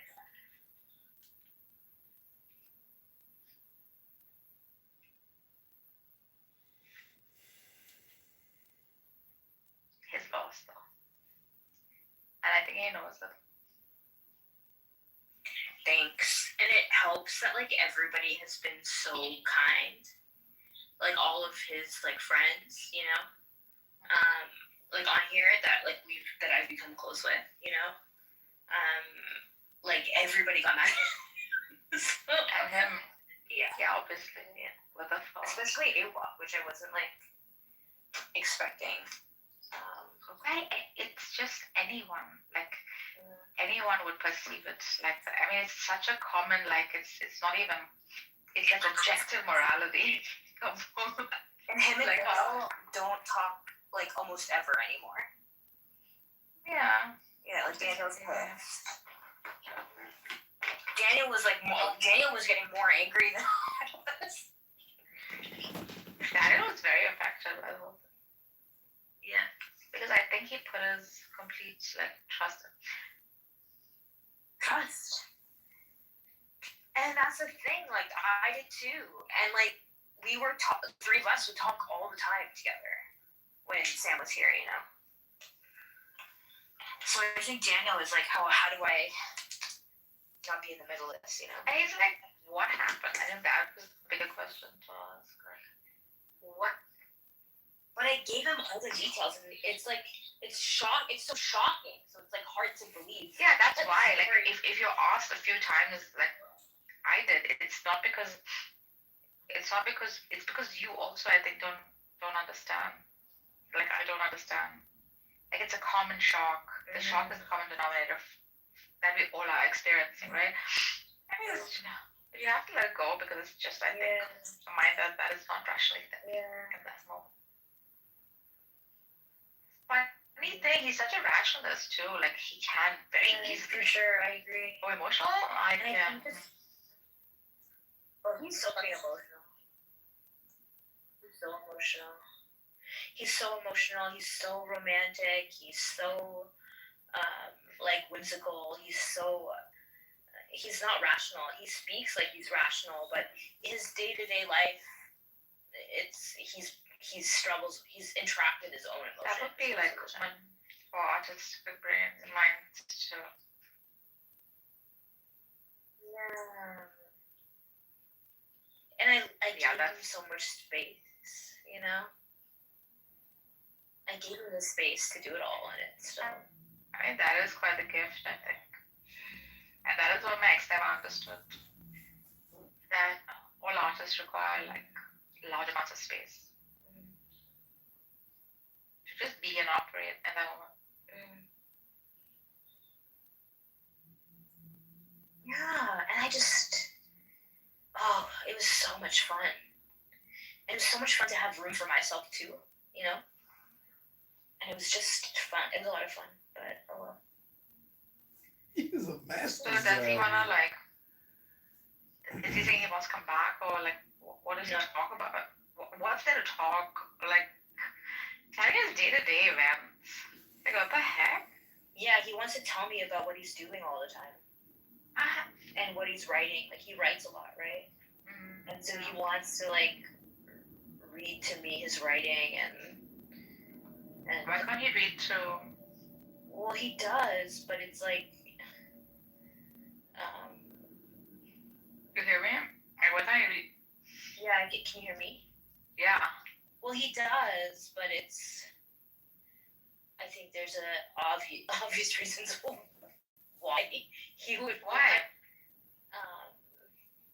Language? Age. Maturity. Oh shit. That's what it is. Short attention span, age. And then I'm like not only will I read it, I'll also encourage it, right? Yeah. And reread it. Good dog. Yeah. And appreciate it. Like, before he got here, I like had so many of his writings printed out and taped up in my office. Why? So people could read it.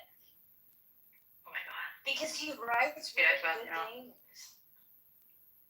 Other than this fucking document that he has. Has it happened? I was going off on it. You know, I screenshotted his Islamic I stopped looking. I screenshotted his Islamic analysis thing. I put it on YouTube, and it got a lot of views. And he's like, "Where can I find that?" I was like, "I don't know, just YouTube Sam Islam PDF Word doc thing." He spent a lot of time on that. He did. Ugh. It's so crazy because a lot of these people in his rooms. Points on there. Was that? Yeah. What happened? You made it. The people in his room, You muted. they have certain catchphrases and they repeat themselves quite a bit. I don't know all their names, but it's very funny listening to them because they, I mean, like all of us, we probably use the same words all the time, quite often. But yeah. Anyways, I'm just thoroughly convinced that Clubhouse is like worth 1/10 of that of a book. And every time I read a good book, I'm just like, you know what? All the loss, or all the, because I just created a LinkedIn account for my mayoral campaign, and it's so funny because all the employees in the Chicago government are like looking at my LinkedIn account right now, and then I'm screenshotting who's looking at me. So I'm doing like counter surveillance and then posting that I'm gonna fire you because you were hired for community representation as opposed to like a viable job. Anyways, what I'm saying is, if you know you have any like envy of a person, it's so ridiculous when you find out that your envy is like you're being fooled. That person is fooling you with their presence. It's not all that it looks, you know, it's not all. Yeah, it's definitely, and life is just a struggle.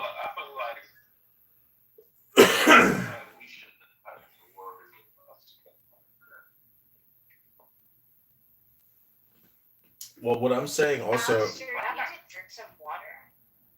well, I was just smoking some weed and I am low on beverage here.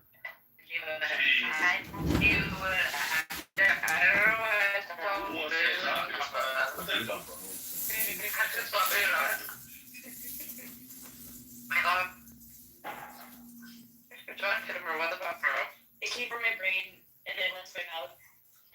So connected. Actually, before I muted, I saw her taking a drag. Like a vision.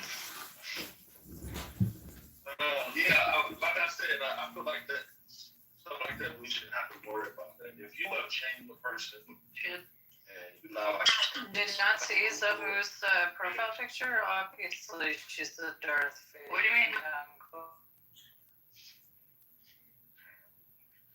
Zabu, if you're wait, Zabu, are you Pakistani, Zabu? No. Oh, because I was gonna say maybe you should go to that Pakistani Indian border where those like hot soldiers, do their chicken dances. That would be a great place to find a stud. Yeah, in Kashmir, there. Yeah. I live in Canada. I live in Canada, bro. Canada, yeah, that's Disneyland. You say it's Disneyland? Yeah.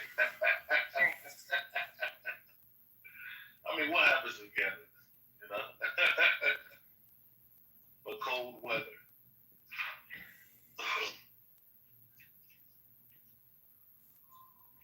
Yeah, I've recently drafted plans to actually invade Canada should World War III break out, because America. Start with Alberta. I just saw a crazy video today of a guy like raiding the Canadian Parliament and shooting a machine gun from like the main. Yeah, it is an older video from like the 80s or something. But the Canadians, the marshal at arms talked him down for 4 hours. He didn't even shoot the guy, and he murdered like 13 people or something. I'm like, why the fuck didn't they storm it and just kill the guy?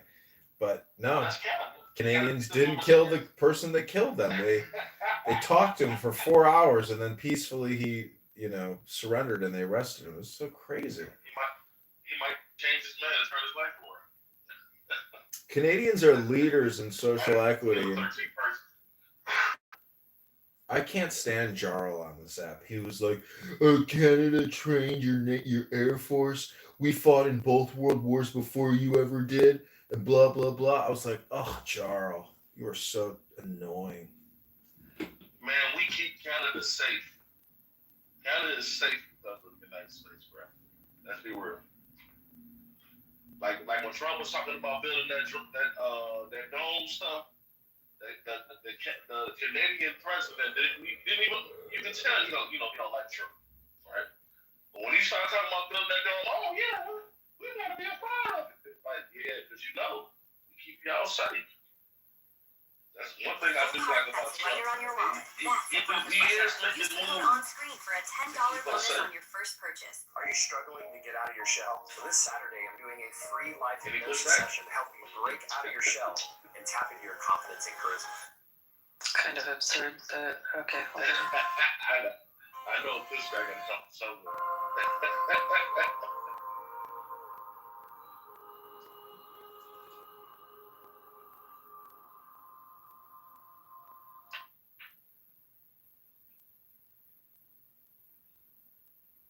So this is the Bible and Quran. What's the topic? We're discussing altruism. Do you know what altruism, sir? Do you know what altruism is? Well, look at the word. The first part is alt, like maybe alternative, or maybe all true. And then you know what an ism is, like capital ism. So what do you think if we try to put the word together? What do you think it means? Altruism. Is it like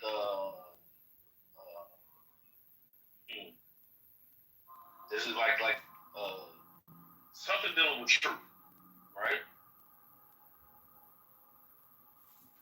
Am I close? Try again. Oh, I'm not close? No. Oh, I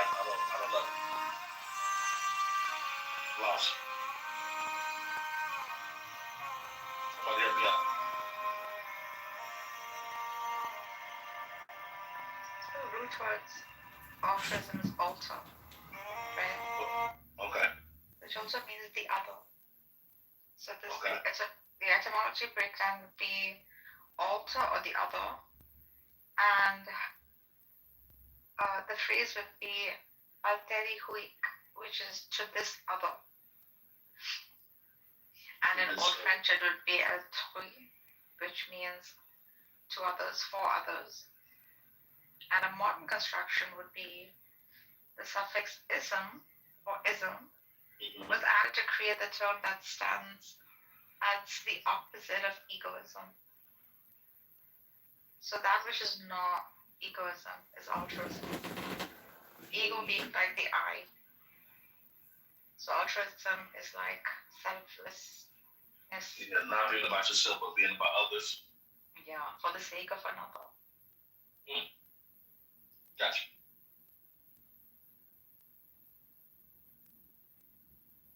So we're discussing about working together. So I think altruism, as Ayn Rand thought, is the philosophy of the devil. It's the work and the making of evil. Oh my god, I love your nose ring. Yeah, what is your wedding in India? It looks so good. Like, I love it's it. not a thin ring now. That was a thick one. I love it. So you don't think it's a good thing? I think it doesn't exist. And it's a kind of inserted word that into our psyche, which shouldn't exist at all. Because when you live for the sake of another, you haven't truly loved another. Because you haven't loved the self. Well, I believe that part of us, those who had that emotion in us, to care about others, I believe that don't come from us. I believe that's an element that we get from God.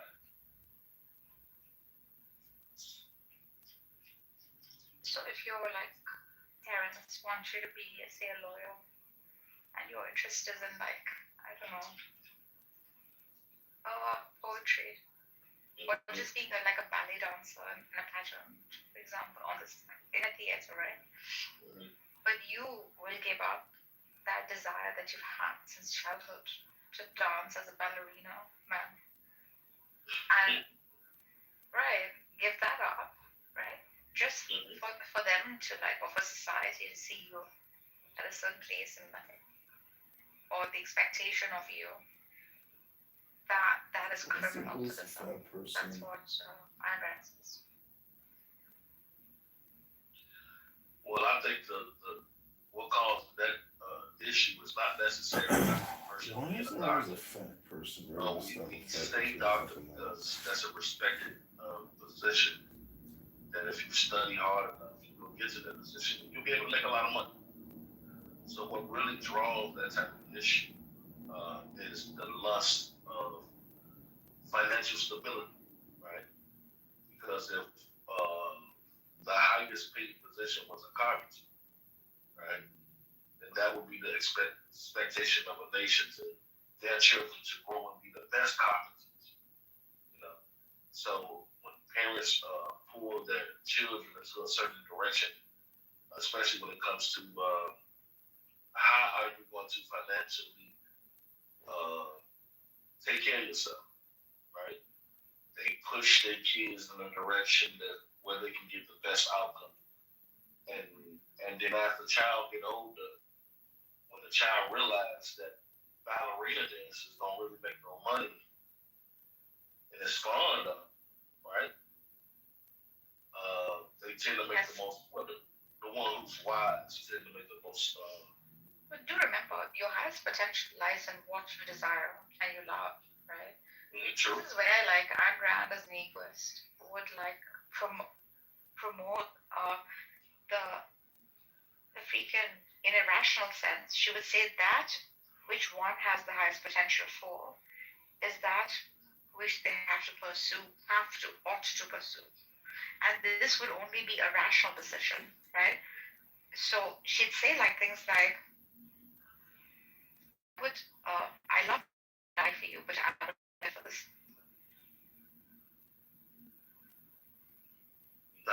What was this we speaking of again? This is a philosopher. Anyway, huh? Go ahead. Why don't you believe that someone can live for the sake of another person? Or what do you again? It's a moral crime.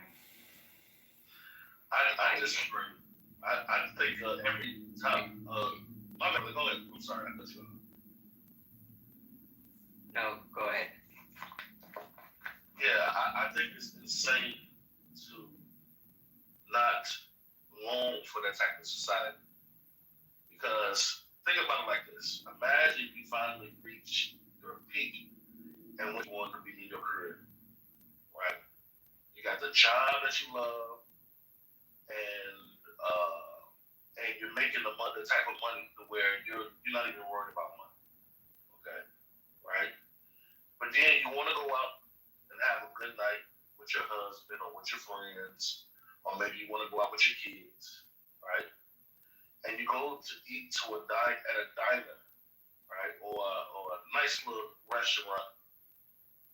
And when you go there, they sit down at the table, and the manager walks up to you and says, "I'm sorry for the inconvenience, ma'am. We're going to be slow today because none of the waitresses came to work today." And you stayed, you wanted to eat, you wanted to have a good time, but it wasn't as good as it could have been because none of the waitresses was there today, right?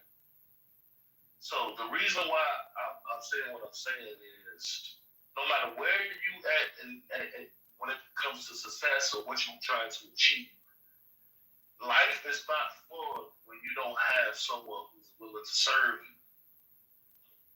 And I'm not talking about slavery, and I'm not talking about some type of little dead-end job where they stuck at and they have no choice but to work this job because it's the only place that I can make money, right?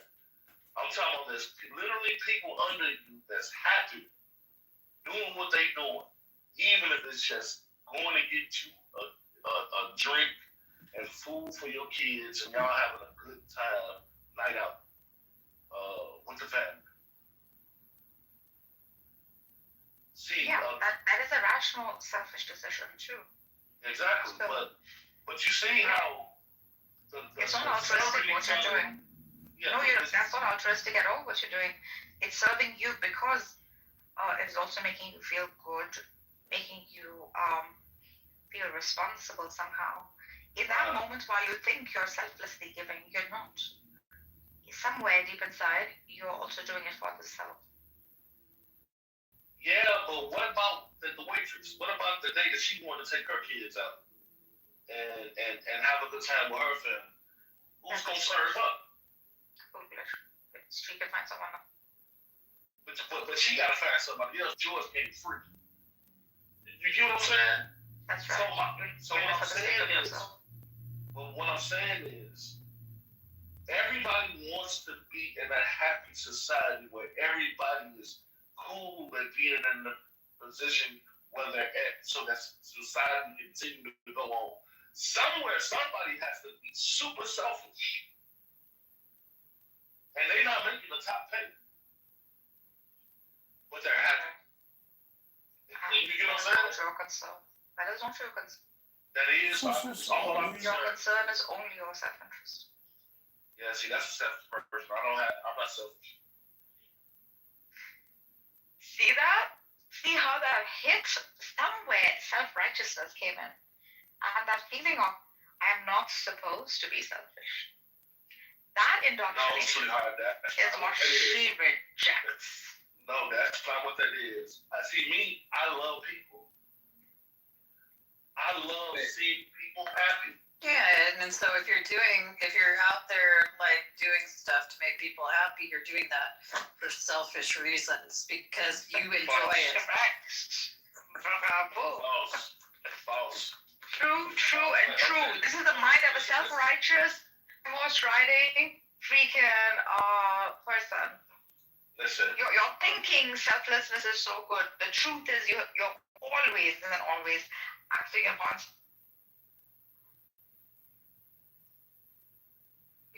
over classes, right?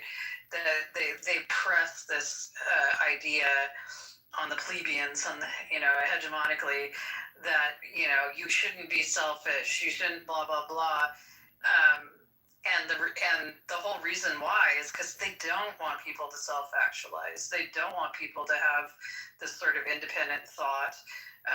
They need you to be resigned to service, right? And the thing is that if you accept for yourself that you need to give up your desires and not self-actualize, right? If you get into like Kant, if everybody does that, then nobody self-actualizes. So what's the point of even existing?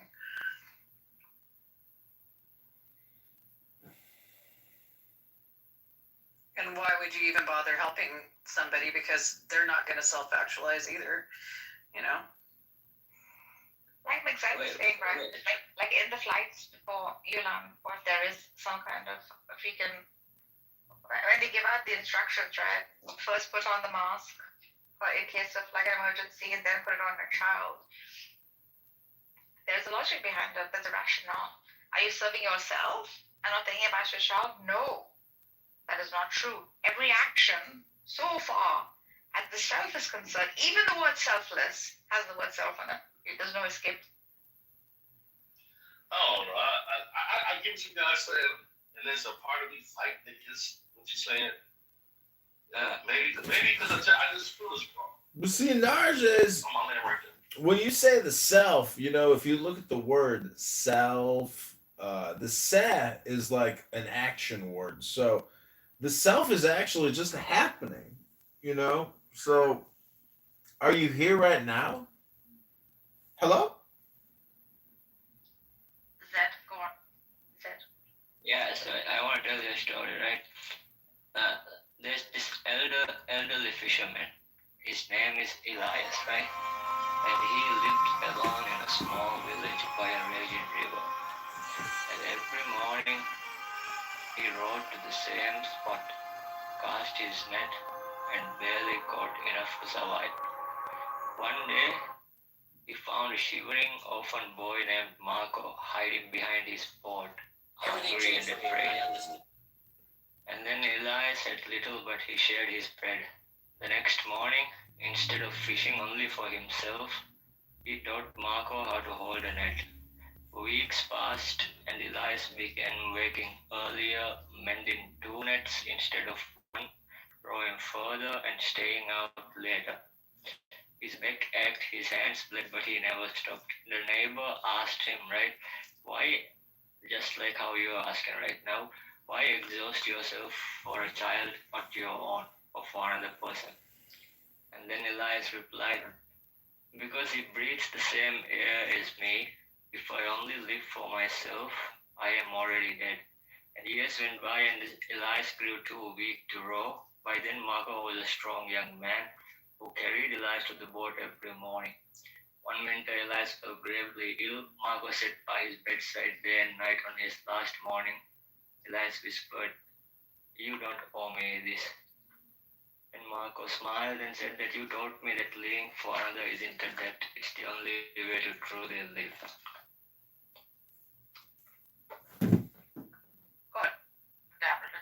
Sweet. What was the moral of the story? I didn't quite hear the whole thing.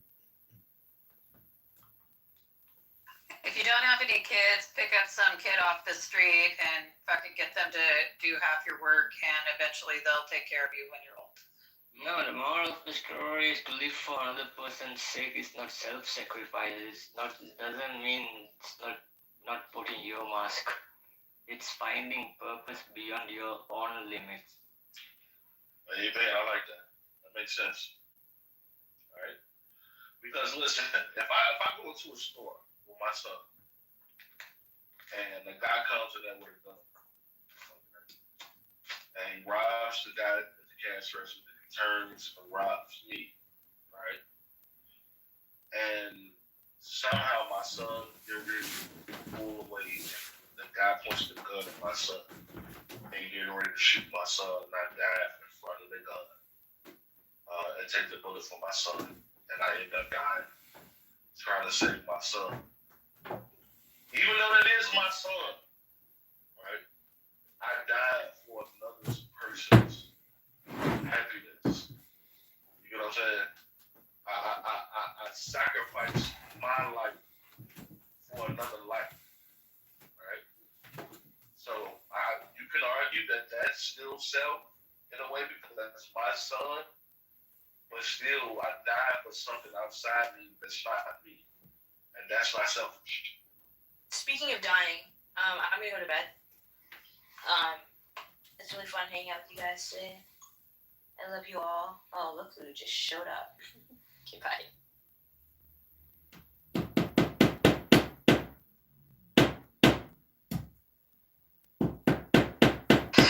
I think the whole point is that yourself like is like Darkness thing with like the oxygen mask on the airplane, right?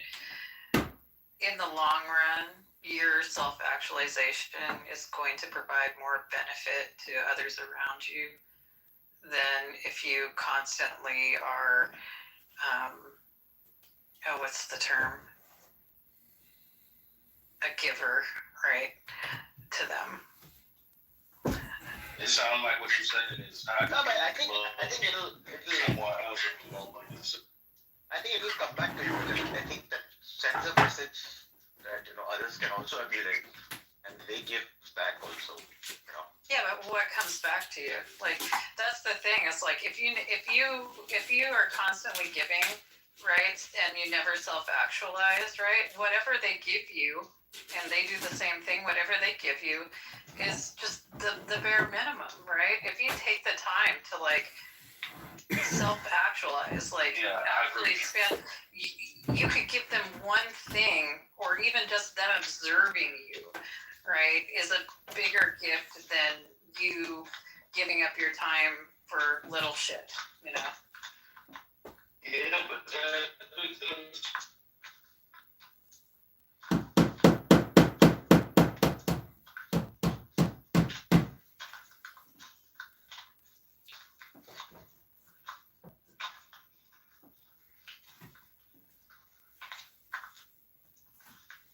Right, wow, this is unbelievable.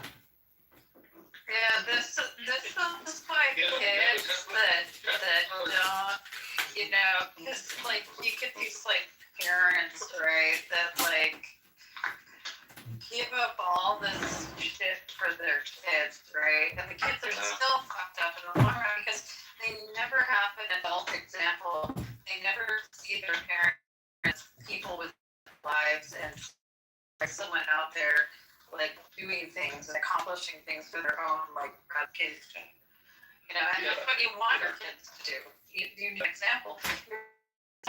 Your kids also need to see you fail. They need to see you.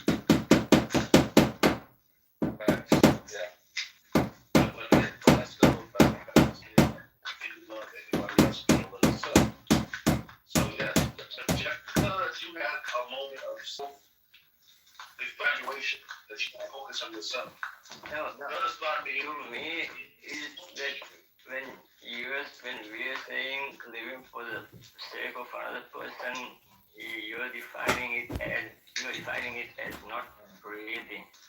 Like the person who's living for the sake of another not breathing, right? But no.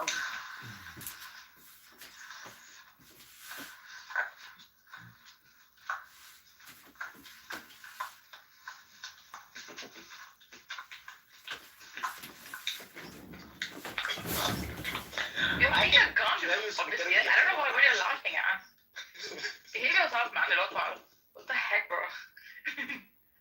Piece of shit, that. Like the parents' example. Okay. She said that the parents live for their kids, and at the end of the day, the kids, they're just ungrateful for the parents, right? But Yeah, they are. loving your kid and sacrificing your kid doesn't mean that you stop living your life as well.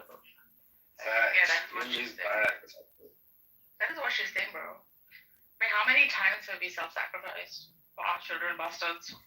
That they don't value us. That's what I'm saying. One thing doesn't negate the other. I guess living, loving someone else doesn't negate living your own living and your own self. Facts. Exactly. Actualizing and not. That's why I said, like, how could you love someone else if you're not taking the time out to love yourself, take care of yourself? Like, what did you need? Good point there. Yeah, that's the point. You can't love someone else before. I mean, like, you can't try to fix someone else if you're damaged yourself. Like, you don't have to be perfect, but you know. Good luck trying to fix somebody.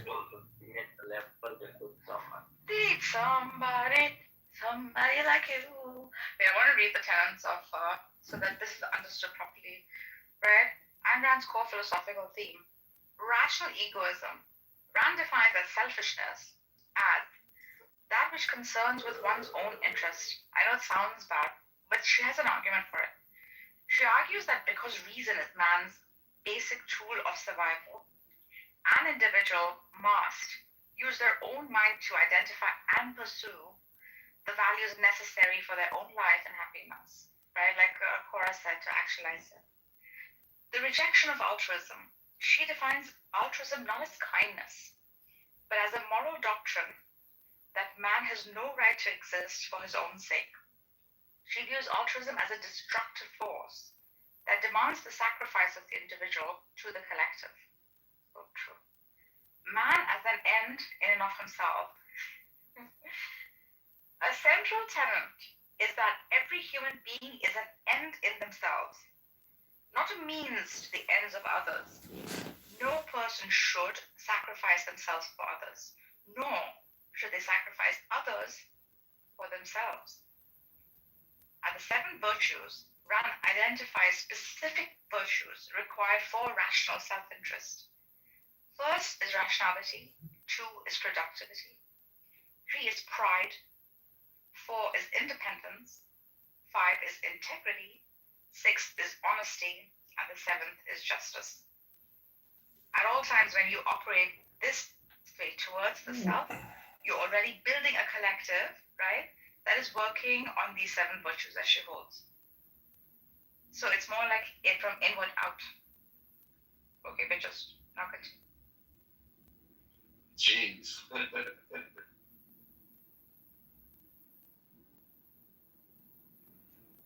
Hey, how do you say your name? Narji?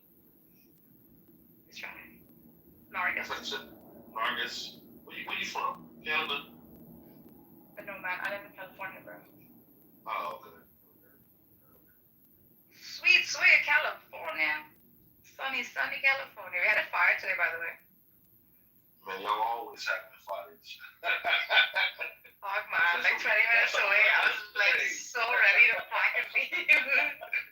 I could not stay in Canada, man. The price is up, the fire leave. Fuck, bro. This is like the 10th fire in the week. Like, what the fuck? Skip that.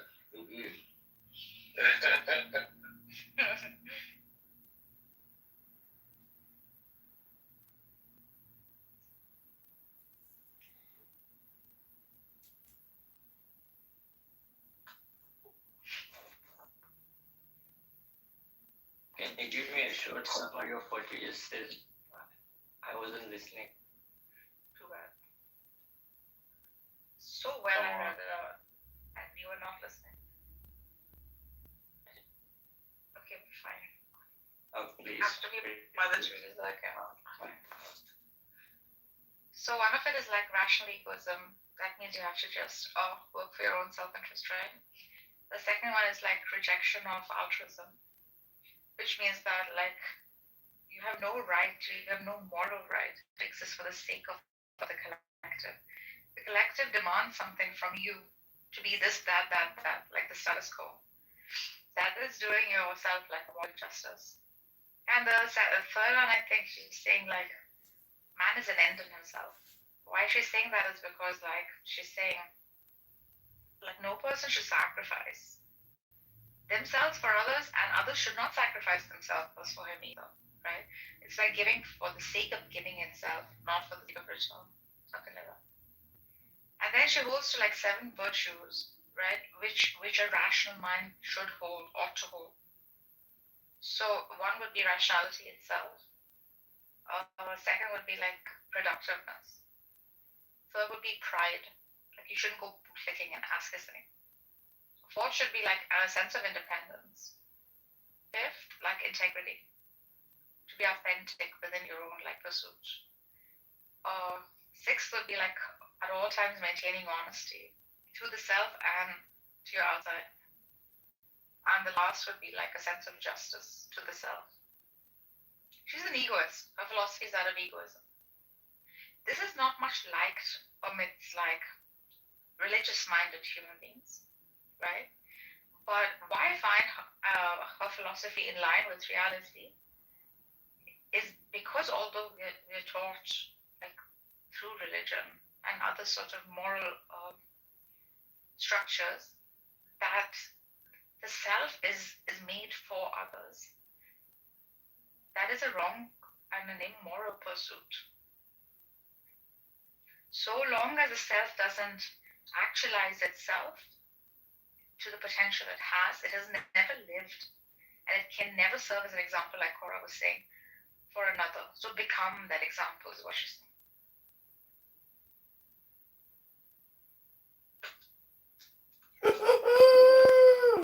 Okay, so what if self-actualization in that helping other person to be good to others is a condition? Following warning. Because existence is a virtue. And since you have been given this as in the like the theist language as a gift, if you have not sort of fulfilled that pursuit of like self-actualization, then you have not served your human purpose on earth.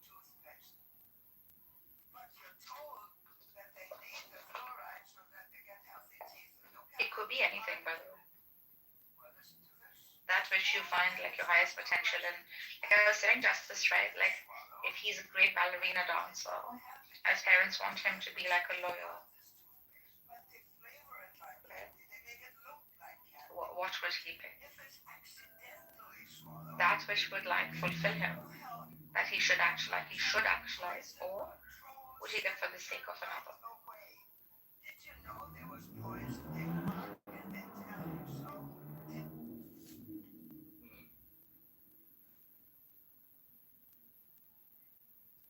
It's a very heavy discussion for like someone. Even to me, this came very hard at first. It's like, here's an example, right? My mom always tried to live like vicariously through me. Like anything I accomplished was really her accomplishment, and, you know. Otherwise, I was invisible.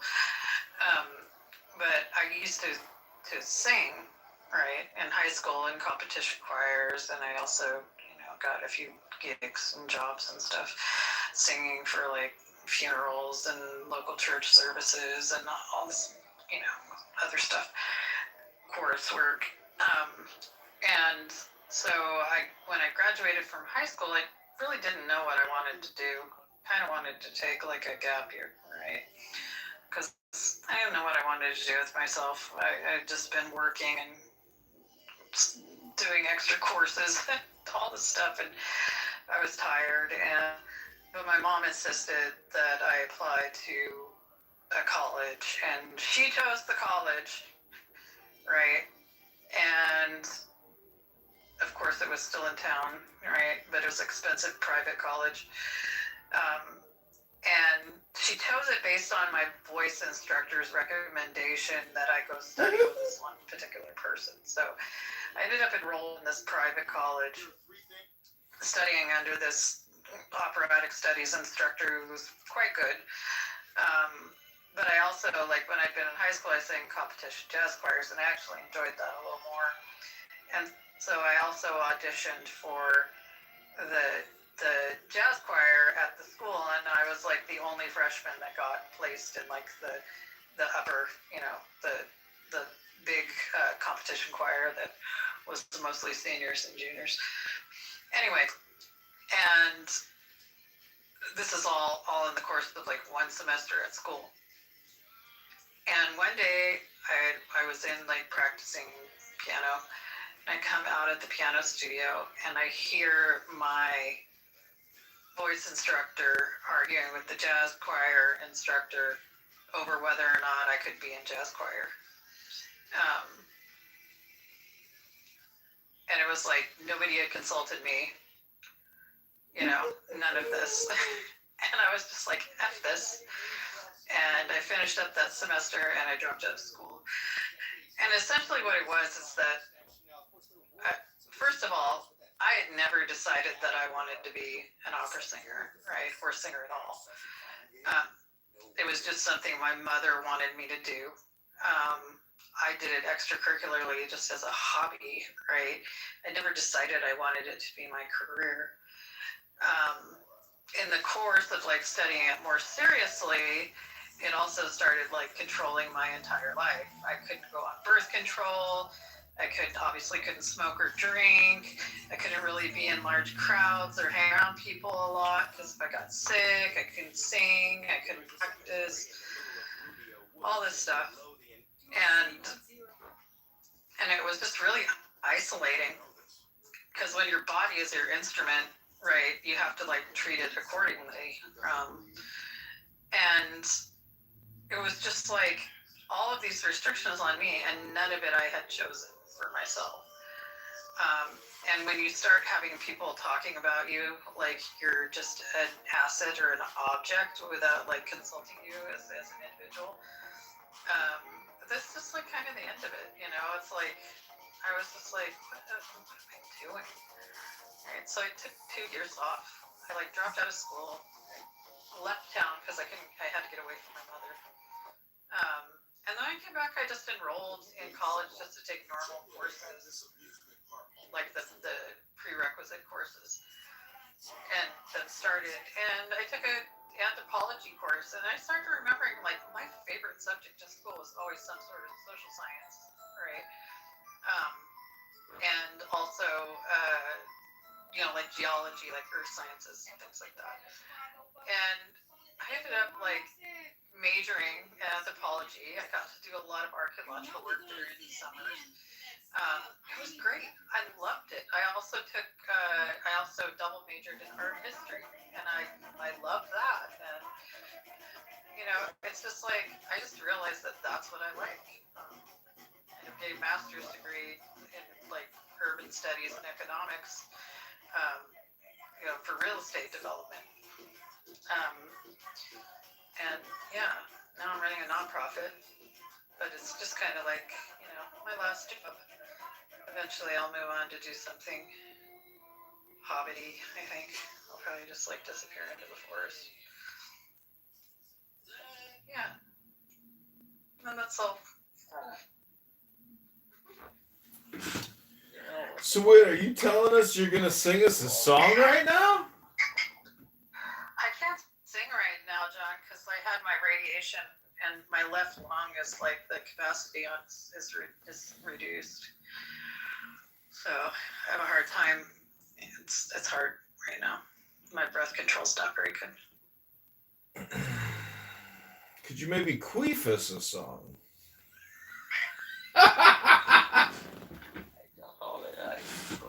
Hasn't John been like so good to us, Cora, by not ringing his bells and doing all his like obnoxious behavior? Yeah, I like him when he's just mellow and himself. I wish he would just stick to that, This is so lovely that John is so well behaved. I'm always mellow. What are you talking? All I want to do is read poetry.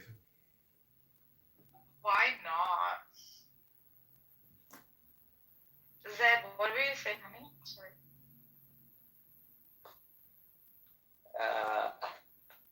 No, I was just saying that Cora is right. That's not right. Living for another person. wasn't safe in that aspect. But I'm not sure if that's altruism, right? Yeah. Especially You know, that's why I like this topic. First of all, I can't hear you properly. Can you come close to your microphone? it's like the Linkin Park song Number.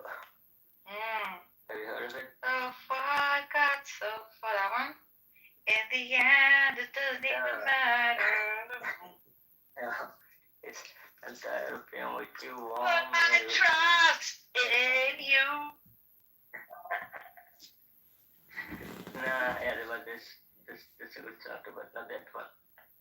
It's this one. Don't know what you're expecting. Under the pressure of walking in your shoes. But that's not altruism.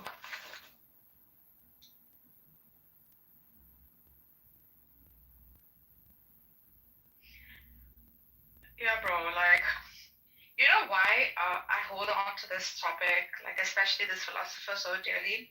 Because I suffer from a disease called radical empathy. And it's quite, like, devastating for me. Because I have to be Mother Teresa all the time.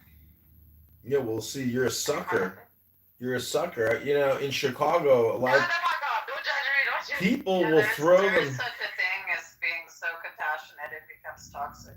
Yeah. It is toxic. Yeah. There's people in Chicago that will throw themselves on the street in front of you to try to get you to help them pick them up, and then they'll try to ask you for money. And I was with this girl that I was dating, and this guy threw himself down in front of us. And she's such a sucker. I'm like, it's his scam. This is what they did. This is what they do. This is how he's doing it. I would totally go broke in Chicago. Like, that's how that's how much it influences my, like, psyche. Like, I can't see anyone crying and things like that. Immediately, I have to, like, I love that. One of my good Paris stories is this creepy old gypsy lady came up and pinched me up my side and looked at me and said, "You will be unhappy," in French. And I just said, "And you already are."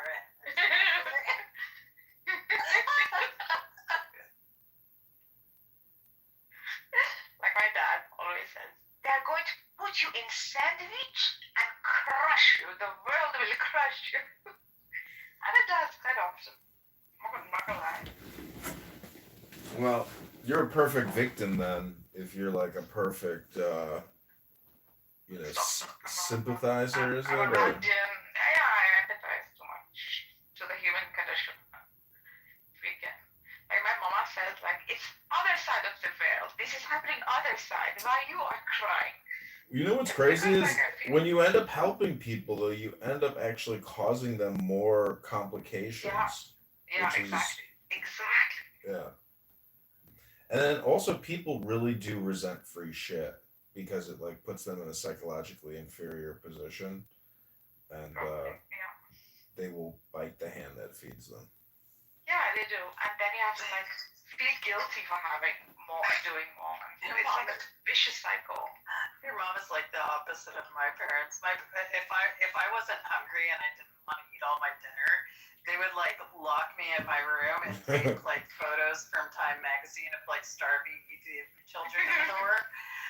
And I was just like, what the fuck? My mother would beat us. If we didn't eat all of our food, she would smash the shit out of us. Oh yeah, I got a bit of that too, but yeah, I got both the psychological and the physical torture. It's like one time my mom was like screaming at us at the dinner table, and so like out of frustration I took the ketchup bottle and I slammed it, and the ketchup sprayed up on the ceiling, and I was like, oh, I'm gonna get killed. So I just booked it, and she chased me and pounded me on the stairs. Oh my god, are you kidding? Yeah, my mom is extremely annoying. Like, I'm a horribly annoying person, but my mother is extremely annoying person.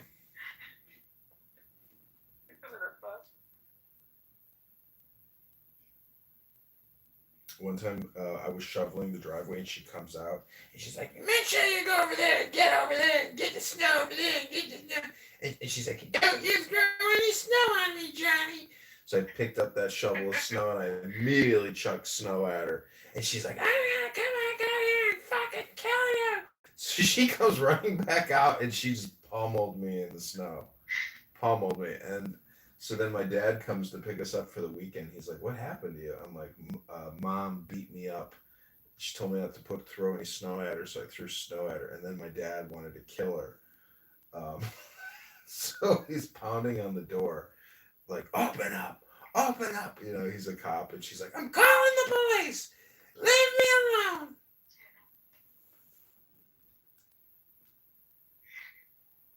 My favorite one was my mom was like just in one of her like fucking moods and was like, I don't even know what she was saying to me because I was ignoring her. I had just zoned out. And we were like sitting in the car and I was eating a pudding cup, like a chocolate pudding cup. And she's like yelling at me. And again, I don't even know what it was because I was zoned out ignoring her. And then she starts like smacking me and scratching at me and trying to tear the chocolate pudding out of my hand because that's what I was like focusing on. And she's like, give me the pudding. And so I just fucking took the pudding cup and I shoved it in her face. She had fucking pudding all over her face. She got it. I gave it to her.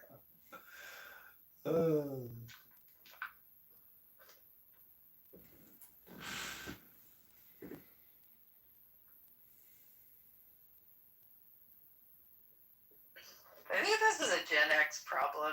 Like, I don't know. no way, abusive mothers have been going on forever. Hold on, my dad was just as bad though.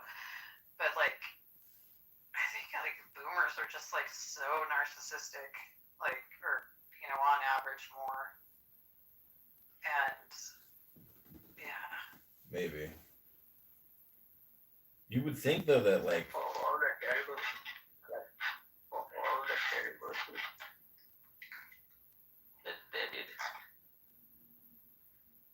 Have you guys forgiven them?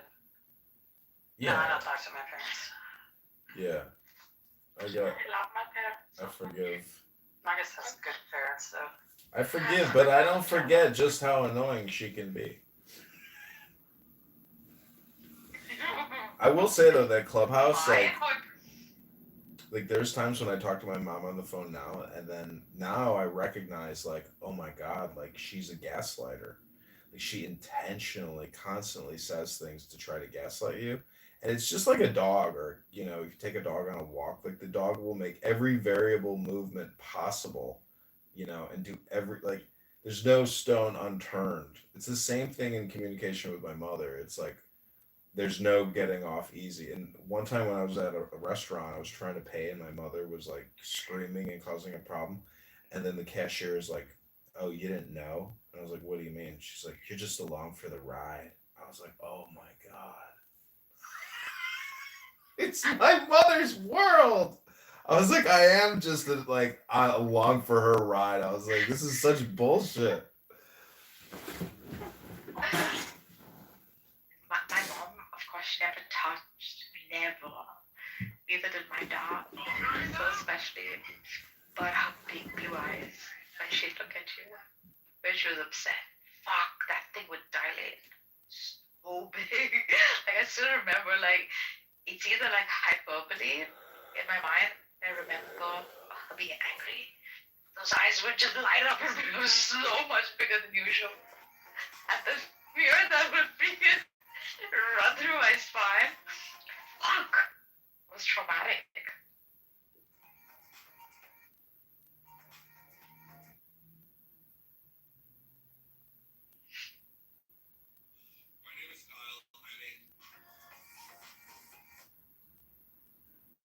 Would you guys believe me that if I remember when I was 5 years old, the events coming from when I was 5 years old. So here's a question for you. Have you ever gotten so used to the chaos? Bro, come to mine, bro. guys believe me if I said I remember some events of when I was 5 years old? 5 is fine, I think. I remember something better. 5, especially an embarrassing point. But Yeah, so I remember going out for a walk with my mom and my stepfather.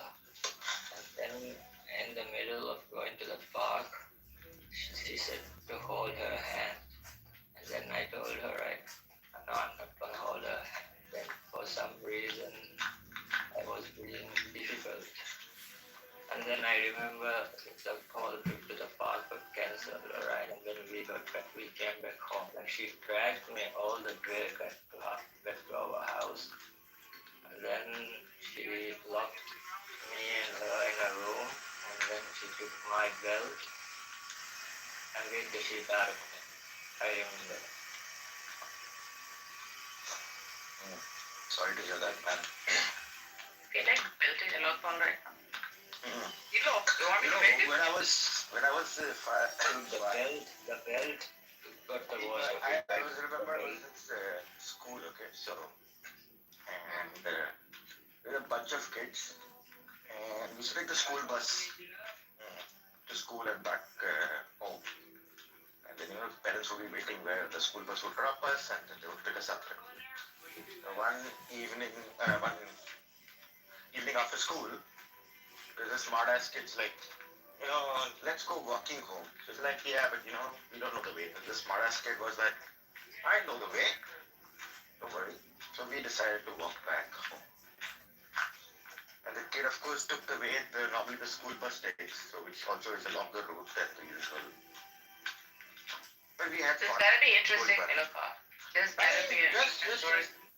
I had no significance, obviously, of the whole trip. It's all about your way back home, how you walk back home. Unrelated shit. Because we reached and their parents were like waiting for, because of course we took much longer than the school bus takes. All got into trouble that evening. But that smartest boy didn't know the way, so that didn't work out for us.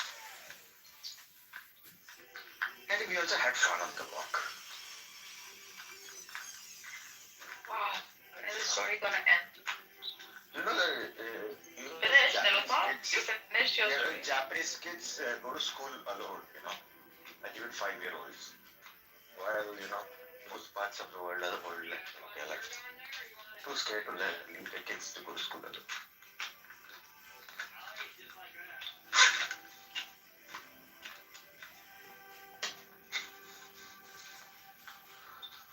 Wait, sorry, I just wanted to say it. I don't care to say it. Okay. You want, John would give you -5 right now. Did I give it to him? John Kitover is 50. It was not for you guys, it was for me. Oh yeah, out of your own self-interest. The more you recall a story, the more you remember it. And if I recall the story from my childhood, I will remember it. Otherwise, I'll forget it and it will go away. Yeah, so what Nilofa working so hard to.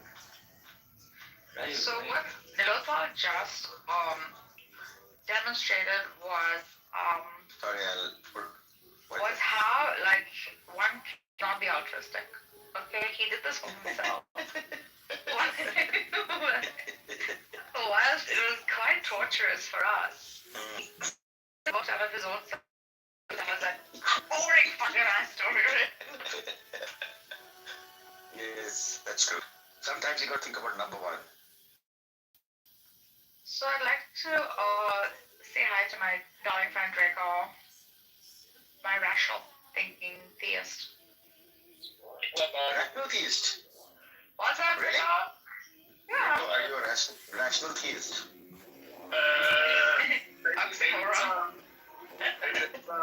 Maybe not the other. No, I'm kidding. It's possible. It's laughing because he thinks it's possible.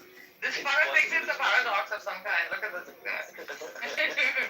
It's possible. I'm just. Yeah. Yeah, I had a pretty cool conversation today with some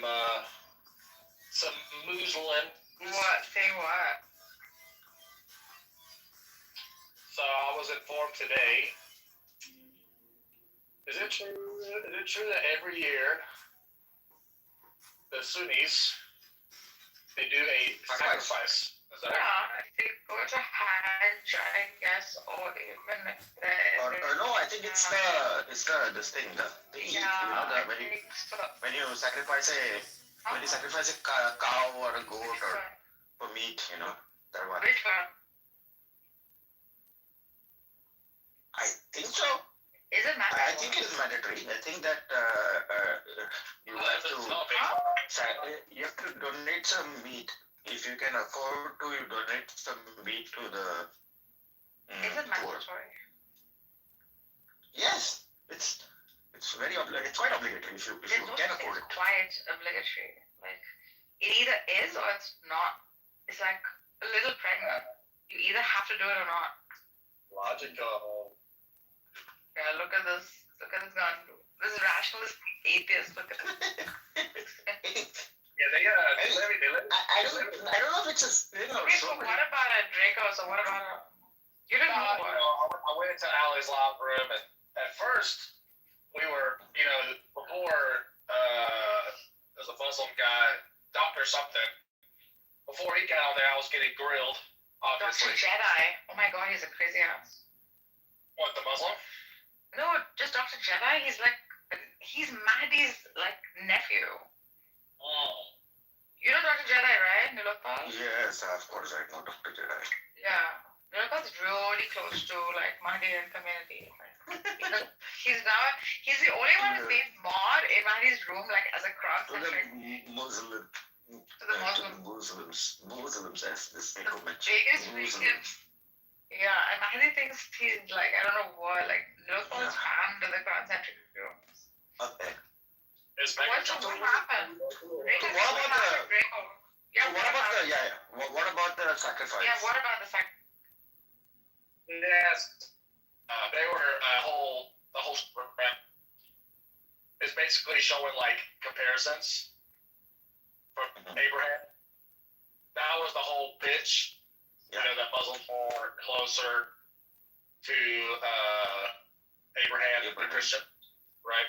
Yeah, because it comes from the time Abraham sacrificed a goat or whatever, a lamb.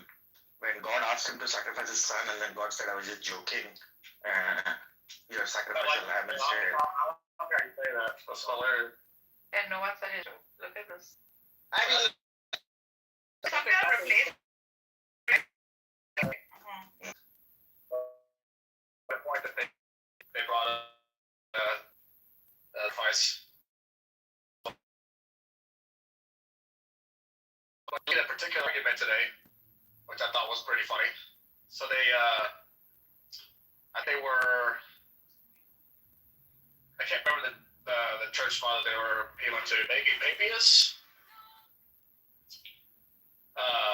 Basically, they were saying, well, look, you have church fathers saying that there was an Aramaic version of Matthew, right? And I was like, okay. And then it seemed like the argument was, well, because, we don't have the Aramaic version of Matthew, and all we have is the Greek version of Matthew. Therefore, all you have is uncertainty if the Greek version of Matthew is basically authentic, right? I thought that was a very interesting take. So was it the I wonder if you see the flaw in it, Vargas, or maybe not. Which one? The Muslims were letting it to me that there was an Aramaic version of Matthew, and because we don't have the Aramaic version of Matthew, we have the Greek version. That therefore, the Muslims, they were levying this argument to me today. But if so, what if you have the I've seen it pitched. Yeah, I've heard that being pitched. So if you have the Greek version, does it make it less authentic? Is that the argument? No. They're arguing the opposite. I see it. I was arguing that point back, right?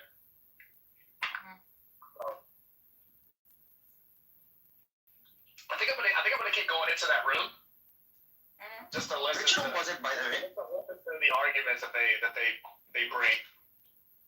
I thought that was a very funny argument that they brought. Which room was it? Yeah, did you say Matthew? Al Islam. That's the room that I've been going into lately. No, what was the book? Matthew? Yeah, they're talking about the Gospel of Matthew. Yeah. Incidentally, Matthew is one of the persons actually named in the Quran. One of the rare people. I think it's called Mata. Mata goes to some place. Yeah, so basically we were talking about preservation of the two texts, basically. That's basically the conversation.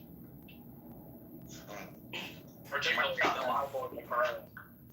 I'm sorry, but what are you talking about right now? Are you talking about this room right now, or are you talking about a room from a couple hours ago?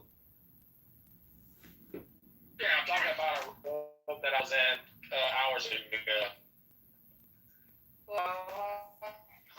Why did you decide to carry the room into this room? That is the room rule, not to talk about all the rooms in the new room.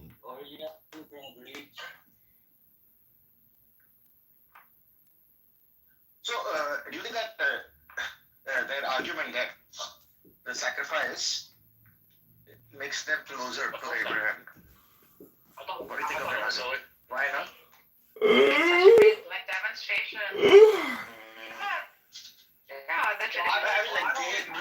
I just don't think similarity is enough. But it's symbolism, bro. Like, what the heck? You have the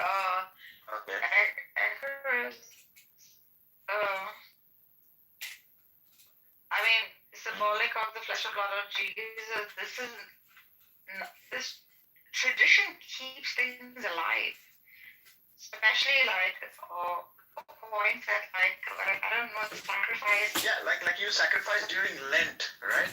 During Lent, people are supposed to sacrifice their consumption and do some austerity to be leading to. People just love lawlessness, bro.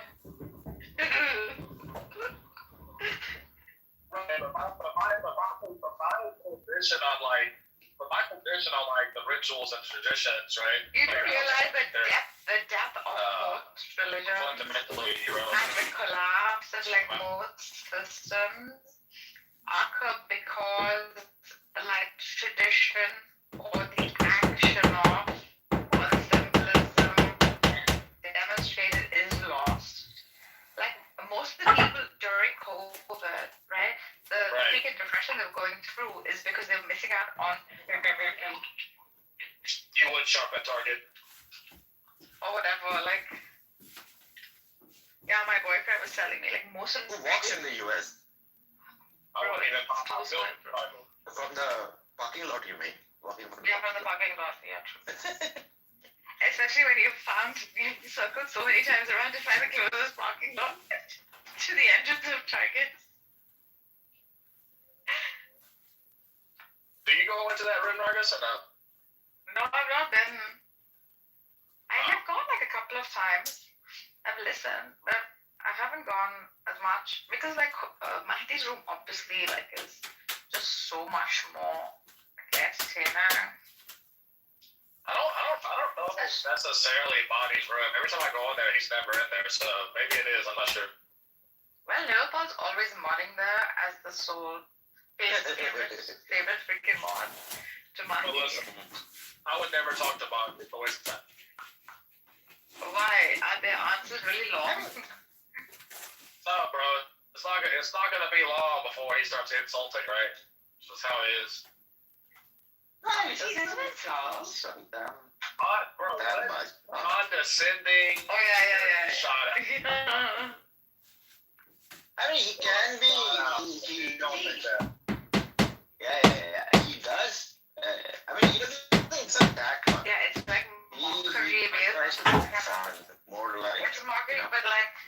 Yeah, in a freaking dad joke. It's mocking. It's mocking and not so much. It's not even that. Like every time I go in there, like they're so desperate to talk about the Quran, and I'm just like, nah. Why don't you just attack the Bible? Let's do that. It's true. But also remember, like, they have all their eggs in one basket. Like, he's not a big proponent of, like, any sort of scholarly reading or interpretation or even, like, hadith or something where he can, like, add on to the Quranic script, right? Like, there's no flesh to that. There's more just, it's like a Protestant read. Oh, sorry, you're a Protestant. Like, it's like a very... I'm what? Aren't you a Protestant? No, I don't label myself to any of those. Okay, good. Yeah, I don't hold myself to the confession of faith of any Protestant denomination. Because he'd probably be like a Muslim equivalent of that. Like he doesn't give historicity or like historical. Right? Look, have you ever heard him like make historical references in the Quran? What's Mikhail? Do you know the X version of a Muslim? I'm sorry, like this is your boy. You have to deal with him like something strange. At any time, his position, I'm sorry, is very unknown. Like I don't even know his argument for like the Trinity. I'm sorry, like the Council of Chalcedon. But it's an actual position. I think that he doesn't fully understand it though. You do realize that what he's calling created Son of Man is really not what the Trinity holds to, right? For me, it's more like representing position like in its own truth. Because that's not what Chalcedon means when they say like created Son of Man. Because no Christian will freaking, as much as he and I would love to, for you or any other Trinitarian to grant the freaking position of created Son of Man, right? Where Jesus is this revered prophet in the eyes of God, human creation, whatever. No Trinitarian will ever grant created Son of Man or created Son of God. Honestly, I just feel like the conversation on the Trinity and Tawhid is stupid. That's kind of where I'm at. I think it's a meaningless and I just think each conversation. position must be respected, like for its own freaking model, right? Like one cannot, and I know the pursuit of sort of marrying the two. Like even Council of Chalcedon would use some kind of like Hegelian philosophy to explain like Son of Man is created in one sense, and in another sense he's not created. Like within him he holds like the divine nature at all times. So it's a tough position to want to merge it.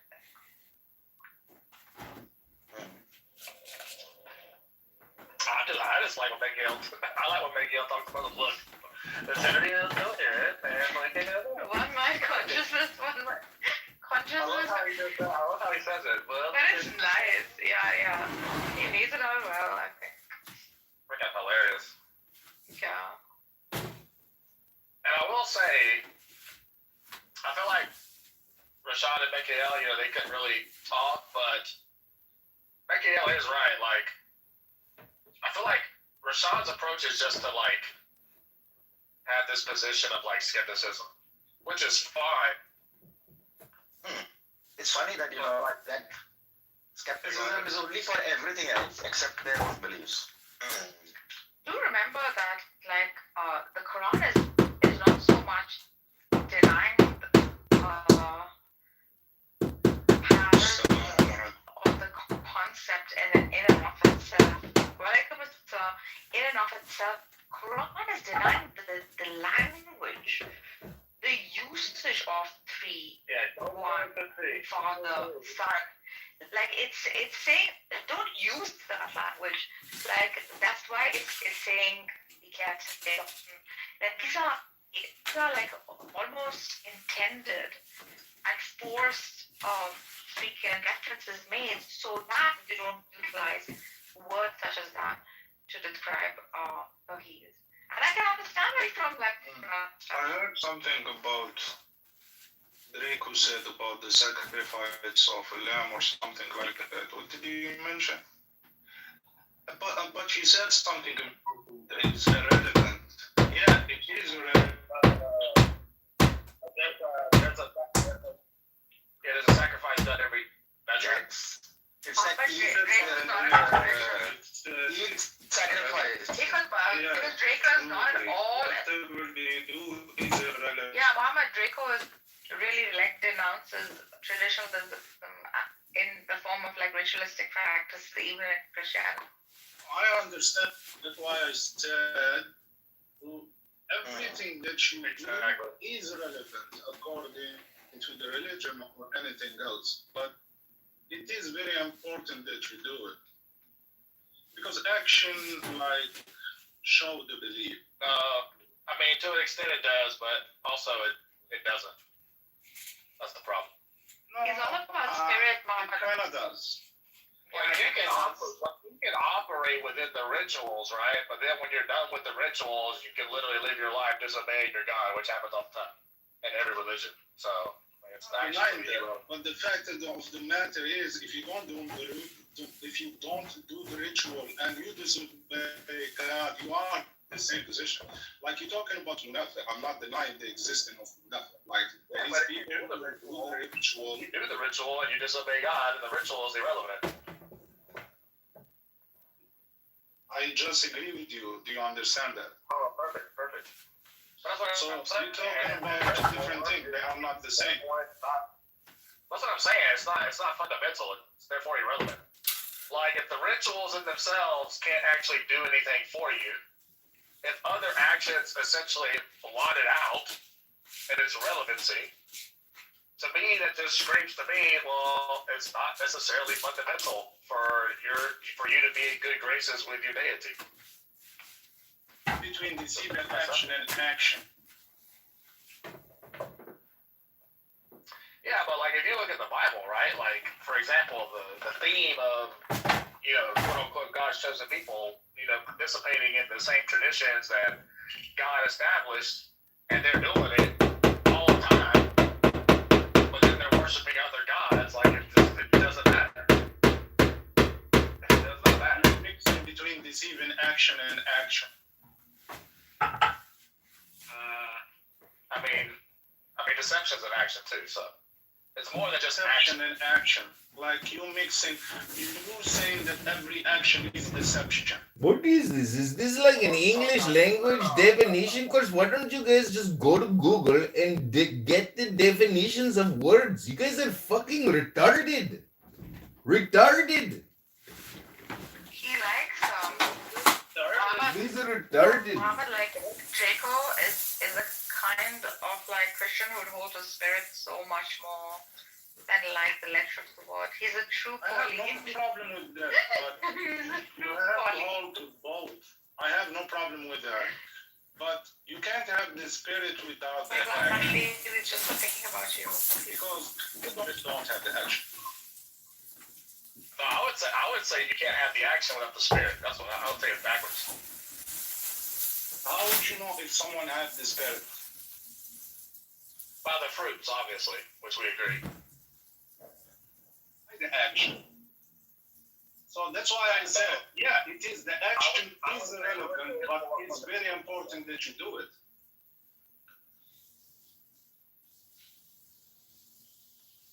No, I'm not saying that. I'm not saying that it's not important. What I'm saying is, like, doing them is not an issue. What I'm saying is doing them is an issue, though. Yeah, but I'm saying even if you do it, right, it doesn't fundamentally matter if other things that you're doing is to the contrary. Like it has no benefit to you. It's something I agree with you. Like it takes another time to understand my point. Whatever I'm not getting the point. I feel like it's alive. Actually, I feel like it's alive. It doesn't matter. But it is very important that you do it. Why? But then, listen, if you agree with me that it's fundamentally irrelevant, you say, well, but it's still fundamentally important. That's what doesn't make sense. You keep saying, well, I'm going to repeat it again. Yes, you're just repeating nonsense again. It makes no sense. It's literally me nonsense. That makes no sense. Try to explain what did Say it again. to explain my point of view. What did you understand, or what is my objection to your view? It is still important to do the rituals because it's commanded. That's fundamentally what you're saying. No, actually no. Okay, so why is it important if it's not commanded?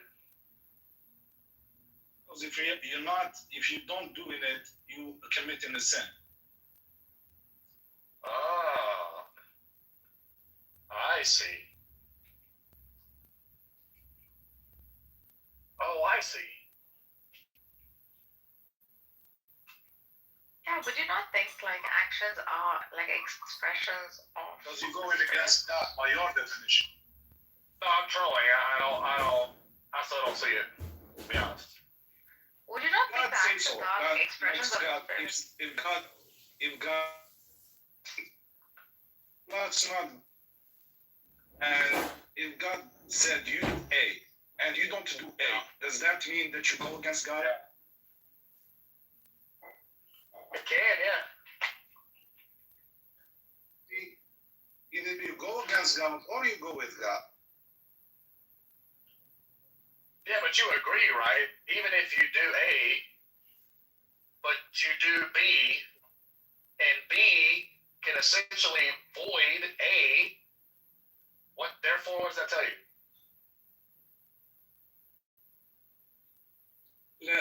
If you do B, let's say B equal not A, yes? So B voids A. That's what I'm saying. B voids A. It nullifies A. It makes A relevant if you do B. That's the point that I'm making. Yeah. And B fundamentally is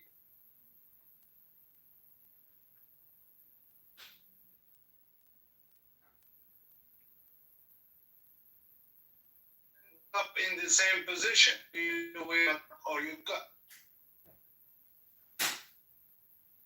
So choose, like you can choose. So you can choose what you do because this is a relationship between you and God, not between you and a human. Like well, either you're gonna go with God or you go against the human. It would be like this. It would be like this. A is doing the rituals, right? And B is going against, like, for example, the Ten Commandments. If you went to a mosque, that's not well,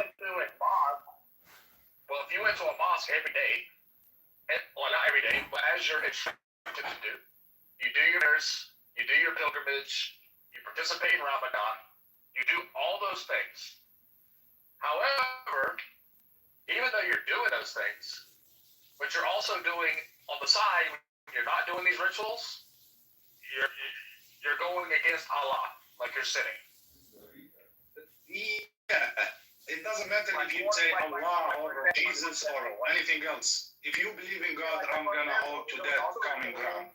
Yeah, you're doing all the rituals, you're doing all the prayers, you're taking time out every day to go to the mosque, but you're a Muslim who fornicates daily. Are you telling me that fulfilling all of those rituals while you're a fornicator, you're good to go? Is that what you're telling me? Good to go. No. That's not what I'm telling you. I'm telling you that you mix in between A and B. For example, let's say A, God said do A, and B, God said do not do B. You saying not doing A, but I'm doing B. It doesn't matter because God gave you A and B, and you're gonna be questioned about A, and you're gonna be questioned about B. B doesn't include A, and A doesn't include B. For example, if you steal, not about this, that's illogical because you saying that A represented action and B represented action. Now you're saying two things, like you saying A and B, and if you do B, not A, and things like that. It doesn't matter. It doesn't matter. We're talking about the action A. I'm not saying that. Hold on. Let me finish. What I'm trying to say We're talking about the action A. If the action A is in question, we're gonna talk about the action A. If we're gonna talk about the action B, we're gonna talk about the action B. And actually, A and B is the same thing, to be honest. This is what God tell you to do, and this is what God tell you not to do. For example, if He said, okay, You're confusing it. A is the rituals. B is sin. A and B are not the same. That's why we're doing A and B. If we were saying, I'm gonna tell you why I said that. Probably you didn't understand. I'm gonna tell you why I said they are the same. Because A is something God tell you to do. B is something God tell you not to do. They are both in action.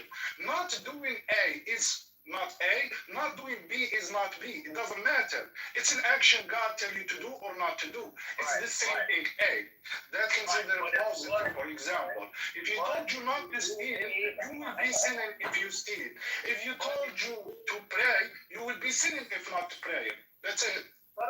Well, what I'm telling you is it still true though, right? If you're doing A, but you're also doing B, B invalidates the legitimacy of A with your standing before God. Is that correct? Not necessarily. Holy smokes.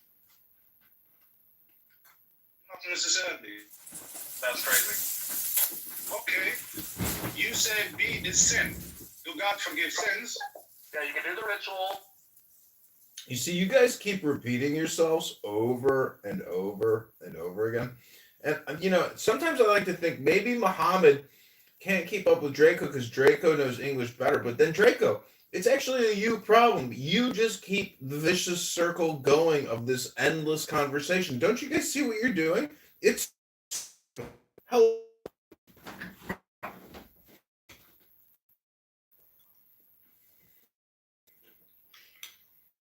think so. I think versus like No, this isn't like the most important conversation. You understand? Like, there's no important being discussed. Waste of time. Alistair, you agree with any whatsoever? But he read. A lot of people read, dude. Atheists read, dude. Buddhists read. I guess it's all equal. Doesn't make any sense. That's irrelevant. Okay, so Draco, let me ask you this. How do you... Okay, so let me ask you this. How do you get the Holy Spirit?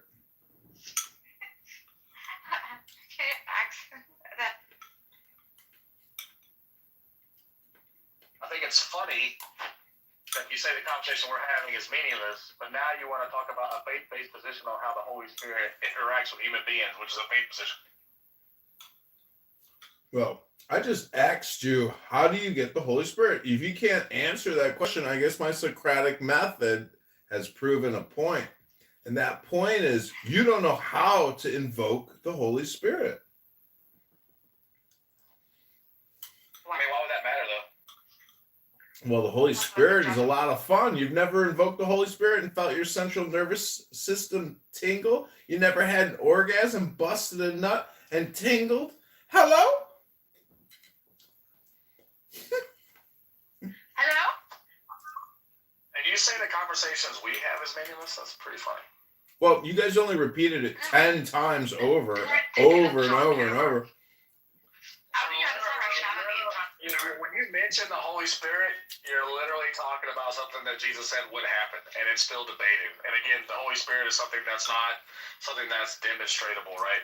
What we were talking about is the demonstration of theology. Oh, it's just your opinion, though. But I think it's funny. You think it's funny?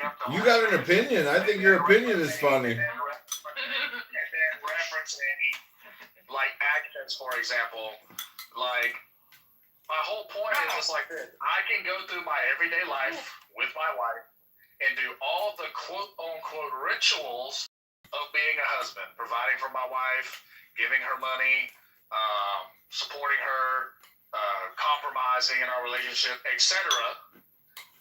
But I can cheat on my wife perpetually.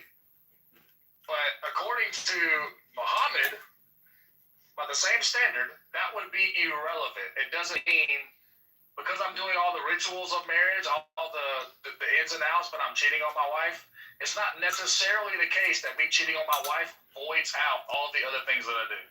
It's nonsense. Okay, you're doing the same thing. Hello? Hello, you're doing the same thing, Draco, that you just did 10 times. How many times are you going to do it? When did you lose the capacity to move forward in a conversation? I mean, you're just so redundant. You say the same fucking thing over and over and over. We get it, dude. Move on. Alistair, you literally come on people's stages and cut people off and start reading from a book that's off topic. And you want to criticize me, dude. Hello? I've never heard you bring anything of substance to any conversation that takes place.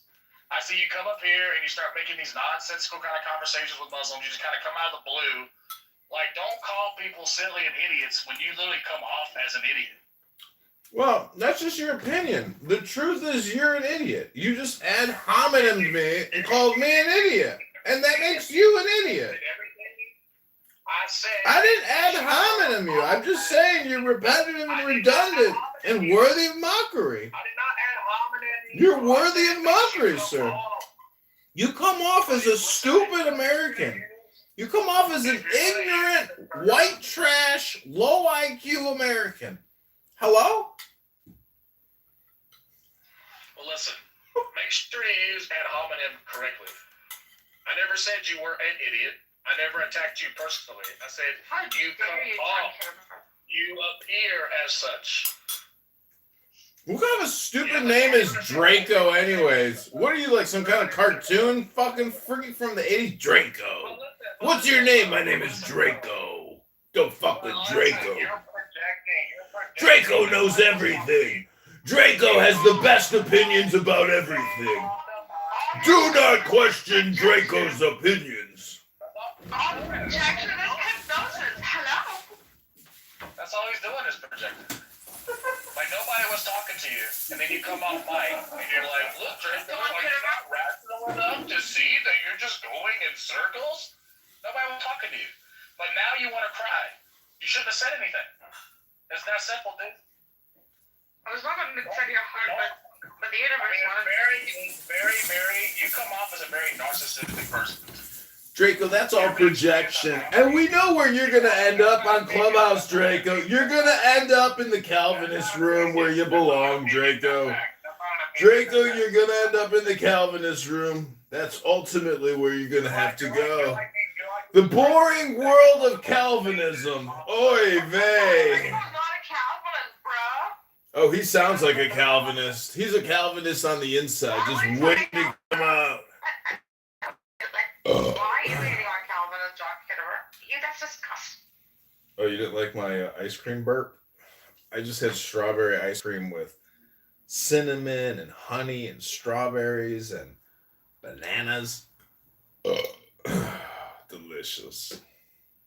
Anyways, what were you guys talking about? You guys were repeating yourselves like 20 times over. It was getting really boring. I had to interrupt. Sorry. Can't stand redundant, never-ending conversations. Make your points and let it go. Move on. But that's like your...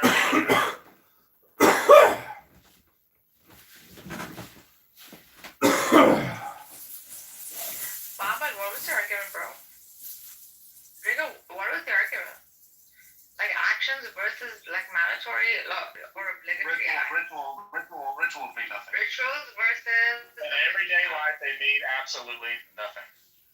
Oh my god, do you think so? Yes, I literally gave the example of marriage. It means absolutely nothing. Yeah, so I'm also averse to rituals, but don't you think like rituals set up a sort of discipline? Especially like with an organized edition. Same thing in politics. Congress gets together, they make a big show out of it on television, they grill people, but then nothing ever really happens. It's meaningless, it's all a show. The politicians put stuff in place, and then they don't act on it. It's meaningless. It's irrelevant. You can do whatever ritual you want in life. Yeah, good example. If there's a fundamental thing that you're doing that undermines that, it's irrelevant. It's void. It does not matter. It's irrelevant. Like, if you think otherwise, then you're a gullible person. You're easily. Are you just projecting your own redundancy? I think it. So, what do you think about like? That's just my opinion, man. That's my opinion, right? That's my opinion, right? So rituals such as like, don't you think like even these mandatory, these obligatory acts of like the 10 Commandments, right? The moral acts. Don't you think those are rituals too? Like one has to remind oneself Exactly. of not. Exactly. The Old Testament. That's the whole theme of the Old Testament. The Jews were doing the rituals. They were doing everything God commanded, but they were still in rebellion. Isaiah teaches this. Daniel teaches this. It's all over. Like this theme is repeated over and over and over. John, are you listening? Hello, Shalom. Yeah, I'm just wondering, like, what would You are an atheist with the glove of God. what would McZed say if you were to say that to McZed? Because McZed would disagree with your opinion there, Draco. Because I think also a lot of people don't know the difference between opinions and facts. It sounds to me like a lot of your opinions are just assertions, but not facts. They're still just opinions. No, what I just said was a fact.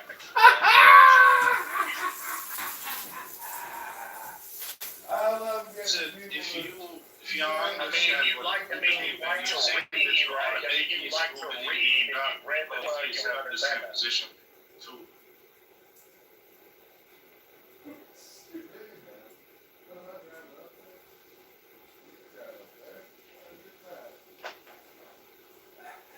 You heard? What'd you say? I said, if I'm not mistaken about your position, you're just as similar to atheists, just with the add of believing in God. Like, atheists believe in doing good things also. Atheist doesn't believe in ritual. Yeah, that's the same thing that atheists believe. You just added God to the equation, and I don't know what God represents to you by this point. It doesn't matter. I don't understand. How the 10 Commandments are also ritualistic, Muhammad. They are like, I understand rituals and those. principles. Yeah. Understand your angle, Marcus, and you're right, by the way. That's true. But I'm saying, according to what he believed in non-ritual religion, and ritual doesn't matter. So he have his own point of view of ethics, what does matter or not, what's wrong or right. So his moral compass doesn't depend on God, his moral compass depends on him, especially. So what I'm saying on what is... Paul said, like you have to remember, like Draco holds to like perhaps Paul, right, Draco? Like the spirit of the law, not just the letter, which was like... No, I agree. I'm not denying that. You remember, like prior to Christianity, there was this. Yeah, I mean, one could make the argument that Jesus did want to soften up the obsession with law keeping, right? Which the Jews of his time were so like engulfed, such that the spirit was forgotten. Wait, is that your opinion or is that a fact? Because I think I'm just going to spew a bunch of opinions on this stage, and then I'm going to follow it up, and I'm going to say, these are not opinions, these are facts. And it's just your opinion that my opinions are not facts. Listen, you guys don't understand the difference between opinions and facts. There are no facts. There's only opinions. That's the fact, you fucking idiots. I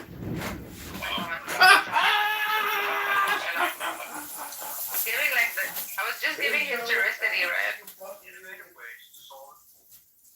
I was just giving historicity to like Draco's position. Like it's understandable that like he would hold on to the spirit. But Muhammad, you want to argue for that? Because the rituals daily do provide a lot of discipline, I think. That is their entire purpose. I'm really bad at... Like, I already argued for that. I said, like, I understand the point that he's coming from, by the way. Because yeah, any ritual, any action in itself, it doesn't matter, to be honest. Because we all gonna die at some point. So whatever you do is really not that important. Whether you are a Pharaoh, you are, you will end up all in the same place, and we will end up all in the same place, to be honest. So I understand what he's saying. Whatever you do is really, really, really, really not important. not significant. But it is important that you do it because your action represents you, what you stand on, what your beliefs, what your idea, and what even your words represent that. Like, for example, if you stand on not injustice and you stand against it just by the word, that's an action that represents that you don't like injustice. So the action, any action in itself represents you. That's it. And if the action that you do represent that you are with God. Afwan Habib, is this just your opinion or is this a fact? Against God, I understand that. Muhammad, do you know the charter of Muhammad, the Muslim constitution written in Medina by Muhammad?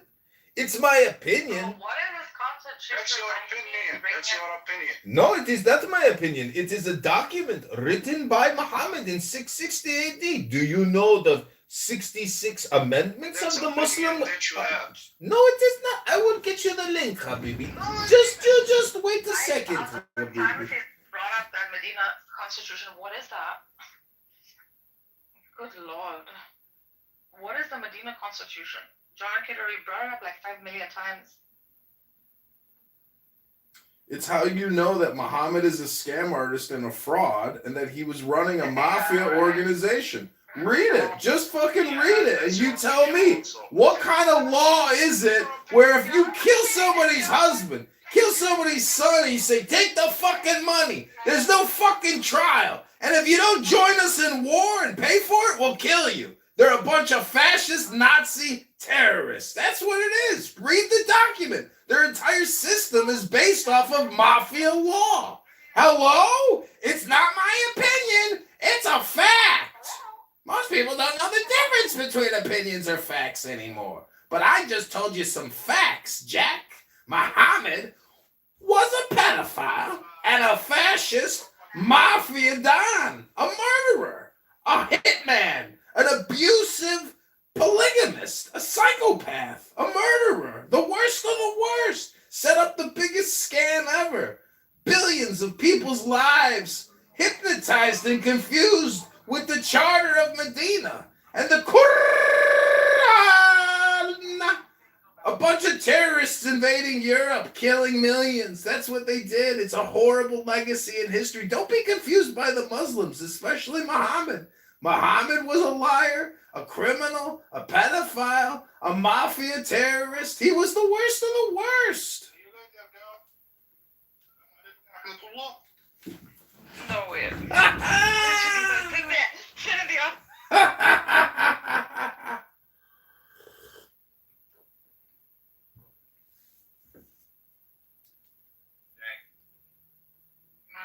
Poor Muhammad, bro. It's having a good argument. Truth hurts. John Kitover, sit down there, John.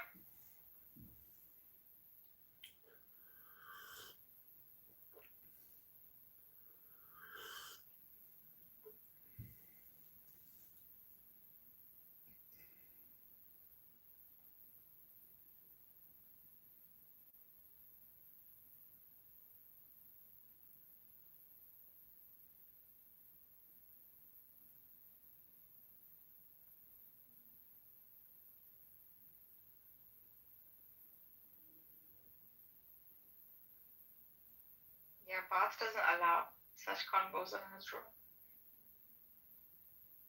He's quite sensitive about like bringing up people's like as bad as a reputation as Bath has for being Islamophobic, which I don't think is true.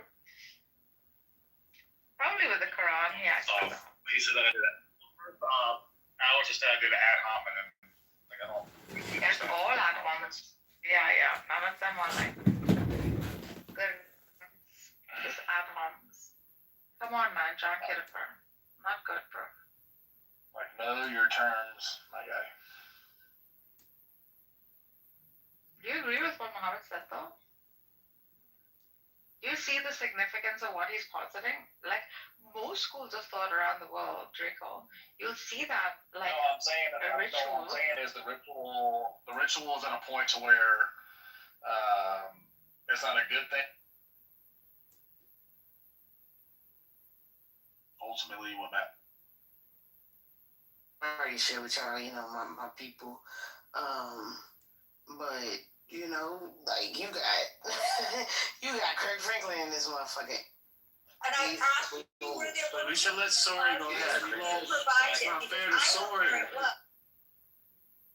Bro, this guy is a cunt. Let Soren respond after you just went off. I mean, the whole thing, he's just keep yelling and shouting and whinging and whining. But again, straight and foremost, it's still closed. What exactly did you do to open it up? We didn't open it up. We're blocking it off, you idiots.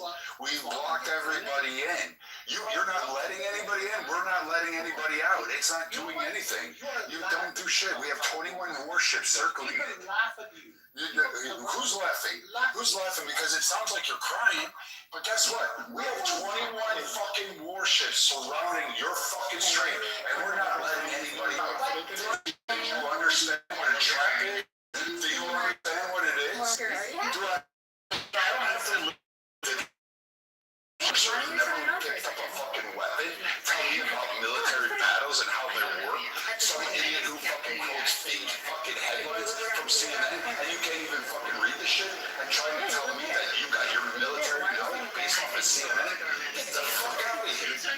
You're not even as good as James fucking Cloud, and that guy was a fucking moron. Good morning. I'm also an alcoholic, so whenever I'm just blacking out, I just sleep with an MMA guy. I see a cauliflower here. It's not.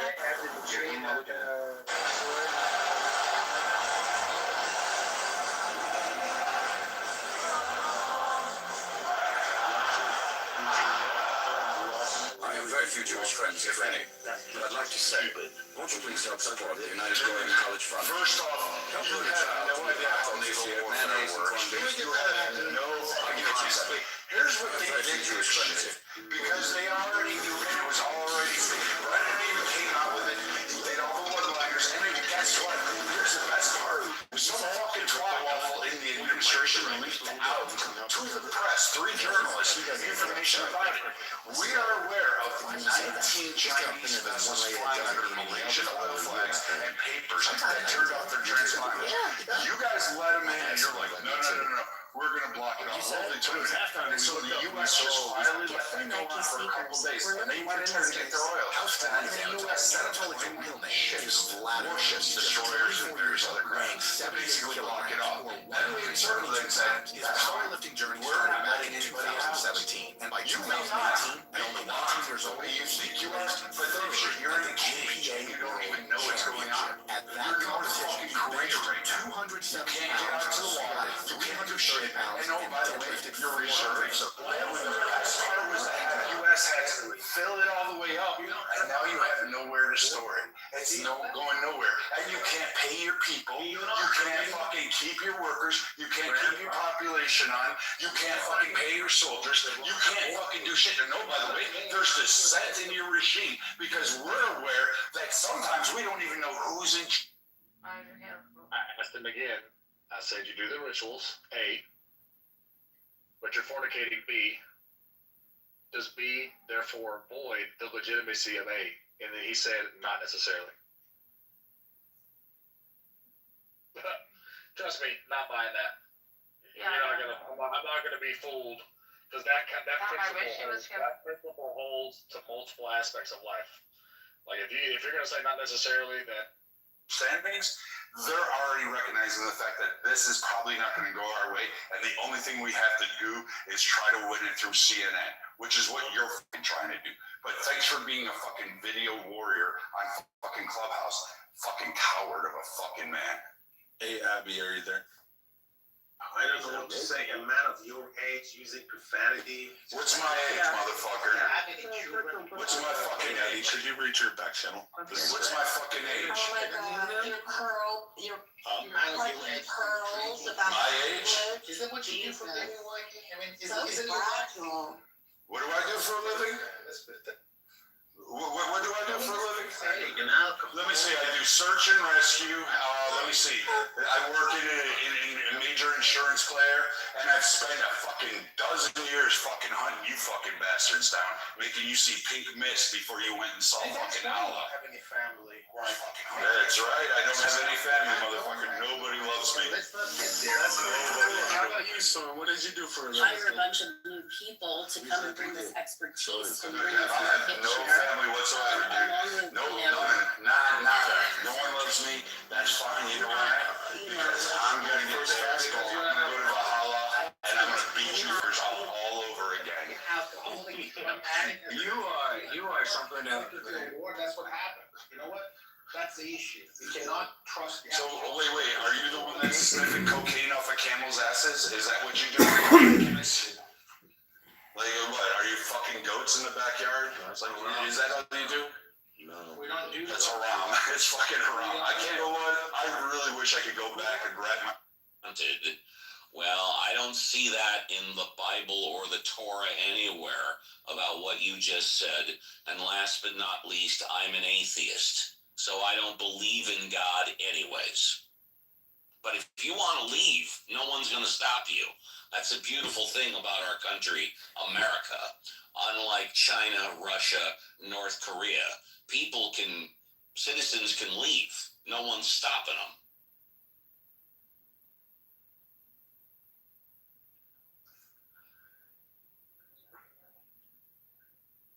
I love you guys. Oh shit. Time for a little lemon meringue.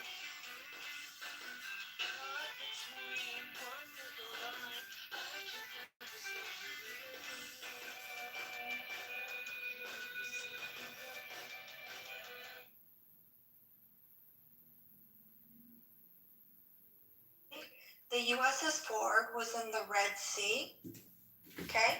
Not in the Indian Ocean when it caught fire. All right. Congratulations, you just Googled that. So, oh, she knew. No. She knows. No, you didn't. No, I don't lie. I do that all the time. No.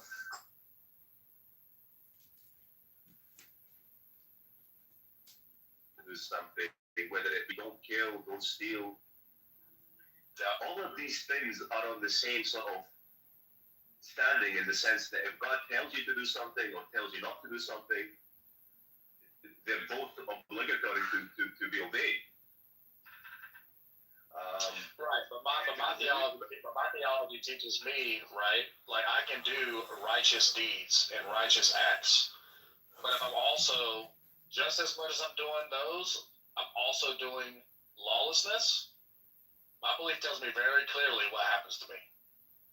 This is where we disagree, because this is Christian theology. Ultimately, is that we are all sinners, and the difference with us is that Muslims believe that human beings, they have the propensity to sin, and we have the ability to repent, and God that forgives the sincere repenter. So when you make mistakes and you disobey God, when you sincerely repent, then God recognizes that it's not ignorant. Right, but fornication, if you're a Muslim and you have the knowledge, right, and you're doing fornication, that's not a mistake. It's a sin, so these are sins. It's not a mistake. Yeah, I'm just using the word mistake, but we can call it sin then, right? So whenever we commit sin, right, I believe that sins, all sins, right? God, it's up to God whether He forgives you. But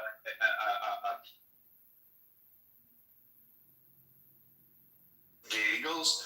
I mean, fuck. Just come invade. Like literally, black and white people. They would be like, nah, we ain't taking this shit. They would unite, man. What would be taken by the Zionists?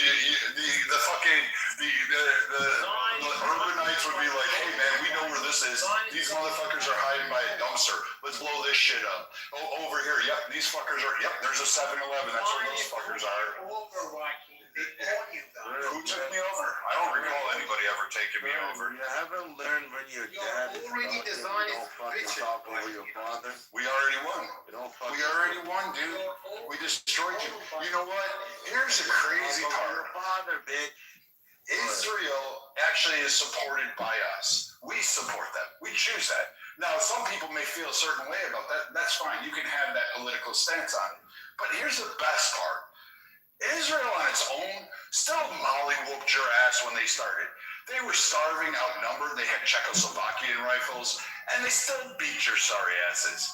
They've been beating your ass. Like, you couldn't even get past a ragtag, hungered, fucking World War II depression fucking group of people who fucking were starving, crawling on the sands, and with no fucking financial, no military support, and all of a sudden they're sitting there beating your fucking asses in. And somehow or another, you want to champion it. For 50 years, you've been able to do shit. You haven't done shit. And you cry every time. And then you want to say, oh, we're going to take over America. Bitch, please. You couldn't fucking fight your way out of a wet paper bag. You can't fucking do it. You're nothing. You're nothing. You IRGC guys are good at one thing. Kidnapping kids, raping little girls into brides, and then telling the rest of the people we're going to shoot you. You can't even handle protesters in a fucking normal way. Fucking A. You can't even, like, fucking just, like, allow protesters to go down the street saying we want a government. You don't even have a government. You have a group of fucking old men who circle jerk each other off in the fucking back rooms with your fucking jihadi god. I wrote it in the back. It's not in the bathroom. In the back room. It's in the Hammam Mansouri. It's like that place for them. You guys, like, dude, I would literally, you know what, you're right, you shouldn't fight us men from the U.S. You know who I'm going to send? I'm going to send the Canadian women, because that made it even more of a fair fight for you fuckers. Like, Jesus Christ. You know what? You're fucking... Dude, like, you can't, there's nothing you've proven, anything out there. Where's your economic leverage coming from? Who's an ally of Iran? List the countries that are fucking aligning with Iran. Give me that list. It's Jews, Tom. Who's it? Oh, I got it. You hate Jews. Like, everybody knows you IRGC people hate Jews. Like, you leave that off the table. Like, we'll accept that as fucking reality. Tell me who supports Iran. Tell me who supports it. People like you. Who's sending you aid? Who's sending you fucking food? I salute them to own people like you, because you're fucking... Do you know what? You know what? That's fine. Whoever owns me can own me. I went from fucking, what was I? Donald Trump to fucking Muhammad to Satan to now I'm a slave. All right, fine, fucking good. I'll ask for reparations later. So now, tell me who is supporting fucking Iran? What nation is sending you military aid, fucking money, and fucking food? Which one? Give me one, Soren. Hey, they have to work a whole day now, and then spend the entire money Who is supporting that day to buy a dozen of eggs. Jeez. Not a single Arab nation has supported Iran. 1 dozen of eggs will cost them an entire day of work. Dude, you guys better start opening some 7-Elevens over there so you can get 3 for 1 hot dogs. Oh, no. But they were selling them like, Is that hot? It's all over. Like this theme is repeated over and over and over. They can't even drink You can't water. read it. That's the whole theme of the Old It's gonna Testament. be that bad. Sir, mom is sucking a dick. We are $38 trillion in debt. Train about ready to go off the trail. I'm sorry for wrecking your room. I the most famous secret societies in the world. It was founded in 1842. These guys that come on here, like, I'll argue with people on Clubhouse, and there's people in other rooms, like there's this room called Chills. They're a great group of guys. I like a lot of those guys. I'll give them shit, they give me shit. It's funny, like there's this guy Concrete, there's a line. These guys are all fun. Some of the shit they say is just completely off the wall. But I give them shit, it's a good time. But I swear to God, like every 4 of my 5, you hit a fucking American, I don't give a shit. I want to fucking bomb your country. I want to hate you. Because I feel a particular way about Americans. Like, it don't matter to me. You be Asian, you be Muslim, you be Jewish, you be fucking purple. You can believe that fucking murder is in your anus. I don't give a flying fuck. But you touch a hair of an American, I will fuck you up. I don't give a flying fuck. But here's the difference between me and you, Soren. I will protect all of my people. I'll stand up there and I'll take that shot right to the chest and still fucking rip your soul out. You, however, are a fucking coward. You will fight for the fucking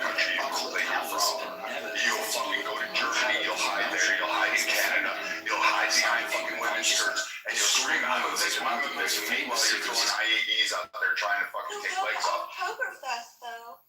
Yeah, you'll sit there and attack fucking kids at a fucking concert. Yeah, these guys will go to a concert and cheer on attacking little kids at a music festival who are smoking and fucking their brains out, having a good old fucking time. And these fucking guys are like, oh my god, we deserve to do that.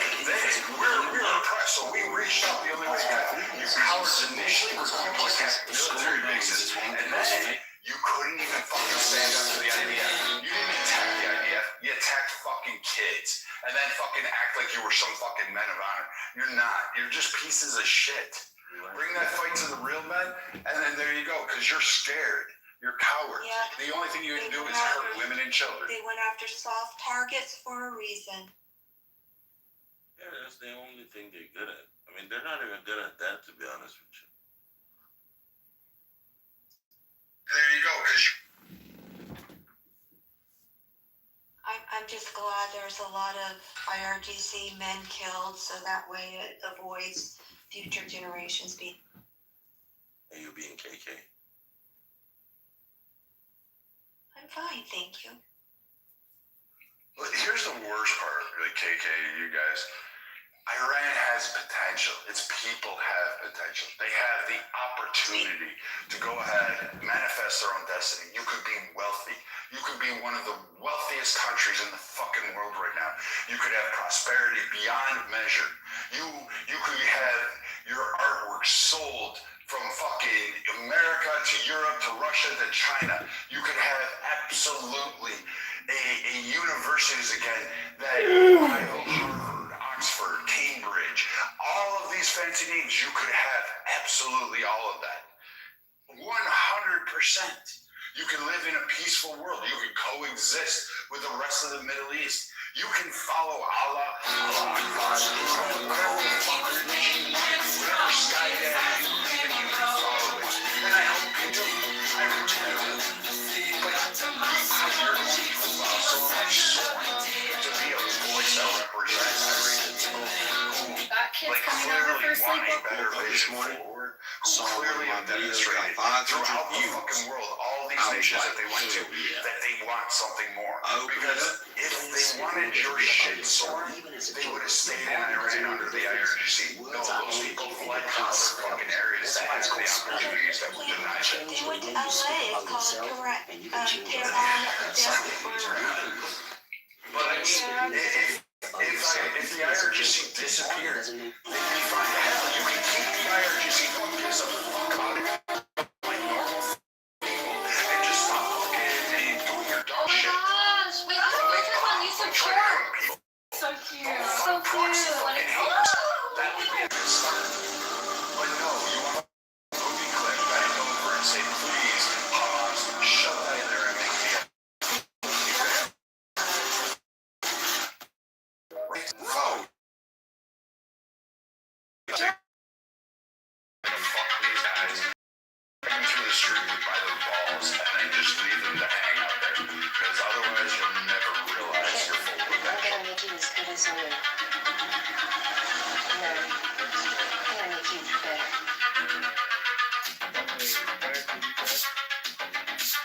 Yeah, I guess I'm done since I'll like literally be probably the entire like fucking IRGC is now in the room and fuck it away.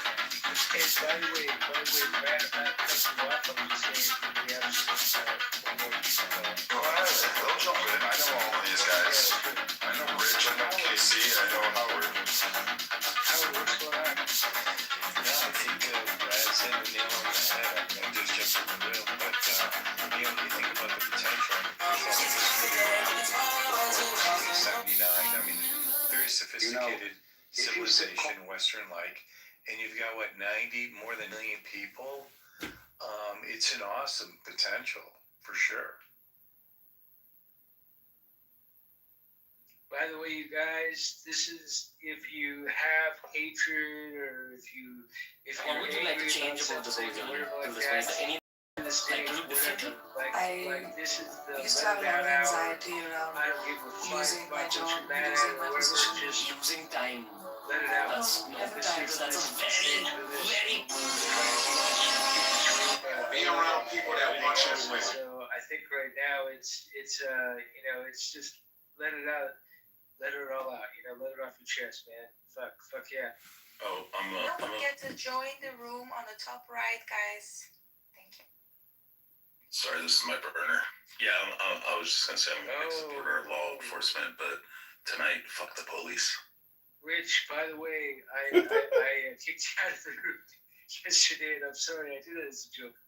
Be around people. I don't know, because I guess you typed something. Every prime minister, whoever has the power to destroy this world, should have a personal psychiatrist looking after it. But that is not enough, because man is body, the personal physician can look after it. Man is mind, the psychiatrist can look after it, but man is something more too. Every president, every prime minister, every king around the world should also have a master of meditation. Only then we can be safe and this planet can be safe. Psychiatry can only help to keep the mind normal at the most, but its limit is the mind. But man's existence is far bigger. It is beyond the mind. That beyond has to be understood also. And that beyond only can create right sanity. That beyond can make you peaceful and silent. Celebrating. Once you know something of the beyond, every I prime think minister, he's whoever tired. you're on those. He has a Tom and Jerry, of which its eyes are almost closed. Is there anyone else that has something to say? Speak Is now. there We're silent. anybody from Iran who wants to talk about their glorious country and their wonderful military and everything else? Just tell us how great your country is and all that stuff. Goodness and morality. Because the body gets used to the discipline, like you said, Draco. Exactly. Like you're starting discipline from principles. What I and Muhammad is saying is that you start discipline from either one. If you so long as you keep the particulars going. Keep the particulars going, it'll always take you back to the principle. And his example is still good. So he used the example of you when you're married and you cheat on your wife. It doesn't matter if you were performing all the duties of marriage, you're still cheating behind her back. It invalidates the marriage, right?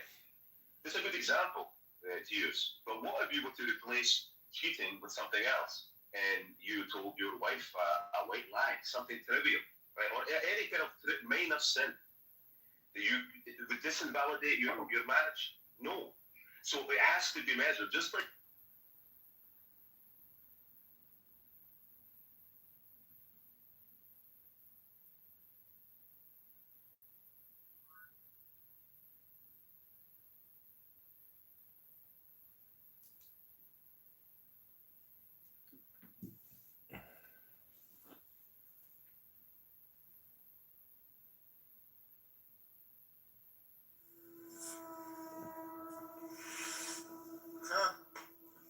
Shabbat Shalom, mother. The hell is going on?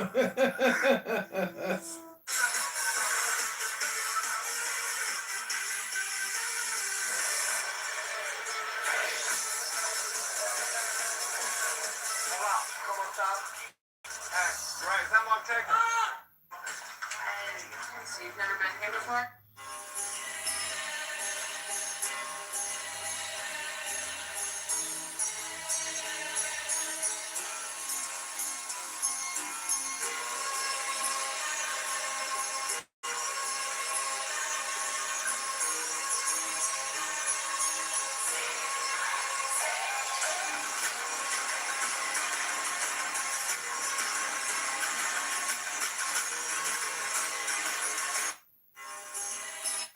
What am I looking at? 3 months. No. Don't touch this. This is the helmet of Genghis Khan. Helmet? Yes. This is an incense pot. So stupid.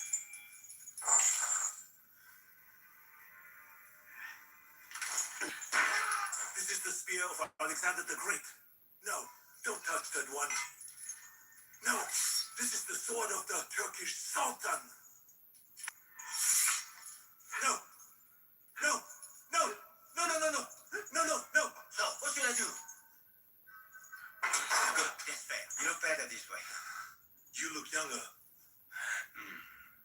Do I? No, no, no. Sudah. Interesting about